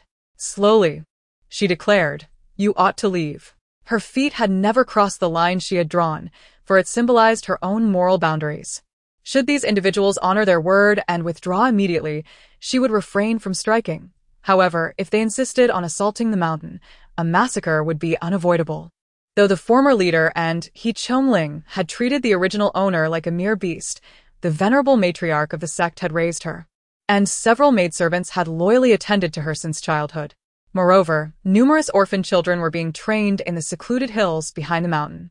They had yet to mature and thus had not committed any wrongdoing. They did not deserve death. Severing all ties and emotions did not equate to Lin Dan losing her fundamental principles. She understood the importance of repaying kindness and avenging grievances. Some individuals within the Eastern sacred sect were of no concern to her, but others were impossible to ignore. Although the tyrant He Chongling was dead, a new leader with even greater martial prowess and a more ruthless disposition had emerged within the demonic sect. Should she be allowed to escape this time? Once she regained her strength, the martial world would undoubtedly be engulfed in a storm of bloodshed. Thus, the fourth elder had never entertained the notion of sparing Lin Dan. The previous remarks were merely the beguiling words that stirred confusion in people's hearts. Although they showed no fear of the demonic cult, it would be immensely advantageous if the cult could be thrown into disarray from within, thereby reducing casualties and troubles for the righteous faction. Kill. The fourth elder raised his hand, his tone devoid of warmth, yet in the next moment, his narrowed eyes widened suddenly, as if he had glimpsed something peculiar. Bai Yen, concealed within the crowd, imperceptibly nodded. The hesitant expression of the fourth elder immediately transformed into one of resolve as he commanded, "Slay, without mercy." The disciples of the Eastern Holy Sect, who believed they could evade death, erupted into chaos. Some furiously denounced these righteous disciples as hypocrites, while others fled in panic. And still others seized their swords to fight back valiantly. Lin Dan, however, steadfastly maintained her position upon that line, upholding her own moral boundary. She did not succumb to anger at their fickleness, nor did she tremble in fear at the onslaught of hundreds of formidable foes.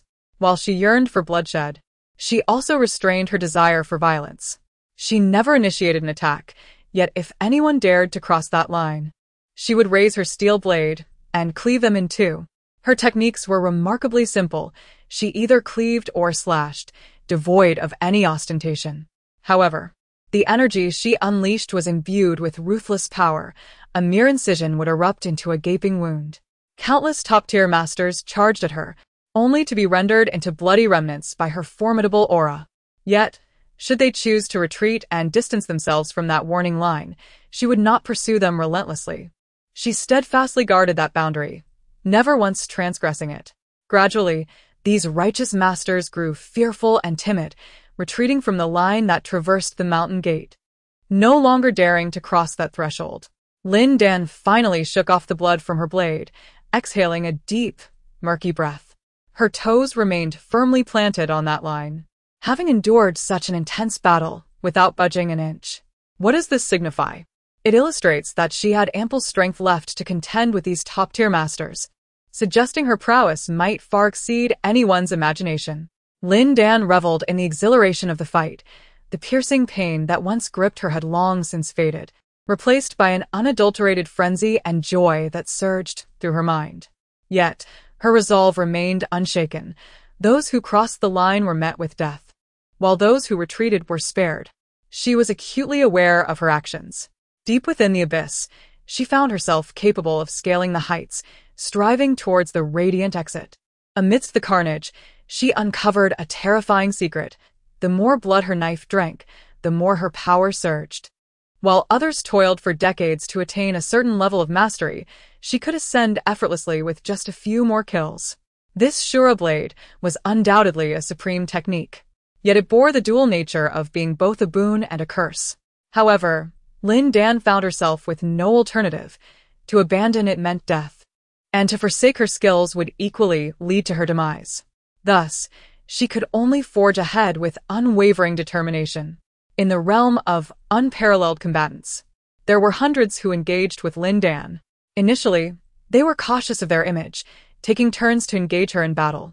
But upon witnessing her inflict a wound with a single stroke, they completely discarded their notions of righteousness and surged forward en masse. Lin Dan was troubled, yearning for an outlet to expel the malevolent energy within her. As adversaries approached, she struck each one down. When faced with a multitude, she unleashed a flurry of blade shadows.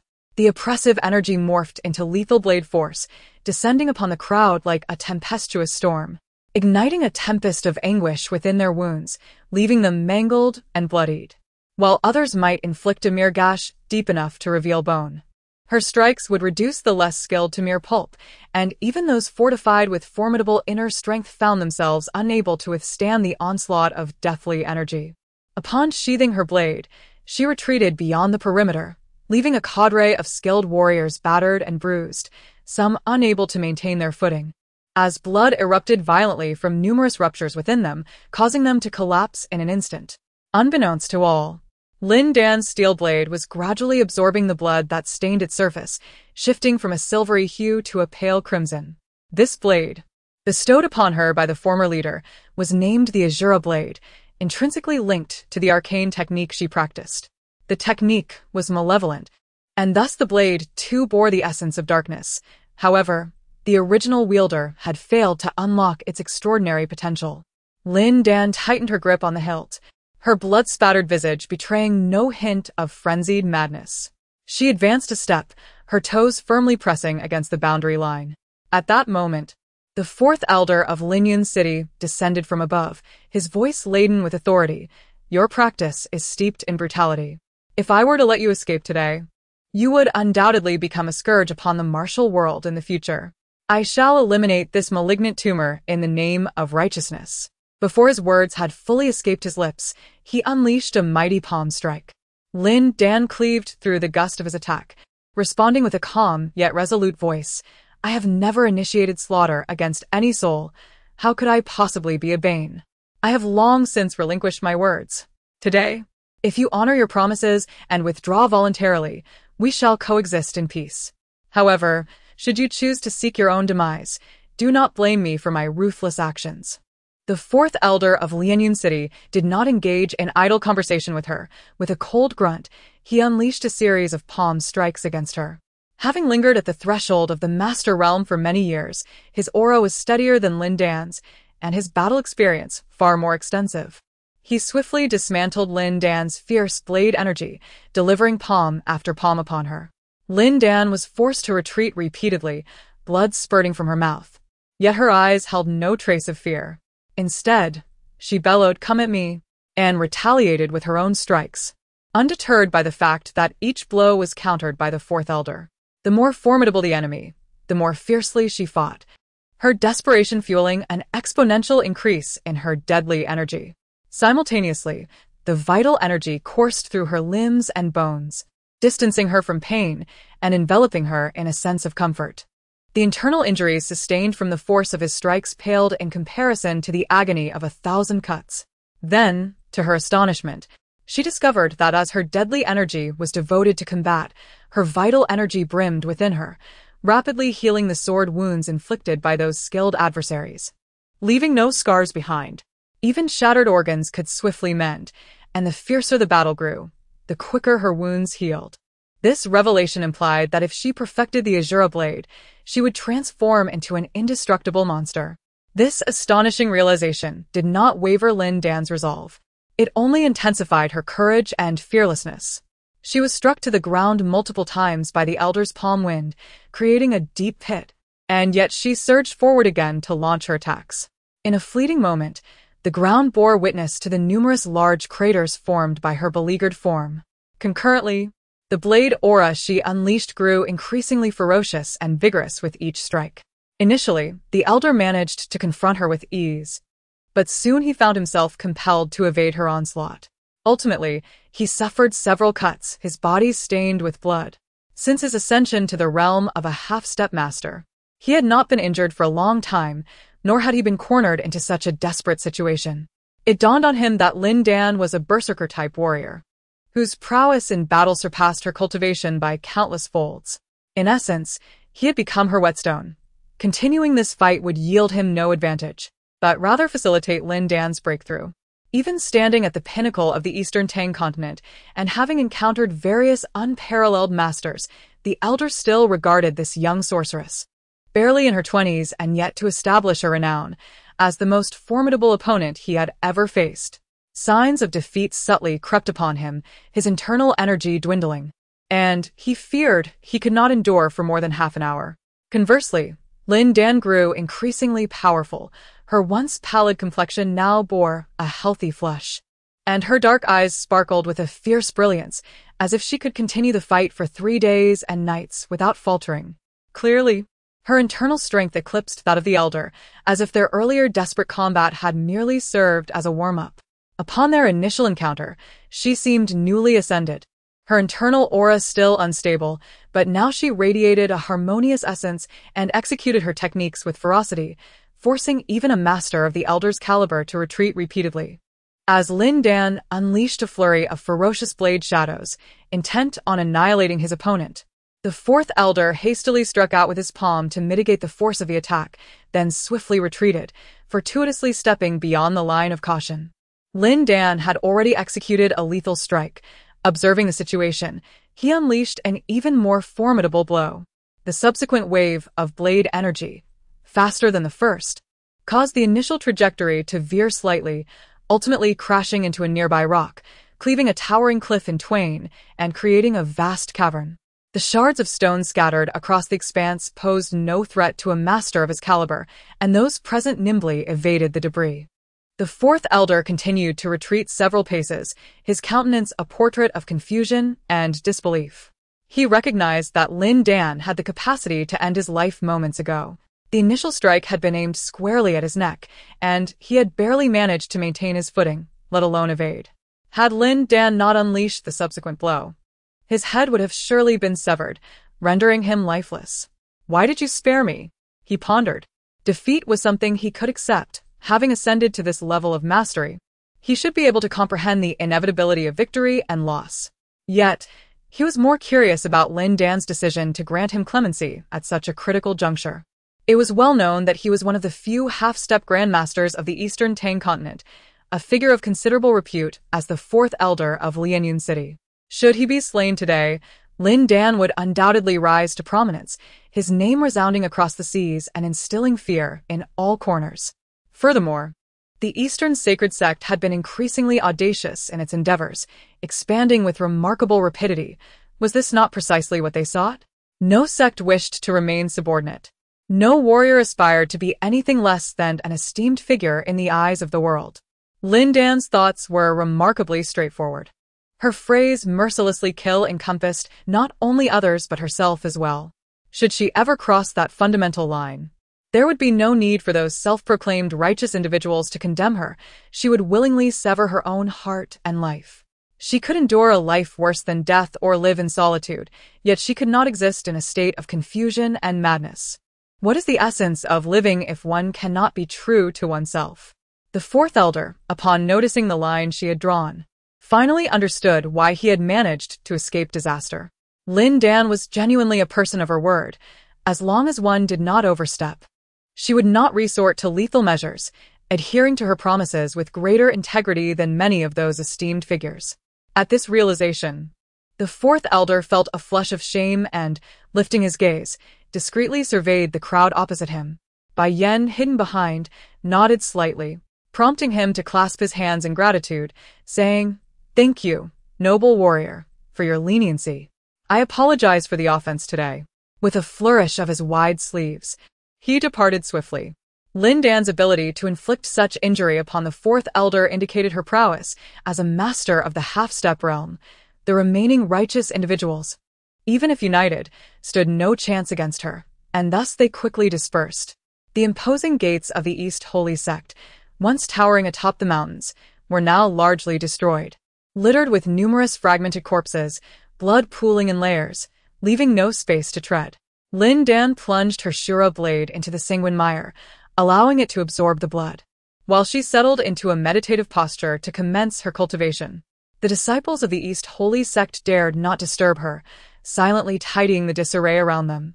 He Yufei hesitated at a distance, torn between the impulse to approach and the fear to do so, her expression a tapestry of complexity. She betrayed Lin Dan and took away the person he cherished the most, leaving one to ponder how Lin Dan would exact his revenge. Prior to this, He Yufei had never anticipated Lin Dan's transformation into such a formidable force. He was now a half-step grandmaster, a peerless expert second only to the grandmaster himself. With a mere call, the precariously positioned Dongsheng sect could swiftly ascend to an esteemed status within the martial world, and in a few years, it might even evolve into a colossal entity akin to the Qingqing sect or Tianjin sect. If she clung to the past, He Yufei would find herself perpetually fleeing through the Jianghu, worn and weary. "Master," Let us depart before she regains her composure, she urged, her concern for Bai Yen eclipsing her own plight. Yet, Bai Yen slowly approached Lin Dan, who lay amidst the bloodied ground. Before he could come closer, she opened her eyes, devoid of sorrow or joy, and stated, "You intended to kill me." She had not forgotten that before striking He Chongling, an unseen force had attempted to assassinate her, and the only individual standing in that direction was none other than Bai Yen, the most suspect of all. Lin Dan was not the original host. He would not be blinded by love. If Bai Yen were merely a frail scholar, he would not have settled so comfortably within the Dongxing sect, nor would he have swiftly trained He Yufei into a first-rate expert, given his concealed abilities. It was certain he harbored ulterior motives. Bai Yen exhibited no sign of panic, slowly nodding, indeed. Lin Dan immediately rose, drawing the blood-soaked Shura blade, and spoke in a low voice. Why? She was unable to sense Bai Yan's aura. He appeared entirely like an ordinary person. Yet, it was precisely this quality that accentuated his terrifying nature. With Lin Dan's current prowess, she could easily discern the essence of a person at a glance. However, she found herself unable to penetrate Bai Yan's facade, indicating that his realm surpassed hers by more than a single tier. What lay beyond the half-step master level? It was the Grand Master. Lin Dan tightened her grip on the hilt of her sword, taking a step forward, her demeanor as if confronting a formidable foe. Though her expression remained serene, Bai Yen stood with his hands clasped behind his back and spoke slowly. The Shura blade is a forbidden technique of my sect. Yet it was stolen by the Eastern Holy Church. My master once said that if the Shura were to descend upon the world, we must summon the full strength of our sect to eradicate it. Understanding dawned upon Lin Dan as she nodded slightly. While she held no interest in Bai Yan's sect or his background, she comprehended the reason behind his master's ominous words. Once the Shura blade was mastered, it could easily plunge its wielder into a frenzy of slaughter, resulting in the loss of rationality. More terrifying was the fact that the life force within the practitioner would shield their heart's pulse, rendering them virtually immortal. What kind of havoc would a creature that knew only mindless killing, yet could never be slain, wreak upon the world? Lin Dan closed her eyes briefly, as if foreseeing a scene of rivers running red and corpses strewn across the land. She did not seek to justify herself. Instead, she raised her sword and calmly declared, "Come, let us battle." He Yufei was utterly bewildered, alternating her gaze between Lin Dan and Bai Yen, exclaiming in astonishment, "Master, you know martial arts?" He Chongling had previously examined Bai Yan's pulse, confirming him to be an ordinary man devoid of internal energy. Yet, neither Bai Yen nor Lin Dan acknowledged her. They stood resolutely, their gazes locked upon one another. After a considerable pause, Bai Yen took a step back and said nonchalantly, "Today, I shall spare your life. You may leave." Lin Dan quickly comprehended his implication. Although he had chosen to let her go, it did not signify that he would refrain from pursuing her in the future. His decision to refrain from action today did not guarantee his restraint tomorrow or the day after.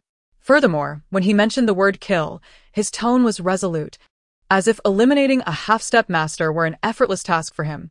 This indicated that he was undoubtedly one of the 5 Grand Masters, possessing a level of skill far beyond Lin Dan's current capabilities. Understanding the value of life, Lin Dan was not foolish. She immediately sheathed her Shura blade and departed swiftly. Bai Yen, with a light step, followed closely behind. This clearly suggested that Bai Yen was indeed a Grand Master.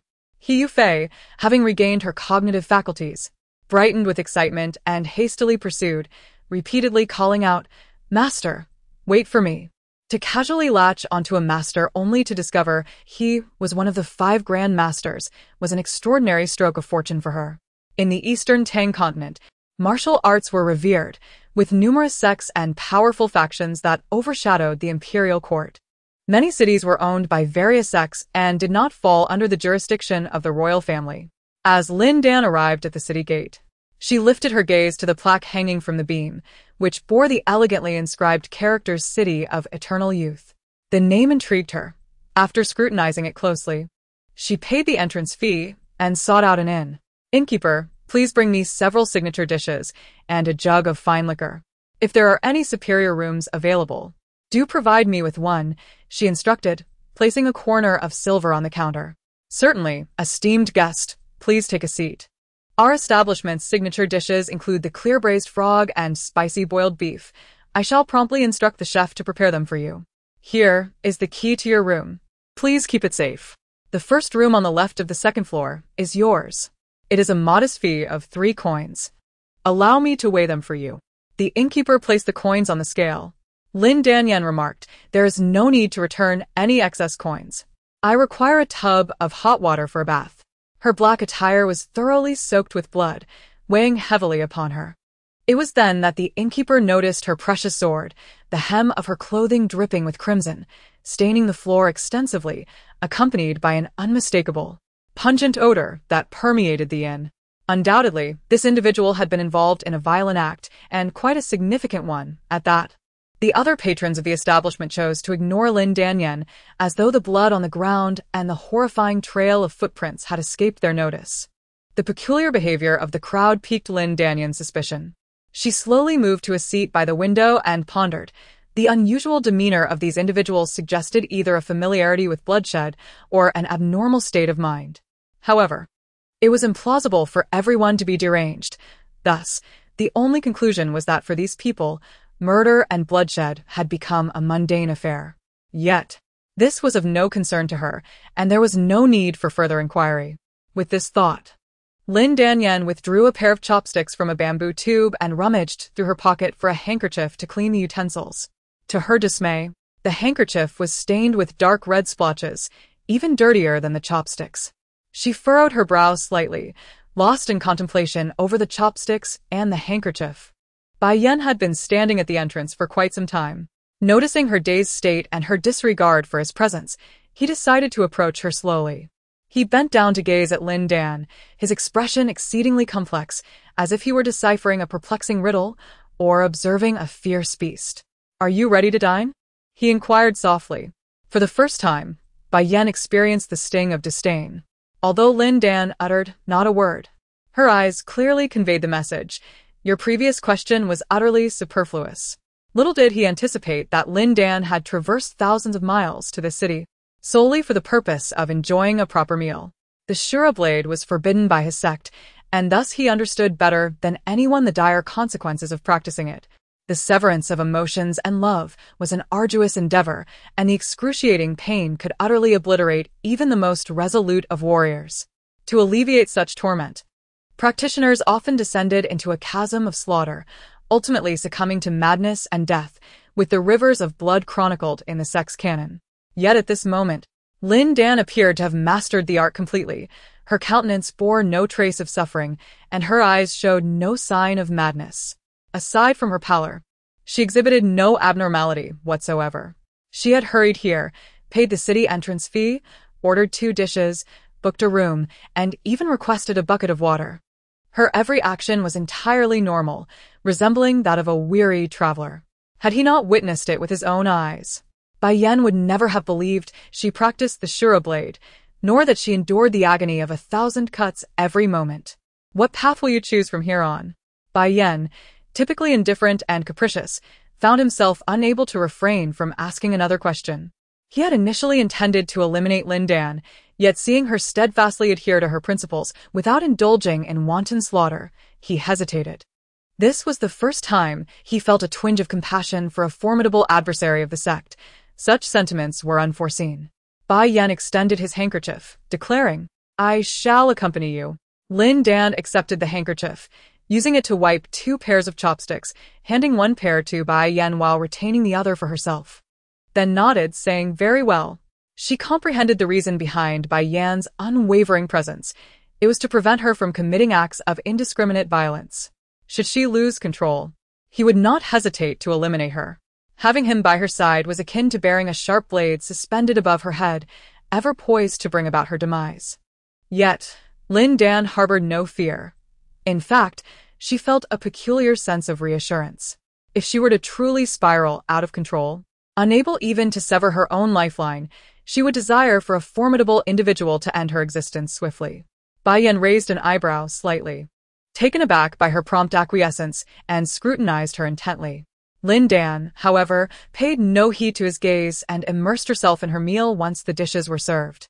Ever since the day Bai Yan and He Yufei's elopement failed, resulting in his imprisonment in the dungeon, the original host had scarcely eaten. While she could wither away for another, Lin Dan could not endure hunger. Yet, after merely one bite, her brow furrowed deeply. The chef's skills were lamentably poor. The frog legs were inadequately seasoned, and the boiled beef was so tough it was nearly inedible, requiring an additional half-hour of simmering to absorb flavor. With just a single taste, the proper techniques for these dishes inexplicably manifested in her mind. Despite never having wielded a kitchen knife or stood at a stove since her arrival in this world, she was convinced she could create the most authentic delicacies. Could it be that I was a chef in my past life? She set down her chopsticks, her expression a tapestry of emotions as she pondered. Bai Yan fixed his gaze upon her, his voice low and steady, asking, "What troubles you?" In his eyes, Lin Dan resembled a wild beast on the brink of madness, ready to erupt and commit murder at any moment. She felt akin to a prisoner, while Bai Yan served as the warden overseeing her confinement. Nevertheless, her demeanor remained remarkably composed as she waved her hand dismissively, uttering that it was of no consequence. Observing her genuine tranquility, Bai Yan poured himself a glass of strong liquor, taking delicate sips. Once she entered a deep meditative state, Bai Yan approached the window, ostensibly gazing into the distance, yet truly attuned to the subtle movements next door. The rhythm of breathing grew increasingly shallow and slow, until it faded into complete silence. This signified the pinnacle of meditation, known as turtle breathing, attainable only by enlightened monks or those with exceptionally clear minds.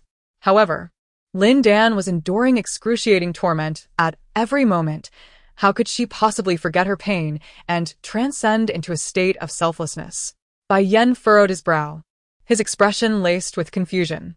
After a brief moment, he adopted a stern demeanor, leaping out of the window and gliding through the leaves to arrive at Lin Dan's window, only to be taken aback.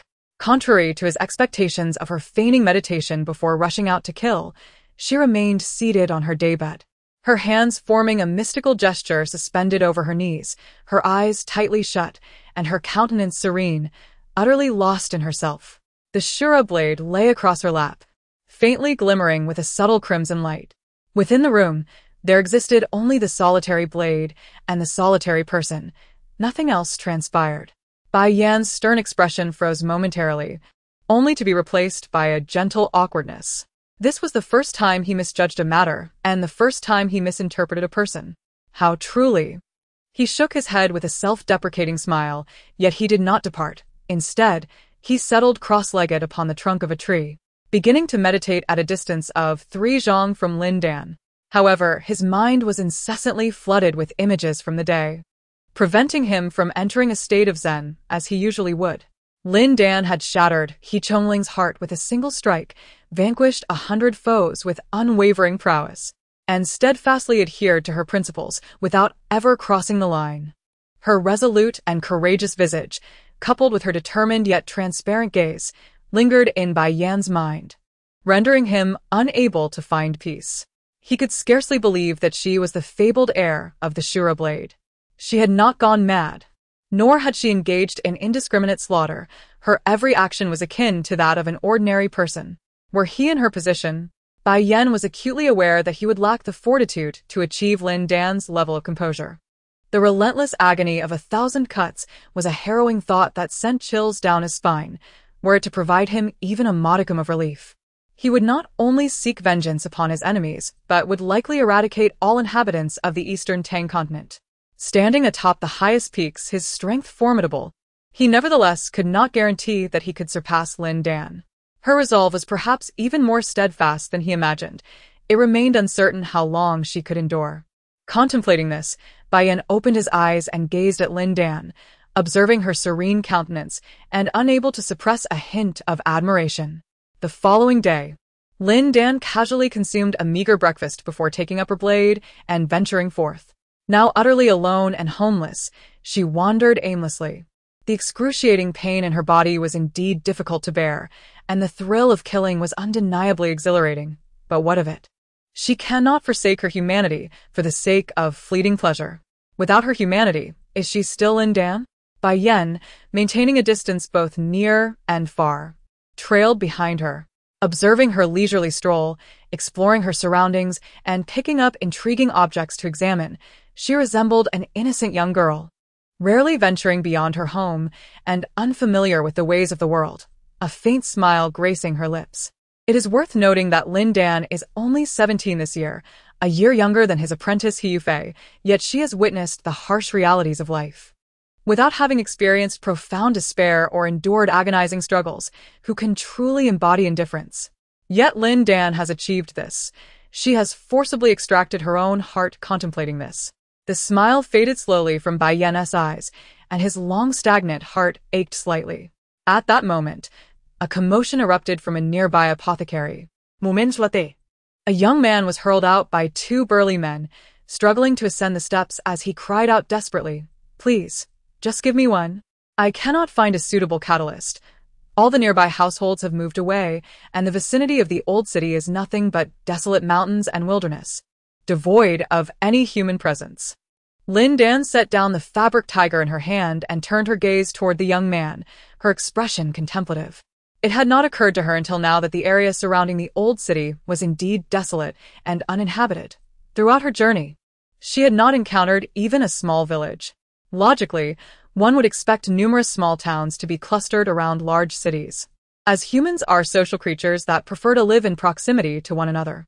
In stark contrast, the old city, sprawling and prosperous, appeared as an isolated island, with not a single household within 1,000 miles, a most peculiar circumstance. Moreover, what exactly is a drug catalyst? Just as Lin Dan pondered this, he was astonished to observe that the young man's raven hair was swiftly being overtaken by frost, turning completely white in the blink of an eye. Moment latte.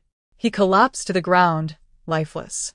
Upon closer inspection of his exposed skin, it was astonishingly covered in wrinkles and spots, resembling that of a man in his 70s or 80s.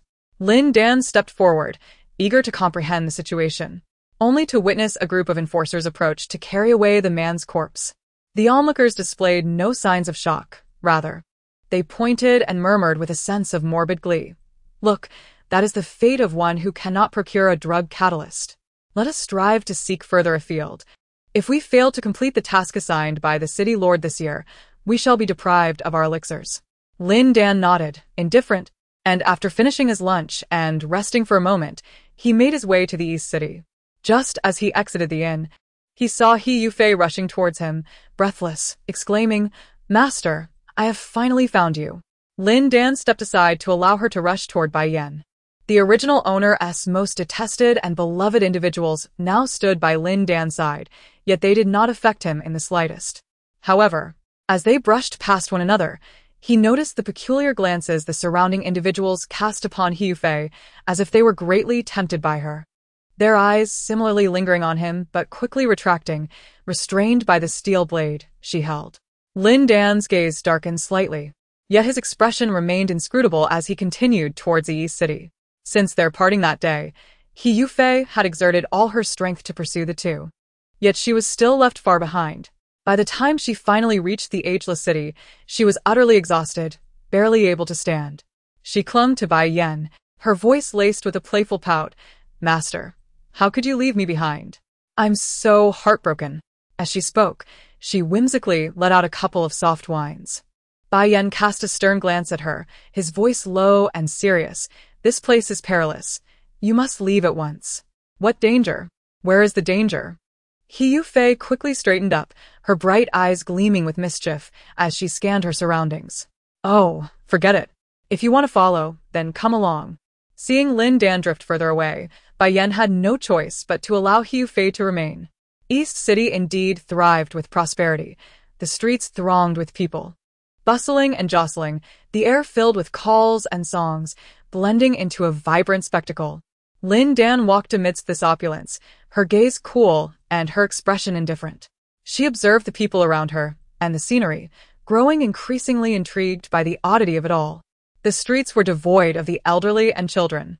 The comings and goings were dominated by young, robust men, with only a smattering of women, all of whom bore expressions of curiosity and interest, evidently outsiders. This was rather peculiar. Bai Yan's brows furrowed slightly as he moved cautiously. In contrast, He Yufei remained oblivious, finding novelty in everything and delighting in the playfulness of her surroundings. Tugging at Bai Yan's sleeve as she lingered among the vendors, incessantly pleading for him to purchase delicate trinkets for her. Bai Yan merely extracted coins, his focus unwaveringly fixed on Lin Dan's figure. He understood that the old city harbored mysteries, yet his paramount duty was to ensure Lin Dan's safety. Everything else could take a backseat. Spotting Lin Dan entering a fabric shop, he promptly nudged He Yufei inside as well, casually instructing, "Go pick out a few garments." He Yufei mistakenly believed he was about to assist her in purchasing clothing, and her smile became increasingly radiant as she cheerfully responded affirmatively before dashing inside. Upon encountering Lin Dan, who was also selecting garments, she displayed a hint of trepidation, yet understood that her master must have his reasons for accompanying her. So she refrained from overthinking.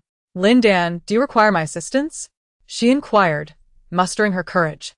"No need," Lin Dan replied, entering the fitting room with a stunning black dress in hand.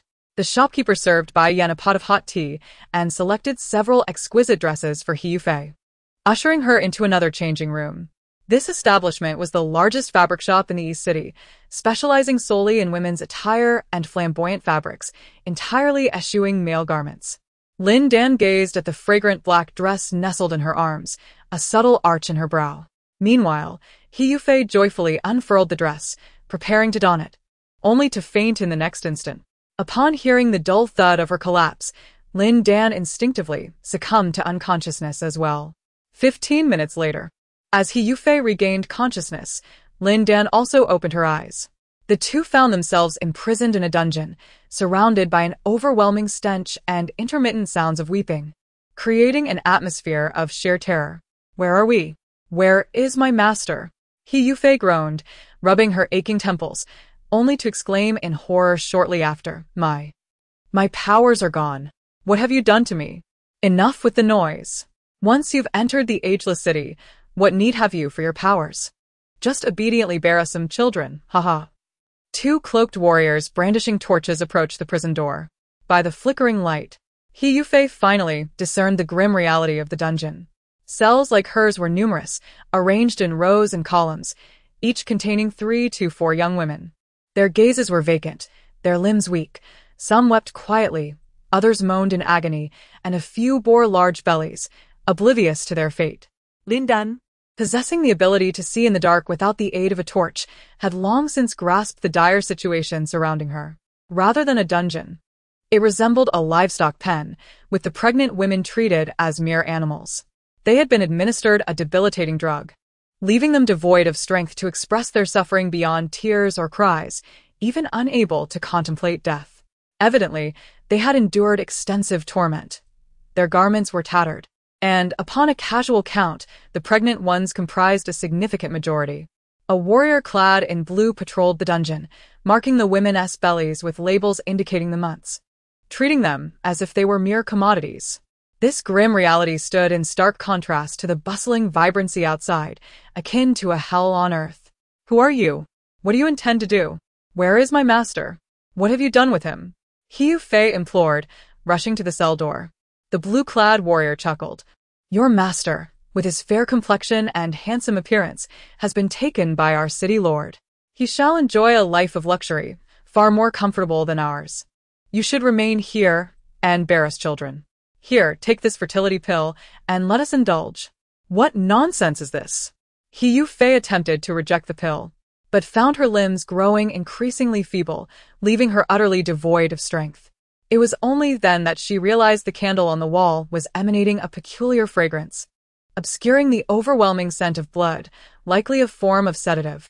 Several warriors clad in green noticed her finally succumbing, while Lin Dan, who had been leaning against the wall in a posture of surrender, entered the cell, pointing at He Yufei, and remarked, "Such a beautiful specimen. I haven't seen one in ages.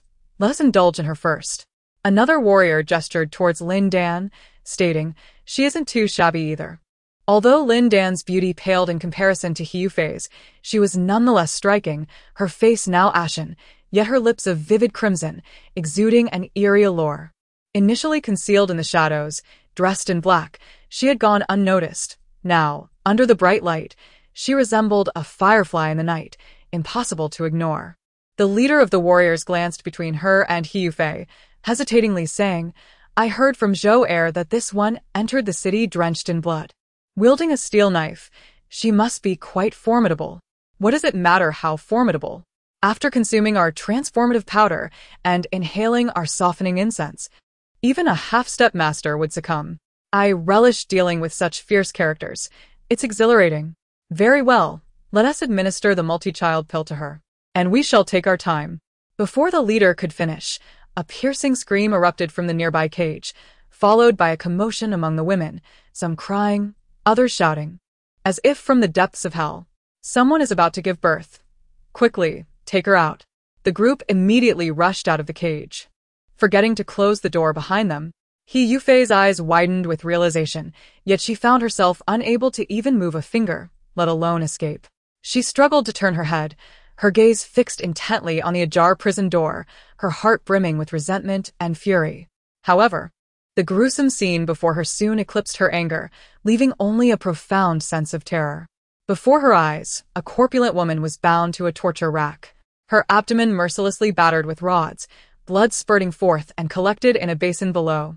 Then, with a sickening thud, a tiny fetus fell out, its limbs twitching slightly, yet suffocated by amniotic fluid, unable to utter a sound. The perpetrators showed no concern for the fetus's survival, continuing their brutal assault on the woman's belly. With a series of dull thuds, 3 or 4 more fetuses dropped into the basin, still connected by long umbilical cords. "Is there more?" the leader inquired. "There should be," came the reply. They persisted in their assault, the woman's anguished cries echoing in the air, her body drenched in blood. After a quarter of an hour, she had succumbed to unconsciousness, blood pooling beneath her as her breath grew faint. The cloaked warriors paid no heed to her fate, merely probing her abdomen to ensure no more fetuses remained. Only then did they use a hook to extract the placenta, lifting it along with the basin of blood. He Yufei watched in horror, her heart shattering, finally grasping why these warriors referred to the women as mere livestock. They were imprisoned solely to perpetually bear offspring, akin to hens that lay eggs. Delving deeper into this realization, she feared that, like the eggs, those fetuses might be consumed by the warriors. Terrified by her own thoughts, He Yufei turned away, retching repeatedly, and after her heaves subsided, she began to weep silently. How tragic it is! These women truly suffer immensely. They are poisoned, tormented, and humiliated, and once the last vestiges of their vitality are drained, they are discarded like refuse. This is not merely a dungeon, it is unmistakably a hell. And those clad in green are nothing but demons.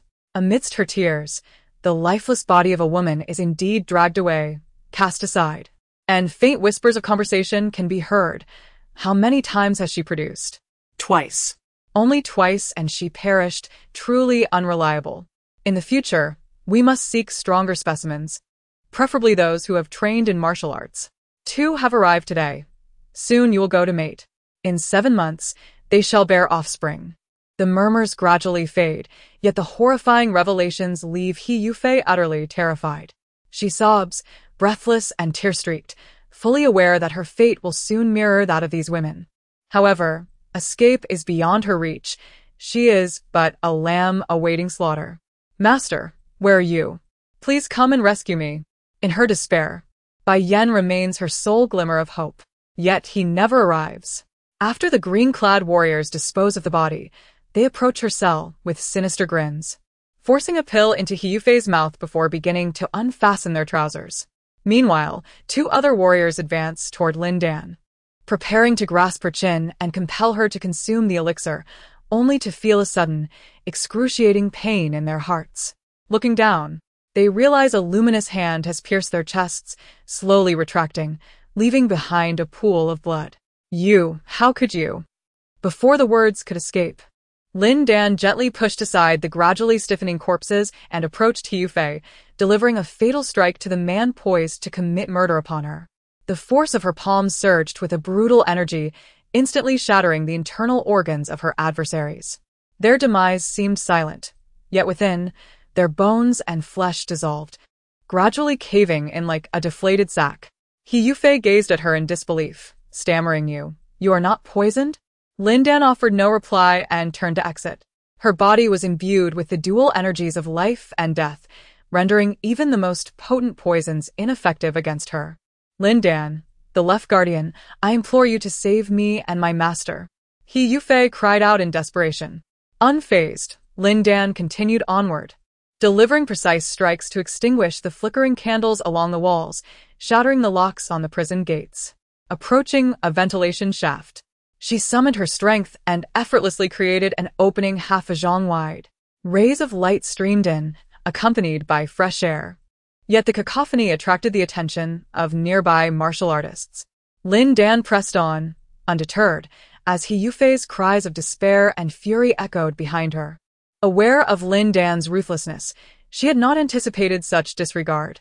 The sight of so many unfortunate women left behind without a glance. Was she not a woman herself? Did she possess no semblance of compassion? Following her instincts, Lin Dan reached a hidden chamber, forcefully breaking through a stone door and entering unimpeded. It was an arsenal, brimming with weapons of all kinds, and there, in the corner, lay her Shura blade, resting quietly. Sensing the arrival of her master, the Shura blade trembled imperceptibly for a fleeting moment, a faint glimmer of crimson light flashing across its edge before vanishing swiftly. We shall depart. Lin Dan's fingers spread slightly, drawing the blade into her palm from a distance. As she turned, she beheld Bai Yan standing silently at the far end of the dimly lit dungeon, gazing intently at her. This scene, which should have been one of unspeakable horror and a sight Bai Yan abhorred, did not elicit any sign of disgust from him. Instead, he followed suit, step by step. These individuals had committed countless atrocities.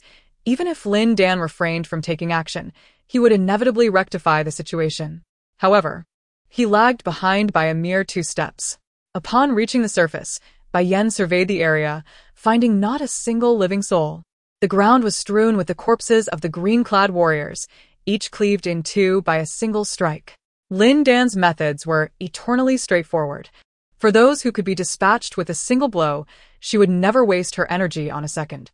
In the brief span of merely a quarter of an hour, she had eradicated all the warriors within the subterranean palace, without even alerting those in the nearby chambers.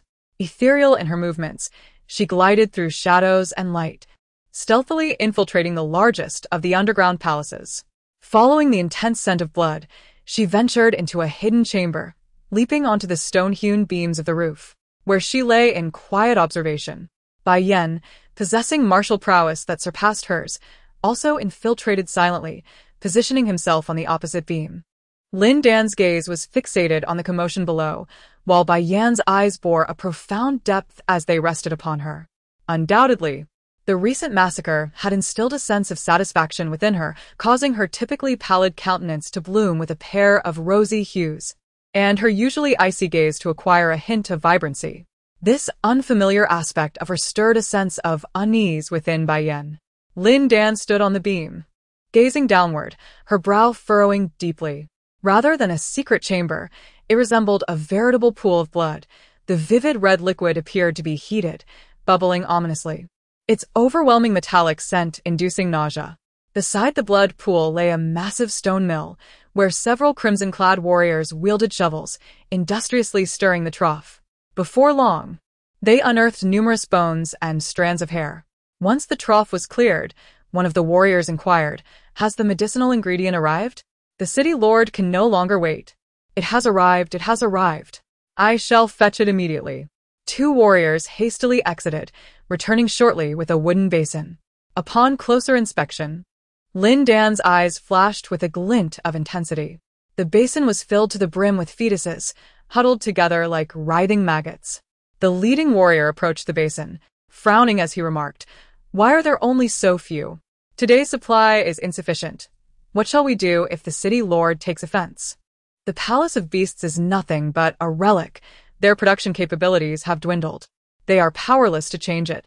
Perhaps we should send the Palace of Shadows to abduct more livestock, and then inform the townsfolk to increase their contributions, raising the quota from 1 a year to 3. What do you think? 3 a year is still inadequate.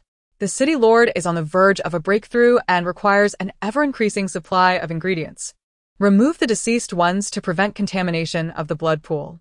While they tidy up, you shall cast the ingredients into the pool, instructed the red-clad warrior, gesturing towards the enormous stone mill.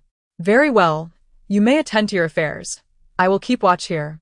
The dialogue between the two individuals conveyed an immense volume of information, igniting even the usually indifferent Lin Dan with a seething fury. It was revealed that the children born to those women in the dungeon had been brought here, only to be ground into a bloody slurry in a stone mill, which was then poured into a blood pool for the lord of the ageless city to cultivate his wicked arts.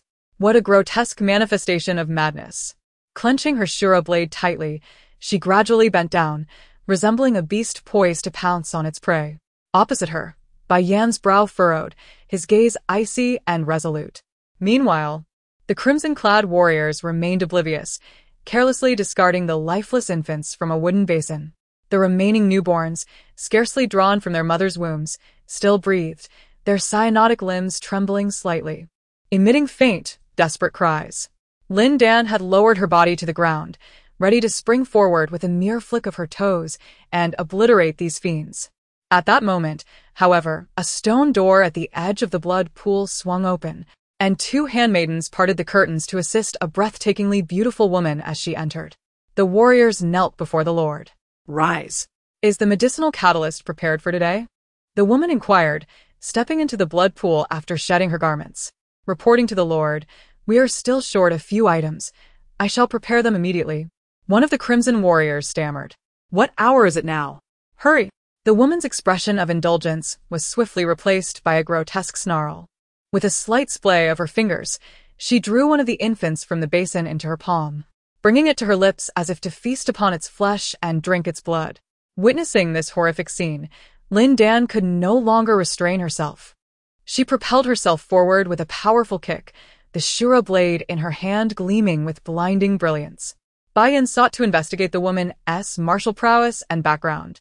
Thus, when she cradled the infant in her palm, he felt a pang of remorse but ultimately refrained from intervening. However, he could never have anticipated that Lin Dan could not wait even a moment, and in the blink of an eye, she struck downwards.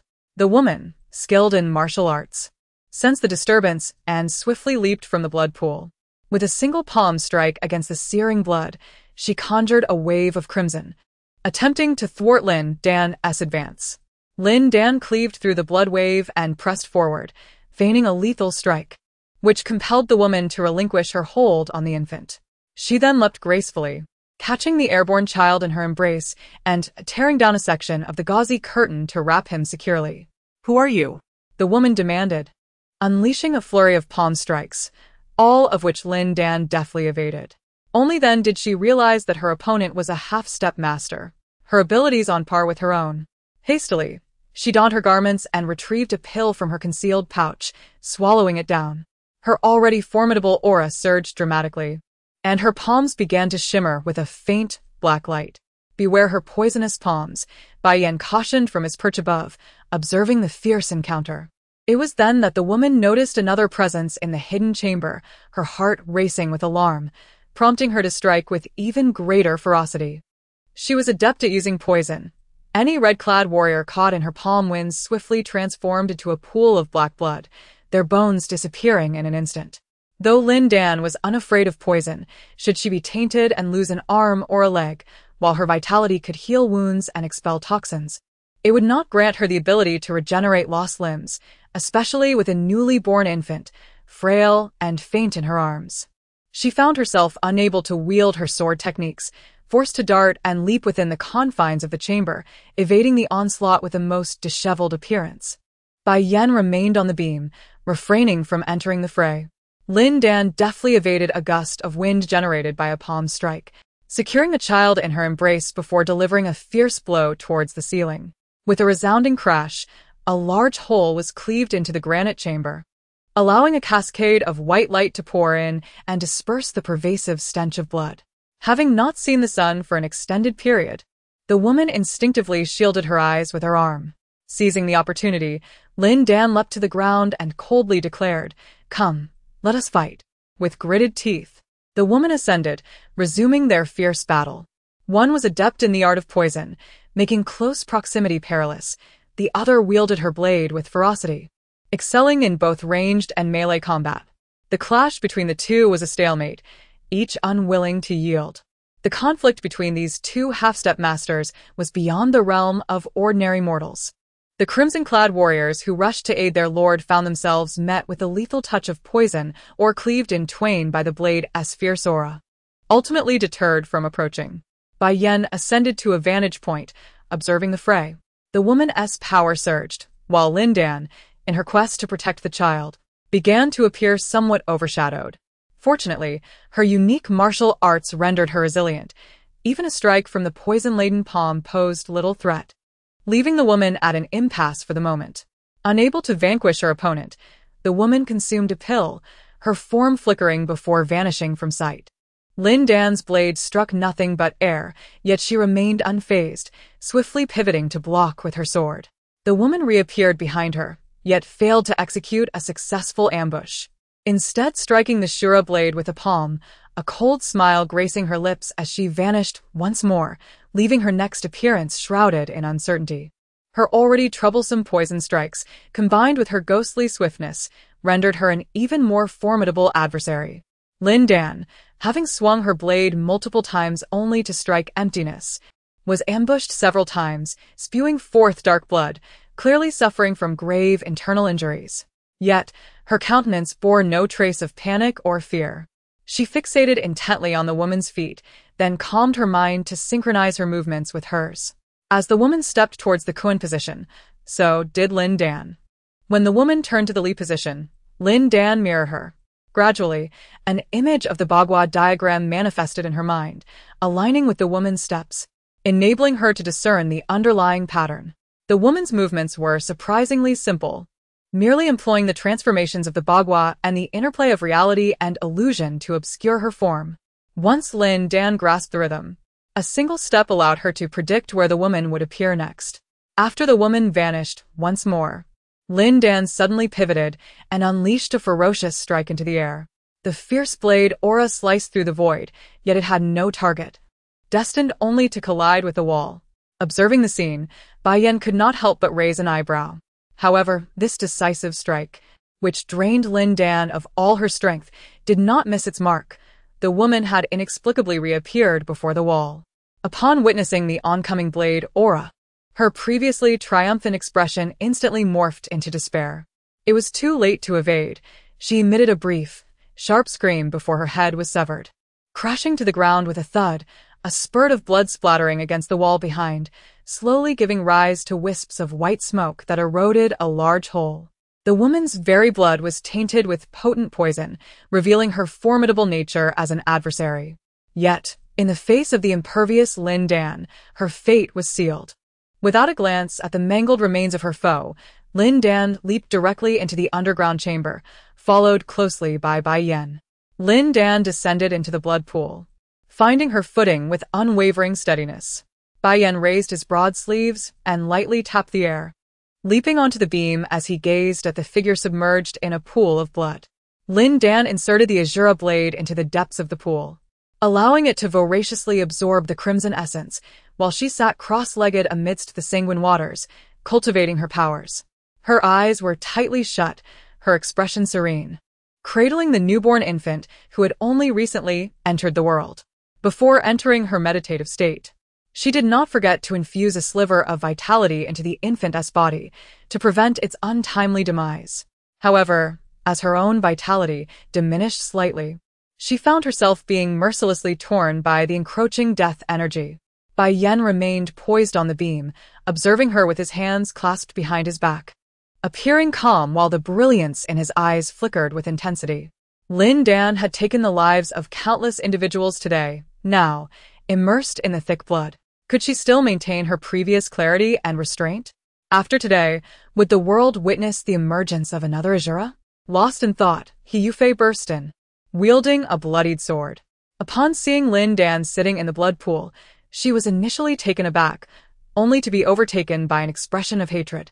And without a second thought, she aimed to strike at her. "What do you intend to do?" Bai Yan leaped down from the beam, pinching the tip of her sword with his fingers. "Master, do you not see she is practicing dark arts? She turns a blind eye to those in peril and has slain many. Go outside and see for yourself. The streets are awash with blood." He Yufei exclaimed in exasperation. She has only slain those who deserved it. Moreover, if she truly disregarded the dying, how is it that you stand here unscathed? Bai Yan would not abandon his disciple. In his search for Lin Dan, he had already visited the dungeon, where he discovered that she had extinguished the poisonous lantern, shattered the chains, and opened a vent to allow the women to regain their vitality, which is why he had not lingered. With Lin Dan drawing fire outside, the unrestrained woman naturally regained her strength and could escape. Even if she chose not to flee, remaining in the dungeon temporarily would ensure her safety.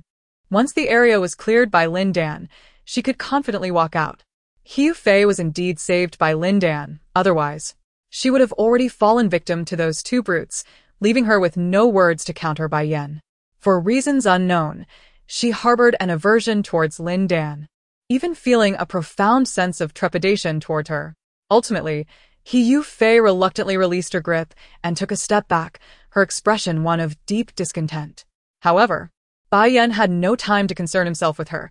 His gaze remained intensely fixed on Lin Dan in the blood pool. He awaited a resolution. If Lin Dan could endure, he would let her off the hook. If she succumbed to madness, he would send her to the underworld. The waiting was excruciatingly long, and before they realized it, a day had passed. The sunlight streaming through the cave entrance was replaced by the soft glow of the moonlight, gently illuminating Lin Dan's pale face. She lay utterly still, devoid of breath, while the infant in her arms remained equally silent. The Shura blade, however, steadily siphoned the blood from the pool, its silver body stained with a layer of crimson, intermittently flashing with a ghastly light along the sharp edge, exuding an aura of the uncanny. Bai Yan stood quietly at a distance, his gaze unwavering from Lin Dan's face. It was rare for him to possess such immense patience for any matter or individual, willing to expend so much time awaiting an uncertain outcome. Hu Fei, weary from standing, had now crouched on the ground, lamenting, "Master, Lin Dan is clearly practicing demonic arts. Look, she is even sucking blood. Do not disturb," Bai Yan commanded in a hushed tone. Tears welled in Hu Fei's eyes as she gazed at her master's back, longing for him to turn and acknowledge her plight. Yet, Bai Yan remained steadfast, his gaze unwaveringly fixed upon Lin Dan. He knew that before dawn, a resolution would surely materialize.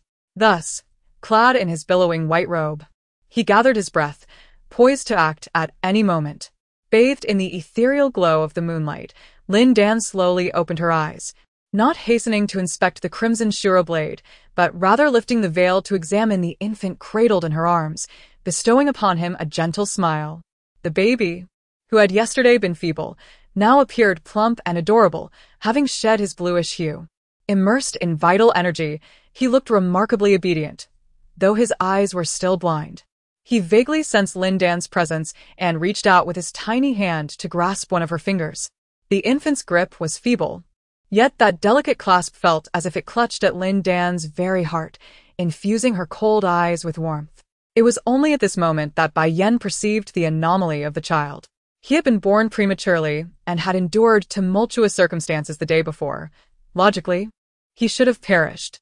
Yet here he was, not only alive but thriving, revealing that Lin Dan had, amidst the chaos of battle and meditation, not forgotten to draw upon life energy to nurture him.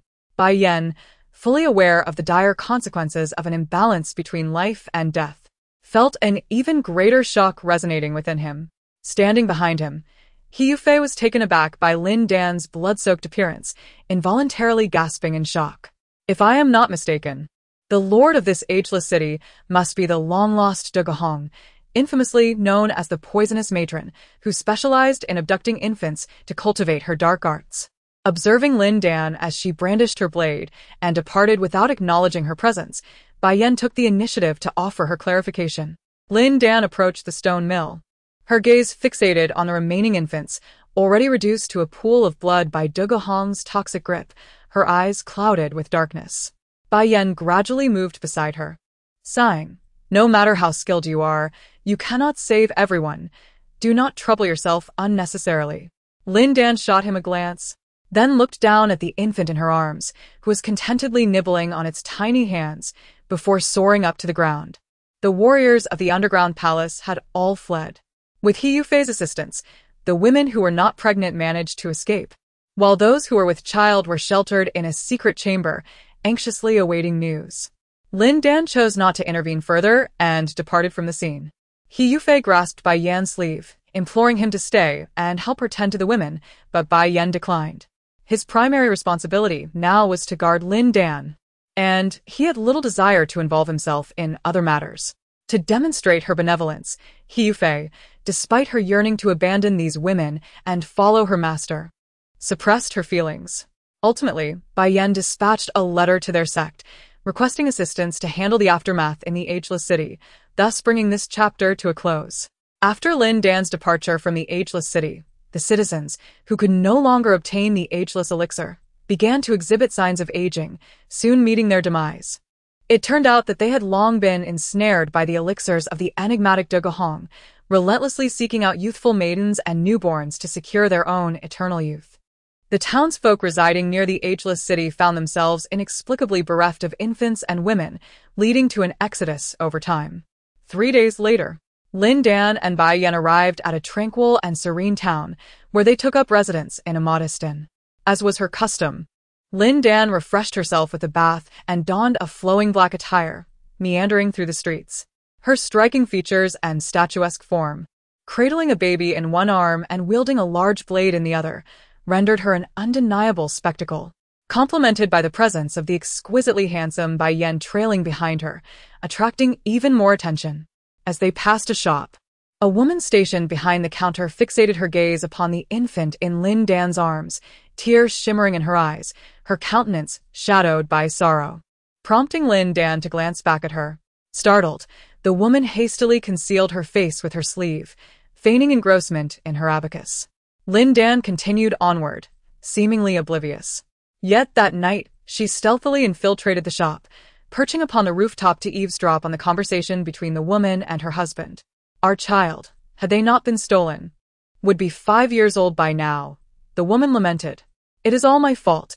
We should never have moved near the Ageless City. The doctor said I am irreparably harmed, and I shall never bear children again, she continued. Chui, perhaps I should draft a divorce decree, allowing you to remarry and perhaps have a true child of your own in this life. I shall leave the shop to you, and all the wealth we possess. In the end, it is I who have wronged you, the husband choked out, his voice thick with emotion. The woman retorted fiercely, What nonsense are you speaking, dear husband? Were it not for me, how would you have become the man you are today? Do not speak further. Let us simply live our lives well, and as for children, let no one mention them again. As long as we accumulate virtue and perform good deeds in this lifetime, we may yet be husband and wife in the next, and perhaps be blessed with descendants to bring us joy. Cast aside your wild imaginings. The husband remained silent for a long time, but eventually, he succumbed to his suppressed emotions and wept. Soon, the woman's sobs could also be faintly heard, laden with sorrow. Lin Dan stood on the rooftop for a moment before soaring into the night, and only then did Bai Yan, concealed in the darkness, slowly emerge. Gazing intently at her retreating figure, his expression a tapestry of complexity. Lin Dan lingered in the small town for 7 or 8 days, gradually unearthing the couple's background. They had moved here 5 years prior, known for their virtuous deeds and upright character. Despite their considerable wealth, they were generous and willing to assist anyone in need, quickly earning the respect of the local community and establishing themselves as esteemed gentry. Regrettably, the couple, nearing 40, remained childless, leading a rather lonely existence. While gathering information, Lin Dan quietly observed, confirming the couple's genuine goodness. Under the cover of night, she placed a small infant at the entrance of their shop and then flicked a pebble, shattering their window. Having endured past persecution, the couple was on high alert. They rushed out with sticks in hand, only to discover a small bamboo basket resting on their doorstep, within which lay a beautiful, snow-white infant, serene and not a sound escaping its lips. Wide-eyed and gazing at them curiously, Wife, come quickly and see what this is. The man's voice trembled with emotion. The woman gazed in astonishment, her eyes wide, as she forcefully pushed the man aside and, with trembling hands, cradled the infant. She meticulously examined him, her heart easing upon confirming he bore no injuries or deformities. Her gaze then fell upon a note resting at the bottom of the basket, elegantly inscribed with the words, "The child is without parents. Please take care of him." "Thank you." Surveying her surroundings, her initial uncertainty was swiftly replaced by overwhelming joy. She knelt, clutching the small child, her voice choked with emotion as she exclaimed, "Thank you, kind benefactor. We shall take utmost care of this child. Thank you, truly thank you."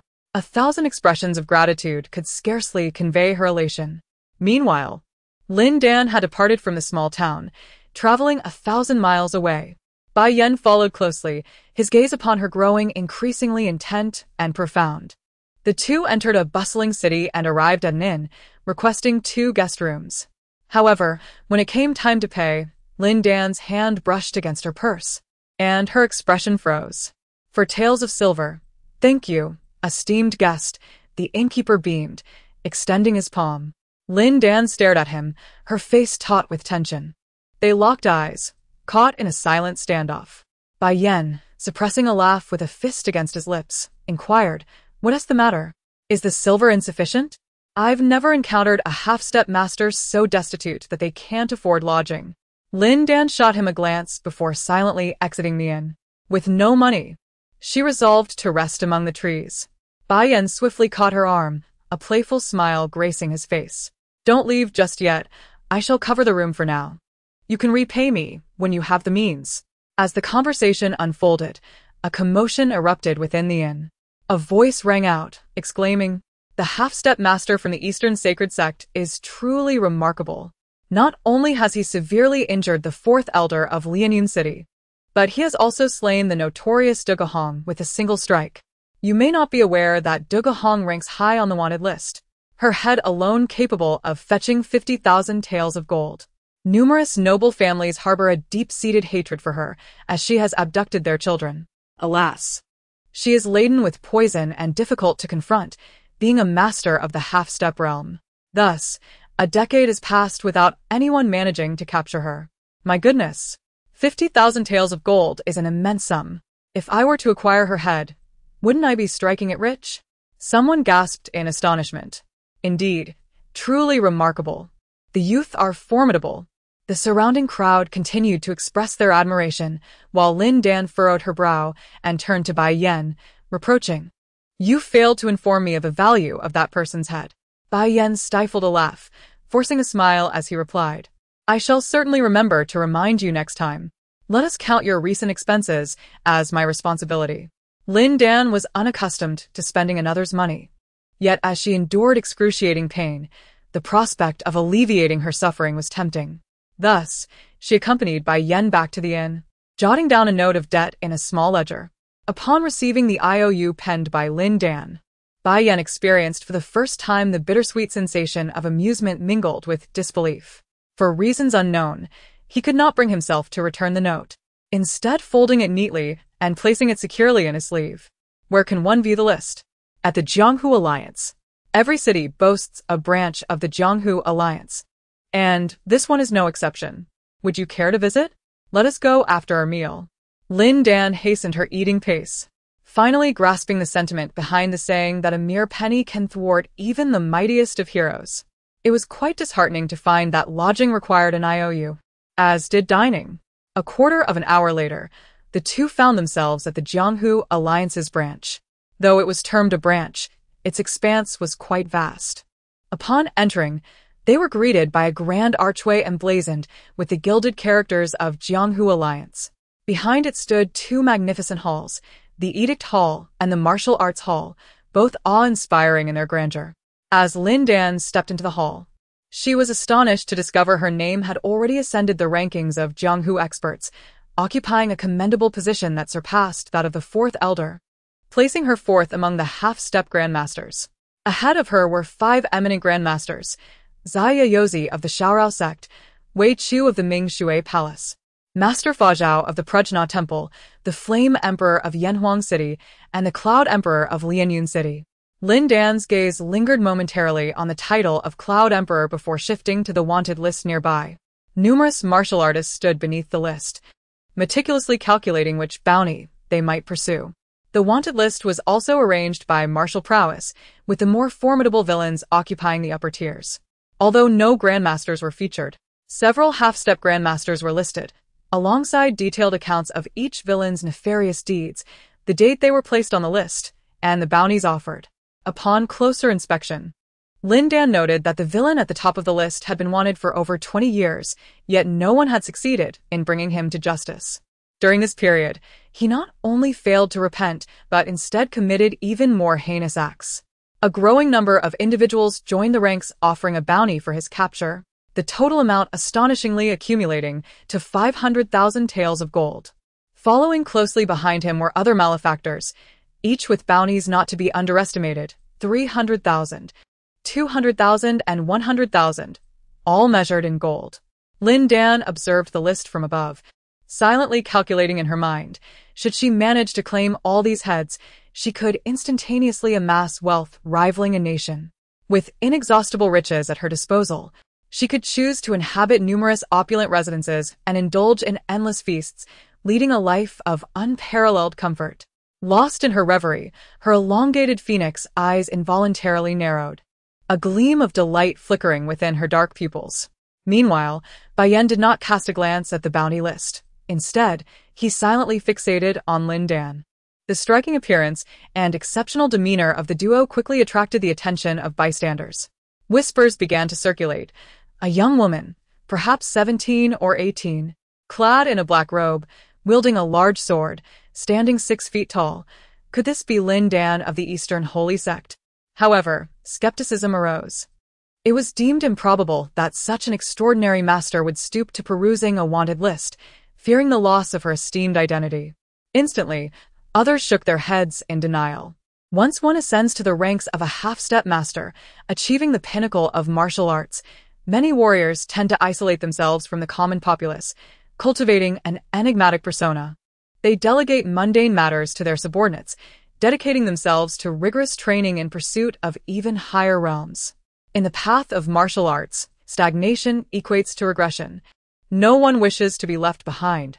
Those who come to the Imperial Edict Hall to receive wanted notices are often warriors desperate for money or bounty hunters engaged in this line of work. Imagine if they could ascend to the level of a semi-master. They would have long since dominated their domain, rather than resorting to earning meager wages through arduous labor. No. That simply cannot be the case. Many shook their heads and averted their gazes to the leaderboard. Bai Yan, bemused, found himself in a state of amused disbelief, feeling as though he alone remained sober amidst a sea of inebriation. Who could have anticipated that Lin Dan, so singularly unique, would not only forego leaving a legacy for the Eastern Sacred Sect upon attaining the rank of semi-master, but would instead wander the world in a state of destitution, unable even to afford a bowl of water? He pressed his fist to his lips and chuckled softly, casting a gentle glance toward Lin Dan. Have you made your decision? Which bounty do you wish to pursue? He inquired quietly, stepping closer to Lin Dan. I have made my choice, Lin Dan replied, striding directly to the location for claiming bounties. Please give me the 1st, 2nd, 3rd, 4th, 5th, 6th, and 7th bounty notices. Pardon? The warrior responsible for distributing the bounty notices scratched his ear, seriously doubting his hearing. I said to give me the 1st, 2nd, 3rd, 4th, 5th, 6th, and 7th bounty notices, Lin Dan reiterated patiently. Has he lost his mind? Which child has wandered out to play?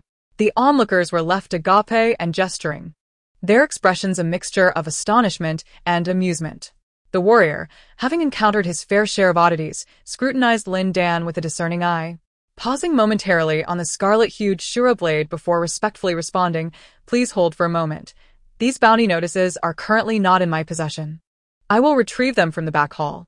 Before long, he returned with 7 gilded bounty notices, each resembling a feather, which he handed over to Lin Dan. She casually tucked them into her garments and strode away with purpose. After a brief moment, another warrior leaped onto the stone wall, marking a line in red pigment beside the names of the 7 individuals, signifying that someone had accepted the task of eliminating them. As the onlookers cast their gaze, they noted that all 7 were at the threshold of mastery, and if the martial arts rankings were solely based on skill rather than virtue or reputation, the 3 elders of Lianyun City might not even surpass them. They had been bounty targets for decades, enduring public scorn yet living with an air of nonchalance. The bounty list posed no threat to them. The ever-increasing reward could not intimidate them in the slightest. In fact, the very ranking of this list and the litany of recorded crimes had become a source of pride for them. Now they were finally being pursued. And not just one but all at once. How could this not astonish the observers? Even she, a fourth-ranked warrior on the cusp of mastery, lacked the capability to vanquish all these nefarious individuals. Ultimately, she was still too young and naive to grasp the weight of the situation. Regardless of the discussions around her, Lin Dan had embarked on a path to fortune. She borrowed a few silver coins from Bai Yen to purchase a map, crafting a route based on the proximity of the 7 targets. She then borrowed an additional 10 taels to acquire a horse, setting off on her journey. Bai Yen meticulously tucked away the promissory notes and followed closely behind. He found himself increasingly captivated by observing Lin Dan, becoming more engrossed in this martial endeavor, even though he had long surpassed the age for such trials. 3 months later, Lin Dan arrived at the Jianghu Alliance, carrying a substantial bundle. The Shura blade in her hand had transformed into a deep reddish hue, a testament to the blood she had spilled during her travels. Bai Yen followed closely, his gaze toward her filled with a complex mixture of emotions. He recognized Lin Dan's extraordinary talent, otherwise she would not have swiftly transcended emotional barriers and grasped the essence of the Shura blade in just a few years. Nor would she have attained the realm of a half-step master at the tender age of 17 or 18. Yet, upon truly understanding Lin Dan, he found himself at a loss regarding her limits. Her intellect was unparalleled, her insights exceptional, and she continuously evolved through combat. After a mere 3 months, she had transformed entirely. After vanquishing De Gahong, she mastered his 8 trigrams phantom steps. After defeating Ba Dao Niecheng, she acquired his Ba Dao technique. And after slaying blood demon Zhou Tao, she learned the method of blood refinement. She incessantly absorbed useful martial arts to supplement the deficiencies of the Shura blade, elevating an already exceptional technique to an unprecedented level. Bai Yen harbored no doubt that, given more time, she would one day conquer herself and transform the Shura blade into a technique as refined as his own Yun Zhongju. She was a prodigious talent, yet tragically ensnared by the treacherous He Chonling and his son, embarking on a path from which there was no escape. The more he understood Lin Dan, the harder it became for Bai Yen to maintain his inner tranquility. He felt a profound sense of pity, lamentation, and even heartache for her. How wonderful it would have been had he encountered her sooner. This thought frequently flickered through his mind, leaving him in a state of turmoil. Lin Dan, however, remained utterly indifferent to the changing disposition of this jailer, focused solely on eliminating the villains on the bounty list and collecting her rewards from the Jianghu Alliance. Her debts continued to accumulate, to the point where a small notebook could no longer suffice to record them. I come to submit the wanted notice. Kindly assist me in calculating the bounty. She casually tossed the enormous package onto the ground and handed over 7 gleaming feather tokens to the martial artist of the Jianghu Alliance. The martial artist abruptly raised his gaze towards the wanted poster not far away, his heart filled with astonishment. The poster displayed 7 individuals, all distinguished as half-step masters, without a single error. In other words, the person before him had effortlessly slain 7 half-step masters in just 3 months, a truly terrifying feat. The martial artist inhaled deeply, striving to maintain a steady tone as he inquired, "Did you bring the heads? We need to verify." Lin Dan picked up the package she had carelessly discarded, which was bulging and vaguely revealed the shapes of faces, accompanied by a strong scent of blood. The martial artist responsible for receiving her became increasingly cautious, respectfully accepting the package to meticulously examine the 7 heads. Fearing his own judgment might fall short, he even summoned the branch leader for assistance. Martial artists who were selecting tasks in the hall gradually gathered around. Their expressions varied, some skeptical, some serious, and others dismissive.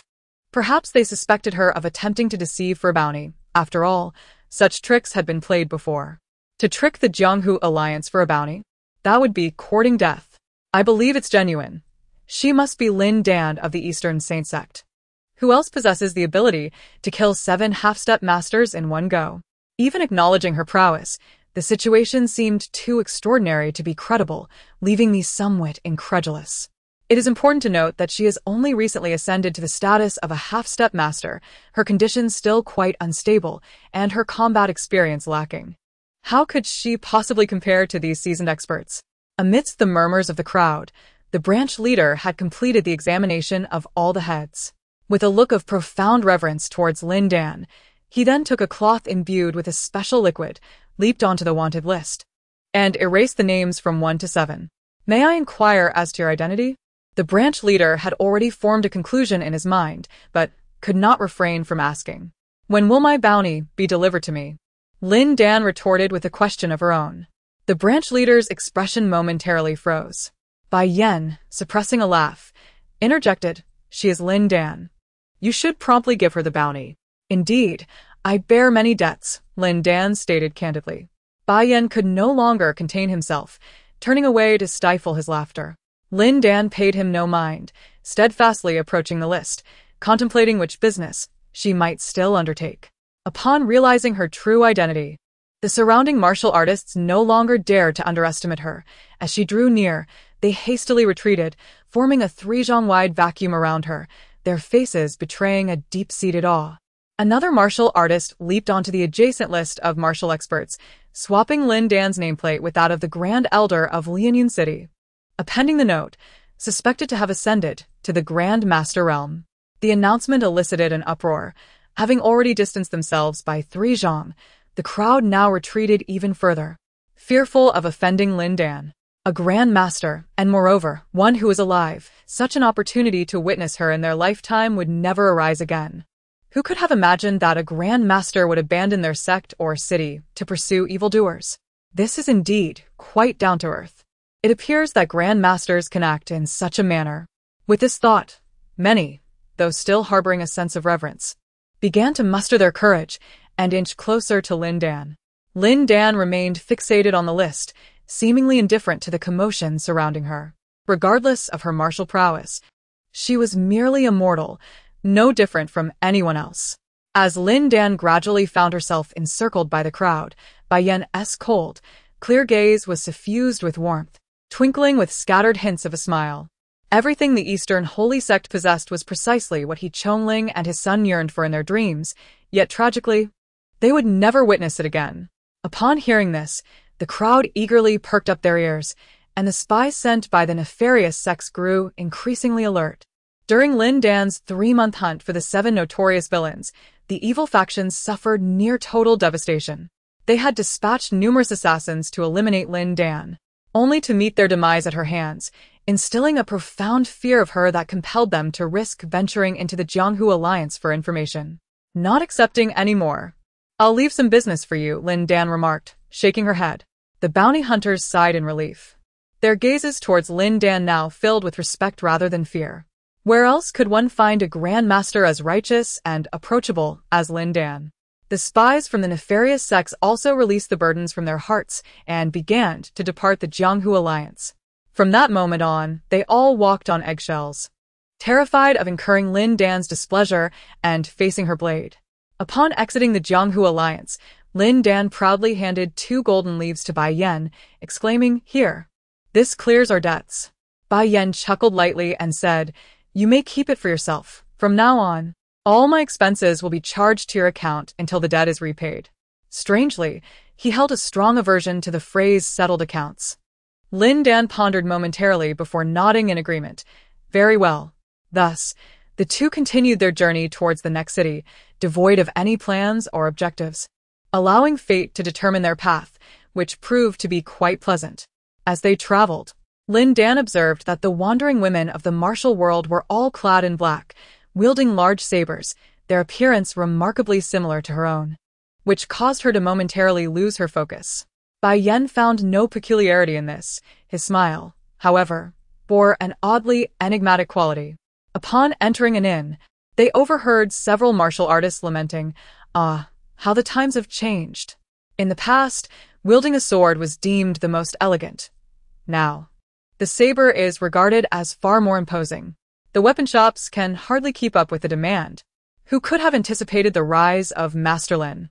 She is the sole female among the 6 great masters and the youngest. Even the Cloud Emperor was over 20 when he ascended to the rank of Grand Master. Yet she has yet to turn 18. Give her a few more years, and she may well contend with the Cloud Emperor. Truly, the youth are formidable. Her talents are nothing short of monstrous. Regardless of the admiration and envy expressed by others, Lin Dan's countenance remained unchanged. Bai Yan, with his indifferent disposition, furrowed his brow, seemingly troubled. While others reveled in envy, they remained oblivious to the profound suffering Lin Dan endured. She faced torment at every moment, teetering on the brink of death. Yet she maintained her clarity solely through her ironclad will.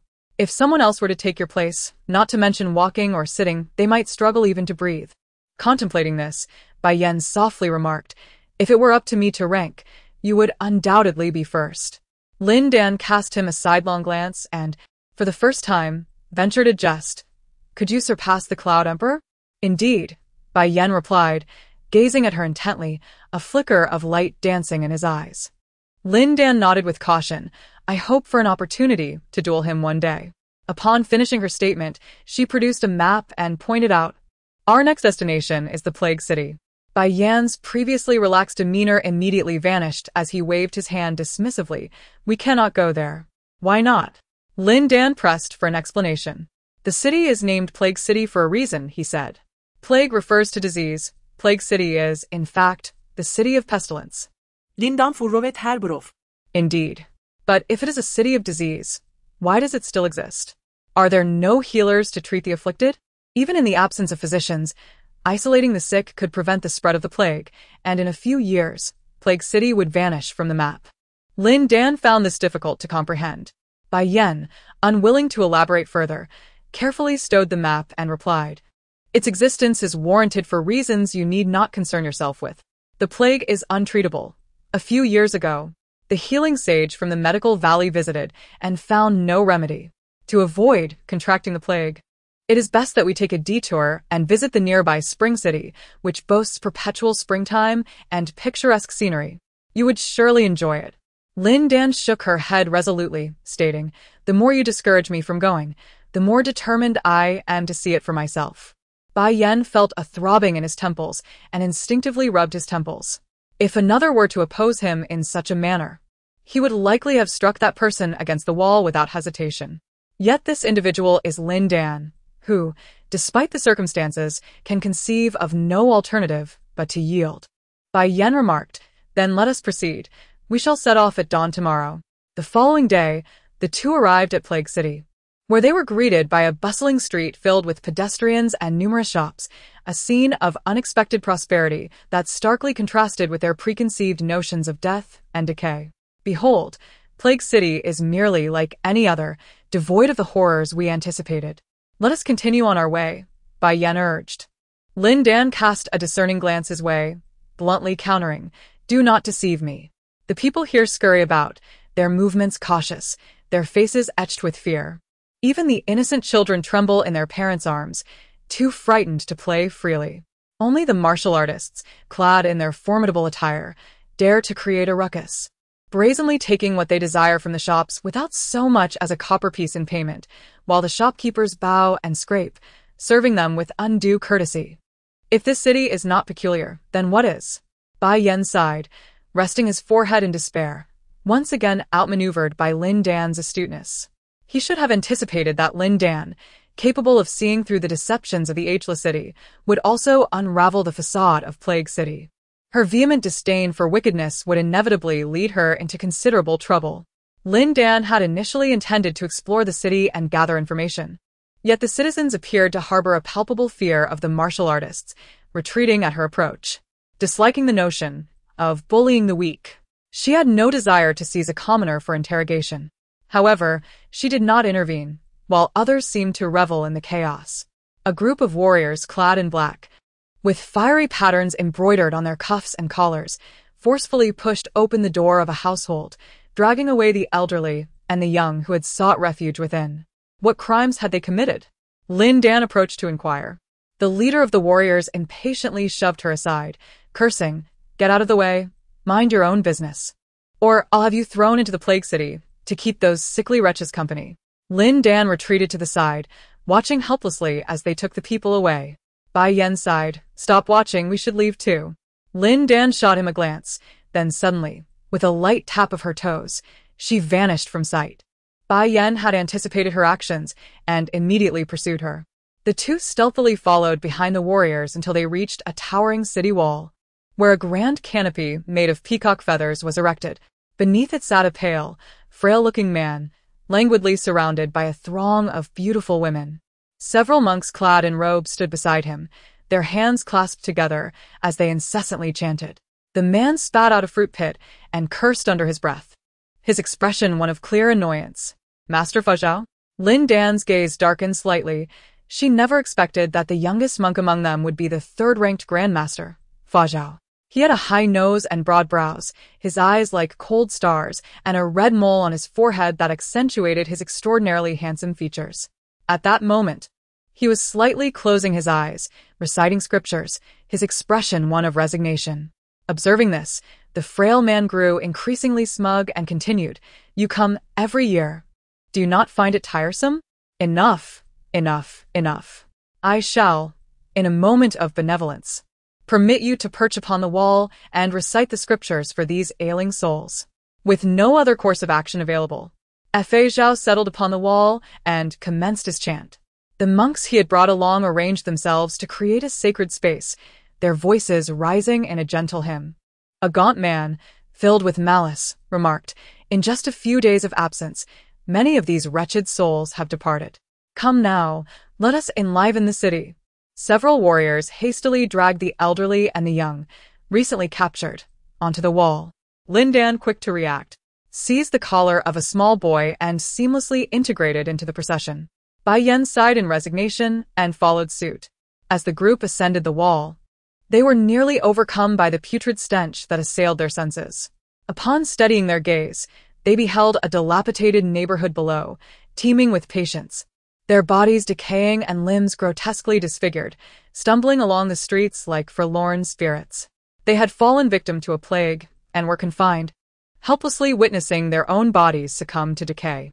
Once they perished, their remains would be cremated, their homes buried, and in a few years, a new settlement could rise. Yet, the emaciated man derived amusement from their desperate struggles, opting to isolate this area and construct a city within a city. As the patients neared death, he callously summoned the healthy citizens to be cast into the fray, entertaining himself by nurturing the afflicted. He had the means to treat his citizens with compassion and eradicate the plague entirely, yet he transformed the place into a plague-ridden city for his own amusement. Truly, there are few as depraved as he. Lin Dan tightened his grip on the small boy's collar, his gaze growing icy. The boy, terrified, turned pale and cried out for his parents. Master Fazhao visits the plague-stricken city annually in an attempt to persuade the city lord. Yet this is the first time he has witnessed the lord's actions against the citizens. Overcome with disbelief, he rises slowly and proclaims, "Lord Yan, you have crossed the line." The frail man pays him no heed and extends his hand towards Lin Dan, demanding, "Hand over that little brat to me." Tender flesh is what the sickly crave most. Lin Dan clutches the collar of the young boy tightly, refusing to budge. Bai Yan, communicating discreetly, warns Lin Dan, "Do not act impulsively. This land belongs to the Yan Emperor, and this man is his sole heir, named Yan Zhaotian. Should you harm him, the Yan Emperor will pursue you relentlessly. Those who have attained the Grand Master level possess their own domains, and mutual interference is a rare occurrence, established by long-standing convention. Should two Grand Masters come into conflict, it could ignite warfare between their sects or even multiple nations, affecting countless lives. Thus, despite Master Fazhao's disdain for Yan Zhaotian's actions, he is rendered powerless to intervene beyond his counsel. Seeing Lin Dan's unwavering stance, Bai Yan continues to advise, the Yan Emperor's cultivation method is unique. Once perfected, he can no longer bear children. Yan Zhaotian is his only and last heir, akin to his very own eye. It is prudent to consider your actions carefully. You are not alone. The Eastern Sacred Sect stands behind you. At last, Lin Dan turns to him, replying, "I have long severed ties with the Eastern Sacred Sect. If they choose to act under my banner, They must be prepared to face the consequences. That is their decision, and it bears no relation to me. Is this monk here to persuade Yan Zhaotian? What purpose does his incessant recitation of Amitabha serve? During their clandestine conversation, Yan Zhaotian, already growing impatient, exclaimed sharply, "Did you not hear me when I commanded you to bring that brat here? Very well, I shall cast you down to keep him company." However, before he could finish his words, Lin Dan had already scooped up the young boy and lunged forward, delivering a swift kick that sent Yan Zhaotian tumbling off the city wall. The guards flanking him were all exceptional masters, including one who was a half-step grandmaster. Yet none could perceive Lin Dan's figure. By the time they attempted to rescue him, Lin Dan had unleashed a flurry of slashing knife shadows, claiming the heads of dozens. The half-step grandmaster could only take half a step forward before meeting his end. Lin Dan tossed the young boy to Bai Yen and positioned herself atop the city wall. Anyone attempting to descend for a rescue would meet her blade. In mere moments, she had dispatched all of the slender man's attendants with ruthless efficiency. The frail man, unable to practice martial arts due to his physical condition, had long since twisted his mindset, deriving pleasure from witnessing others struggle and despair. Yet now, as he found himself in a desperate plight, he felt no trace of enjoyment. As the ghastly, plague-ridden figures lunged towards him, he evaded their grasp while shouting, "Do you know who I am? You had better hasten to rescue me, or my father will surely flay you alive." Lin Dan stood resolutely atop the wall, her gaze devoid of emotion as she regarded him. Fei Zhao stepped forward, seemingly intent on descending to save him, but she intercepted him with her blade, pointed menacingly at his chest, barring his path. The oppressive aura emanating from her knife writhed violently, slicing through his robes before he could approach, leaving Fei Zhao in a state of astonishment. He glanced at Lin Dan and then at Bai Yen, who revealed her true form and solemnly declared, "When the Azura descends, the world shall unite to vanquish it." This clearly indicated his profound awareness of the harrowing past, akin to Bai Yen, who had also received admonitions from their sect. Lin Dan's reaction was remarkably composed. She merely cast a fleeting glance at Fei Zhao before bowing her head.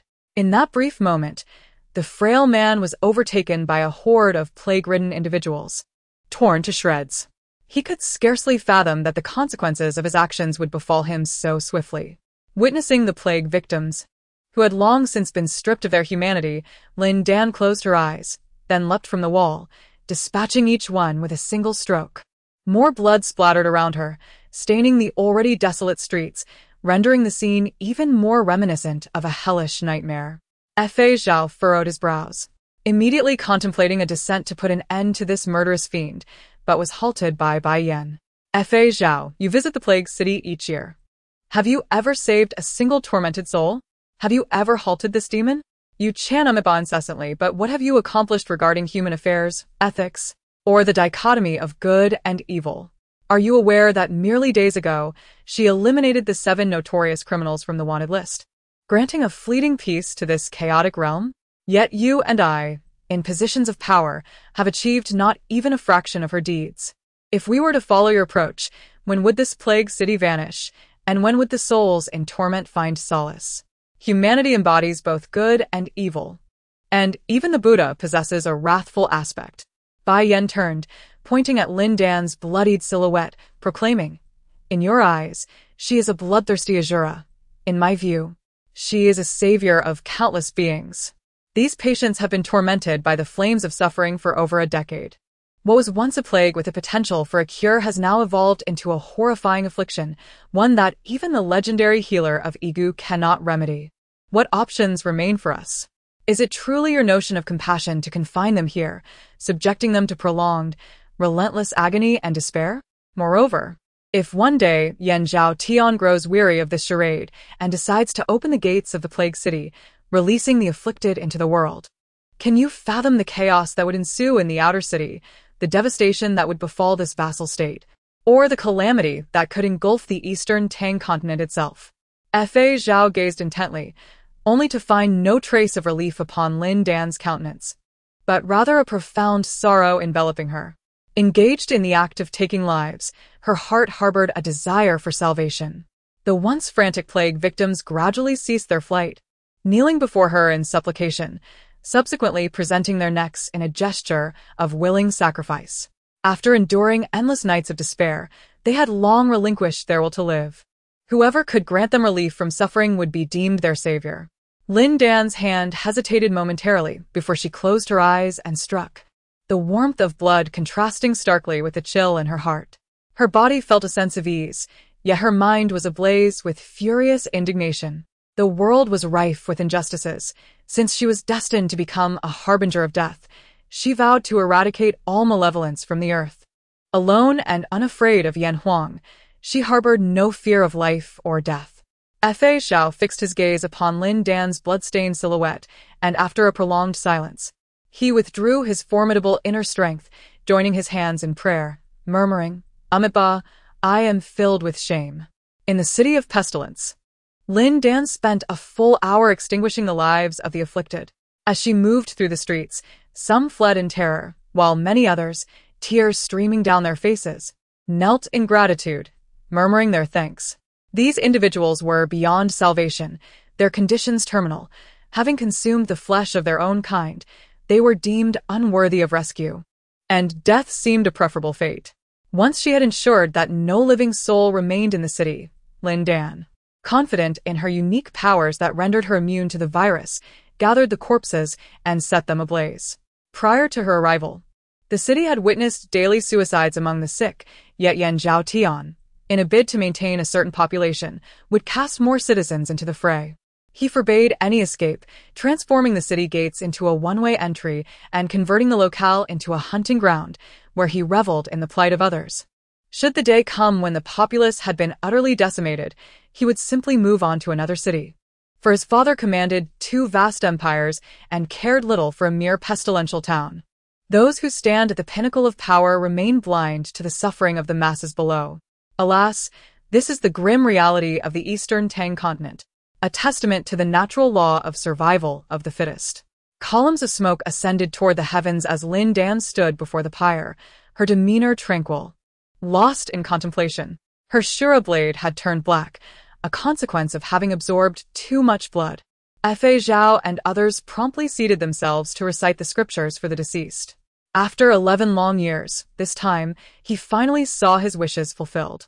Bai Yan released the now quiet little boy from his embrace, untied his relatives, and sent them away, then gazed at Lin Dan's steadfast silhouette, his eyes flickering with emotion. As the remains of the corpse were reduced to ashes, Lin Dan leapt over the wall and departed with determination. Passing by Bai Yan, she enunciated each word with gravity. Should the day come when I, too, become a wretched being, neither human nor ghost, please ensure that you end my life. Master Fa Zhao, upon hearing these words, opened his eyes in astonishment and exclaimed, Amitabha, well said. Lin Dan continued her path, as the guards brandished their weapons, yet none dared to approach her. Drenched in blood, each step she took left a crimson footprint, resembling a vengeful specter. After traversing several paces, she abruptly halted and declared, I am Lin Dan. Feel free to inform the Flame Emperor that it was I who took his life. If he seeks vengeance, let him find me atop Kunlun Mountain in 3 days, where we shall engage in combat, with our fates uncertain. In the end, she chose not to implicate others and formally challenged the Flame Emperor to a duel. This was an ancient custom within the martial world. Once a challenge was issued, the opposing party could not enact revenge until the victor was determined. Should she emerge victorious, all would remain at peace. If she were to fall, the Eastern sacred sect would have to fend for themselves. She was Lin Dan, the newly ascended Grandmaster. One soldier gasped, quick, hastened to deliver the message to His Majesty. The Flame Emperor. Chaos ensued among the ranks, while Lin Dan had already vanished into the brisk wind. Beneath her feet, numerous commoners emerged from their shuttered homes, pointing towards the billowing smoke and discussing amongst themselves. Upon learning that the lord of the city had been slain and the plague-ridden town set ablaze, tears streamed down their faces as they knelt in reverence, offering their gratitude to the nameless benefactor. Had it not been for the savior, they, too, would have inevitably joined the ranks of the afflicted, trapped in a desperate struggle for survival, unable to escape the clutches of death. Wherever the Flame Emperor is concerned, he is no mere mortal. He is akin to the ruler of hell. 3 days later, Lin Dan stood atop Kunlun Mountain, gripping the obsidian Shura blade. Bai Yan and Master Fa Zhao stood behind her. One furrowed his brow, displaying a countenance of worry, while the other closed his eyes in quiet recitation of scriptures. This battle was devoid of suspense, for the Flame Emperor was the second most formidable expert, second only to the Cloud Emperor. His martial arts mastery embodied in the blazing fire-explosive fist. With a single punch, he could level a small hill, far beyond what the newly ascended Master Lin Dan could contend with. "They're here," Bai Yan suddenly announced. Master Fa Zhao immediately opened his eyes. Only Lin Dan was a fraction slower, revealing the disparity that still existed between grandmasters.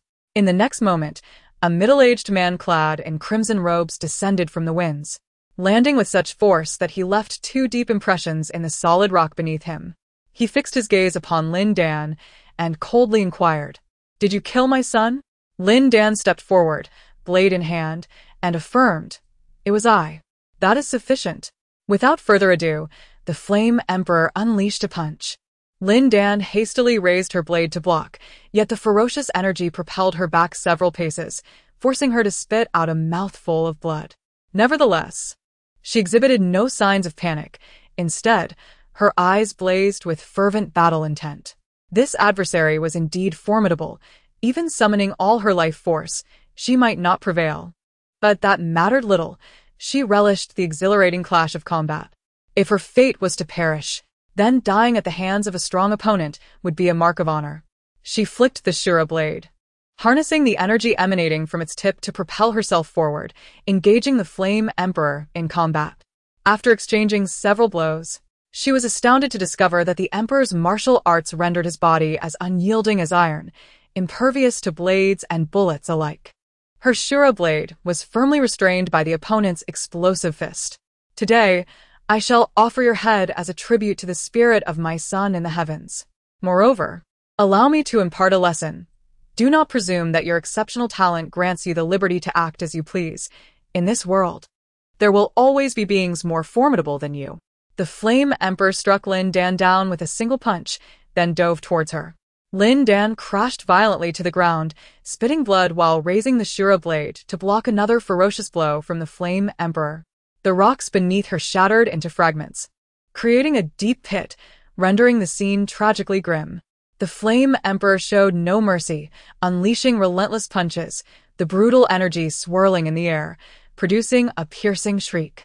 The pit grew deeper with each strike, soon burying Lin Dan beneath the rubble.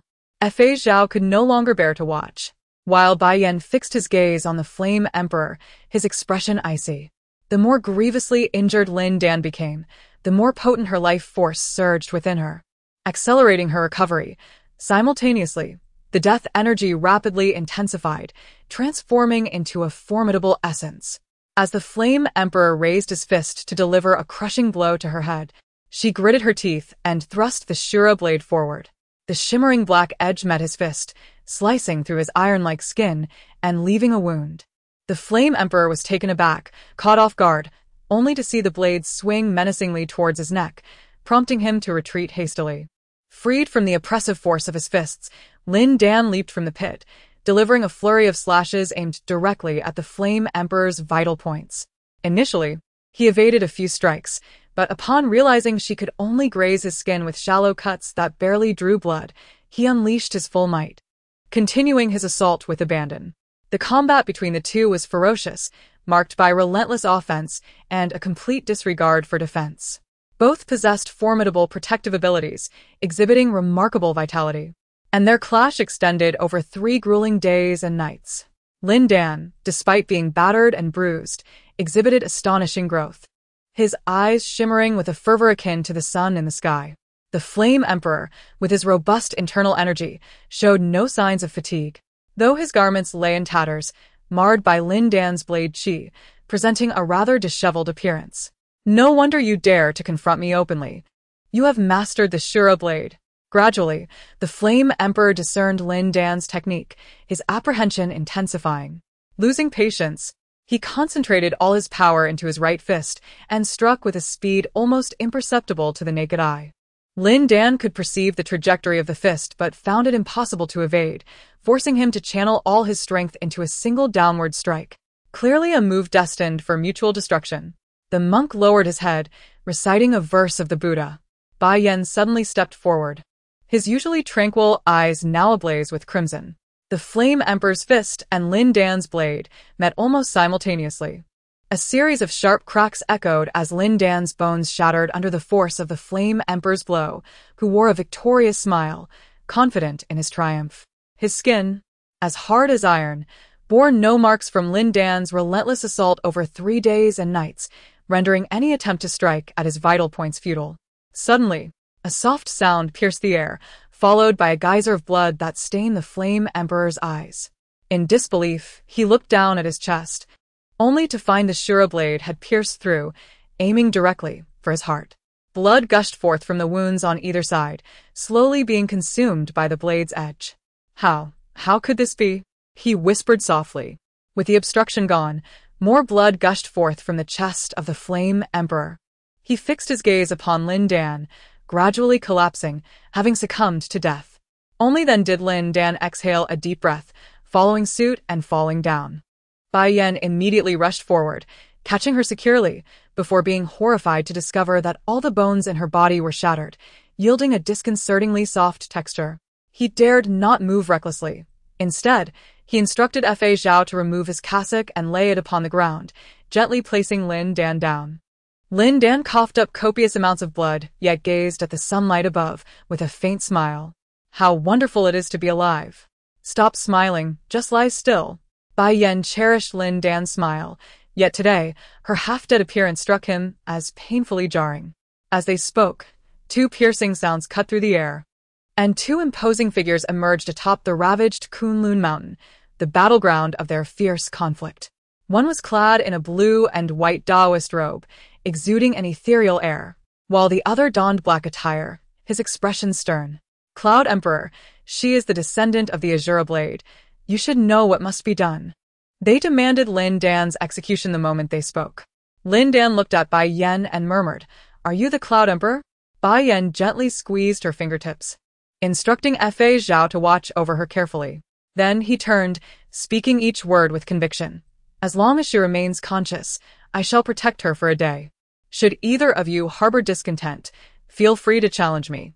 As his words fell, his white robe billowed, his aura swelling, and the formidable inner power distorted the air around them, yet he meticulously shielded Lin Dan behind him.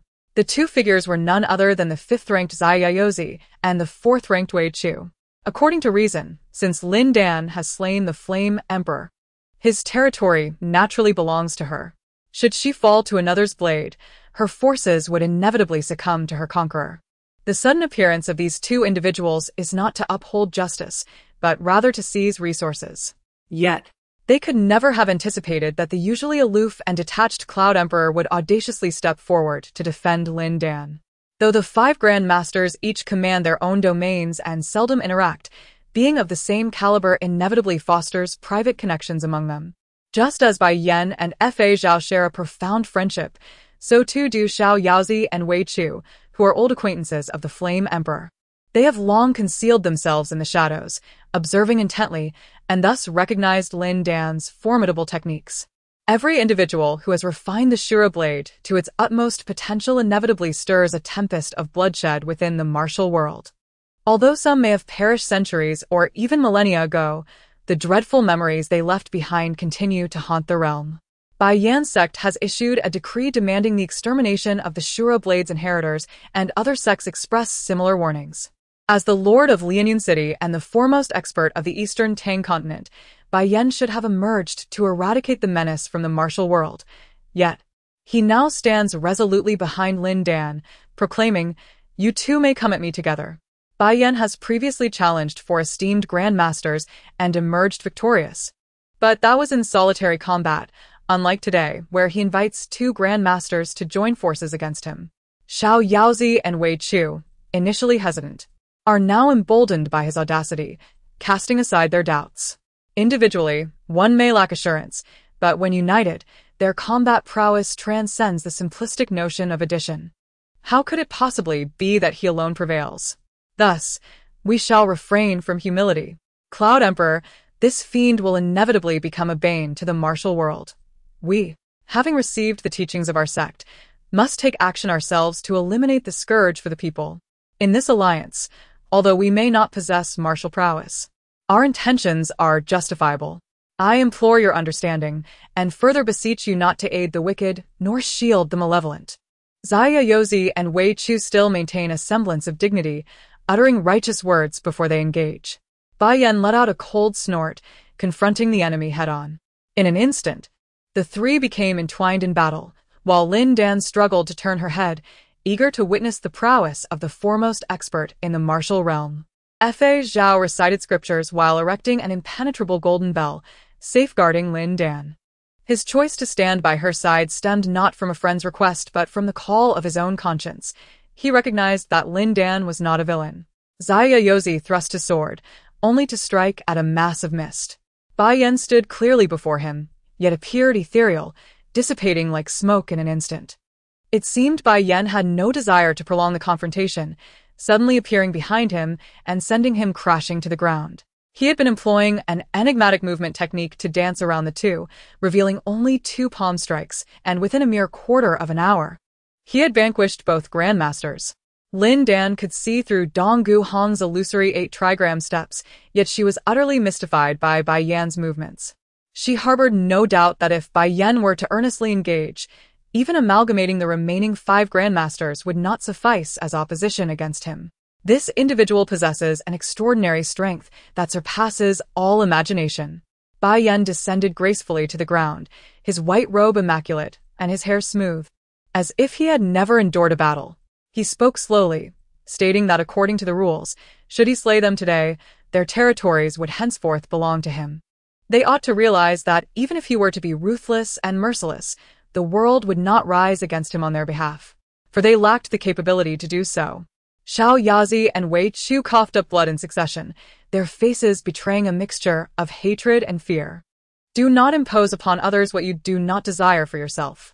If you wish to avoid such an outcome, it would be wise to keep your distance in the future. Bai Yan shifted his tone, surprisingly offering them a chance at survival.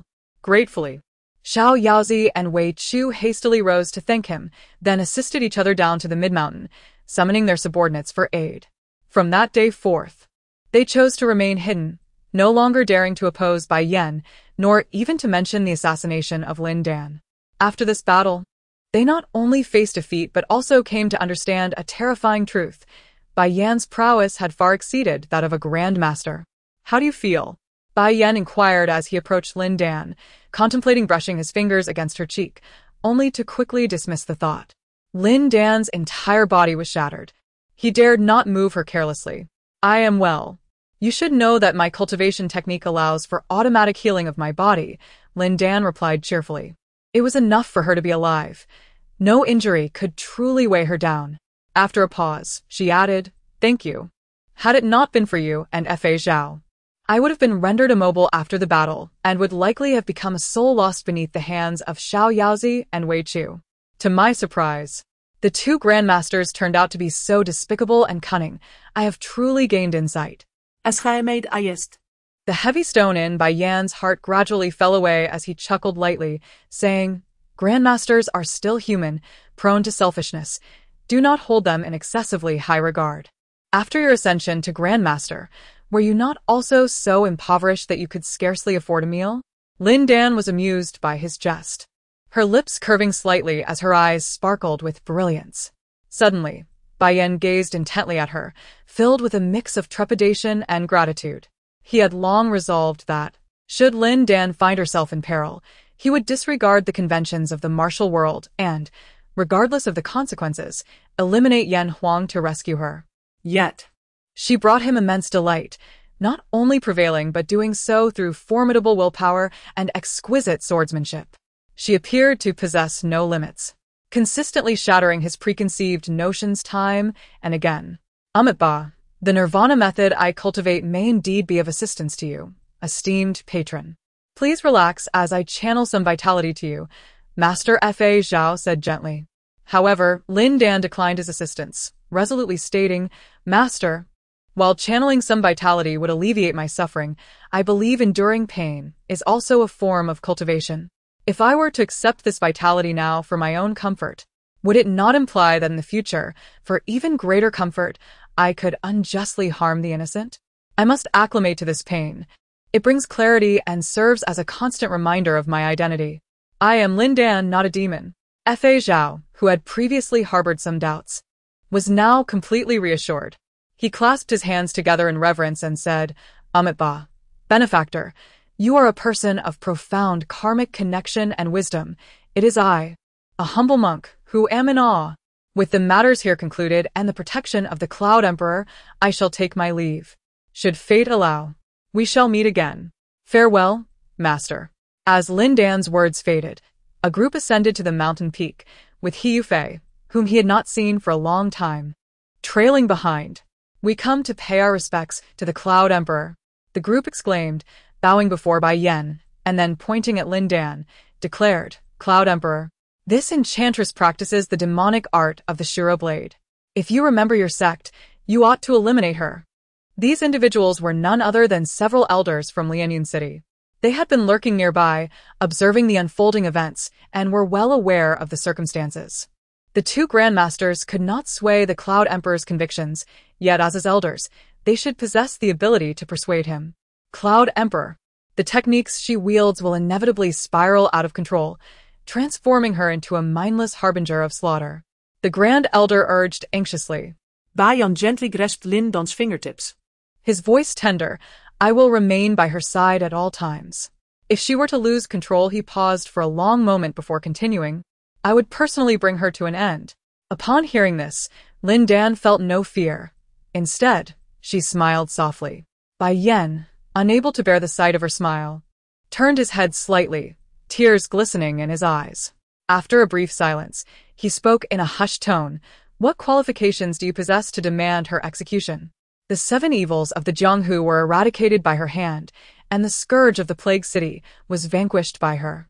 She has slain only the most wicked and vile, saving countless lives in the process. Meanwhile, you have built your reputations over decades in the Jianghu. Have you ever truly accomplished a single deed for the common people? The higher you stand, the less responsibility you seem to bear, as if you are elevated above all others. Compared to her, have you ever felt a sense of shame? Fa Zhao lowered his head, joining his hands in prayer, and said, Amit Ba, I am deeply ashamed.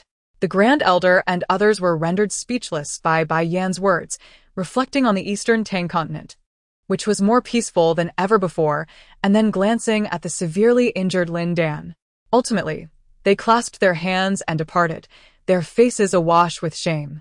A few female disciples were left by Bai Yan to tend to Lin Dan, and He Yufei hurriedly followed, refusing to leave. During these days, her heart was in turmoil as she witnessed Lin Dan's breakthrough to the half-step Grandmaster level, followed by his ascension to Grandmaster. First, he defeated the 4th Elder, vanquished Du Gu Hong, and then eradicated the 7 notorious villains, his reputation in the martial world soaring to rival that of several established grandmasters. Inextricably linked, the Eastern sacred sect transformed from a sinister cult into a respected faction, bringing her considerable fortune. She ought to be grateful to Lin Dan, however. Witnessing Bai Yan's meticulous care for him, she found herself wishing that he would vanish forever. Ever since that day, when Lin Dan escaped death and broke free from He Chongling's control, he had become the deepest thorn in He Yufei's heart. After the Grand Elder and others departed, a gentle rain began to fall from the heavens. Lin Dan, with every bone in his body shattered, lay immobile beneath the curtain of rain. Yet, remarkably, the fine droplets, as thin as cow hair, did not touch him in the slightest. Bai Yan harnessed his profound inner strength to erect a barrier around him, shielding him from the biting wind and cold rain. Your power surpasses that of a grandmaster. What realm do you occupy now? Lin Dan inquired, gazing curiously at the ethereal barrier that resembled clouds and mist. Perhaps it is the realm of a martial sage. Bai Yan replied. Bai Yan held her feeble hands firmly. Martial sage? Lin Dan's eyes brightened. Bai Yan nodded affirmatively. Indeed, above the martial sage lies the martial deity. And beyond that, what remains is shrouded in mystery. All that is certain is that if we persist in our journey forward, One day the truth will be unveiled. Lin Dan brimmed with confidence for the future, her eyes glimmering more vibrantly than usual. Bai Yan seemed pleased by the word we, chuckling softly, indeed. One day we shall know. Lin Dan, having practiced the Shura blade, do you harbor any regrets? Lin Dan shook her head without hesitation, without choice. How can there be regrets? To abstain from cultivation is to embrace death. It is far better to live in torment than to succumb to oblivion. You may not know this, but I am an orphan, raised by the former Grand Master to be a death warrior. He cast us into the wilderness to battle beasts. Without slaughter, survival was impossible. After narrowly escaping the jaws of death, we were compelled to slay those who once fought alongside us. Under the pretense of severing bonds and eliminating weaknesses. We lacked sustenance, we lacked clothing. Each dawn greeted us with the specter of death, with no one to rely upon, no one to trust, more insignificant than ants, more humble than dust. Taking a breath, Lin Dan continued, if one wishes to avoid being trampled, they must cultivate strength. I had no other choice, hence I cannot speak of regret. Unlike you, born into privilege with exceptional talent, resources are bestowed upon you without a word. I am but the soil beneath. If I do not strive, I shall be ground to dust. Reflecting on her past, Lin Dan exhibited no trace of resentment or bitterness. Only a profound serenity. She endures excruciating pain every moment, yet she remains alive and lives with dignity. That is sufficient. Bai Yan, however, displayed an expression of profound sorrow, speaking in a hushed tone, but I regret it. If only I had recognized you sooner, if only I had cast aside my prejudices, you would not have become what you are today. Lin Dan smiled faintly, shaking her head. The path one chooses is their own. One cannot blame others. Bai Yan remained silent for a moment, ultimately closing his eyes in anguish. After a while, he produced a porcelain bottle filled with water, gently feeding Lin Dan while soothing her. This is a special nectar from Lianyun City. A single bottle can quell hunger and thirst. Since you are unable to eat properly now, I shall feed you one bottle each day, which will aid in your recovery. Noticing her disheveled state, he added, once we finish, I will have them help you clean up and provide you with a fresh set of clothing. That will be more comfortable. The others had arrived in haste, without umbrellas and were now drenched, yet they dared not utter a sound. They had always held the city lord in awe. Learning that he was the only martial saint in the eastern Tang continent made them even more reluctant to meet his gaze. He Yufei, emboldened by her past trials alongside Bai Yan, stepped forward and said, Master, I wish to speak with you. May I have a moment of your time? Bai Yan gazed at her deeply before moving aside and inquiring, what do you wish to say? Master, Lin Dan practices demonic arts. If you protect her, it will incite the ire of the world. You must not. Before she could finish, Bai Yan coldly interjected, He Yufei, on what grounds do you speak these words today? You are now the saintess of the Eastern Holy Sect. Due to Lin Dan's formidable reputation, you command considerable respect when you venture out. Once you served as her maid, sheltered under her protective wings, and have never suffered the indignities inflicted by the followers of the Eastern Holy Sect. Moreover, she has saved your life, sparing you from the clutches of malevolent foes. Your identity, status, and even your very existence are gifts bestowed by her. While anyone may dare to speak of her demise, you alone possess neither the right nor the heart to do so. Why then must you bear the mantle of saintess and act as the regent of the sect? Bai Yan, without even glancing at you, coldly remarked, He Yufei, I was mistaken in my assessment of you. I once believed you to be pure of heart and deserving of cultivation as a promising talent. Fortunately, you never performed the ritual of apprenticeship, thus you may leave. In the future, do not invoke the name of the Eastern Holy Sect in your endeavors, nor should you wave the banner of Lianyun City. I hold in greater disdain those who are ungrateful than the most nefarious of villains. Lin Dan remained unaware of these matters. Under Bai Yan's attentive care, she swiftly regained her strength and prepared to depart from Kunlun the following day. Bai Yan followed closely behind, inquiring with a smile, Where do you intend to go? Lin Dan pointed to the picturesque landscapes beneath the clouds and declared, First, I shall traverse the eastern Tang continent, vanquishing demons and dispelling evil. Then set sail to explore other lands. Bai Yan responded then, Do you mind if I accompany you? Are you willing to part with your Lianian city? Part with it? How could I ever do so? Then let us be on our way. Yet, he not only refrained from resisting but also reveled in the prospect. In the realm of mortals and the heavens, you stand unparalleled. Epilogue. With the guidance of Bai Yen, Lin Dan swiftly transcended barriers, emerging as the second martial saint of the Eastern Tang continent. Unlike other extraordinary masters, she was not aloof. Rather, she ardently championed justice. Over time, her reputation spread far and wide, earning her immense respect. The Eastern Holy Sect, eager to align itself closely with her, refrained from malevolent deeds and frequently provided aid to the local populace, transforming into a reputable and righteous faction. In a remote forest of the Eastern Tang continent, He Yufei, fueled by hatred and resentment, ultimately severed her emotional ties and perfected the Shuro blade. Recently, she has been plagued by recurring dreams in which she shares her days with Bai Yen, who conceals his true identity. Not only does she successfully become his disciple, but through their prolonged companionship, they grow deeply connected and become partners. Bai Yen imparts his vast knowledge of supreme martial arts to her, enabling her to ascend the pinnacle of martial prowess and ultimately become a legend of the Eastern Tang continent. In stark contrast, Lin Dan falls victim to He Chongling, who drains her of life, leaving no trace behind. Upon awakening, He Yufei is confronted with the harsh reality. She is the solitary wretch. While Lin Dan has risen to a status admired by all, she resolves that once she masters her skills, she shall issue a challenge to Lin Dan, allowing Bai Yen to witness what he has forsaken. Yet, she could never have anticipated that upon mastering the Shuro blade, she would endure an incessant, excruciating torment of countless blades. Just after reaching the threshold of a half-step grandmaster, she could bear it no longer, howling and writhing on the ground like a madwoman.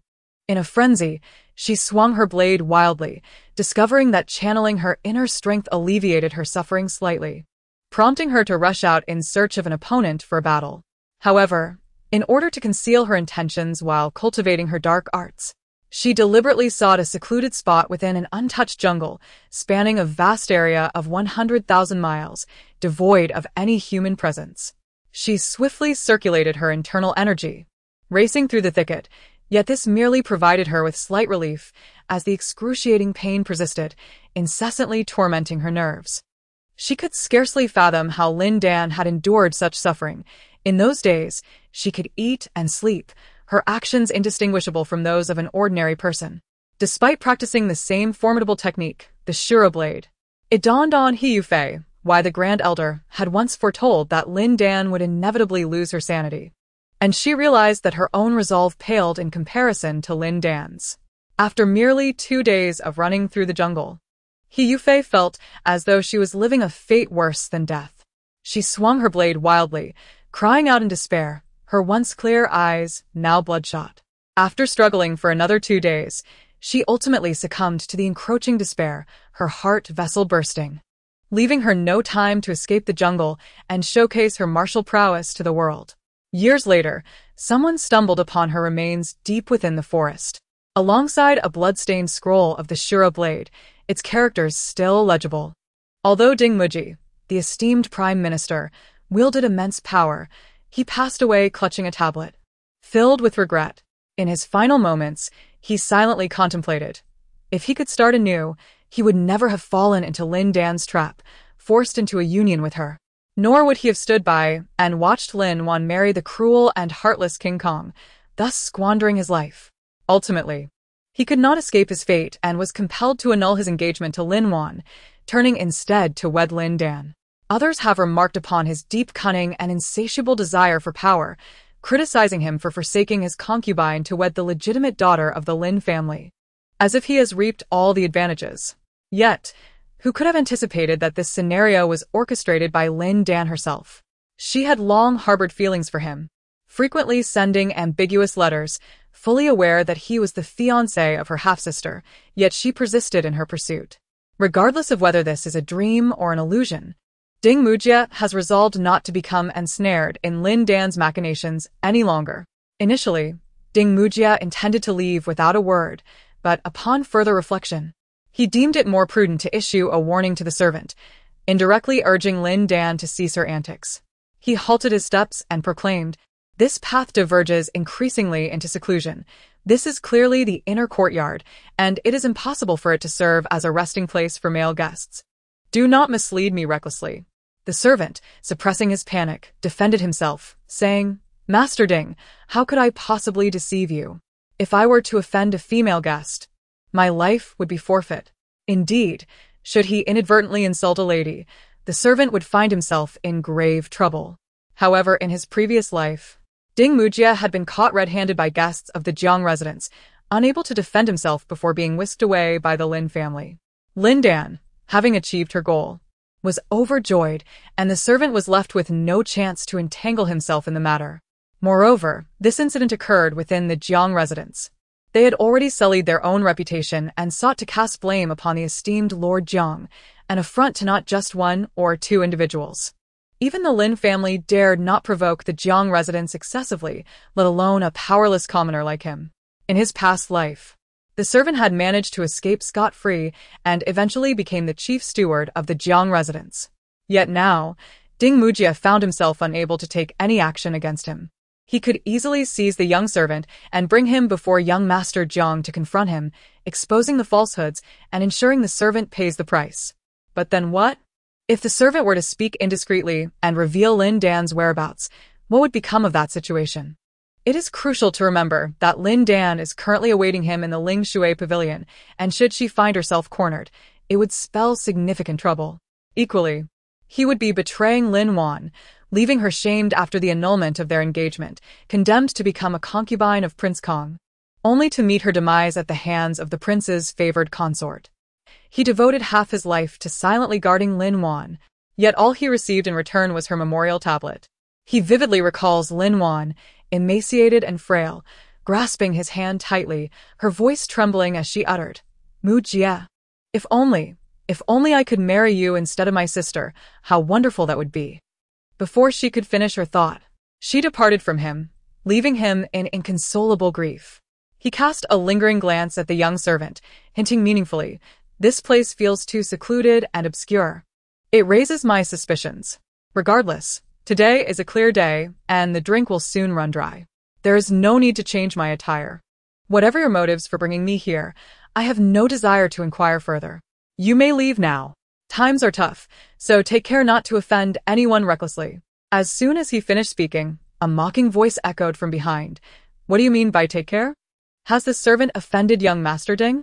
Upon entering the study, he turned to the young servant restrained by two guards and asked in a low voice, "Speak. What transpired just now? Why on earth did you lead Ding Mujia to the courtyard? Miss Lin's family, Lin Dan?" Young Master Jiang pondered for a moment, his eyes glinting with sharp insight. Lin Dan had been roused by an overwhelming surge of heat. She felt utterly drained, her limbs weak and her abdomen ablaze with an unbearable fire. The urge to plunge into icy waters for solace battled with the desire to scream in anguish as she teetered perilously close to losing control. "You must leave this place."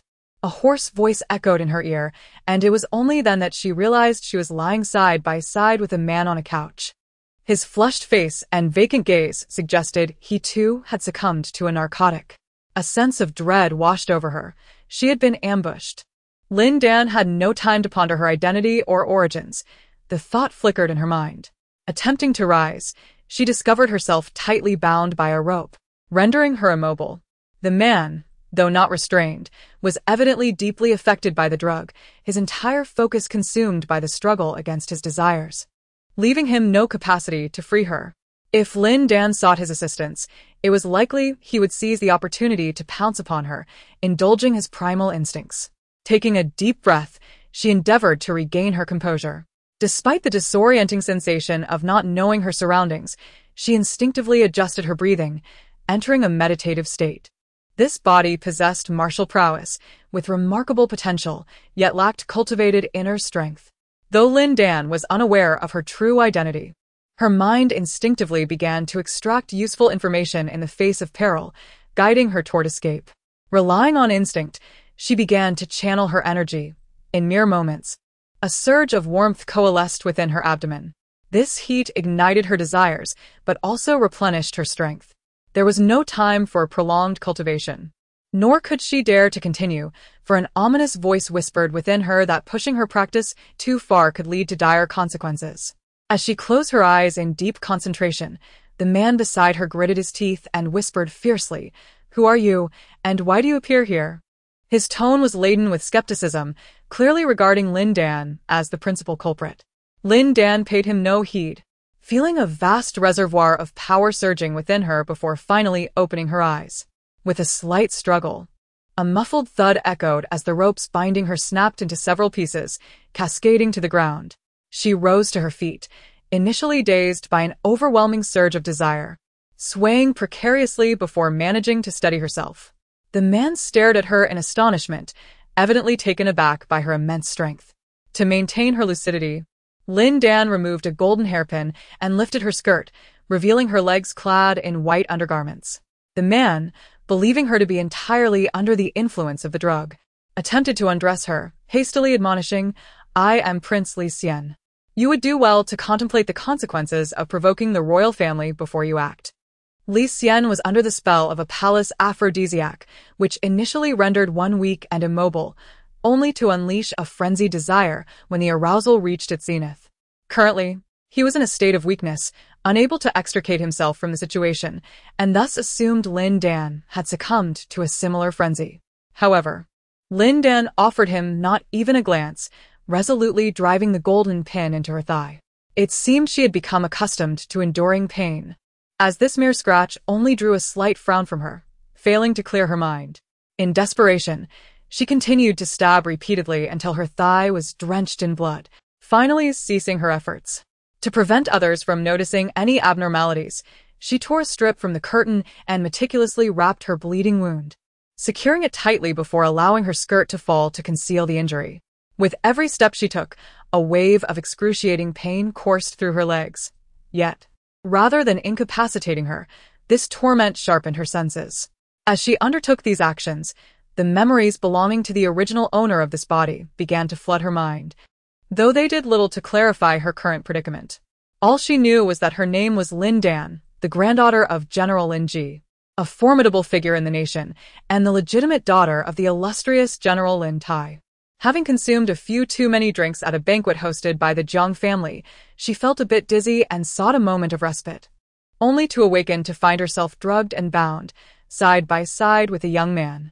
Upon discovering the identity of this man, she quickly realized that this entrapment was not aimed at her, but rather targeted at the Lin family and the Prince of Zhuang.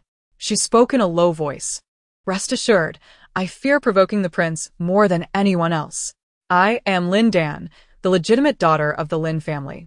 Li Dan was momentarily taken aback by the fierce determination with which she had stabbed her thigh, taking a considerable time to comprehend that she was merely explaining herself. She uttered not a single word beyond her introduction, which was sufficient for Li Dan to understand that she could not possibly implicate the prince in her troubles.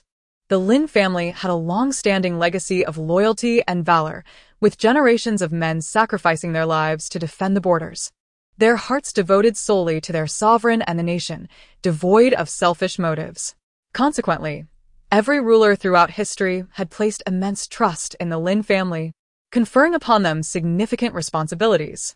To uphold their virtuous family tradition, the Lin family remained loyal exclusively to the monarch, never forging close ties with any prince, nor dabbling in the affairs of succession. If Lin Dan truly had an affair with Prince Zhuang, even if she were caught red-handed, the Lin family would not allow her to marry into the royal residence. Instead, they would shroud her in a monk's robe and send her to a temple to become a nun. She has orchestrated her own entrapment, gaining not an ounce of advantage. Contemplating this, Li Dan's gaze towards her shifted from one of suspicion to something far less guarded. However, Lin Dan found herself unable to place her trust in him. She picked up the rope from the ground and bound his hands and feet firmly to the bedpost, explaining, "To prevent you from losing control, I have no choice but to resort to this measure. As the prince, you should comprehend the consequences of provoking me." Li Dan, initially brimming with indignation, fell silent at her words. Indeed, like Lin Dan, he could not afford to provoke the Lin family. He had always refrained from competing fiercely before his father, thus earning the trust of others. Observing the ongoing strife between the Crown Prince and Prince Kong, he had submitted a memorial, preparing to venture to the borders for battle to avoid being caught in their crossfire. To amass military achievements and connections, he still required the support of Lin Ji and Lin Tai. With Li Xian's cooperation, Lin Dan swiftly secured him. "You lie here. I shall take my leave." Feeling fresh blood trickle down her leg, she tore a piece from the thick curtains, binding it tightly around the wound. Upon seeing her face, drenched in cold sweat, the flames of desire within Li Xian were completely extinguished. The world often claims that none in the Lin family possess a weak constitution. Both men and women are of resolute spirit. Previously, he had deemed such statements exaggerated, yet today he vividly recognized their truth. If their positions were reversed, he would never dare to inflict such harsh treatment upon himself. "Be careful," he cautioned. Observing Lin Dan's frail silhouette, he could not help but offer a word of reassurance. "Rest assured, I shall never implicate you. Once I step outside, I will discreetly summon your servants to escort you away." However, Li Xian shook his head and replied, "There is no need to call my servants. I am quite content lying here. Regardless of who has conspired against me today, they must face the consequences. A prince has been drugged and confined within these walls to preserve the dignity of the royal family. My father will undoubtedly conduct a thorough investigation and will harbor a sense of guilt, casting suspicion upon the other princes. Thus, I shall be able to persuade my father to allow me to depart the capital for military training at the border." Lin Dan quickly discerned his intention to stage a self-sacrificing act and ceased her insistence, stepping through the door.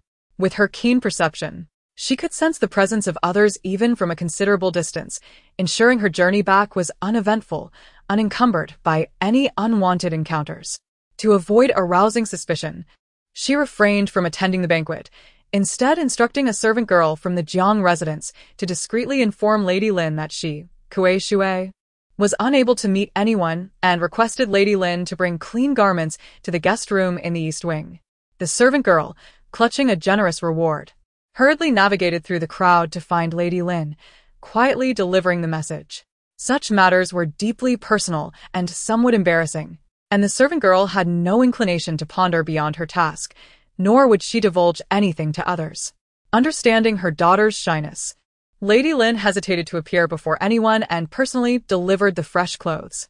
As she stepped through the door, Lin Dan was immediately drawn into the inner chamber, where she recounted the previous events in detail. "Mother," she said, "I was assisted to the riverside pavilion by several of my maidservants, and then I inexplicably fainted. You must help me clear our name." These maidservants had been personally selected by the original owner.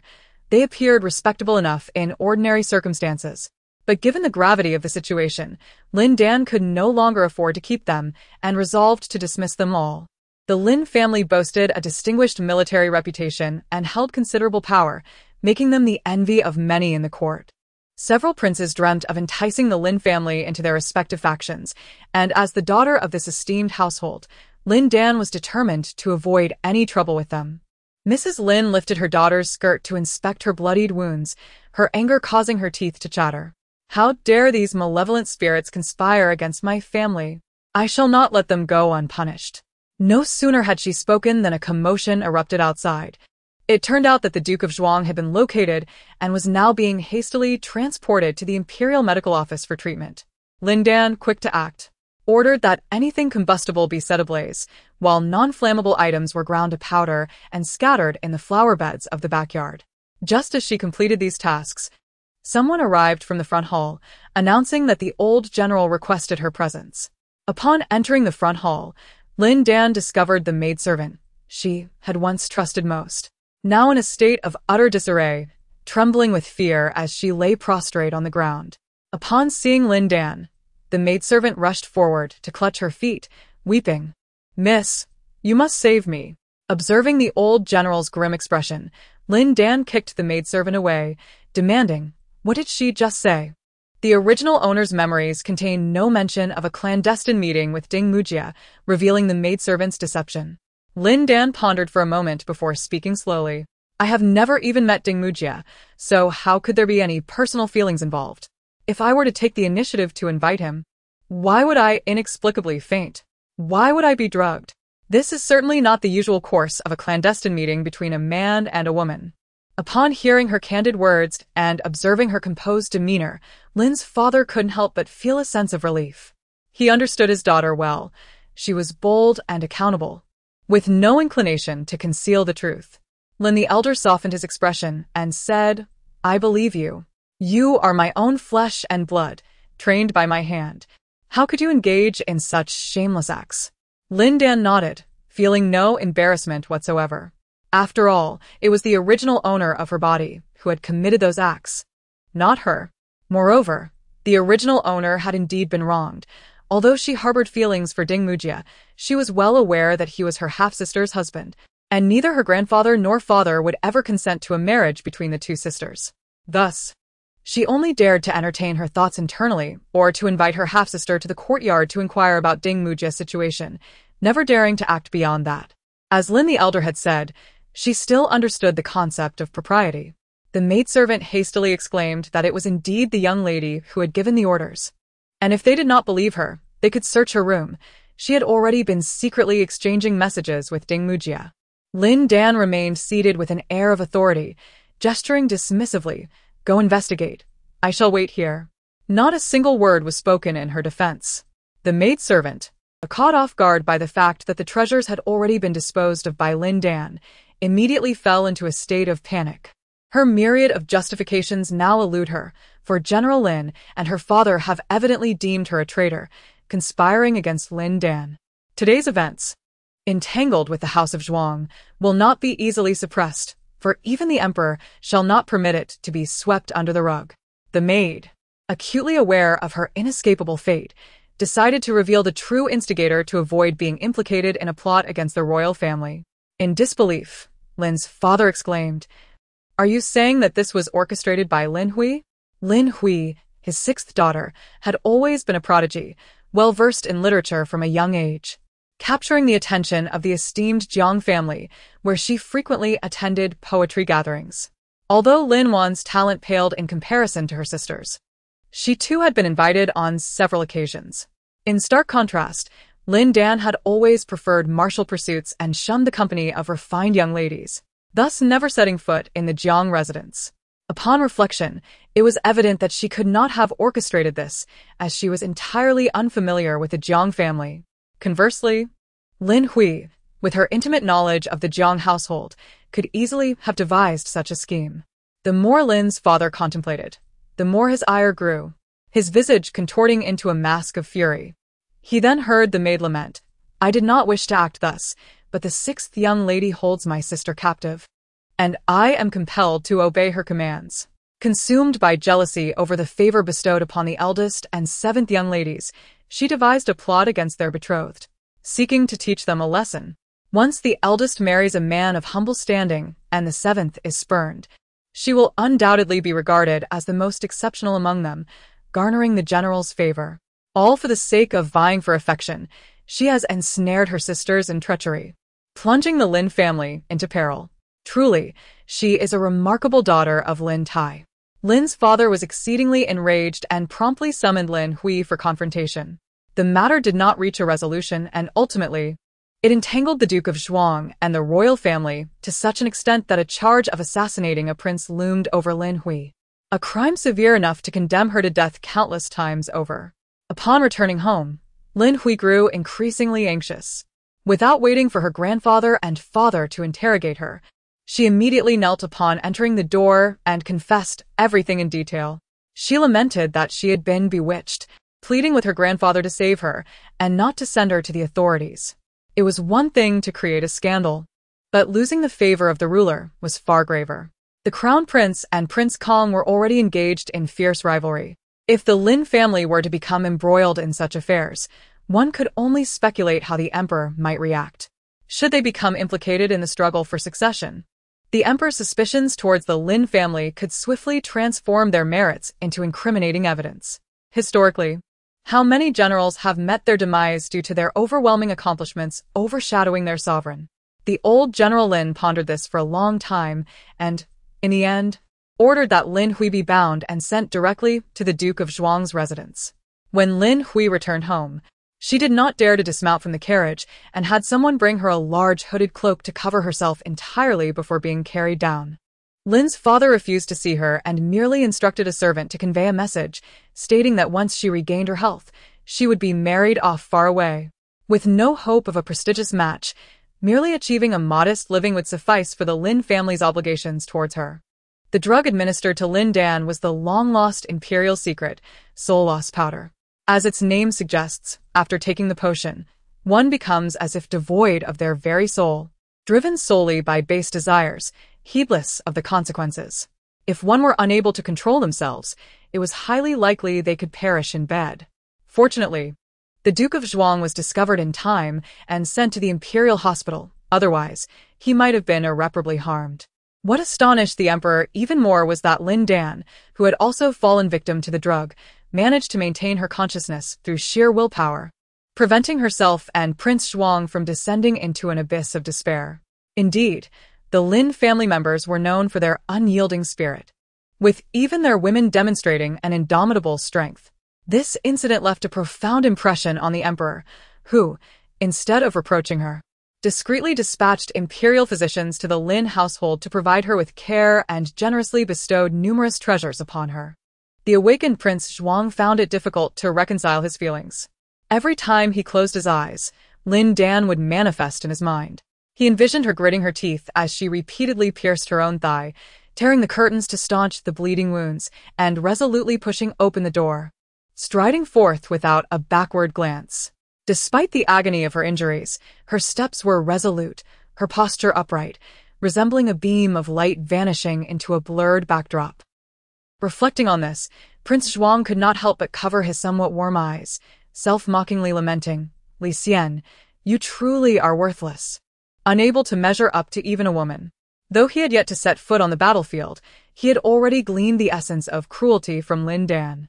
Though not a soldier herself, she possessed a deep-seated ruthlessness akin to that of seasoned warriors, being merciless towards others, yet even harsher upon herself. From that day forth, he completely abandoned the notion of seeking military merit through mere chance and resolved to earnestly begin his journey as a humble soldier. If he could not surpass a woman, how could he shoulder greater responsibilities? Should he, relying on the favor of the emperor, wield authority in the military and act as he pleases, only to find himself quaking in fear on the battlefield, abandoning his armor and becoming a laughingstock to the world? Lin Dan remained oblivious to the emotional journey that Prince Zhuang had traversed, nor did she concern herself with his well-being. At this moment, she reclined upon the couch, allowing two maidservants to tend to her wounds. "Miss, does it hurt? Should we be gentler?" The newly arrived maidservants inquired incessantly, fearful of causing their mistress discomfort. "Just bandage it without asking," Lin Dan replied, engrossed in a military treatise she held in hand. "Sister, I have come to see you. Does your wound still ache?" A petite woman entered the inner chamber, cradling a brocade box. Lin Dan looked up to find her beloved yet guilt-ridden half-sister, Lin Wan, and offered a slight smile in greeting. True to her name, Lin Wan radiated a gentle charm, her every expression imbued with a refreshing elegance that was utterly captivating, contrasting with Lin Dan's striking beauty, which was somewhat overwhelming and created a sense of distance. "Oh dear sister, your injury is so severe. Will you not be confined indoors for several months?" Lin Wan exclaimed upon seeing the wound. "It is not grave and will heal swiftly," Lin Dan reassured her with a wave of her hand. Lin Dan had little interest in poetry collections, merely casting a cursory glance before her gaze settled upon one particular volume, its script markedly distinct from the others. At this moment, the Great Wei Kingdom had already invented woodblock printing, and the books available in the market were predominantly composed of neatly inscribed small characters. However, this particular volume stood in stark contrast. Not only were the characters elegantly and gracefully penned, but the cover depicted a delicate and ethereal ink orchid, exuding an air of distinction. Possessing all the memories of the original owner, Lin Dan immediately recognized that this book was transcribed by Ding Mujia, and the cover was also painted by him. Having gazed at the book for an extended period, Lin Wan noticed and hurriedly clasped it to her chest, emphasizing, "Sister, this poetry collection was personally copied for me by Mujia. I haven't even finished reading it myself. If it weren't for your injured leg, I truly wouldn't bear to let it out of my sight. Dear sister, please ensure you return it to me once you've finished. Do not lose it again. Lin Dan patiently engaged in conversation with Lin Wan for a while longer, and even invited her to stay for dinner. As the sun began to set, she tactfully encouraged her to take her leave. She was not one to indulge in idle chatter, and many of the topics Lin Wan brought up failed to pique her interest. Yet, inexplicably, her mind seemed to harbor a wealth of knowledge. Whenever the external world provided a trigger, this knowledge would spontaneously emerge, ready for her use. Lin Wan was well-versed in poetry and prose, while Lin Dan outwardly feigned ignorance. Yet she could effortlessly contribute to the conversation. When Lin Wan occasionally mentioned esoteric subjects like numerology, the 5 elements, or the 8 trigrams, Lin Dan also demonstrated a profound understanding of those topics. She mused that her former self, before her amnesia, must have been an exceptionally learned individual. After enduring the conversation for over an hour, Lin Wan finally expressed her intention to depart. Lin Dan sighed with relief, and, noticing that Lin Wan was empty-handed at the door, reminded her, "Do not forget your poetry collection." At that moment, a maid called from behind the curtain, "Seventh Miss. The madam requests your presence in the front courtyard. Someone from the Ding family has come to propose." Lin Dan clasped her hands and replied, "Congratulations, sister." Lin Wan shot her a playful yet reproachful glance before covering her face and dashing out. The maid accompanying her teased, "Look how flustered our young lady is. With a real suitor, she has even forsaken her most cherished poetry collection." "Miss, I shall take these things away. You should rest well," the maid continued. Lin Dan nodded noncommittally, waiting until everyone had left the room before she made her way to the backyard, circling around a row of weapon racks to inspect them. This had once been the original owner's favorite retreat, a place where she would diligently practice her martial skills whenever she had a moment, never allowing her femininity to become an excuse for complacency. However, since that day when she had covertly glimpsed Ding Mujia's countenance at Mingju Temple and learned of his talents, she had become enchanted, gradually forsaking her martial pursuits in favor of studying poetry and literature. She was not inherently suited for scholarly endeavors. The mere sight of books and verses would induce a headache, yet she persisted. Whether the original owner's perseverance held any significance, Lin Dan could not ascertain. She only knew that she would never change herself for anyone. The very thought of becoming a mere appendage to a man in the name of love, thereby losing her individuality, stirred an intense sense of repulsion within her. To dispel this oppressive feeling, she selected a hefty broadsword and began to wield it with vigor. Meanwhile, Ding Mujie stood respectfully in the hall, bowing to General Lin and Madame Lin. With an air of casualness, Madame Lin remarked, "From now on, this girl, Lin Wan, will be entrusted to your care. You have encountered her sisters. Among them, Lin Wan possesses the gentlest disposition, unlike Dan Er, who is strong-willed and competitive. Please do not take advantage of her." Ding Mujie promptly assured, "As your son-in-law, I shall take excellent care of Lin Wan. Rest assured, madam. Having only met Lin Wan, I am unaware of the temperaments of her other sisters, though I imagine they are equally commendable. A gentle nature has its own merits, while a strong character possesses its own advantages, just as various types of rice nourish various kinds of people. It ultimately depends on one's fortune to encounter the right individual." Ding Mujie's words thoroughly reassured Madame Lin. Lin Dan stated that she had never met Ding Mujie, and he too claimed to have never encountered her. Thus, how could there be any impropriety between them? Indeed, that maidservant was merely fabricating stories. Although Ding Mujie maintained a composed exterior, he felt a slight sense of relief within. He had never anticipated that the Duke of Zhuang would be carried out from the Ling Shui pavilion, fearing that Lin Dan had committed a grave error that offended the royal family. However, after extensive inquiries, he discovered that Lin Dan had not been implicated, which put his mind at ease. To prevent any further complications, he urged his mother to visit the Lin family to propose marriage, lest he miss the opportunity to be with Lin Wan once more.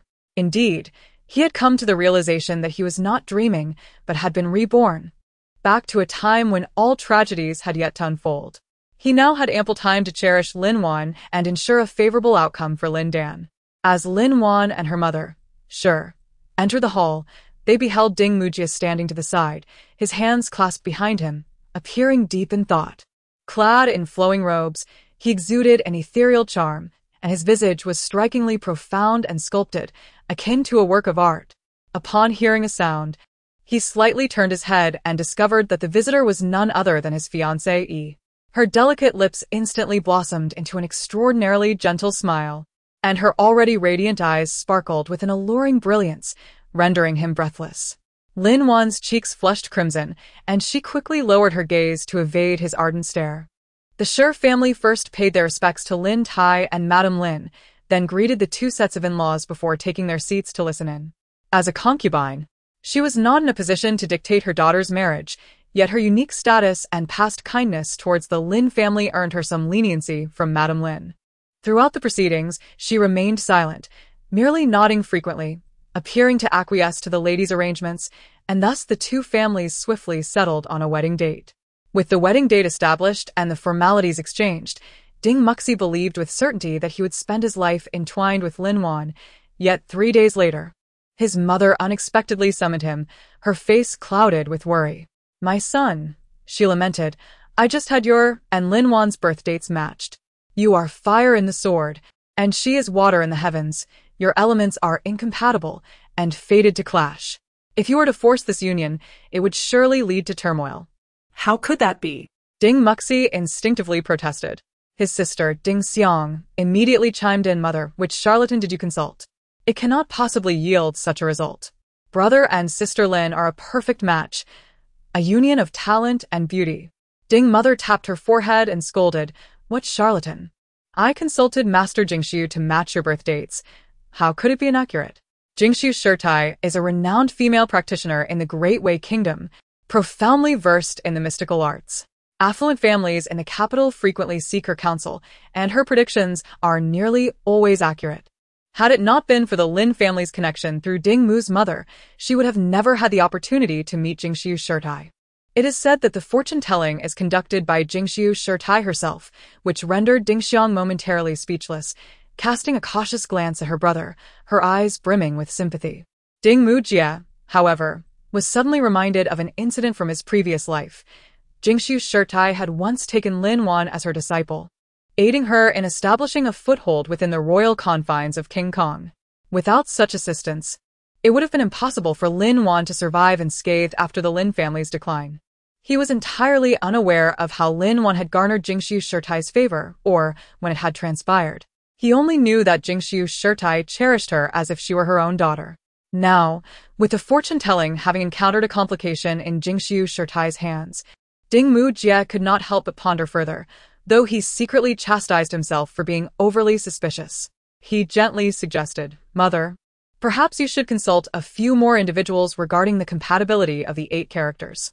What if Jingxiu Shirtai has erred?" Ding Mu's mother, however, shook her head, stating that Jingxiu Shirtai had said if she harbored any doubts, she could place their fortune slips beneath the kitchen god statue to divine the will of the heavens. If, within 3 days, any disturbances arose in the household or if bowls and dishes shattered, it would indicate that their 8 characters were in conflict, and further calculations would be unnecessary. The practice of placing the fortune slips beneath the statue was an old custom, and Ding Mujie had no grounds to oppose it, so he nodded in agreement, saying, "Very well. Let us ascertain the will of heaven." After bidding farewell to his mother, he promptly summoned the household servants, repeatedly instructing them to exercise caution and avoid any clumsiness. He firmly believes that as long as tranquility prevails at home, his mother will cease to obstruct his union with Lin Wan. Currently, he stands as an unremarkable individual, awaiting the completion of the imperial examination before he can embark on a career in public service. In contrast, Lin Wan is the cherished daughter of a general. Were it not for the Ding family's continued prosperity and their earlier betrothal with the Lin family, he may never have had the opportunity to marry her. To speak candidly, even if their destinies were indeed incompatible, the Lin family's prominence would likely compel his mother to endure her discomfort rather than dissolve the engagement. Ding Mujie is confident that he holds the reins of his fate, leaving him devoid of any anxiety. However, he harbors some doubts, as a series of peculiar incidents have transpired within the Ding household over the past 3 days. Initially, the household pets exhibited erratic and aggressive behaviors, barking and biting at the slightest provocation. Subsequently, The fish in the pond inexplicably turned belly up overnight, resulting in their total demise. Ding's mother, rendered distraught, found herself increasingly inclined to believe the words of Master Jingsu. Were it not for Lin Wan's esteemed status as the general's daughter, which rendered her untouchable, she would have hastily sought to annul the engagement. Yet, after much contemplation, she ultimately prioritized her son's future, resolutely concealing the matter of their conflicting destinies. Meanwhile, the Lin family also consulted a fortune-teller to assess the compatibility of the couple. However, due to General Lin's greater influence, they sought counsel from a retired official of the Imperial Astronomical Bureau rather than a temple, yielding a favorable outcome along with a commendation of a perfect match. The turmoil surrounding their incompatible fates left Ding Mujie momentarily alarmed, while Ding's mother also felt a sense of unease, delaying her visit to the Lin residence to finalize the engagement. On this day, it was rumored that the Mingzhu County was hosting a floral banquet in the countryside, inviting esteemed ladies and talented youths from the capital. Ding Mujie finally set aside his books to attend the gathering. He was aware that Lin Wan must be among the invitees. Perhaps he could catch a glimpse of her. Their lives had been marred by missed opportunities, and they had departed this world with unfulfilled longings. This lifetime, they were determined to be together. Lin Dan also received an invitation. Initially reluctant to attend, her wounds had long since healed, and fearing her confinement at home would lead to despair, Mrs. Lin insisted she go. The princess of Mingzhu brandished a riding whip, boasting, "This whip was bestowed upon me by the emperor. It was his during his youth, and is exceptionally effective." Lin Wan responded with a hint of intrigue, stating, "My sister has also received a royal whip, one that surpasses yours."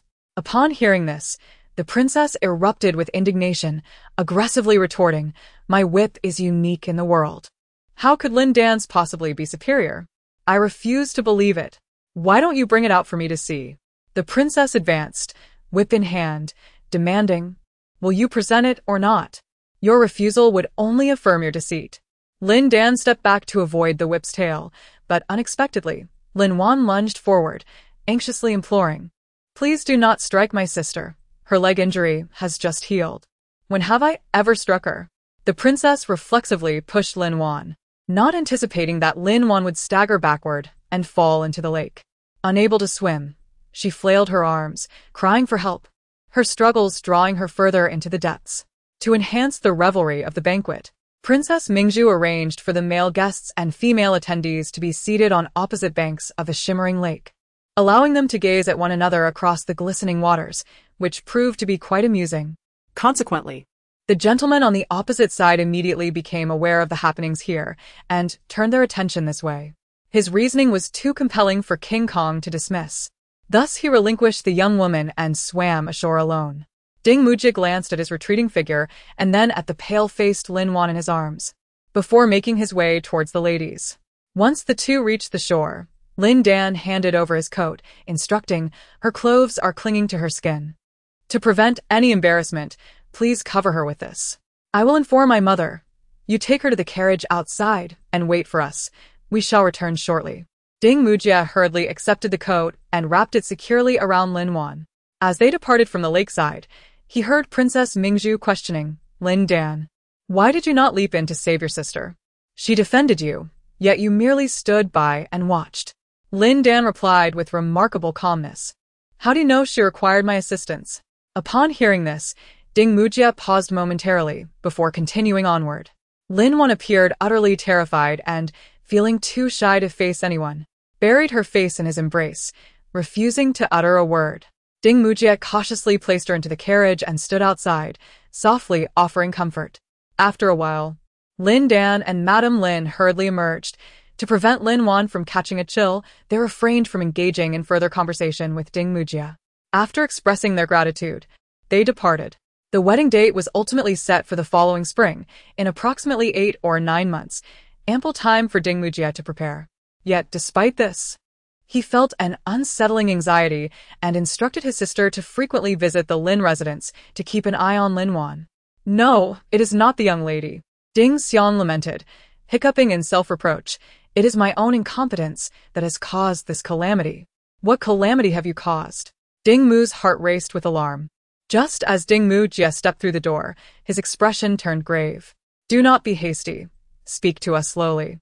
If there is an issue, your brother will assist you. Brother, I truly did not intend for this to happen. Today, I wish to examine the exquisite Huagua Fengjin hairpin entrusted to Aunt Shi by the matriarch. However, I accidentally applied too much force and broke the phoenix's wing. That hairpin is part of the matriarch's dowry and is exceedingly precious. Upon learning of this incident, she was exceedingly furious and has refused to acknowledge my apologies. Brother, I genuinely did not mean to break it. I never anticipated this outcome. Upon hearing this, Ding Mu was infuriated and struck her daughter repeatedly, chastising her carelessness. Conversely, Ding Mujie's gaze darkened as he recalled a long-buried memory. She was so pitiable, frail, and desperately yearning for family, craving affection, which only deepened Ding Mujie's disdain for Lin Dan. Yet now, how had that hairpin become something his sister had shattered? In the days that followed, Ding Mujie repeatedly reminded himself to refrain from overthinking. After marrying Lin Wan, everything would surely progress favorably. However, he found it increasingly difficult to suppress his thoughts. And with a grave expression, he urged, Xiang'er, do not panic. Please recount today's events from beginning to end, in detail, leaving out no particulars. Upon reaching this point, she exhibited a hint of trepidation. Observing that her brother did not display any anger, she continued, I have a profound fondness for those adornments. Considering that Sister Lin is already my sister-in-law, it seemed inconsequential, so I selected a silver hairpin. Sister Lin's chief maid remarked on my discerning taste, noting the exquisite nature of my choice. Somehow, the conversation drifted to the esteemed matriarch possessing a golden hairpin adorned with 100 flowers and phoenixes, currently entrusted to Aunt Shi. That golden hairpin is truly a masterpiece, unparalleled in beauty, rarely seen even within the palace. Brother, you are aware that Aunt Shi hails from the Miao region, renowned for her expertise in crafting silver ornaments. She also concocts a special solution to restore the luster of aged gold and silver jewelry to its former brilliance. The matriarch entrusted the golden hairpin to Aunt Shi for cleaning, and it is to be returned tomorrow. Ding Xiang's eyes began to well with tears as she choked on her words. My curiosity got the better of me, and I implored Sister Lin to let me catch a glimpse of the golden hairpin. You must believe me, brother, I solely intended to look, with no intention of handling it. However, when the hairpin was presented, a maid suddenly informed me that the phoenix design was so lifelike that when worn, its wings and tail feathers would flutter as though poised to soar into the heavens.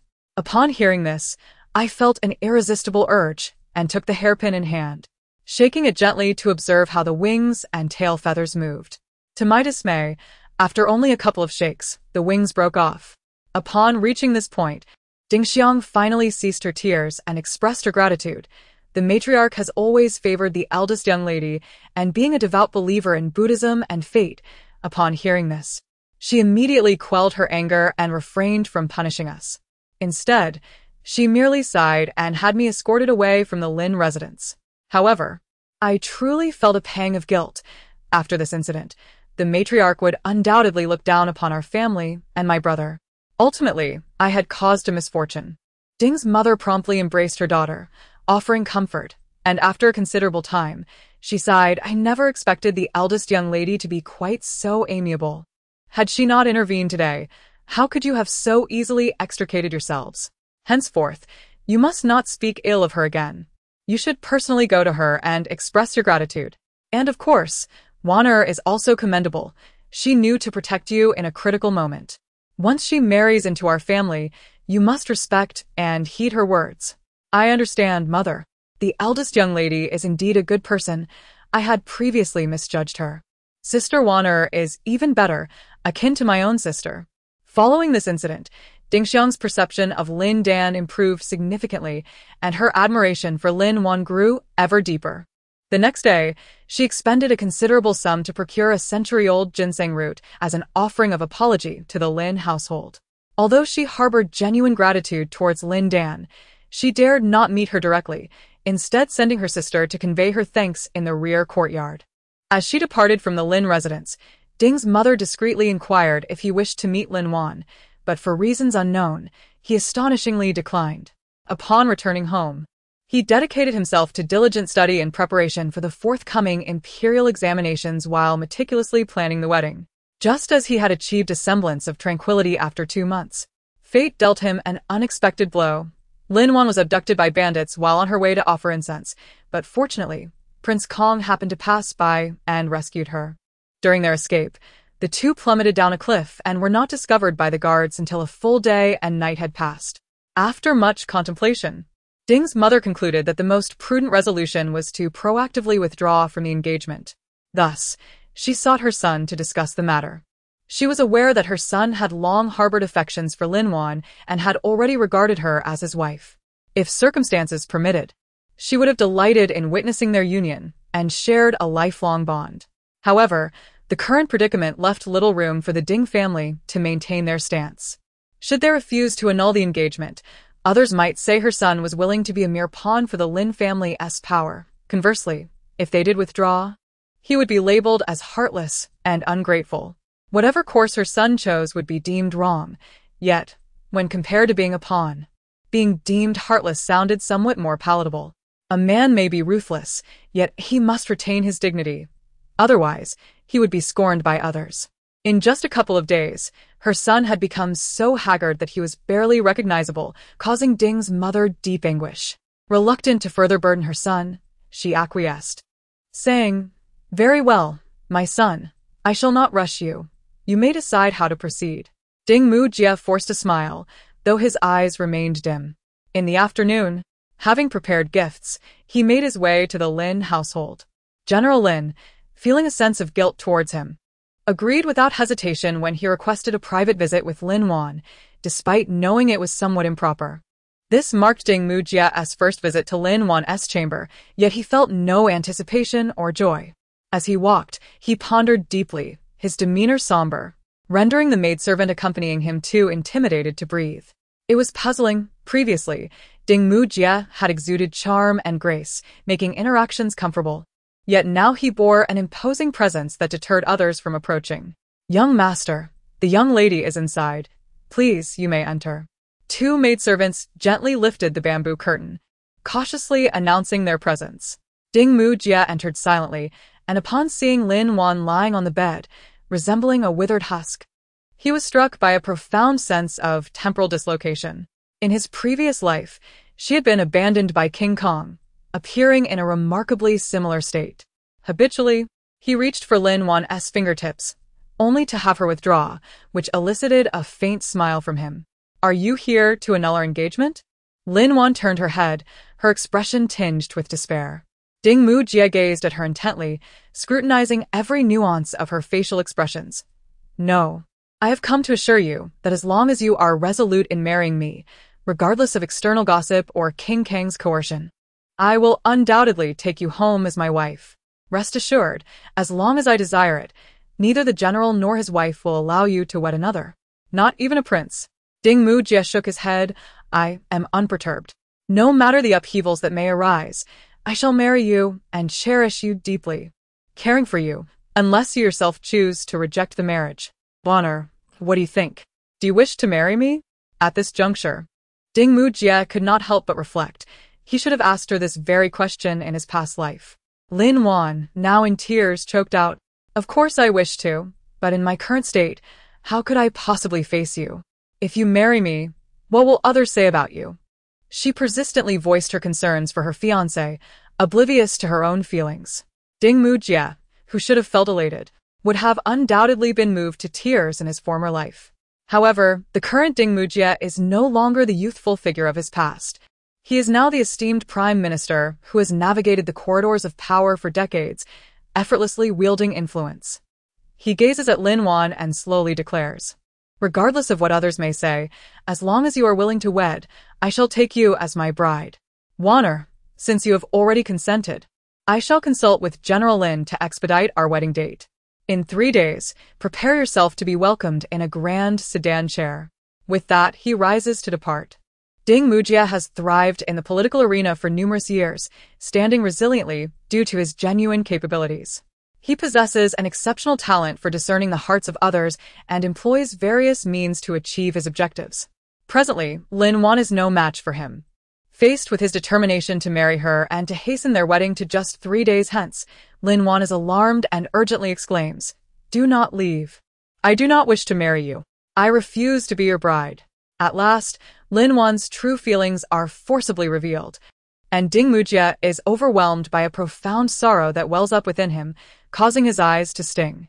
That 8-character fortune was arranged by you, was it not? Your mother, a holy maiden from Yaojiang, could easily poison a pond full of fish, let alone drive my cats and dogs to madness.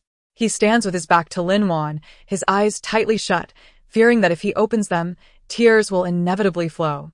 In his previous life, he had endured such hardship, shedding tears only once at Lin Dan's demise. It seems that all the tears from both lives have been spent on her. Yet the outcome remains this tragic. What 8-character fortune? I do not comprehend what you speak of, Lin Dan firmly denies. I simply do not like you, and do not wish to marry you. If you dislike me, why did you not express it sooner? Why do you feign shyness and blush upon seeing me, if you truly harbor no affection for me? Is it my character that you disdain? Or is it the humble origins from which I come? Ding Mujie continued, "On that day by the lake, when I sought to approach you, you turned away. And upon realizing it was I, your face betrayed a mixture of shock and rejection, prompting you to instinctively push me away. In moments of peril, an individual's actions often reveal their innermost thoughts. I understood your reluctance to be rescued by me, yet I dared not dwell on it further." At this point, Ding Mujie's breath grew somewhat unsteady. In his youth, he might not have grasped the intricacies of the situation, but now, seasoned by the labyrinthine world of politics and life as tribulations, he could not be so easily deceived by such trivial machinations. This scheme was a labyrinth of entrapments, each layer meticulously calculated to exploit Dingxiang's vulnerabilities, leading her to falter step by step. Meanwhile, Lin Dan remained aloof, gaining admiration at every turn, a testament to the depths of human manipulation. Having been reborn, Ding Mujie did not fail to see her true nature. Rather, he simply could not bring himself to believe it. Lin Dan was the obsession of his 2 lifetimes, a sentiment that could not be relinquished in a fleeting moment. Lin Dan, in a flustered state, averted her gaze yet insisted, "I confess to breaking the golden hairpin, but I know nothing of other matters. Do not accuse me unjustly. You are aware that the matriarch has never favored us. If she discovers that I have damaged her prized possession, both my mother and I shall face dire consequences, and her affection for us will vanish completely. As for my desire to marry, it is inconsequential, but what will become of my mother? She still must attend to the matriarch after all. After all, Dingxiang is merely a guest, and trusting her with this matter will not affect her in any way, which is why I summoned her. I am simply feeling a bit timid, harboring some small thoughts. How could you think of me so poorly?" As I spoke, tears began to flow. Yet her tears no longer stirred Ding Mujie. In a daze, he recalled his past life, where Lin Dan used her pitiful demeanor to extract numerous secrets from him. There was a time when his schemes were consistently unraveled by King Kong, nearly allowing his adversary to turn the tide completely. Fortunately, he fled to the capital, evading King Kang's watchful eyes, thus salvaging the situation. At that time, he believed that a capable individual was assisting King Kong, someone with exceptional foresight who could anticipate his every move.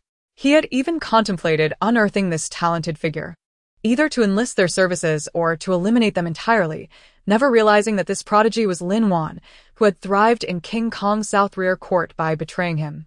Ultimately, he triumphed over the 9th prince in the struggle for succession, leading to King Kang's confinement and Lin Dan's inevitable fall from grace. Later, she was poisoned and sent out of the capital for recuperation by King Kong, a final move in his strategic game intended to bait him. However, before she could ensnare him, King Kong succumbed to death, rendering that strategy utterly futile. Given a second chance, many things that were once opaque in his previous life have now become clear to Ding Mujie. Unable to bear it any longer, his crimson eyes fluttered shut as 2 searing tears escaped. At this very moment in his past life, he had been compelled to marry Lin Dan, leading a tranquil existence.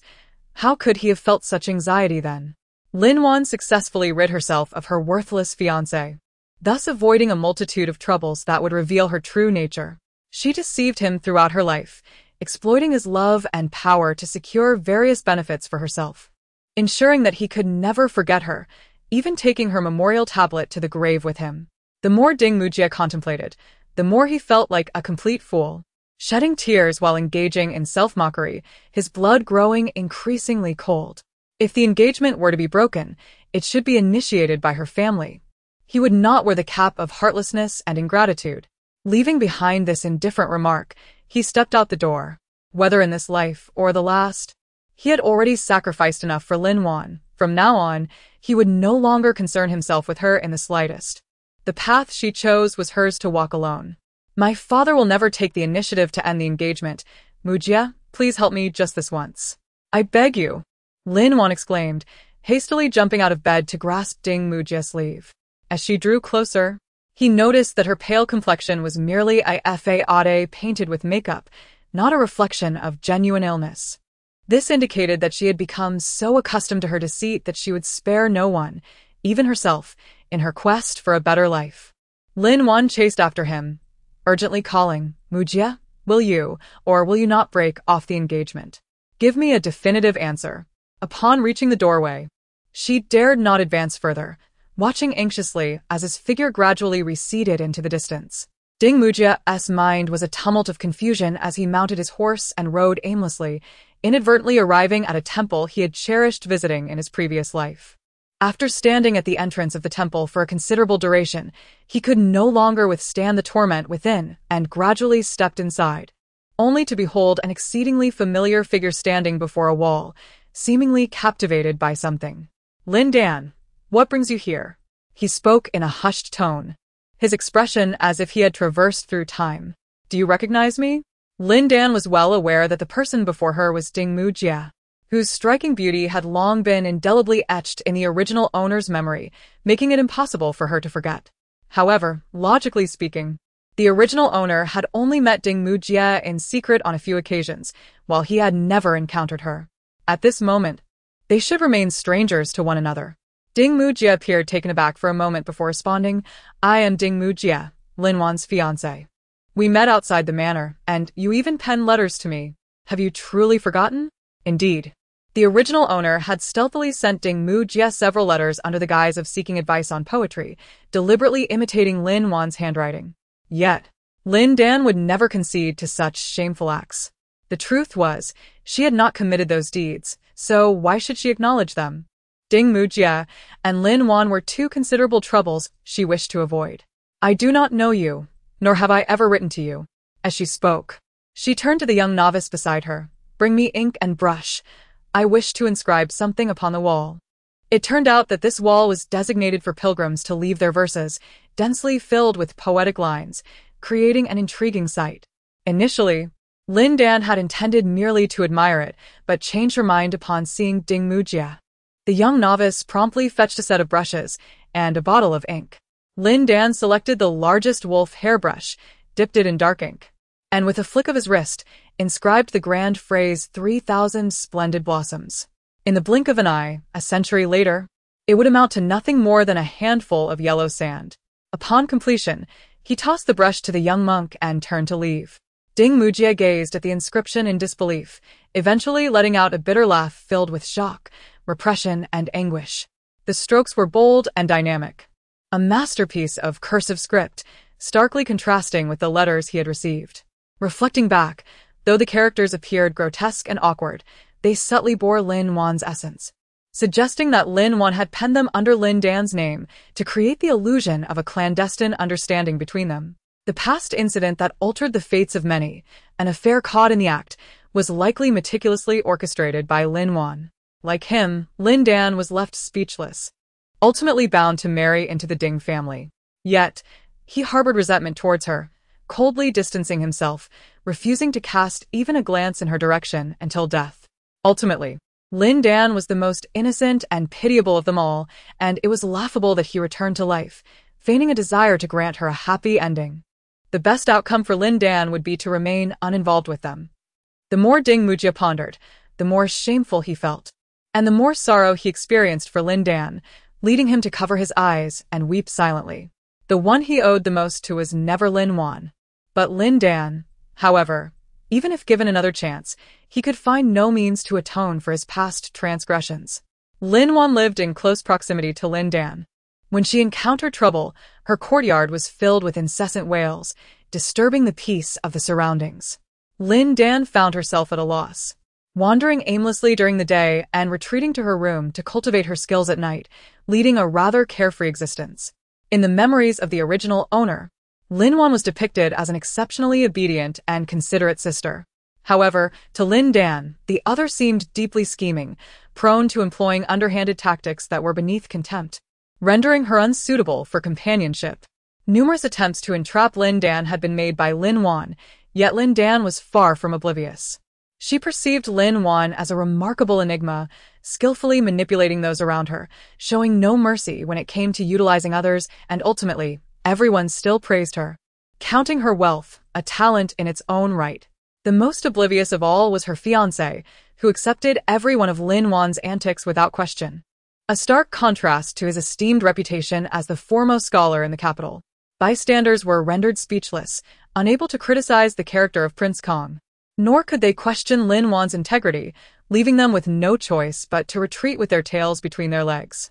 Some invoked the teachings of propriety, citing that men and women should not share the same quarters after the age of 7, yet those two had spent an entire night together in the wilderness.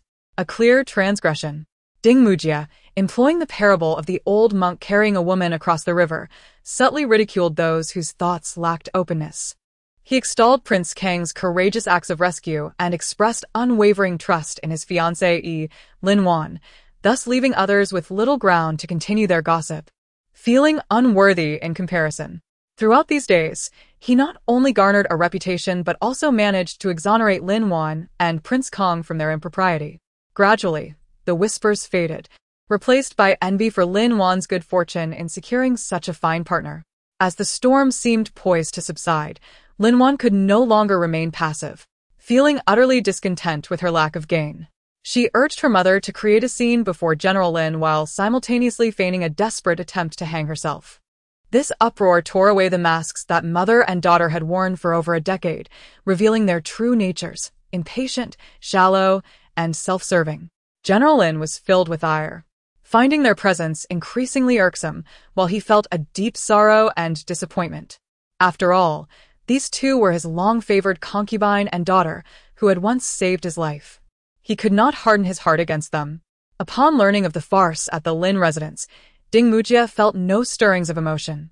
He understood that Lin Wan could never extricate herself unscathed, as long as he remained steadfast. Her desperation to marry Prince Kong would compel her to resort to every trick in her playbook. The more tumultuous her antics became, the less patience the Lin family would have for her, ultimately depleting all the affection they once had for her until she was left with nothing. Even now, she remained oblivious to the fact that without the Lin residence and those willing to support and assist her, she was utterly insignificant. In her previous life, after Lin Wan was rescued from drowning by Prince Kong, the blame for her predicament fell upon Lin Dan. This led to Lin Dan being thoroughly despised by General Lin, who, having witnessed her snatching her sister's marriage and later causing her demise, ultimately allowed Lin Wan to enter Prince Kang's household as a concubine. To him, A woman who had been jilted could hardly aspire to a better fate than to become a concubine to a royal. If he possessed even a shred of paternal compassion, he would not have obstructed his daughter's path to survival. In a bid to atone for Lin Dan's grievances, Madame Lin even relinquished half of her dowry to enable Lin Wan to enter the residence of King Kong. With the support of her family and the favor of King Kong, Lin Wan truly basked in glory. It is said that a husband and wife share the same fate, living and dying together. Lin Dan's grave was situated beside his. Should the previous incarnation of her be aware from the depths below, she would likely deem it a tremendous insult to lie alongside such a fool, blind in both sight and heart. Ding Mujia felt increasingly ashamed, his heart simmering like oil over fire. Yet, he did not neglect any of his obligations. In this life, he had already missed his chance with Lin Dan, and there was no way to atone for her. Thus, he devoted himself to shielding the Lin family from the impending calamity. While he plotted in secrecy, Lin Wan was also busy. She threatened General Lin with death, while compelling her mother to invoke the life-saving grace from years past, forcing the general to consent to her marriage with King Kong. Lin Dan had never been ensnared by Lin Wan's schemes nor falsely accused of numerous crimes, which left General Lin and Madame Lin feeling no remorse towards Lin Wan. Hence, they were adamantly unwilling to relent. Ding Mujie had stated his position clearly. He cared not for rumors and was willing to believe in his fiancée's innocence, promising to marry her as planned. Under such circumstances, the Lin family unexpectedly proposed to annul the engagement and subsequently sent Lin Wan to King Kong's residence as a concubine. What were they preparing for? To submit a letter of allegiance to King Kong? Madame Lin glanced at Lin Tai and, with difficulty, inquired, "But, elder madam, what shall we do about the child in concubine Shi's womb?" The elder madam coldly retorted, "Let her fend for herself. She is quite capable of making her own decisions." The elderly matriarch affectionately stroked her eldest granddaughter's head, casting a more troubled glance at Lin Wan. She hastily instructed the servants to bind the two and confine them to a carriage. In the afternoon, Madame Lin visited the Ding family bearing generous gifts. And the following day, white banners were hung at the Lin residence, announcing that Lin Wan had succumbed to excessive sorrow and passed away unexpectedly. Out of compassion for her daughter's solitude, concubine Shi followed suit. Henceforth, the mother and daughter severed all ties with the Lin family, free to pursue their desires as they wished, even to take on the role of concubines if they so chose. The Lin family's actions were far from discreet. Indeed, they were rather ostentatious. When Lin Wan and concubine Shi were expelled from the estate, they wept and wailed, attracting the attention of many passers-by. It was precisely this spectacle that made the Lin family's stance unmistakably clear. In their desire to dissociate from Prince Kong, they willingly relinquished a favored concubine and a daughter they had nurtured for over a decade, a truly difficult negotiation. Prince Kong had been thoroughly outmaneuvered by the Lin family. Though he seethed with rage, contemplating vengeance, he maintained a facade of jovial indifference, as if unaffected. Lin Wan was no longer the seventh miss of the Lin family, and concubine Shi had been cast out, unable to influence matters any longer. To Prince Kong, they had lost their value, and thus any prospect of entering the household as concubines faded away. In her previous life, Lin Wan had passed away without a trace, lacking even a grave. Yet in this life, though she still lived, her tomb and epitaph were elaborately crafted, a poignant irony indeed. Ding Mujie stood before the gravestone, deep in contemplation, his expression profoundly complex. Ding Xiang subtly tugged at his sleeve and whispered, "Brother, I must confide in you about a matter of great importance. Lin Wan is not dead. Her reputation has been tarnished, and the matriarch could not accept her, thus publicly proclaiming her demise. Just yesterday, her maid sought me out to deliver a message to you. Brother, Lin Wan is truly pitiable, burdened with such a severe grandmother. Please extend your assistance to her. She currently resides in a secluded estate on the outskirts of the capital, devoid of even a single servant to attend to her." Unable to forge a connection with Prince Kong, Lin Wan has regrettably turned her thoughts towards Ding Mujie. It is lamentable that Ding Mujie, in his unwavering devotion, has been so submissive to her wishes that she still harbors the illusion that a mere change of heart on her part could soften him. Alas, having been exploited by her for a lifetime, his heart is now a tapestry of wounds, irretrievable to its former state. Xianger, you too must be more discerning. Ding Mujie cast one last glance at the gravestone and spoke slowly. The last time, that golden hairpin was broken by Lin Wan herself. Unable to explain it to the matriarch, she deceived you into shaking it, intending to place the blame upon you. Her relationship with Prince Kong was consensual, not born of coercion. When I visited her home, she implored me to withdraw from our engagement to facilitate her desires. I, unwilling to bear the label of heartlessness, declined. Some may appear aloof while harboring a fervent heart, others may seem gentle and kind yet are rife with cunning schemes, much like Lin Wan. If you wish to avoid her machinations in the future, it would be wise to limit your interactions with her. Ding Xiang, taken aback, stood in stunned silence for a long moment before stammering, "Brother, is what you say truly the case? Who do you truly believe, me or Lin Wan?" Ding Mujie retorted in response, "One can know a person's face but not their heart. Be cautious in the future."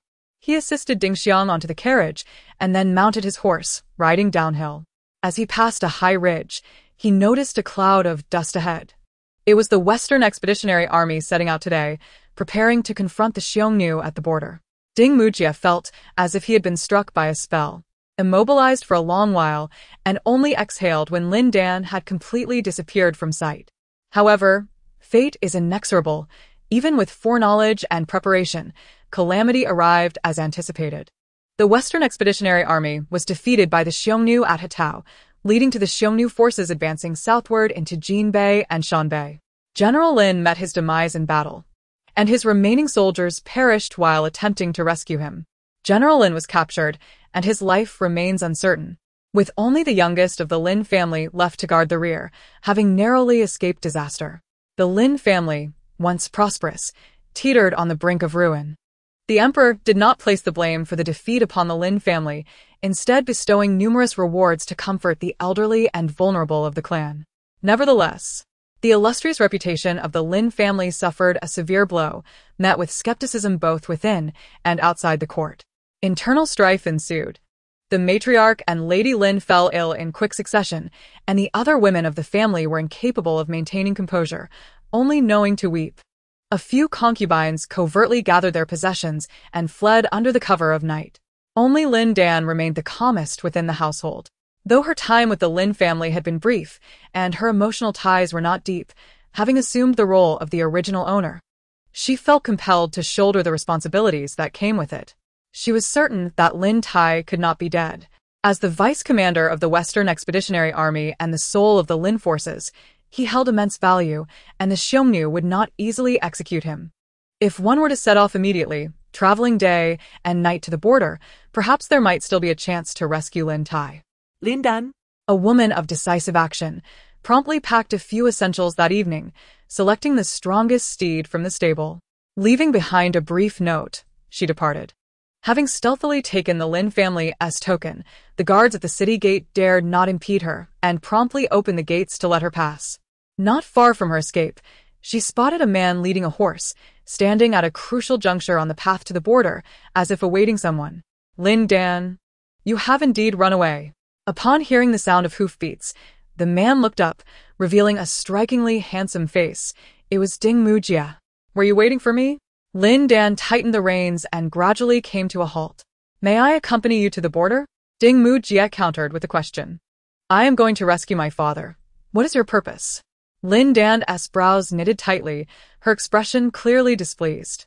If given the chance to start anew, he would no longer hinder her. Whatever she wished to pursue, he would secretly support her. Wherever she desired to go, he would accompany and protect her, ensuring she would never again be alone. Lin Dan flicked the whip and declared, If you wish to come, then come. I must be on my way. I have no time for idle chatter. With that, she urged her horse forward. Ding Mujie hastily followed. The two journeyed tirelessly through the starry night, making significant progress in just 3 days. Ding Mujie, believing himself to be a man of strength, thought he could take good care of Lin Dan. Yet he inadvertently became a burden to her. The inner thigh of his leg was chafed by the saddle, and his hip was nearly shattered by the jarring ride. Dismounting left him incapacitated, unable to rise. Lin Dan fetched some water for him to wash up and hurried to the nearest town to purchase 2 soft leather pieces for him to bind around his thighs, preventing any chafing. If we endure for just 2 more days, we shall reach the border, she instructed. Thank you, Ding Mujie replied, retreating behind a large tree to adjust his attire. Are you all right? He inquired with genuine concern. I have practiced archery and horseback riding since childhood. I am quite accustomed to this, Lin Dan said, deftly tending to the game she had captured. Observing her composed profile and her efficient movements, Ding Mujie was overwhelmed by feelings of frustration and shame. Yet, Lin Dan did not afford him the luxury of melancholy. She urged him to eat quickly, extinguish the campfire, and mount his horse. It took Ding Mujie several attempts to laboriously climb onto the saddle, and as soon as he settled, a sharp pain shot through his hips, threatening to topple him. Nevertheless, unwilling to appear weak in Lin Dan's eyes, he gritted his teeth and feigned vitality, spurring his horse onward. However, not long after, dizziness began to engulf him, and despite his desperate grip on the reins, he still swayed unsteadily and fell. The 2 horses galloped side by side, maintaining their speed, raising a cloud of dust along the road. Ding Mujia lay flat against his horse's back, the wind howling in his ears and Lin Dan's warmth beside him. Yet his heart was a tempest of confusion. In his past life, he had never taken the time to understand Lin Dan. He merely regarded her as a woman unrefined in culture and music, rather crude and shallow. Now he was beginning to grasp the true essence of Lin Dan. She was not crude. Rather, she possessed an effortless elegance. She was not shallow. Indeed, she exhibited remarkable courage and fearlessness. She is not unworthy. It is merely that her virtues remain unappreciated by those around her. In her past life, had he taken the time to truly understand Lin Dan, the subsequent tragic yet farcical conclusion could have been avoided. Upon hearing these words, Ding Mujia found it difficult to remain sorrowful. Instead, he was struck by a sense of absurdity regarding their gender roles. He often perceived himself as a fragile maiden, while Lin Dan embodied the strength of a formidable man. I wish to accompany you to the frontier. Perhaps I can be of assistance. While my physical strength may falter, my intellect is keen. Trust me. Ding Mujia earnestly endeavored to showcase his merits. Lin Dan, with an indifferent tone, replied, "A keen mind that appreciates Linwan? Forgive my lack of discernment. I simply cannot see it." After 7 days and nights of companionship, Ding Mujia finally concluded that Lin Dan genuinely harbored no affection for him. Her demeanor was poised, her expression open, and her knowledge profound, making conversations with her an immensely enjoyable experience. Yet, she exhibited a certain aloofness. To engage her in dialogue, one must first identify a topic that piques her interest. Should one strike upon her sensitive spot, they would be fortunate indeed to witness her eloquence and insightful discourse. The more time Ding Mujia spent with her, the more he found himself captivated, and as he reflected on his past life, he felt an overwhelming sense of shame. What audacity he must have possessed to believe that such an exceptional woman could love him to the point of obsession, resorting to such despicable means to secure their union. Had circumstances not compelled her, she would undoubtedly have found a more fitting destiny. It was Lin Wan who caused her suffering, and he too bore responsibility for her plight. Oftentimes, Ding Mujia found himself hesitant to gaze into Lin Dan's eyes, for they were so crystalline and luminous that they resembled a mirror, reflecting the grotesque depths of his own soul. Yet, more frequently, he was irresistibly drawn to her gaze, as it was profoundly enigmatic, akin to a starry night sky, concealing countless secrets. For Ding Mujia, 7 days passed with a fleeting swiftness, almost as if in the blink of an eye. However, for Lin Dan, it felt akin to an eternity of 7 years. Upon sighting the nearby encampment of the Western Expeditionary Army, she exhaled deeply and urged her steed into a gallop. "No unauthorized personnel allowed in this military stronghold," declared the sentinels, brandishing their spears with vigilance. "I am Lin Dan, the legitimate daughter of General Lin. Here is my token," she proclaimed, detaching the insignia from her waist and casting it forth. The soldier caught the token and scrutinized it closely, soon realizing its authenticity, and hurried off to fetch someone from within the camp. After a brief interval, a dashing young officer clad in silver armor emerged in haste, his tone laced with urgency. "Sister, what brings you to the frontier? This is utterly reckless." "Lin Qing, let's enter before we discuss this," Ding Mujia interjected, concerned that the siblings might engage in a quarrel. A woman traveling alone to the frontier was indeed a perilous endeavor. It was no wonder Lin Qing reacted so vehemently. "Brother Ding, what brings you here as well?" Lin Qing finally noticed Ding Mujia, his astonishment deepening. Despite his irritation, he had no desire for his sister to be the subject of public scrutiny. So, he promptly ushered them into his tent and ordered water to be brought for their ablutions. "How is father faring?" Lin Dan inquired as she stepped into the tent, eager for news. Lin Qing shook her head with tear-filled eyes, lamenting the lack of any news and the uncertainty of his fate.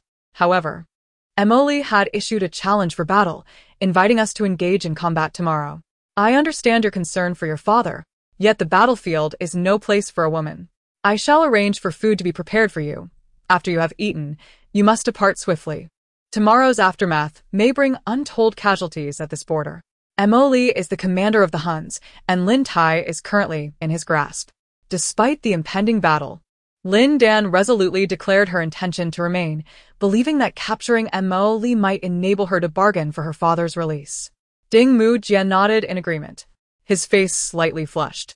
In truth, Lin Dan required no protection from him. Rather, she would be the one caring for him. I shall accompany you, Lin Dan insisted, steadfastly trailing behind. He was but a 16-year-old youth, having barely begun to mature, yet already exposed to the harsh realities of war. How could he maintain a calm demeanor? Managing to soothe Lin Dan for this long had already pushed him to his limits. His entire body trembled, his eyes bloodshot from lack of sleep. Yet Lin Dan remained unfazed by his haggard appearance, parting the tent flaps and stepping outside with determination. Lin Qing stared in shock before hastily pursuing her, her handsome features contorted with frustration at her sister's obstinacy. The main tent, situated at the heart of the camp, stood sturdier and more spacious than the others, making it easily recognizable. Lin Dan swiftly navigated several turns until she arrived at the front of the tent, overhearing a voice within. Marshal Lin has fallen in battle, and General Lin has been captured. As the chief commander of the Central Army, having served at the frontier for decades with remarkable achievements, it is only fitting that I assume command. In times of urgency, one must act with pragmatism. With war looming, the emperor lacks the time to issue a decree. We must settle this matter without further dispute. If we continue to bicker, night will soon fall, leaving us bereft of any strategic plans for tomorrow's battle. The origins of that letter are dubious. How can I ascertain whether it was deliberately delivered by Xiongnu spies to sow discord among our ranks? If the contents of the letter are false, the left and right armies will suffer catastrophic defeat without the support of the central forces. I acknowledge my shortcomings, hence my desire to take command to redeem myself. Furthermore, who amongst us boasts a greater record of valor, seniority, or martial prowess than I? If you can find such an individual, I shall gladly step aside. With Marshal Lin and his kin having perished in battle, no one could contest his assertion, leaving the tent engulfed in silence. While others hesitated, Lin Dan boldly entered and declared, General Shui, is what you just stated true? Who are you? And how did you enter the military camp? The crowd exclaimed in outrage. I am Lin Dan, the legitimate daughter of Lin Tai. She turned to the middle-aged man seated at the head of the table and reiterated, General Shui, do your words still hold weight? What do you mean by that? General Shui was eager to have this woman bound and subsequently beaten and expelled. Yet, she is undeniably a member of the Lin family, arriving at a time when nearly all of her kin have perished in battle. Although it may seem improper, it is understandable. Not only can he not drive her away, but he must also treat her with kindness to prevent disheartening the remaining soldiers. The forces stationed here are ostensibly the Western Expeditionary Army, yet they secretly refer to themselves as the Lin Family Army, which speaks volumes about the Lin family's esteemed reputation within the military. If he wishes to smoothly take command of this army, he must treat the descendants of the Lin family with utmost respect. What has enabled you to attain such a lofty position? Lin Dan inquired further. Before Shui Zhao could respond, his confidant interjected, it is, of course, due to strength. Our general possesses formidable martial prowess and unmatched bravery. There is no one in the army more suited to assume the role of commander. I concede that I have indeed failed in my duties, but is it not your negligence that led to the demise of Marshal Lin? A multitude of generals have fallen, leaving a leaderless chaos. At present, I am the sole general capable of bearing the battle standard. If you were to remove me, as well, how could this war be fought? Who possesses the capability to command a myriad of troops? Your efforts to condemn me here are utterly misguided. Shui Zhao stood resolute. Lin Qing alternated his gaze between Shui Zhao and Prince Shuang, his eyes brimming with animosity. Both of these men are responsible for his grandfather's demise, and he shall never forgive either of them. The remaining generals were divided into two factions, one supporting Shui Zhao, while the other wavered in uncertainty. The battle had yet to commence, yet their morale had already faltered, leaving them uncertain of victory come the morrow. The soldiers outside were even more dispirited, as the entire camp was shrouded in an oppressive atmosphere of despondency. The emperor, benevolent in nature, did not place blame on the elderly and vulnerable members of the Lin family. However, their reputation was utterly tarnished, a fate perhaps more agonizing than death itself. Meanwhile, Xue Zhao, having aligned himself with the crown prince, donned his armor once more and ascended to the position of commander of the imperial guards, basking in glory. Years later, the ninth prince, aiming to undermine the crown prince, unearthed the past transgressions of the Lin family, thus compelling Xue Zhao to face the consequences he so rightfully deserved. He was unworthy of the title of commander, a despicable individual who ascended by trampling upon the corpses of the Lin family. In a previous life, it was Ding Mujie who sought to vindicate the Lin family, and thus he possessed a profound understanding of Xue Zhao's true nature. Yet, in his current state of insignificance, even if he spoke out, who would believe him? The most pragmatic solution would naturally be to oust Xue Zhao and appoint another as commander. But who could possibly rival his experience? A nation cannot survive a day without a monarch, just as an army cannot endure a day without a commander. This adage aptly describes the present predicament. Without a general to lead, the once formidable Lin army had descended into despair. If they did not rally soon, defeat in the impending battle was inevitable. With this thought in mind, Ding Mujie began to rapidly devise a feasible plan. However, he noticed Lin Dan take a few steps forward, calmly stating, "General Xue, since you have established your position in the army through your genuine capabilities, I presume that if I wish to unseat you, it too must be based on true merit." "What did you say? You wish to unseat our general? Ha ha ha." Before Xue Zhao could respond, his confidant erupted into raucous laughter. Lin Dan, undeterred, continued, "You just mentioned that if you could find someone in the army whose martial prowess surpasses yours, you would immediately relinquish your position. Is that not so?" Xue Zhao, hailing from humble beginnings, had risen to the position of commander through sheer skill and determination. Thus, he confidently asserted, "Indeed, I always stand by my word. Should such a person exist, I, Xue Zhao, would promptly cede my command."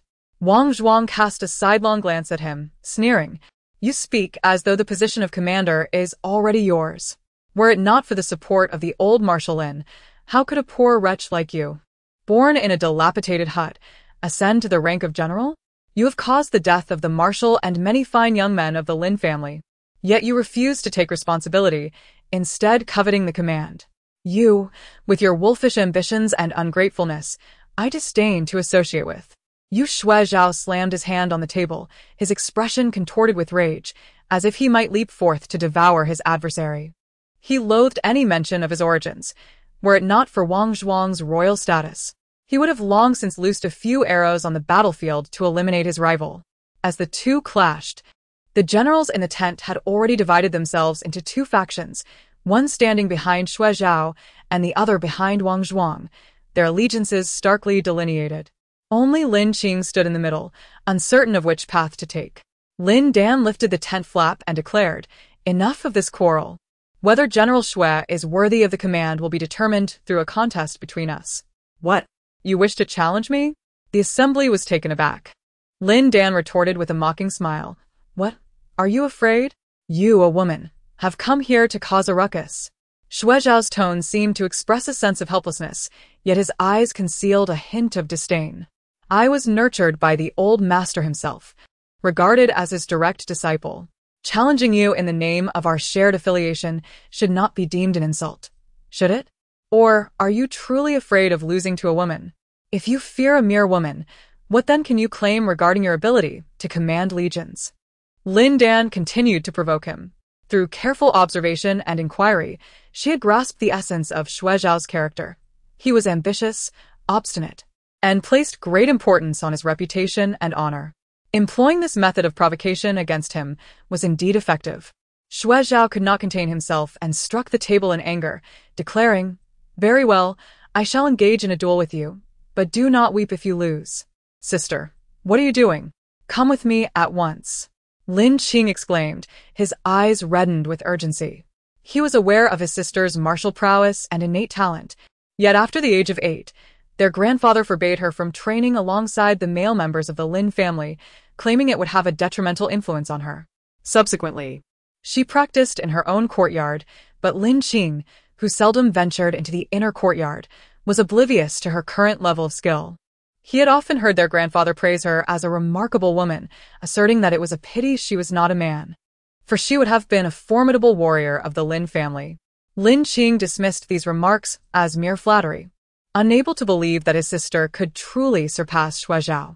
After all, their grandfather, being family, was inevitably biased in his views of the younger generation, and his words tended to be exaggerated. Ultimately, she was a woman. No matter how skilled, she could only contend with ordinary opponents. And how could she possibly stand against the battle-hardened Shuai? Do not mention Shuai. Even a random soldier from this camp could easily subdue her. Lin Qingwei grew increasingly anxious as she took a few steps forward to intervene with Lin Dan, only to be restrained by Prince Zhuang. While others were oblivious to Lin Dan's true capabilities, Prince Zhuang possessed a slight understanding of her prowess.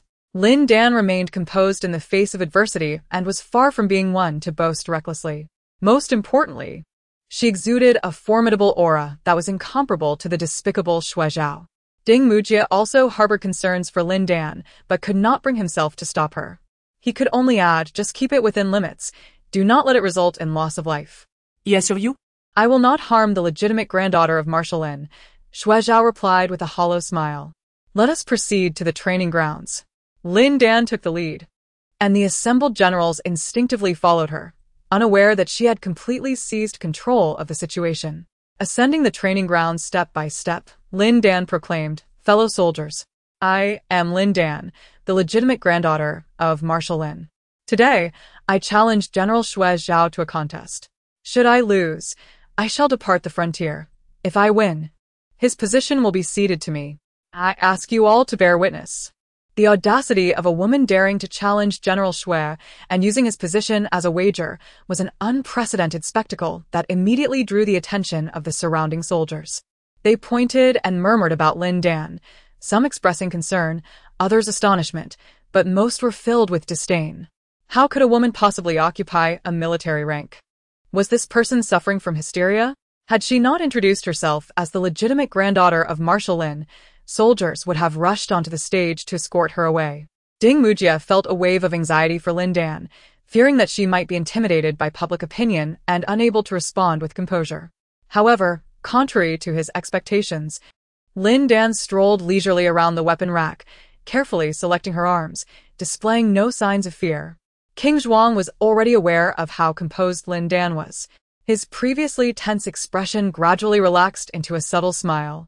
Lin Dan chose a large sword and extended her hand, saying, "General Shuai, please," to showcase his demeanor. Shuai waved his hand dismissively, declaring, "I shall allow you 3 moves." Lin Dan could not help but chuckle lightly, responding, "If you grant me 3 moves, you will be defeated."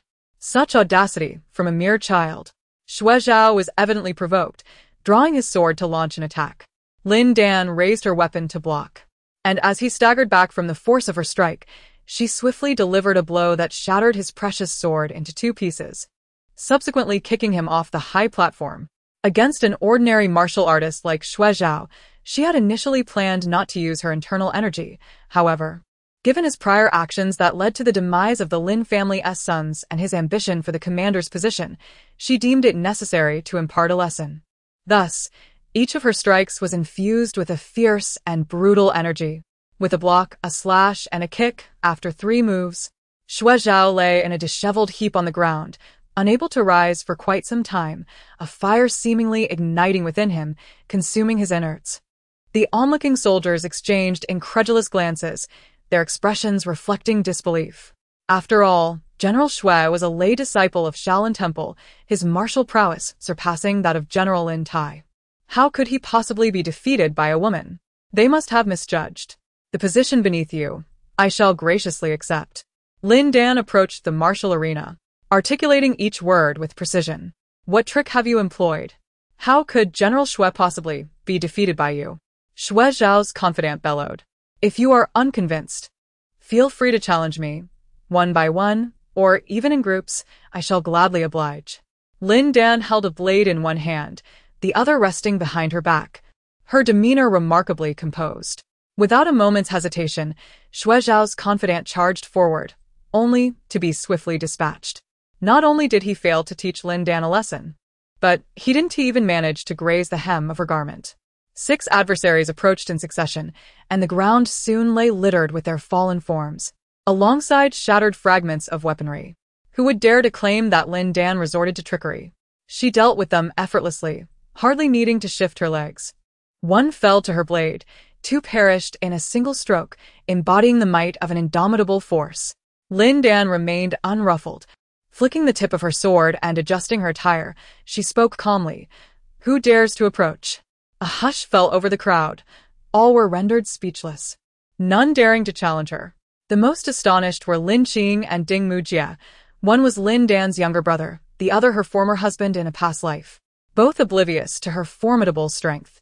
Standing atop the platform, her dark eyes swept across the onlookers, yet she regarded them with utter indifference, her proud demeanor instilling an undeniable sense of dread. In that moment, she resembled not a mere mortal, but rather a blade, unsheathed and impossible to conceal its brilliance.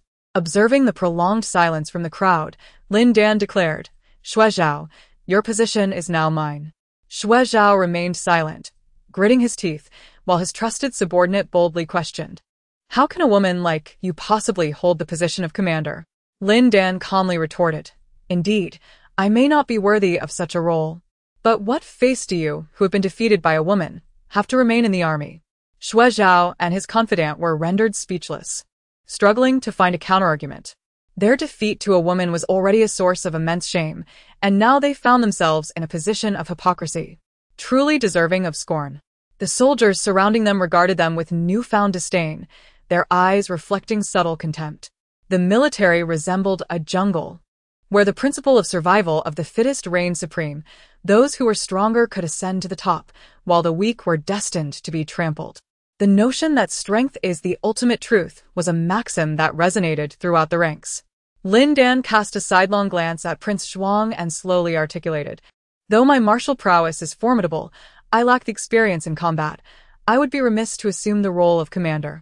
As a royal prince, Zhuang held a distinguished position and had consistently proven his valor in battle, making him the most suitable candidate for the position of commander.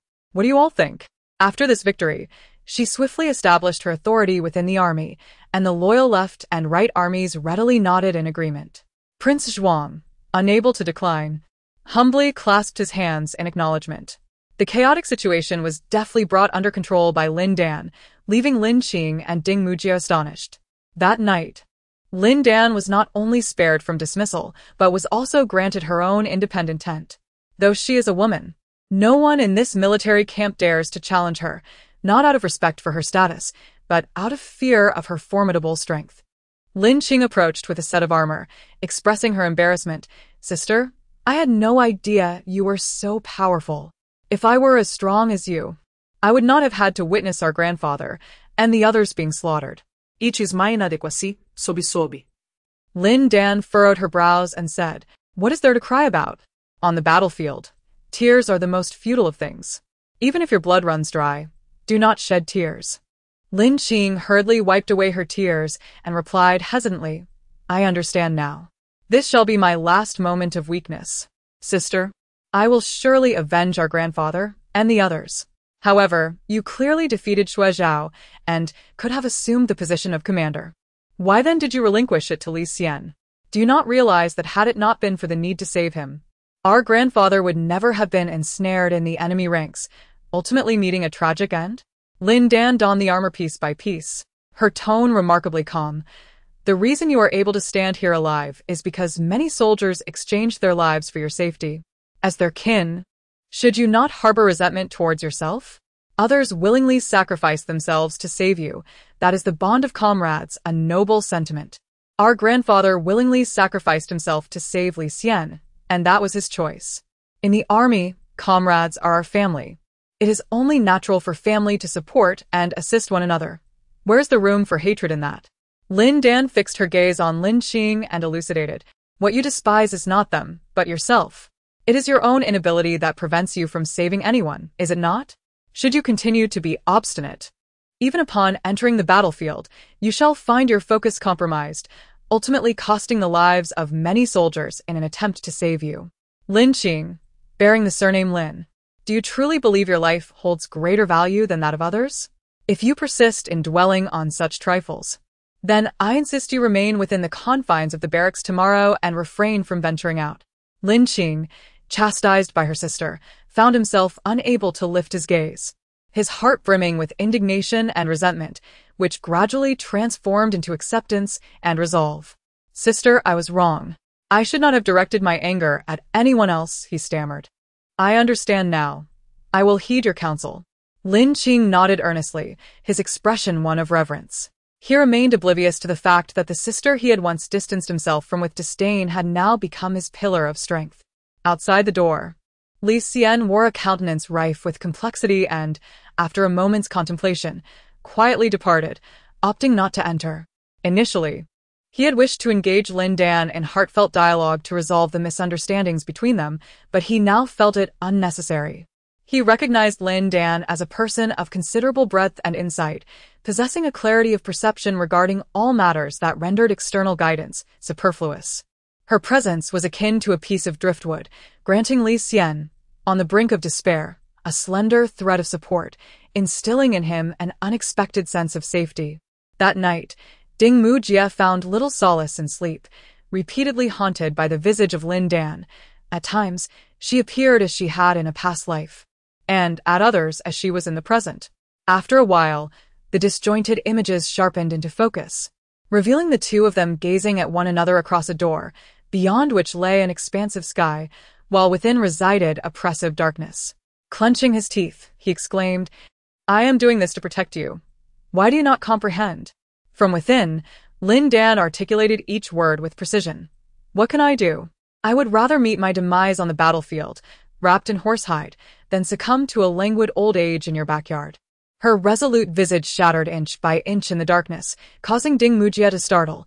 He hastily reached out to retain her, only to awaken from this ethereal dream, his head pounding and heart-wrenched.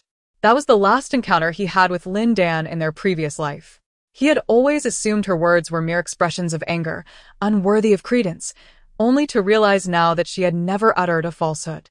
She possessed the prowess to traverse the battlefield and the determination to meet her end in valor. It was he who viewed her through the lens of obsession, constraining her essence within the confines of his narrow-mindedness, utterly absurd and contemptible. Yet he stood rooted, gazing dreamily at her silhouette until hot tears streamed from his eyes, jolting him back to reality.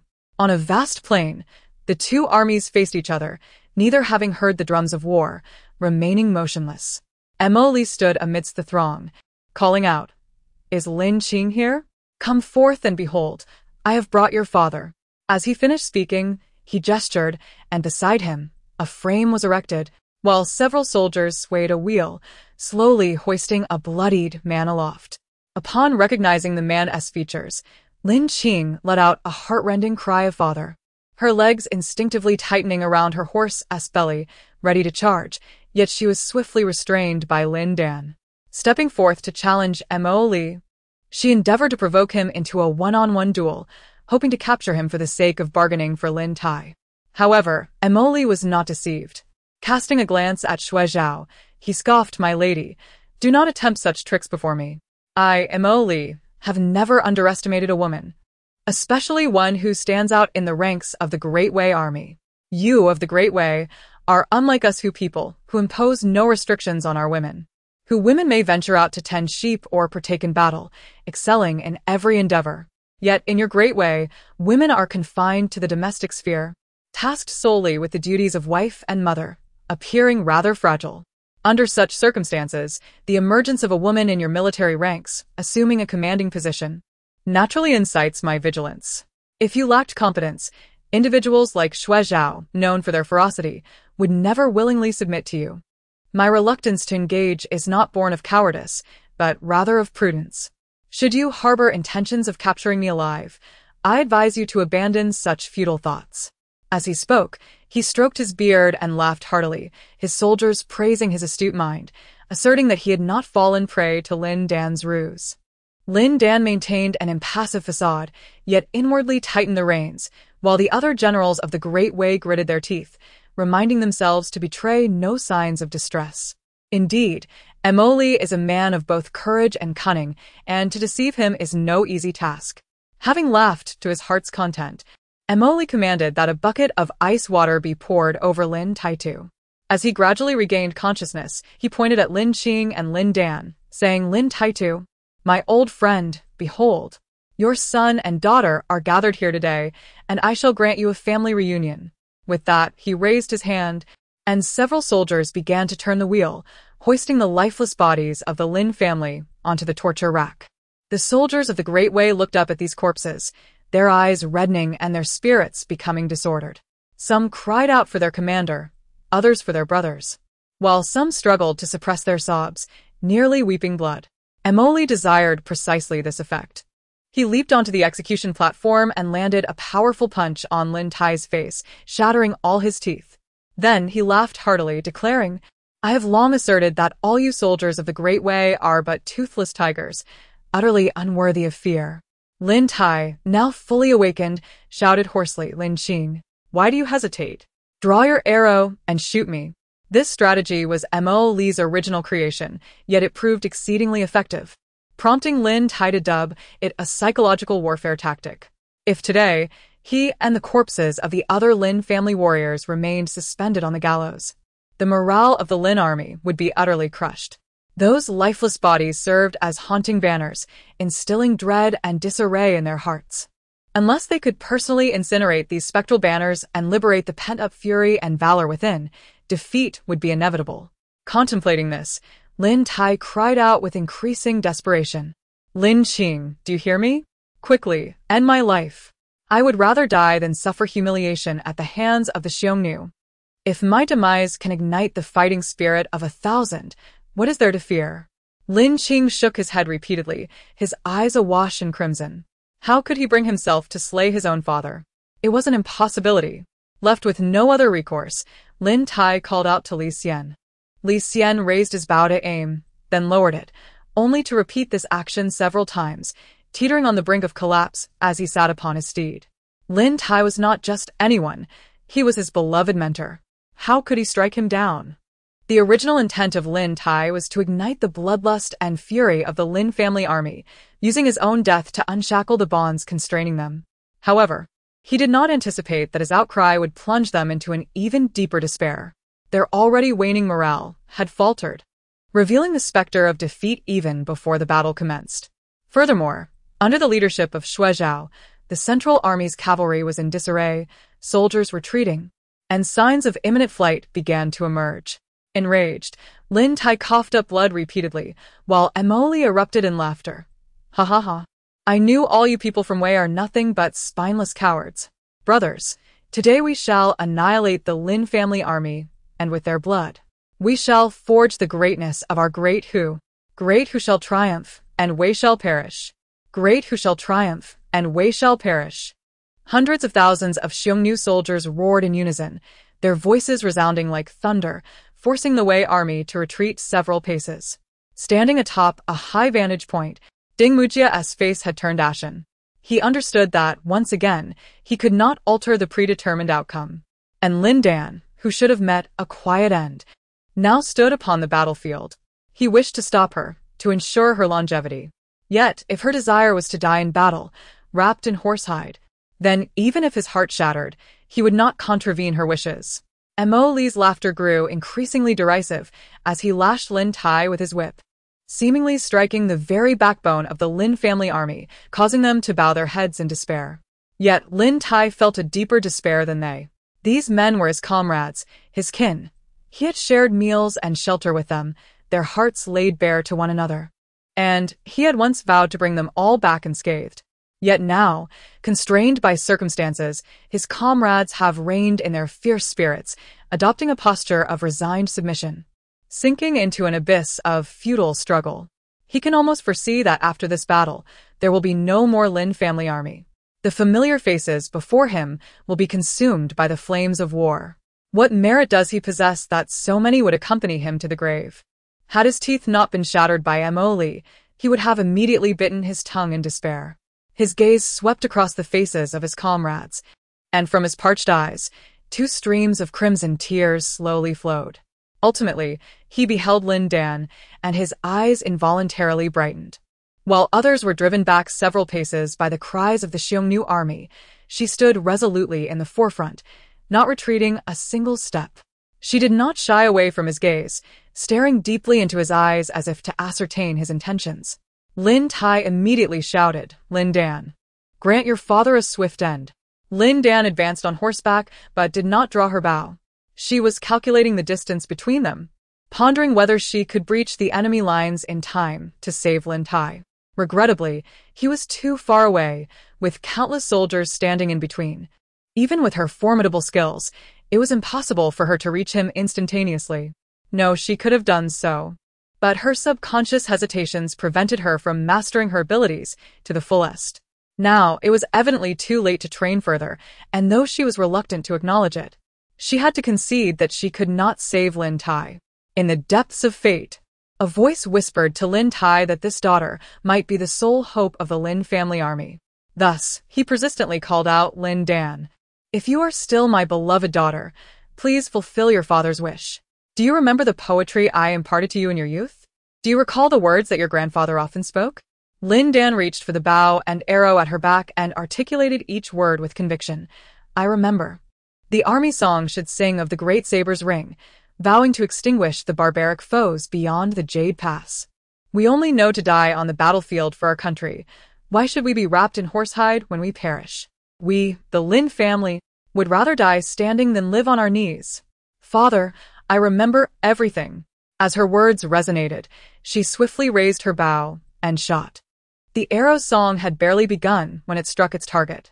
Lin Tai glanced down at his blood-stained chest, and, to his astonishment, he threw his head back and laughed heartily, finally uttering in a fragmented voice, "For your father, I have fought countless victorious battles, yet none have brought me such joy as today. Lin Dan, you are the backbone of our Lin family, the pride of Lin Tai. We only know to die on the battlefield for our country. Why should we be wrapped in horsehide when we perish? If I am to die, let it be with honor. How glorious and joyful. Do not blame yourself." With those final words, his head drooped, and silence enveloped him. However, Lin Dan did not grant them a moment to react. She raised her blade and charged into the enemy ranks, aiming directly for Meddle. Li Xian immediately shouted, "Kill! Avenge General Lin!" As he watched Lin Dan surrounded by foes, his heart was filled with astonishment. If General Lin had remained suspended on the torture rack, enduring the humiliation of the Xiongnu, the backbone of the Lin family army would surely be shattered. This battle need not be fought. Psychologically, they had already faced defeat. The resolute determination of Lin Dan awakened the latent valor within everyone, while the sacrifice of General Lin further ignited their anger and fighting spirit, bestowing upon this war the potential to transform defeat into victory. Li Xian drew his sword and charged into the enemy ranks, attempting to catch up with Lin Dan.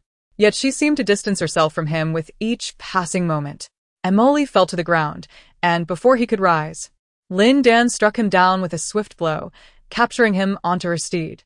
Bearing Meddle, Lin Dan broke through the encirclement as the Huns, intent on rescuing their commander, recklessly surrounded her, but she dispatched them all beneath her horse's hooves.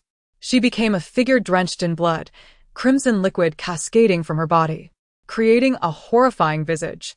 Gradually, the Huns surrounding her retreated, their eyes reflecting sheer terror. The onlookers exchanged glances, their eyes glistening with tears. Standing atop a high ridge, Ding Mujia wore an expression of utter astonishment. The distance rendered him unable to discern the precise circumstances of the battlefield. However, he could see a small figure charging boldly towards the Hun cavalry, singularly cleaving through their ranks and penetrating the encirclement. Following her lead, the troops of the Great Way finally surged forth, the left and right flanks splitting to scatter the Hun cavalry, then encircling and annihilating them, breaking them into fragments. The more Ding Mujia pondered, the deeper his shame grew. He found himself unable to approach the tent, paralyzed by the fear of confronting Lin Dan. Yet, the clamor within the tent compelled him to cast aside all distractions and hastily enter. Inside, he witnessed Lin Qing gripping Lin Dan's collar fiercely, demanding with a fierce voice, "How could you kill your father? How could you bring yourself to do it? With your formidable skills, you could have charged into the fray to save him. Why did you shoot him with an arrow? You are truly ruthless. Are you even human?" The generals of the army surrounded him, their eyes reddened, clearly having wept. Lin Dan said nothing, slowly prying apart Lin Qing's fingers, and stepped out of the tent into the parade ground, littered with corpses and coffins. The soldiers standing guard hastily stepped aside, allowing her to pass unobstructed. She moved to the forefront, quietly gazing at the rows of black coffins, then knelt in silence. Within these coffins lay the sons of the Lin family, as well as fallen soldiers. Lin Qing caught up, tears streaming down his face as he scolded, "You murderous wretch! You have no right to kneel here. Get out!" Li Xian could no longer bear it. He struck Lin Qing in the face. His voice filled with frustration as he rebuked, "Do you think it is an easy task to charge into the fray and rescue General Lin? Lin Dan is but a human, not a deity. She does not possess wings. Why did General Lin seek death? Because he wished to sacrifice himself for the greater good. If he had not perished, the morale of everyone would falter. Without that spirit, all present here would meet their end, and the borders we protect, the homeland we defend, would be trampled by the iron hooves of the Xiongnu." As General Lin stated, he died nobly, joyfully, and without regret. Were it not for his sacrifice, were it not for your sister's resolve, could you stand here now to reproach her? You owe your sister a life, and so do I. All of us who live owe her a life. Li Xian choked on his words. This arrow was meant for you to shoot, or for me to shoot. Yet neither of us could bear such a responsibility, and we have both disappointed General Lin. Only Lin Dan stepped forward to fulfill the mission we were meant to complete. General Lin's words were undeniably accurate. We are indeed a bunch of spineless cowards. Your father, your grandfather, your brother, your uncles, all their remains are laid before us, and their heroic spirits gaze upon us from the heavens. Ask them, have they ever blamed Lin Dan? Lin Qing recalled his father's final words.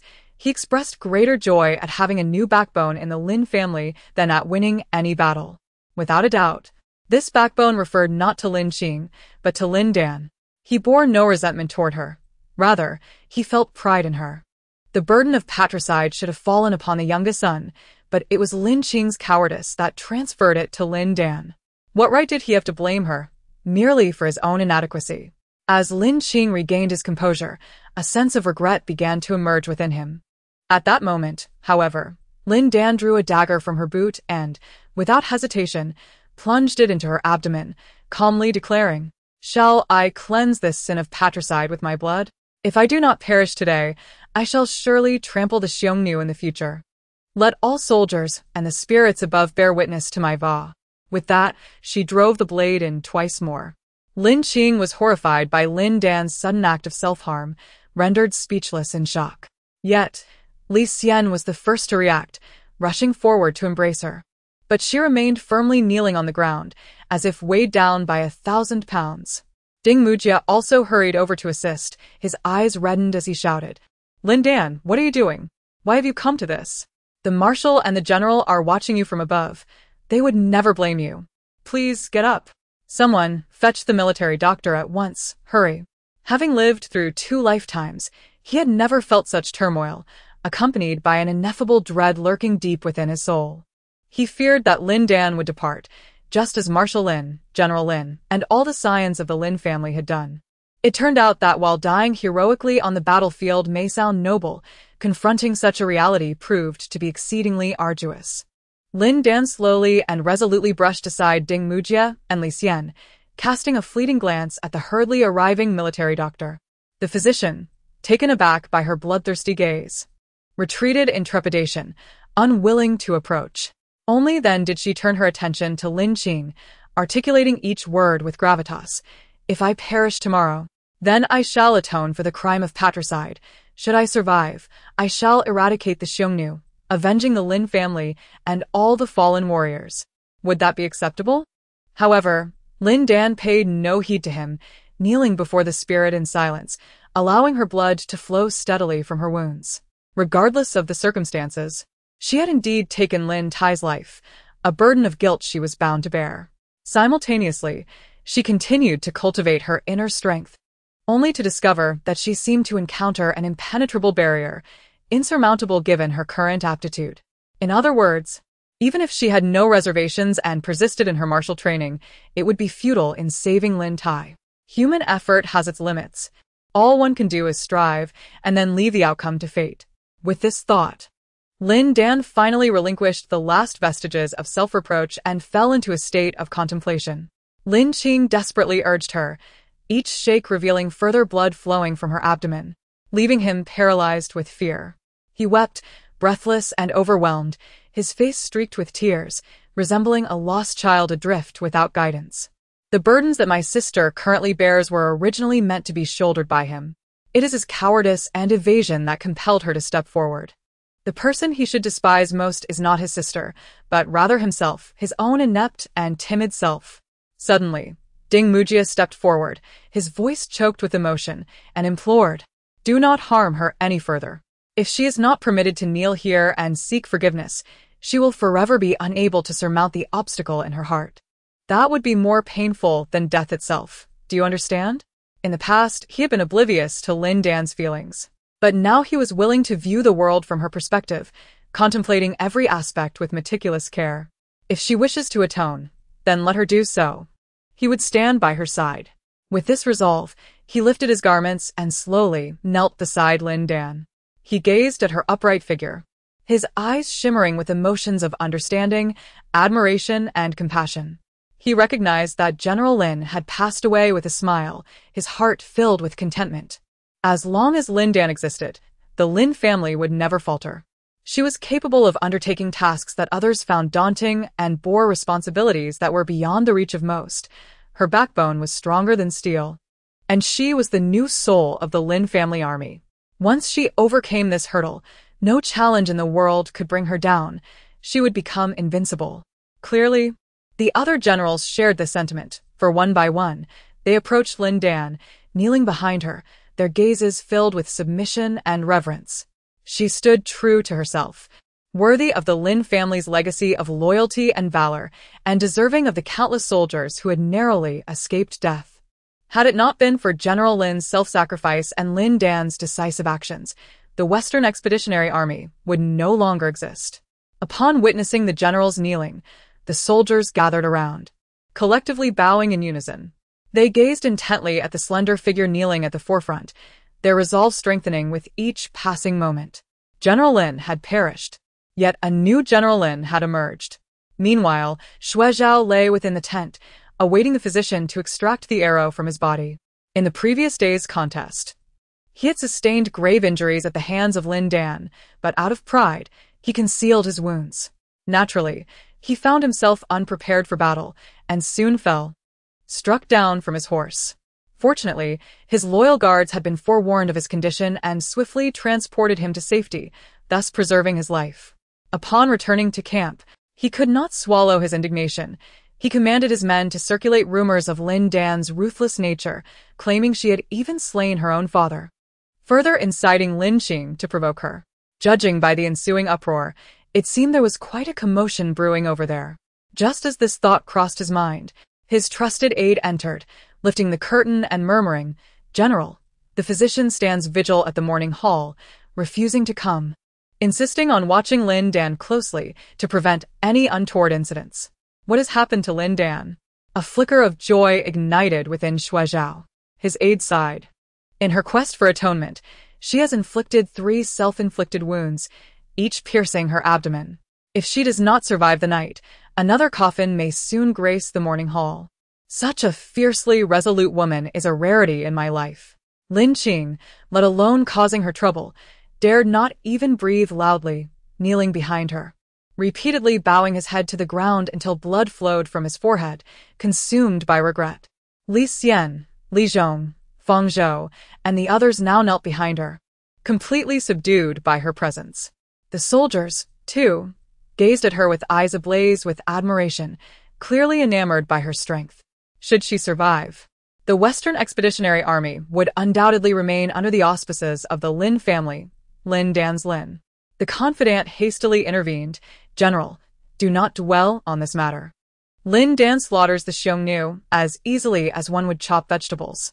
On the battlefield, it is not only difficult to ambush her, but even to approach her.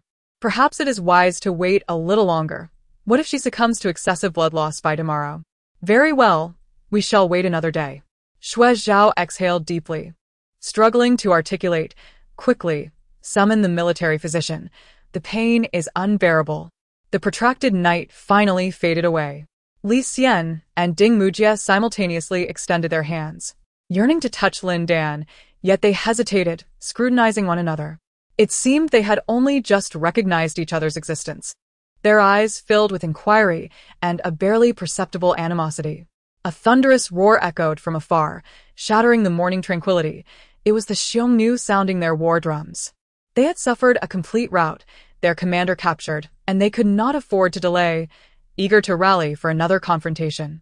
Lin Dan abruptly opened her eyes, disregarding the two men beside her. She tore off the mourning cloth from her head and tightly wrapped it around her waist, brandishing her blade as she declared, "Continue the fight. Marshal, it is time to set forth." Lin Dan held in her grasp Mo Lu, whose bones had been shattered and whose tendons severed. "Let us depart." Li Xian cast a fleeting glance at the oblivious Mo Lu, refraining from further inquiries. Watching Lin Dan's retreating figure once more, Ding Mujie was consumed by a sense of defeat. If only he could march alongside her, fighting in unison. He had no desire to sit for the imperial examinations again, nor to assist the ninth prince. Let whoever wished to ascend the throne do so. He only wished to remain by Lin Dan's side, hoping for her safety and well-being. Upon reaching the battlefield, Lin Dan executed her strategy with precision, shattering Mo Li's teeth and hoisting him high upon a flagpole. With a scornful tone, she declared, "You Huns are nothing but toothless tigers, devoid of fear.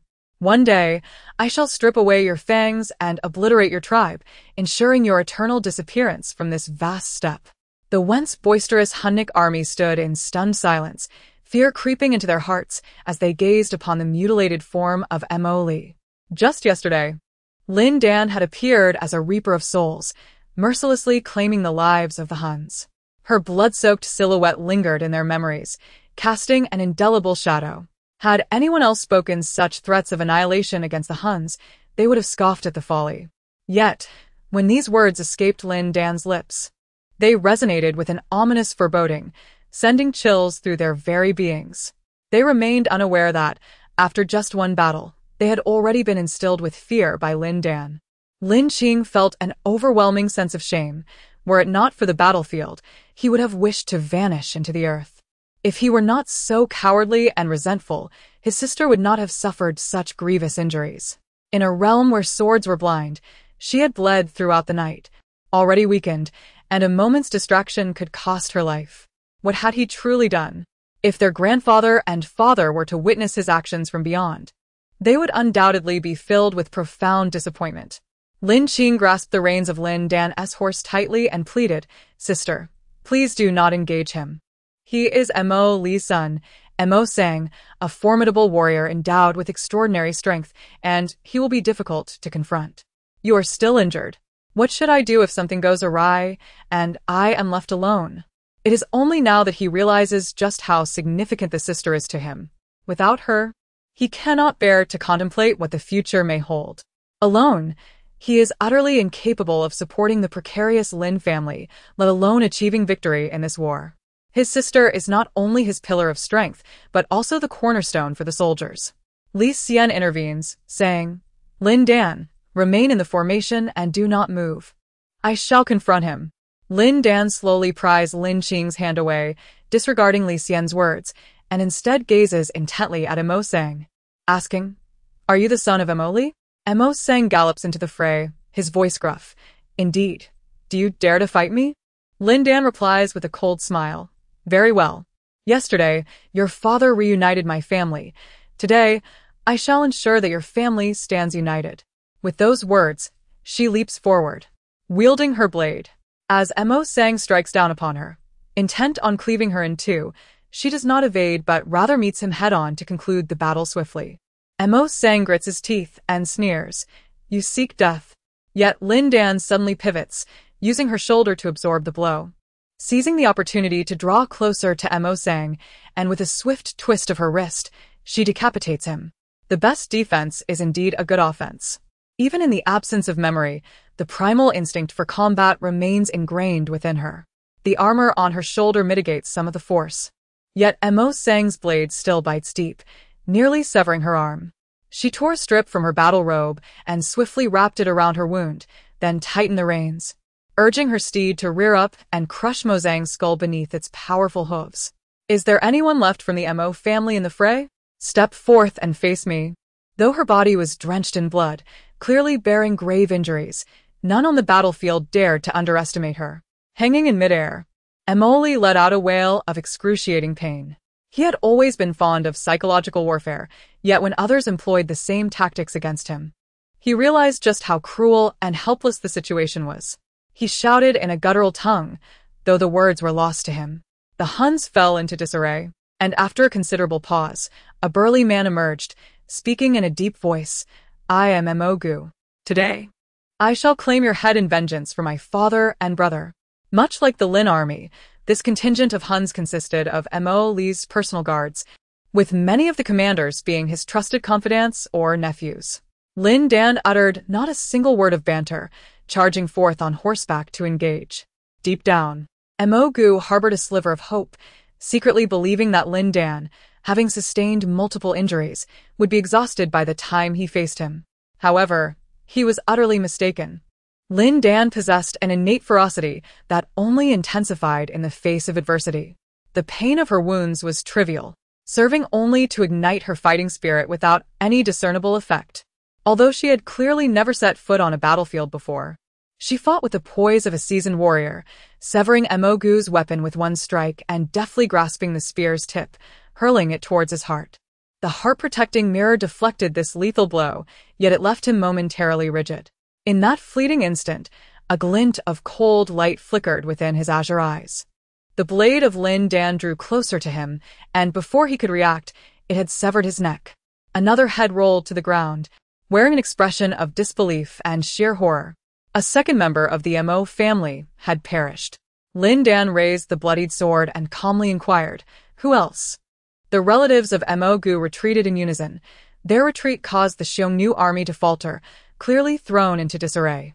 Without hesitation, Lin Dan mounted her horse and charged into the enemy ranks, commanding, "Slay them." She initially extinguished the ferocity of the Xiongnu forces, sapping their morale. As fear began to manifest among them, she surged forward into the fray. Every step had been meticulously calculated, and despite Mo Li's incessant attempts to rally his troops, they proved futile. His psychological warfare was deftly turned against him by Lin Dan.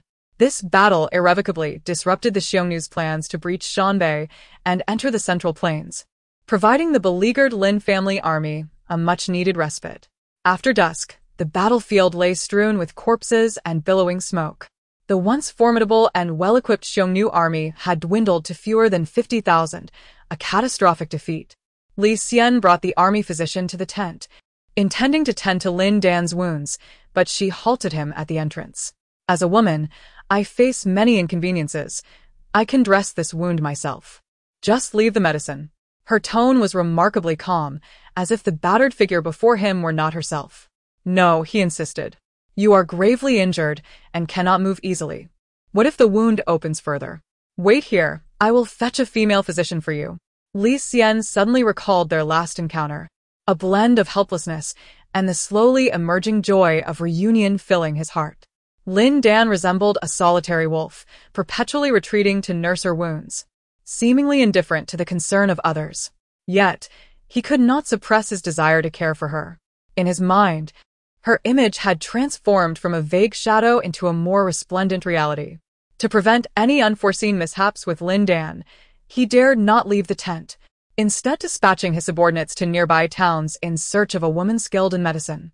Lin Qing, too, refrained from entering, dejectedly squatting at the entrance while continually expressing remorse to Lin Dan. Ding Mujia approached the doorway and respectfully addressed, "Your Highness, the Prince of Zhuang. It is now late autumn, with winter approaching swiftly. Our supplies are nearly depleted. Should you not consider a plan? Furthermore, Mo Li is the younger brother of the Xiongnu Chanyu Mo Shao. The slain Mo Qi and Mo Tai were also his sons. Upon learning of their deaths, Mo Shao will undoubtedly march his army to attack. He commands a formidable cavalry, renowned for its devastating charge, agile support, and exceptional endurance. Since its formation, it has never known defeat. Have you devised a strategy to confront them?" Though this cavalry comprises fewer than 70,000 men, They besieged and annihilated 500,000 troops of the Wei state, effortlessly capturing Bianliang City within 3 days and establishing themselves in Taiyuan. Given our current strength, We are simply no match for them. Dingmu Jia had no desire to dampen the spirits of the Prince of Zhuang at such a moment. Yet he felt compelled to do so. Although this battle was won, a far more formidable adversary awaited, rendering it far too soon for celebration. I comprehend all of this. Regarding the provisions, I shall report to His Majesty, requesting his dispatch. As for Mo Zhao's heavy cavalry, I must ponder further strategies. As soon as Li Xian's words fell, Lin Dan interjected within the tent, saying, "What is there to ponder? By the time the orders arrive from the capital, winter will have already settled upon us, and our soldiers will be on the brink of starvation, devoid of strength to engage in battle. The Xiongnu supplies are plundered from the citizens of our Great Wei Kingdom. Thus, we ought to form our own cavalry to raid theirs in kind. Nearby, several remnants of the Xiongnu remain, along with many vagrants who have seized the lands of our people and established themselves. We can strike swiftly and retreat without much effort. Today, Having already slain hundreds of thousands of Mo Li's troops, let us send someone to collect the armor and steeds left on the battlefield. We shall similarly forge a heavy cavalry, and I shall take charge of the training. Time is of the essence. We must prepare hastily. It is far superior to take the initiative than to sit idly by." Lin Dan's enterprising spirit swiftly alleviated Li Xian's deep-seated concerns, prompting him to break into a light-hearted smile. "Excellent.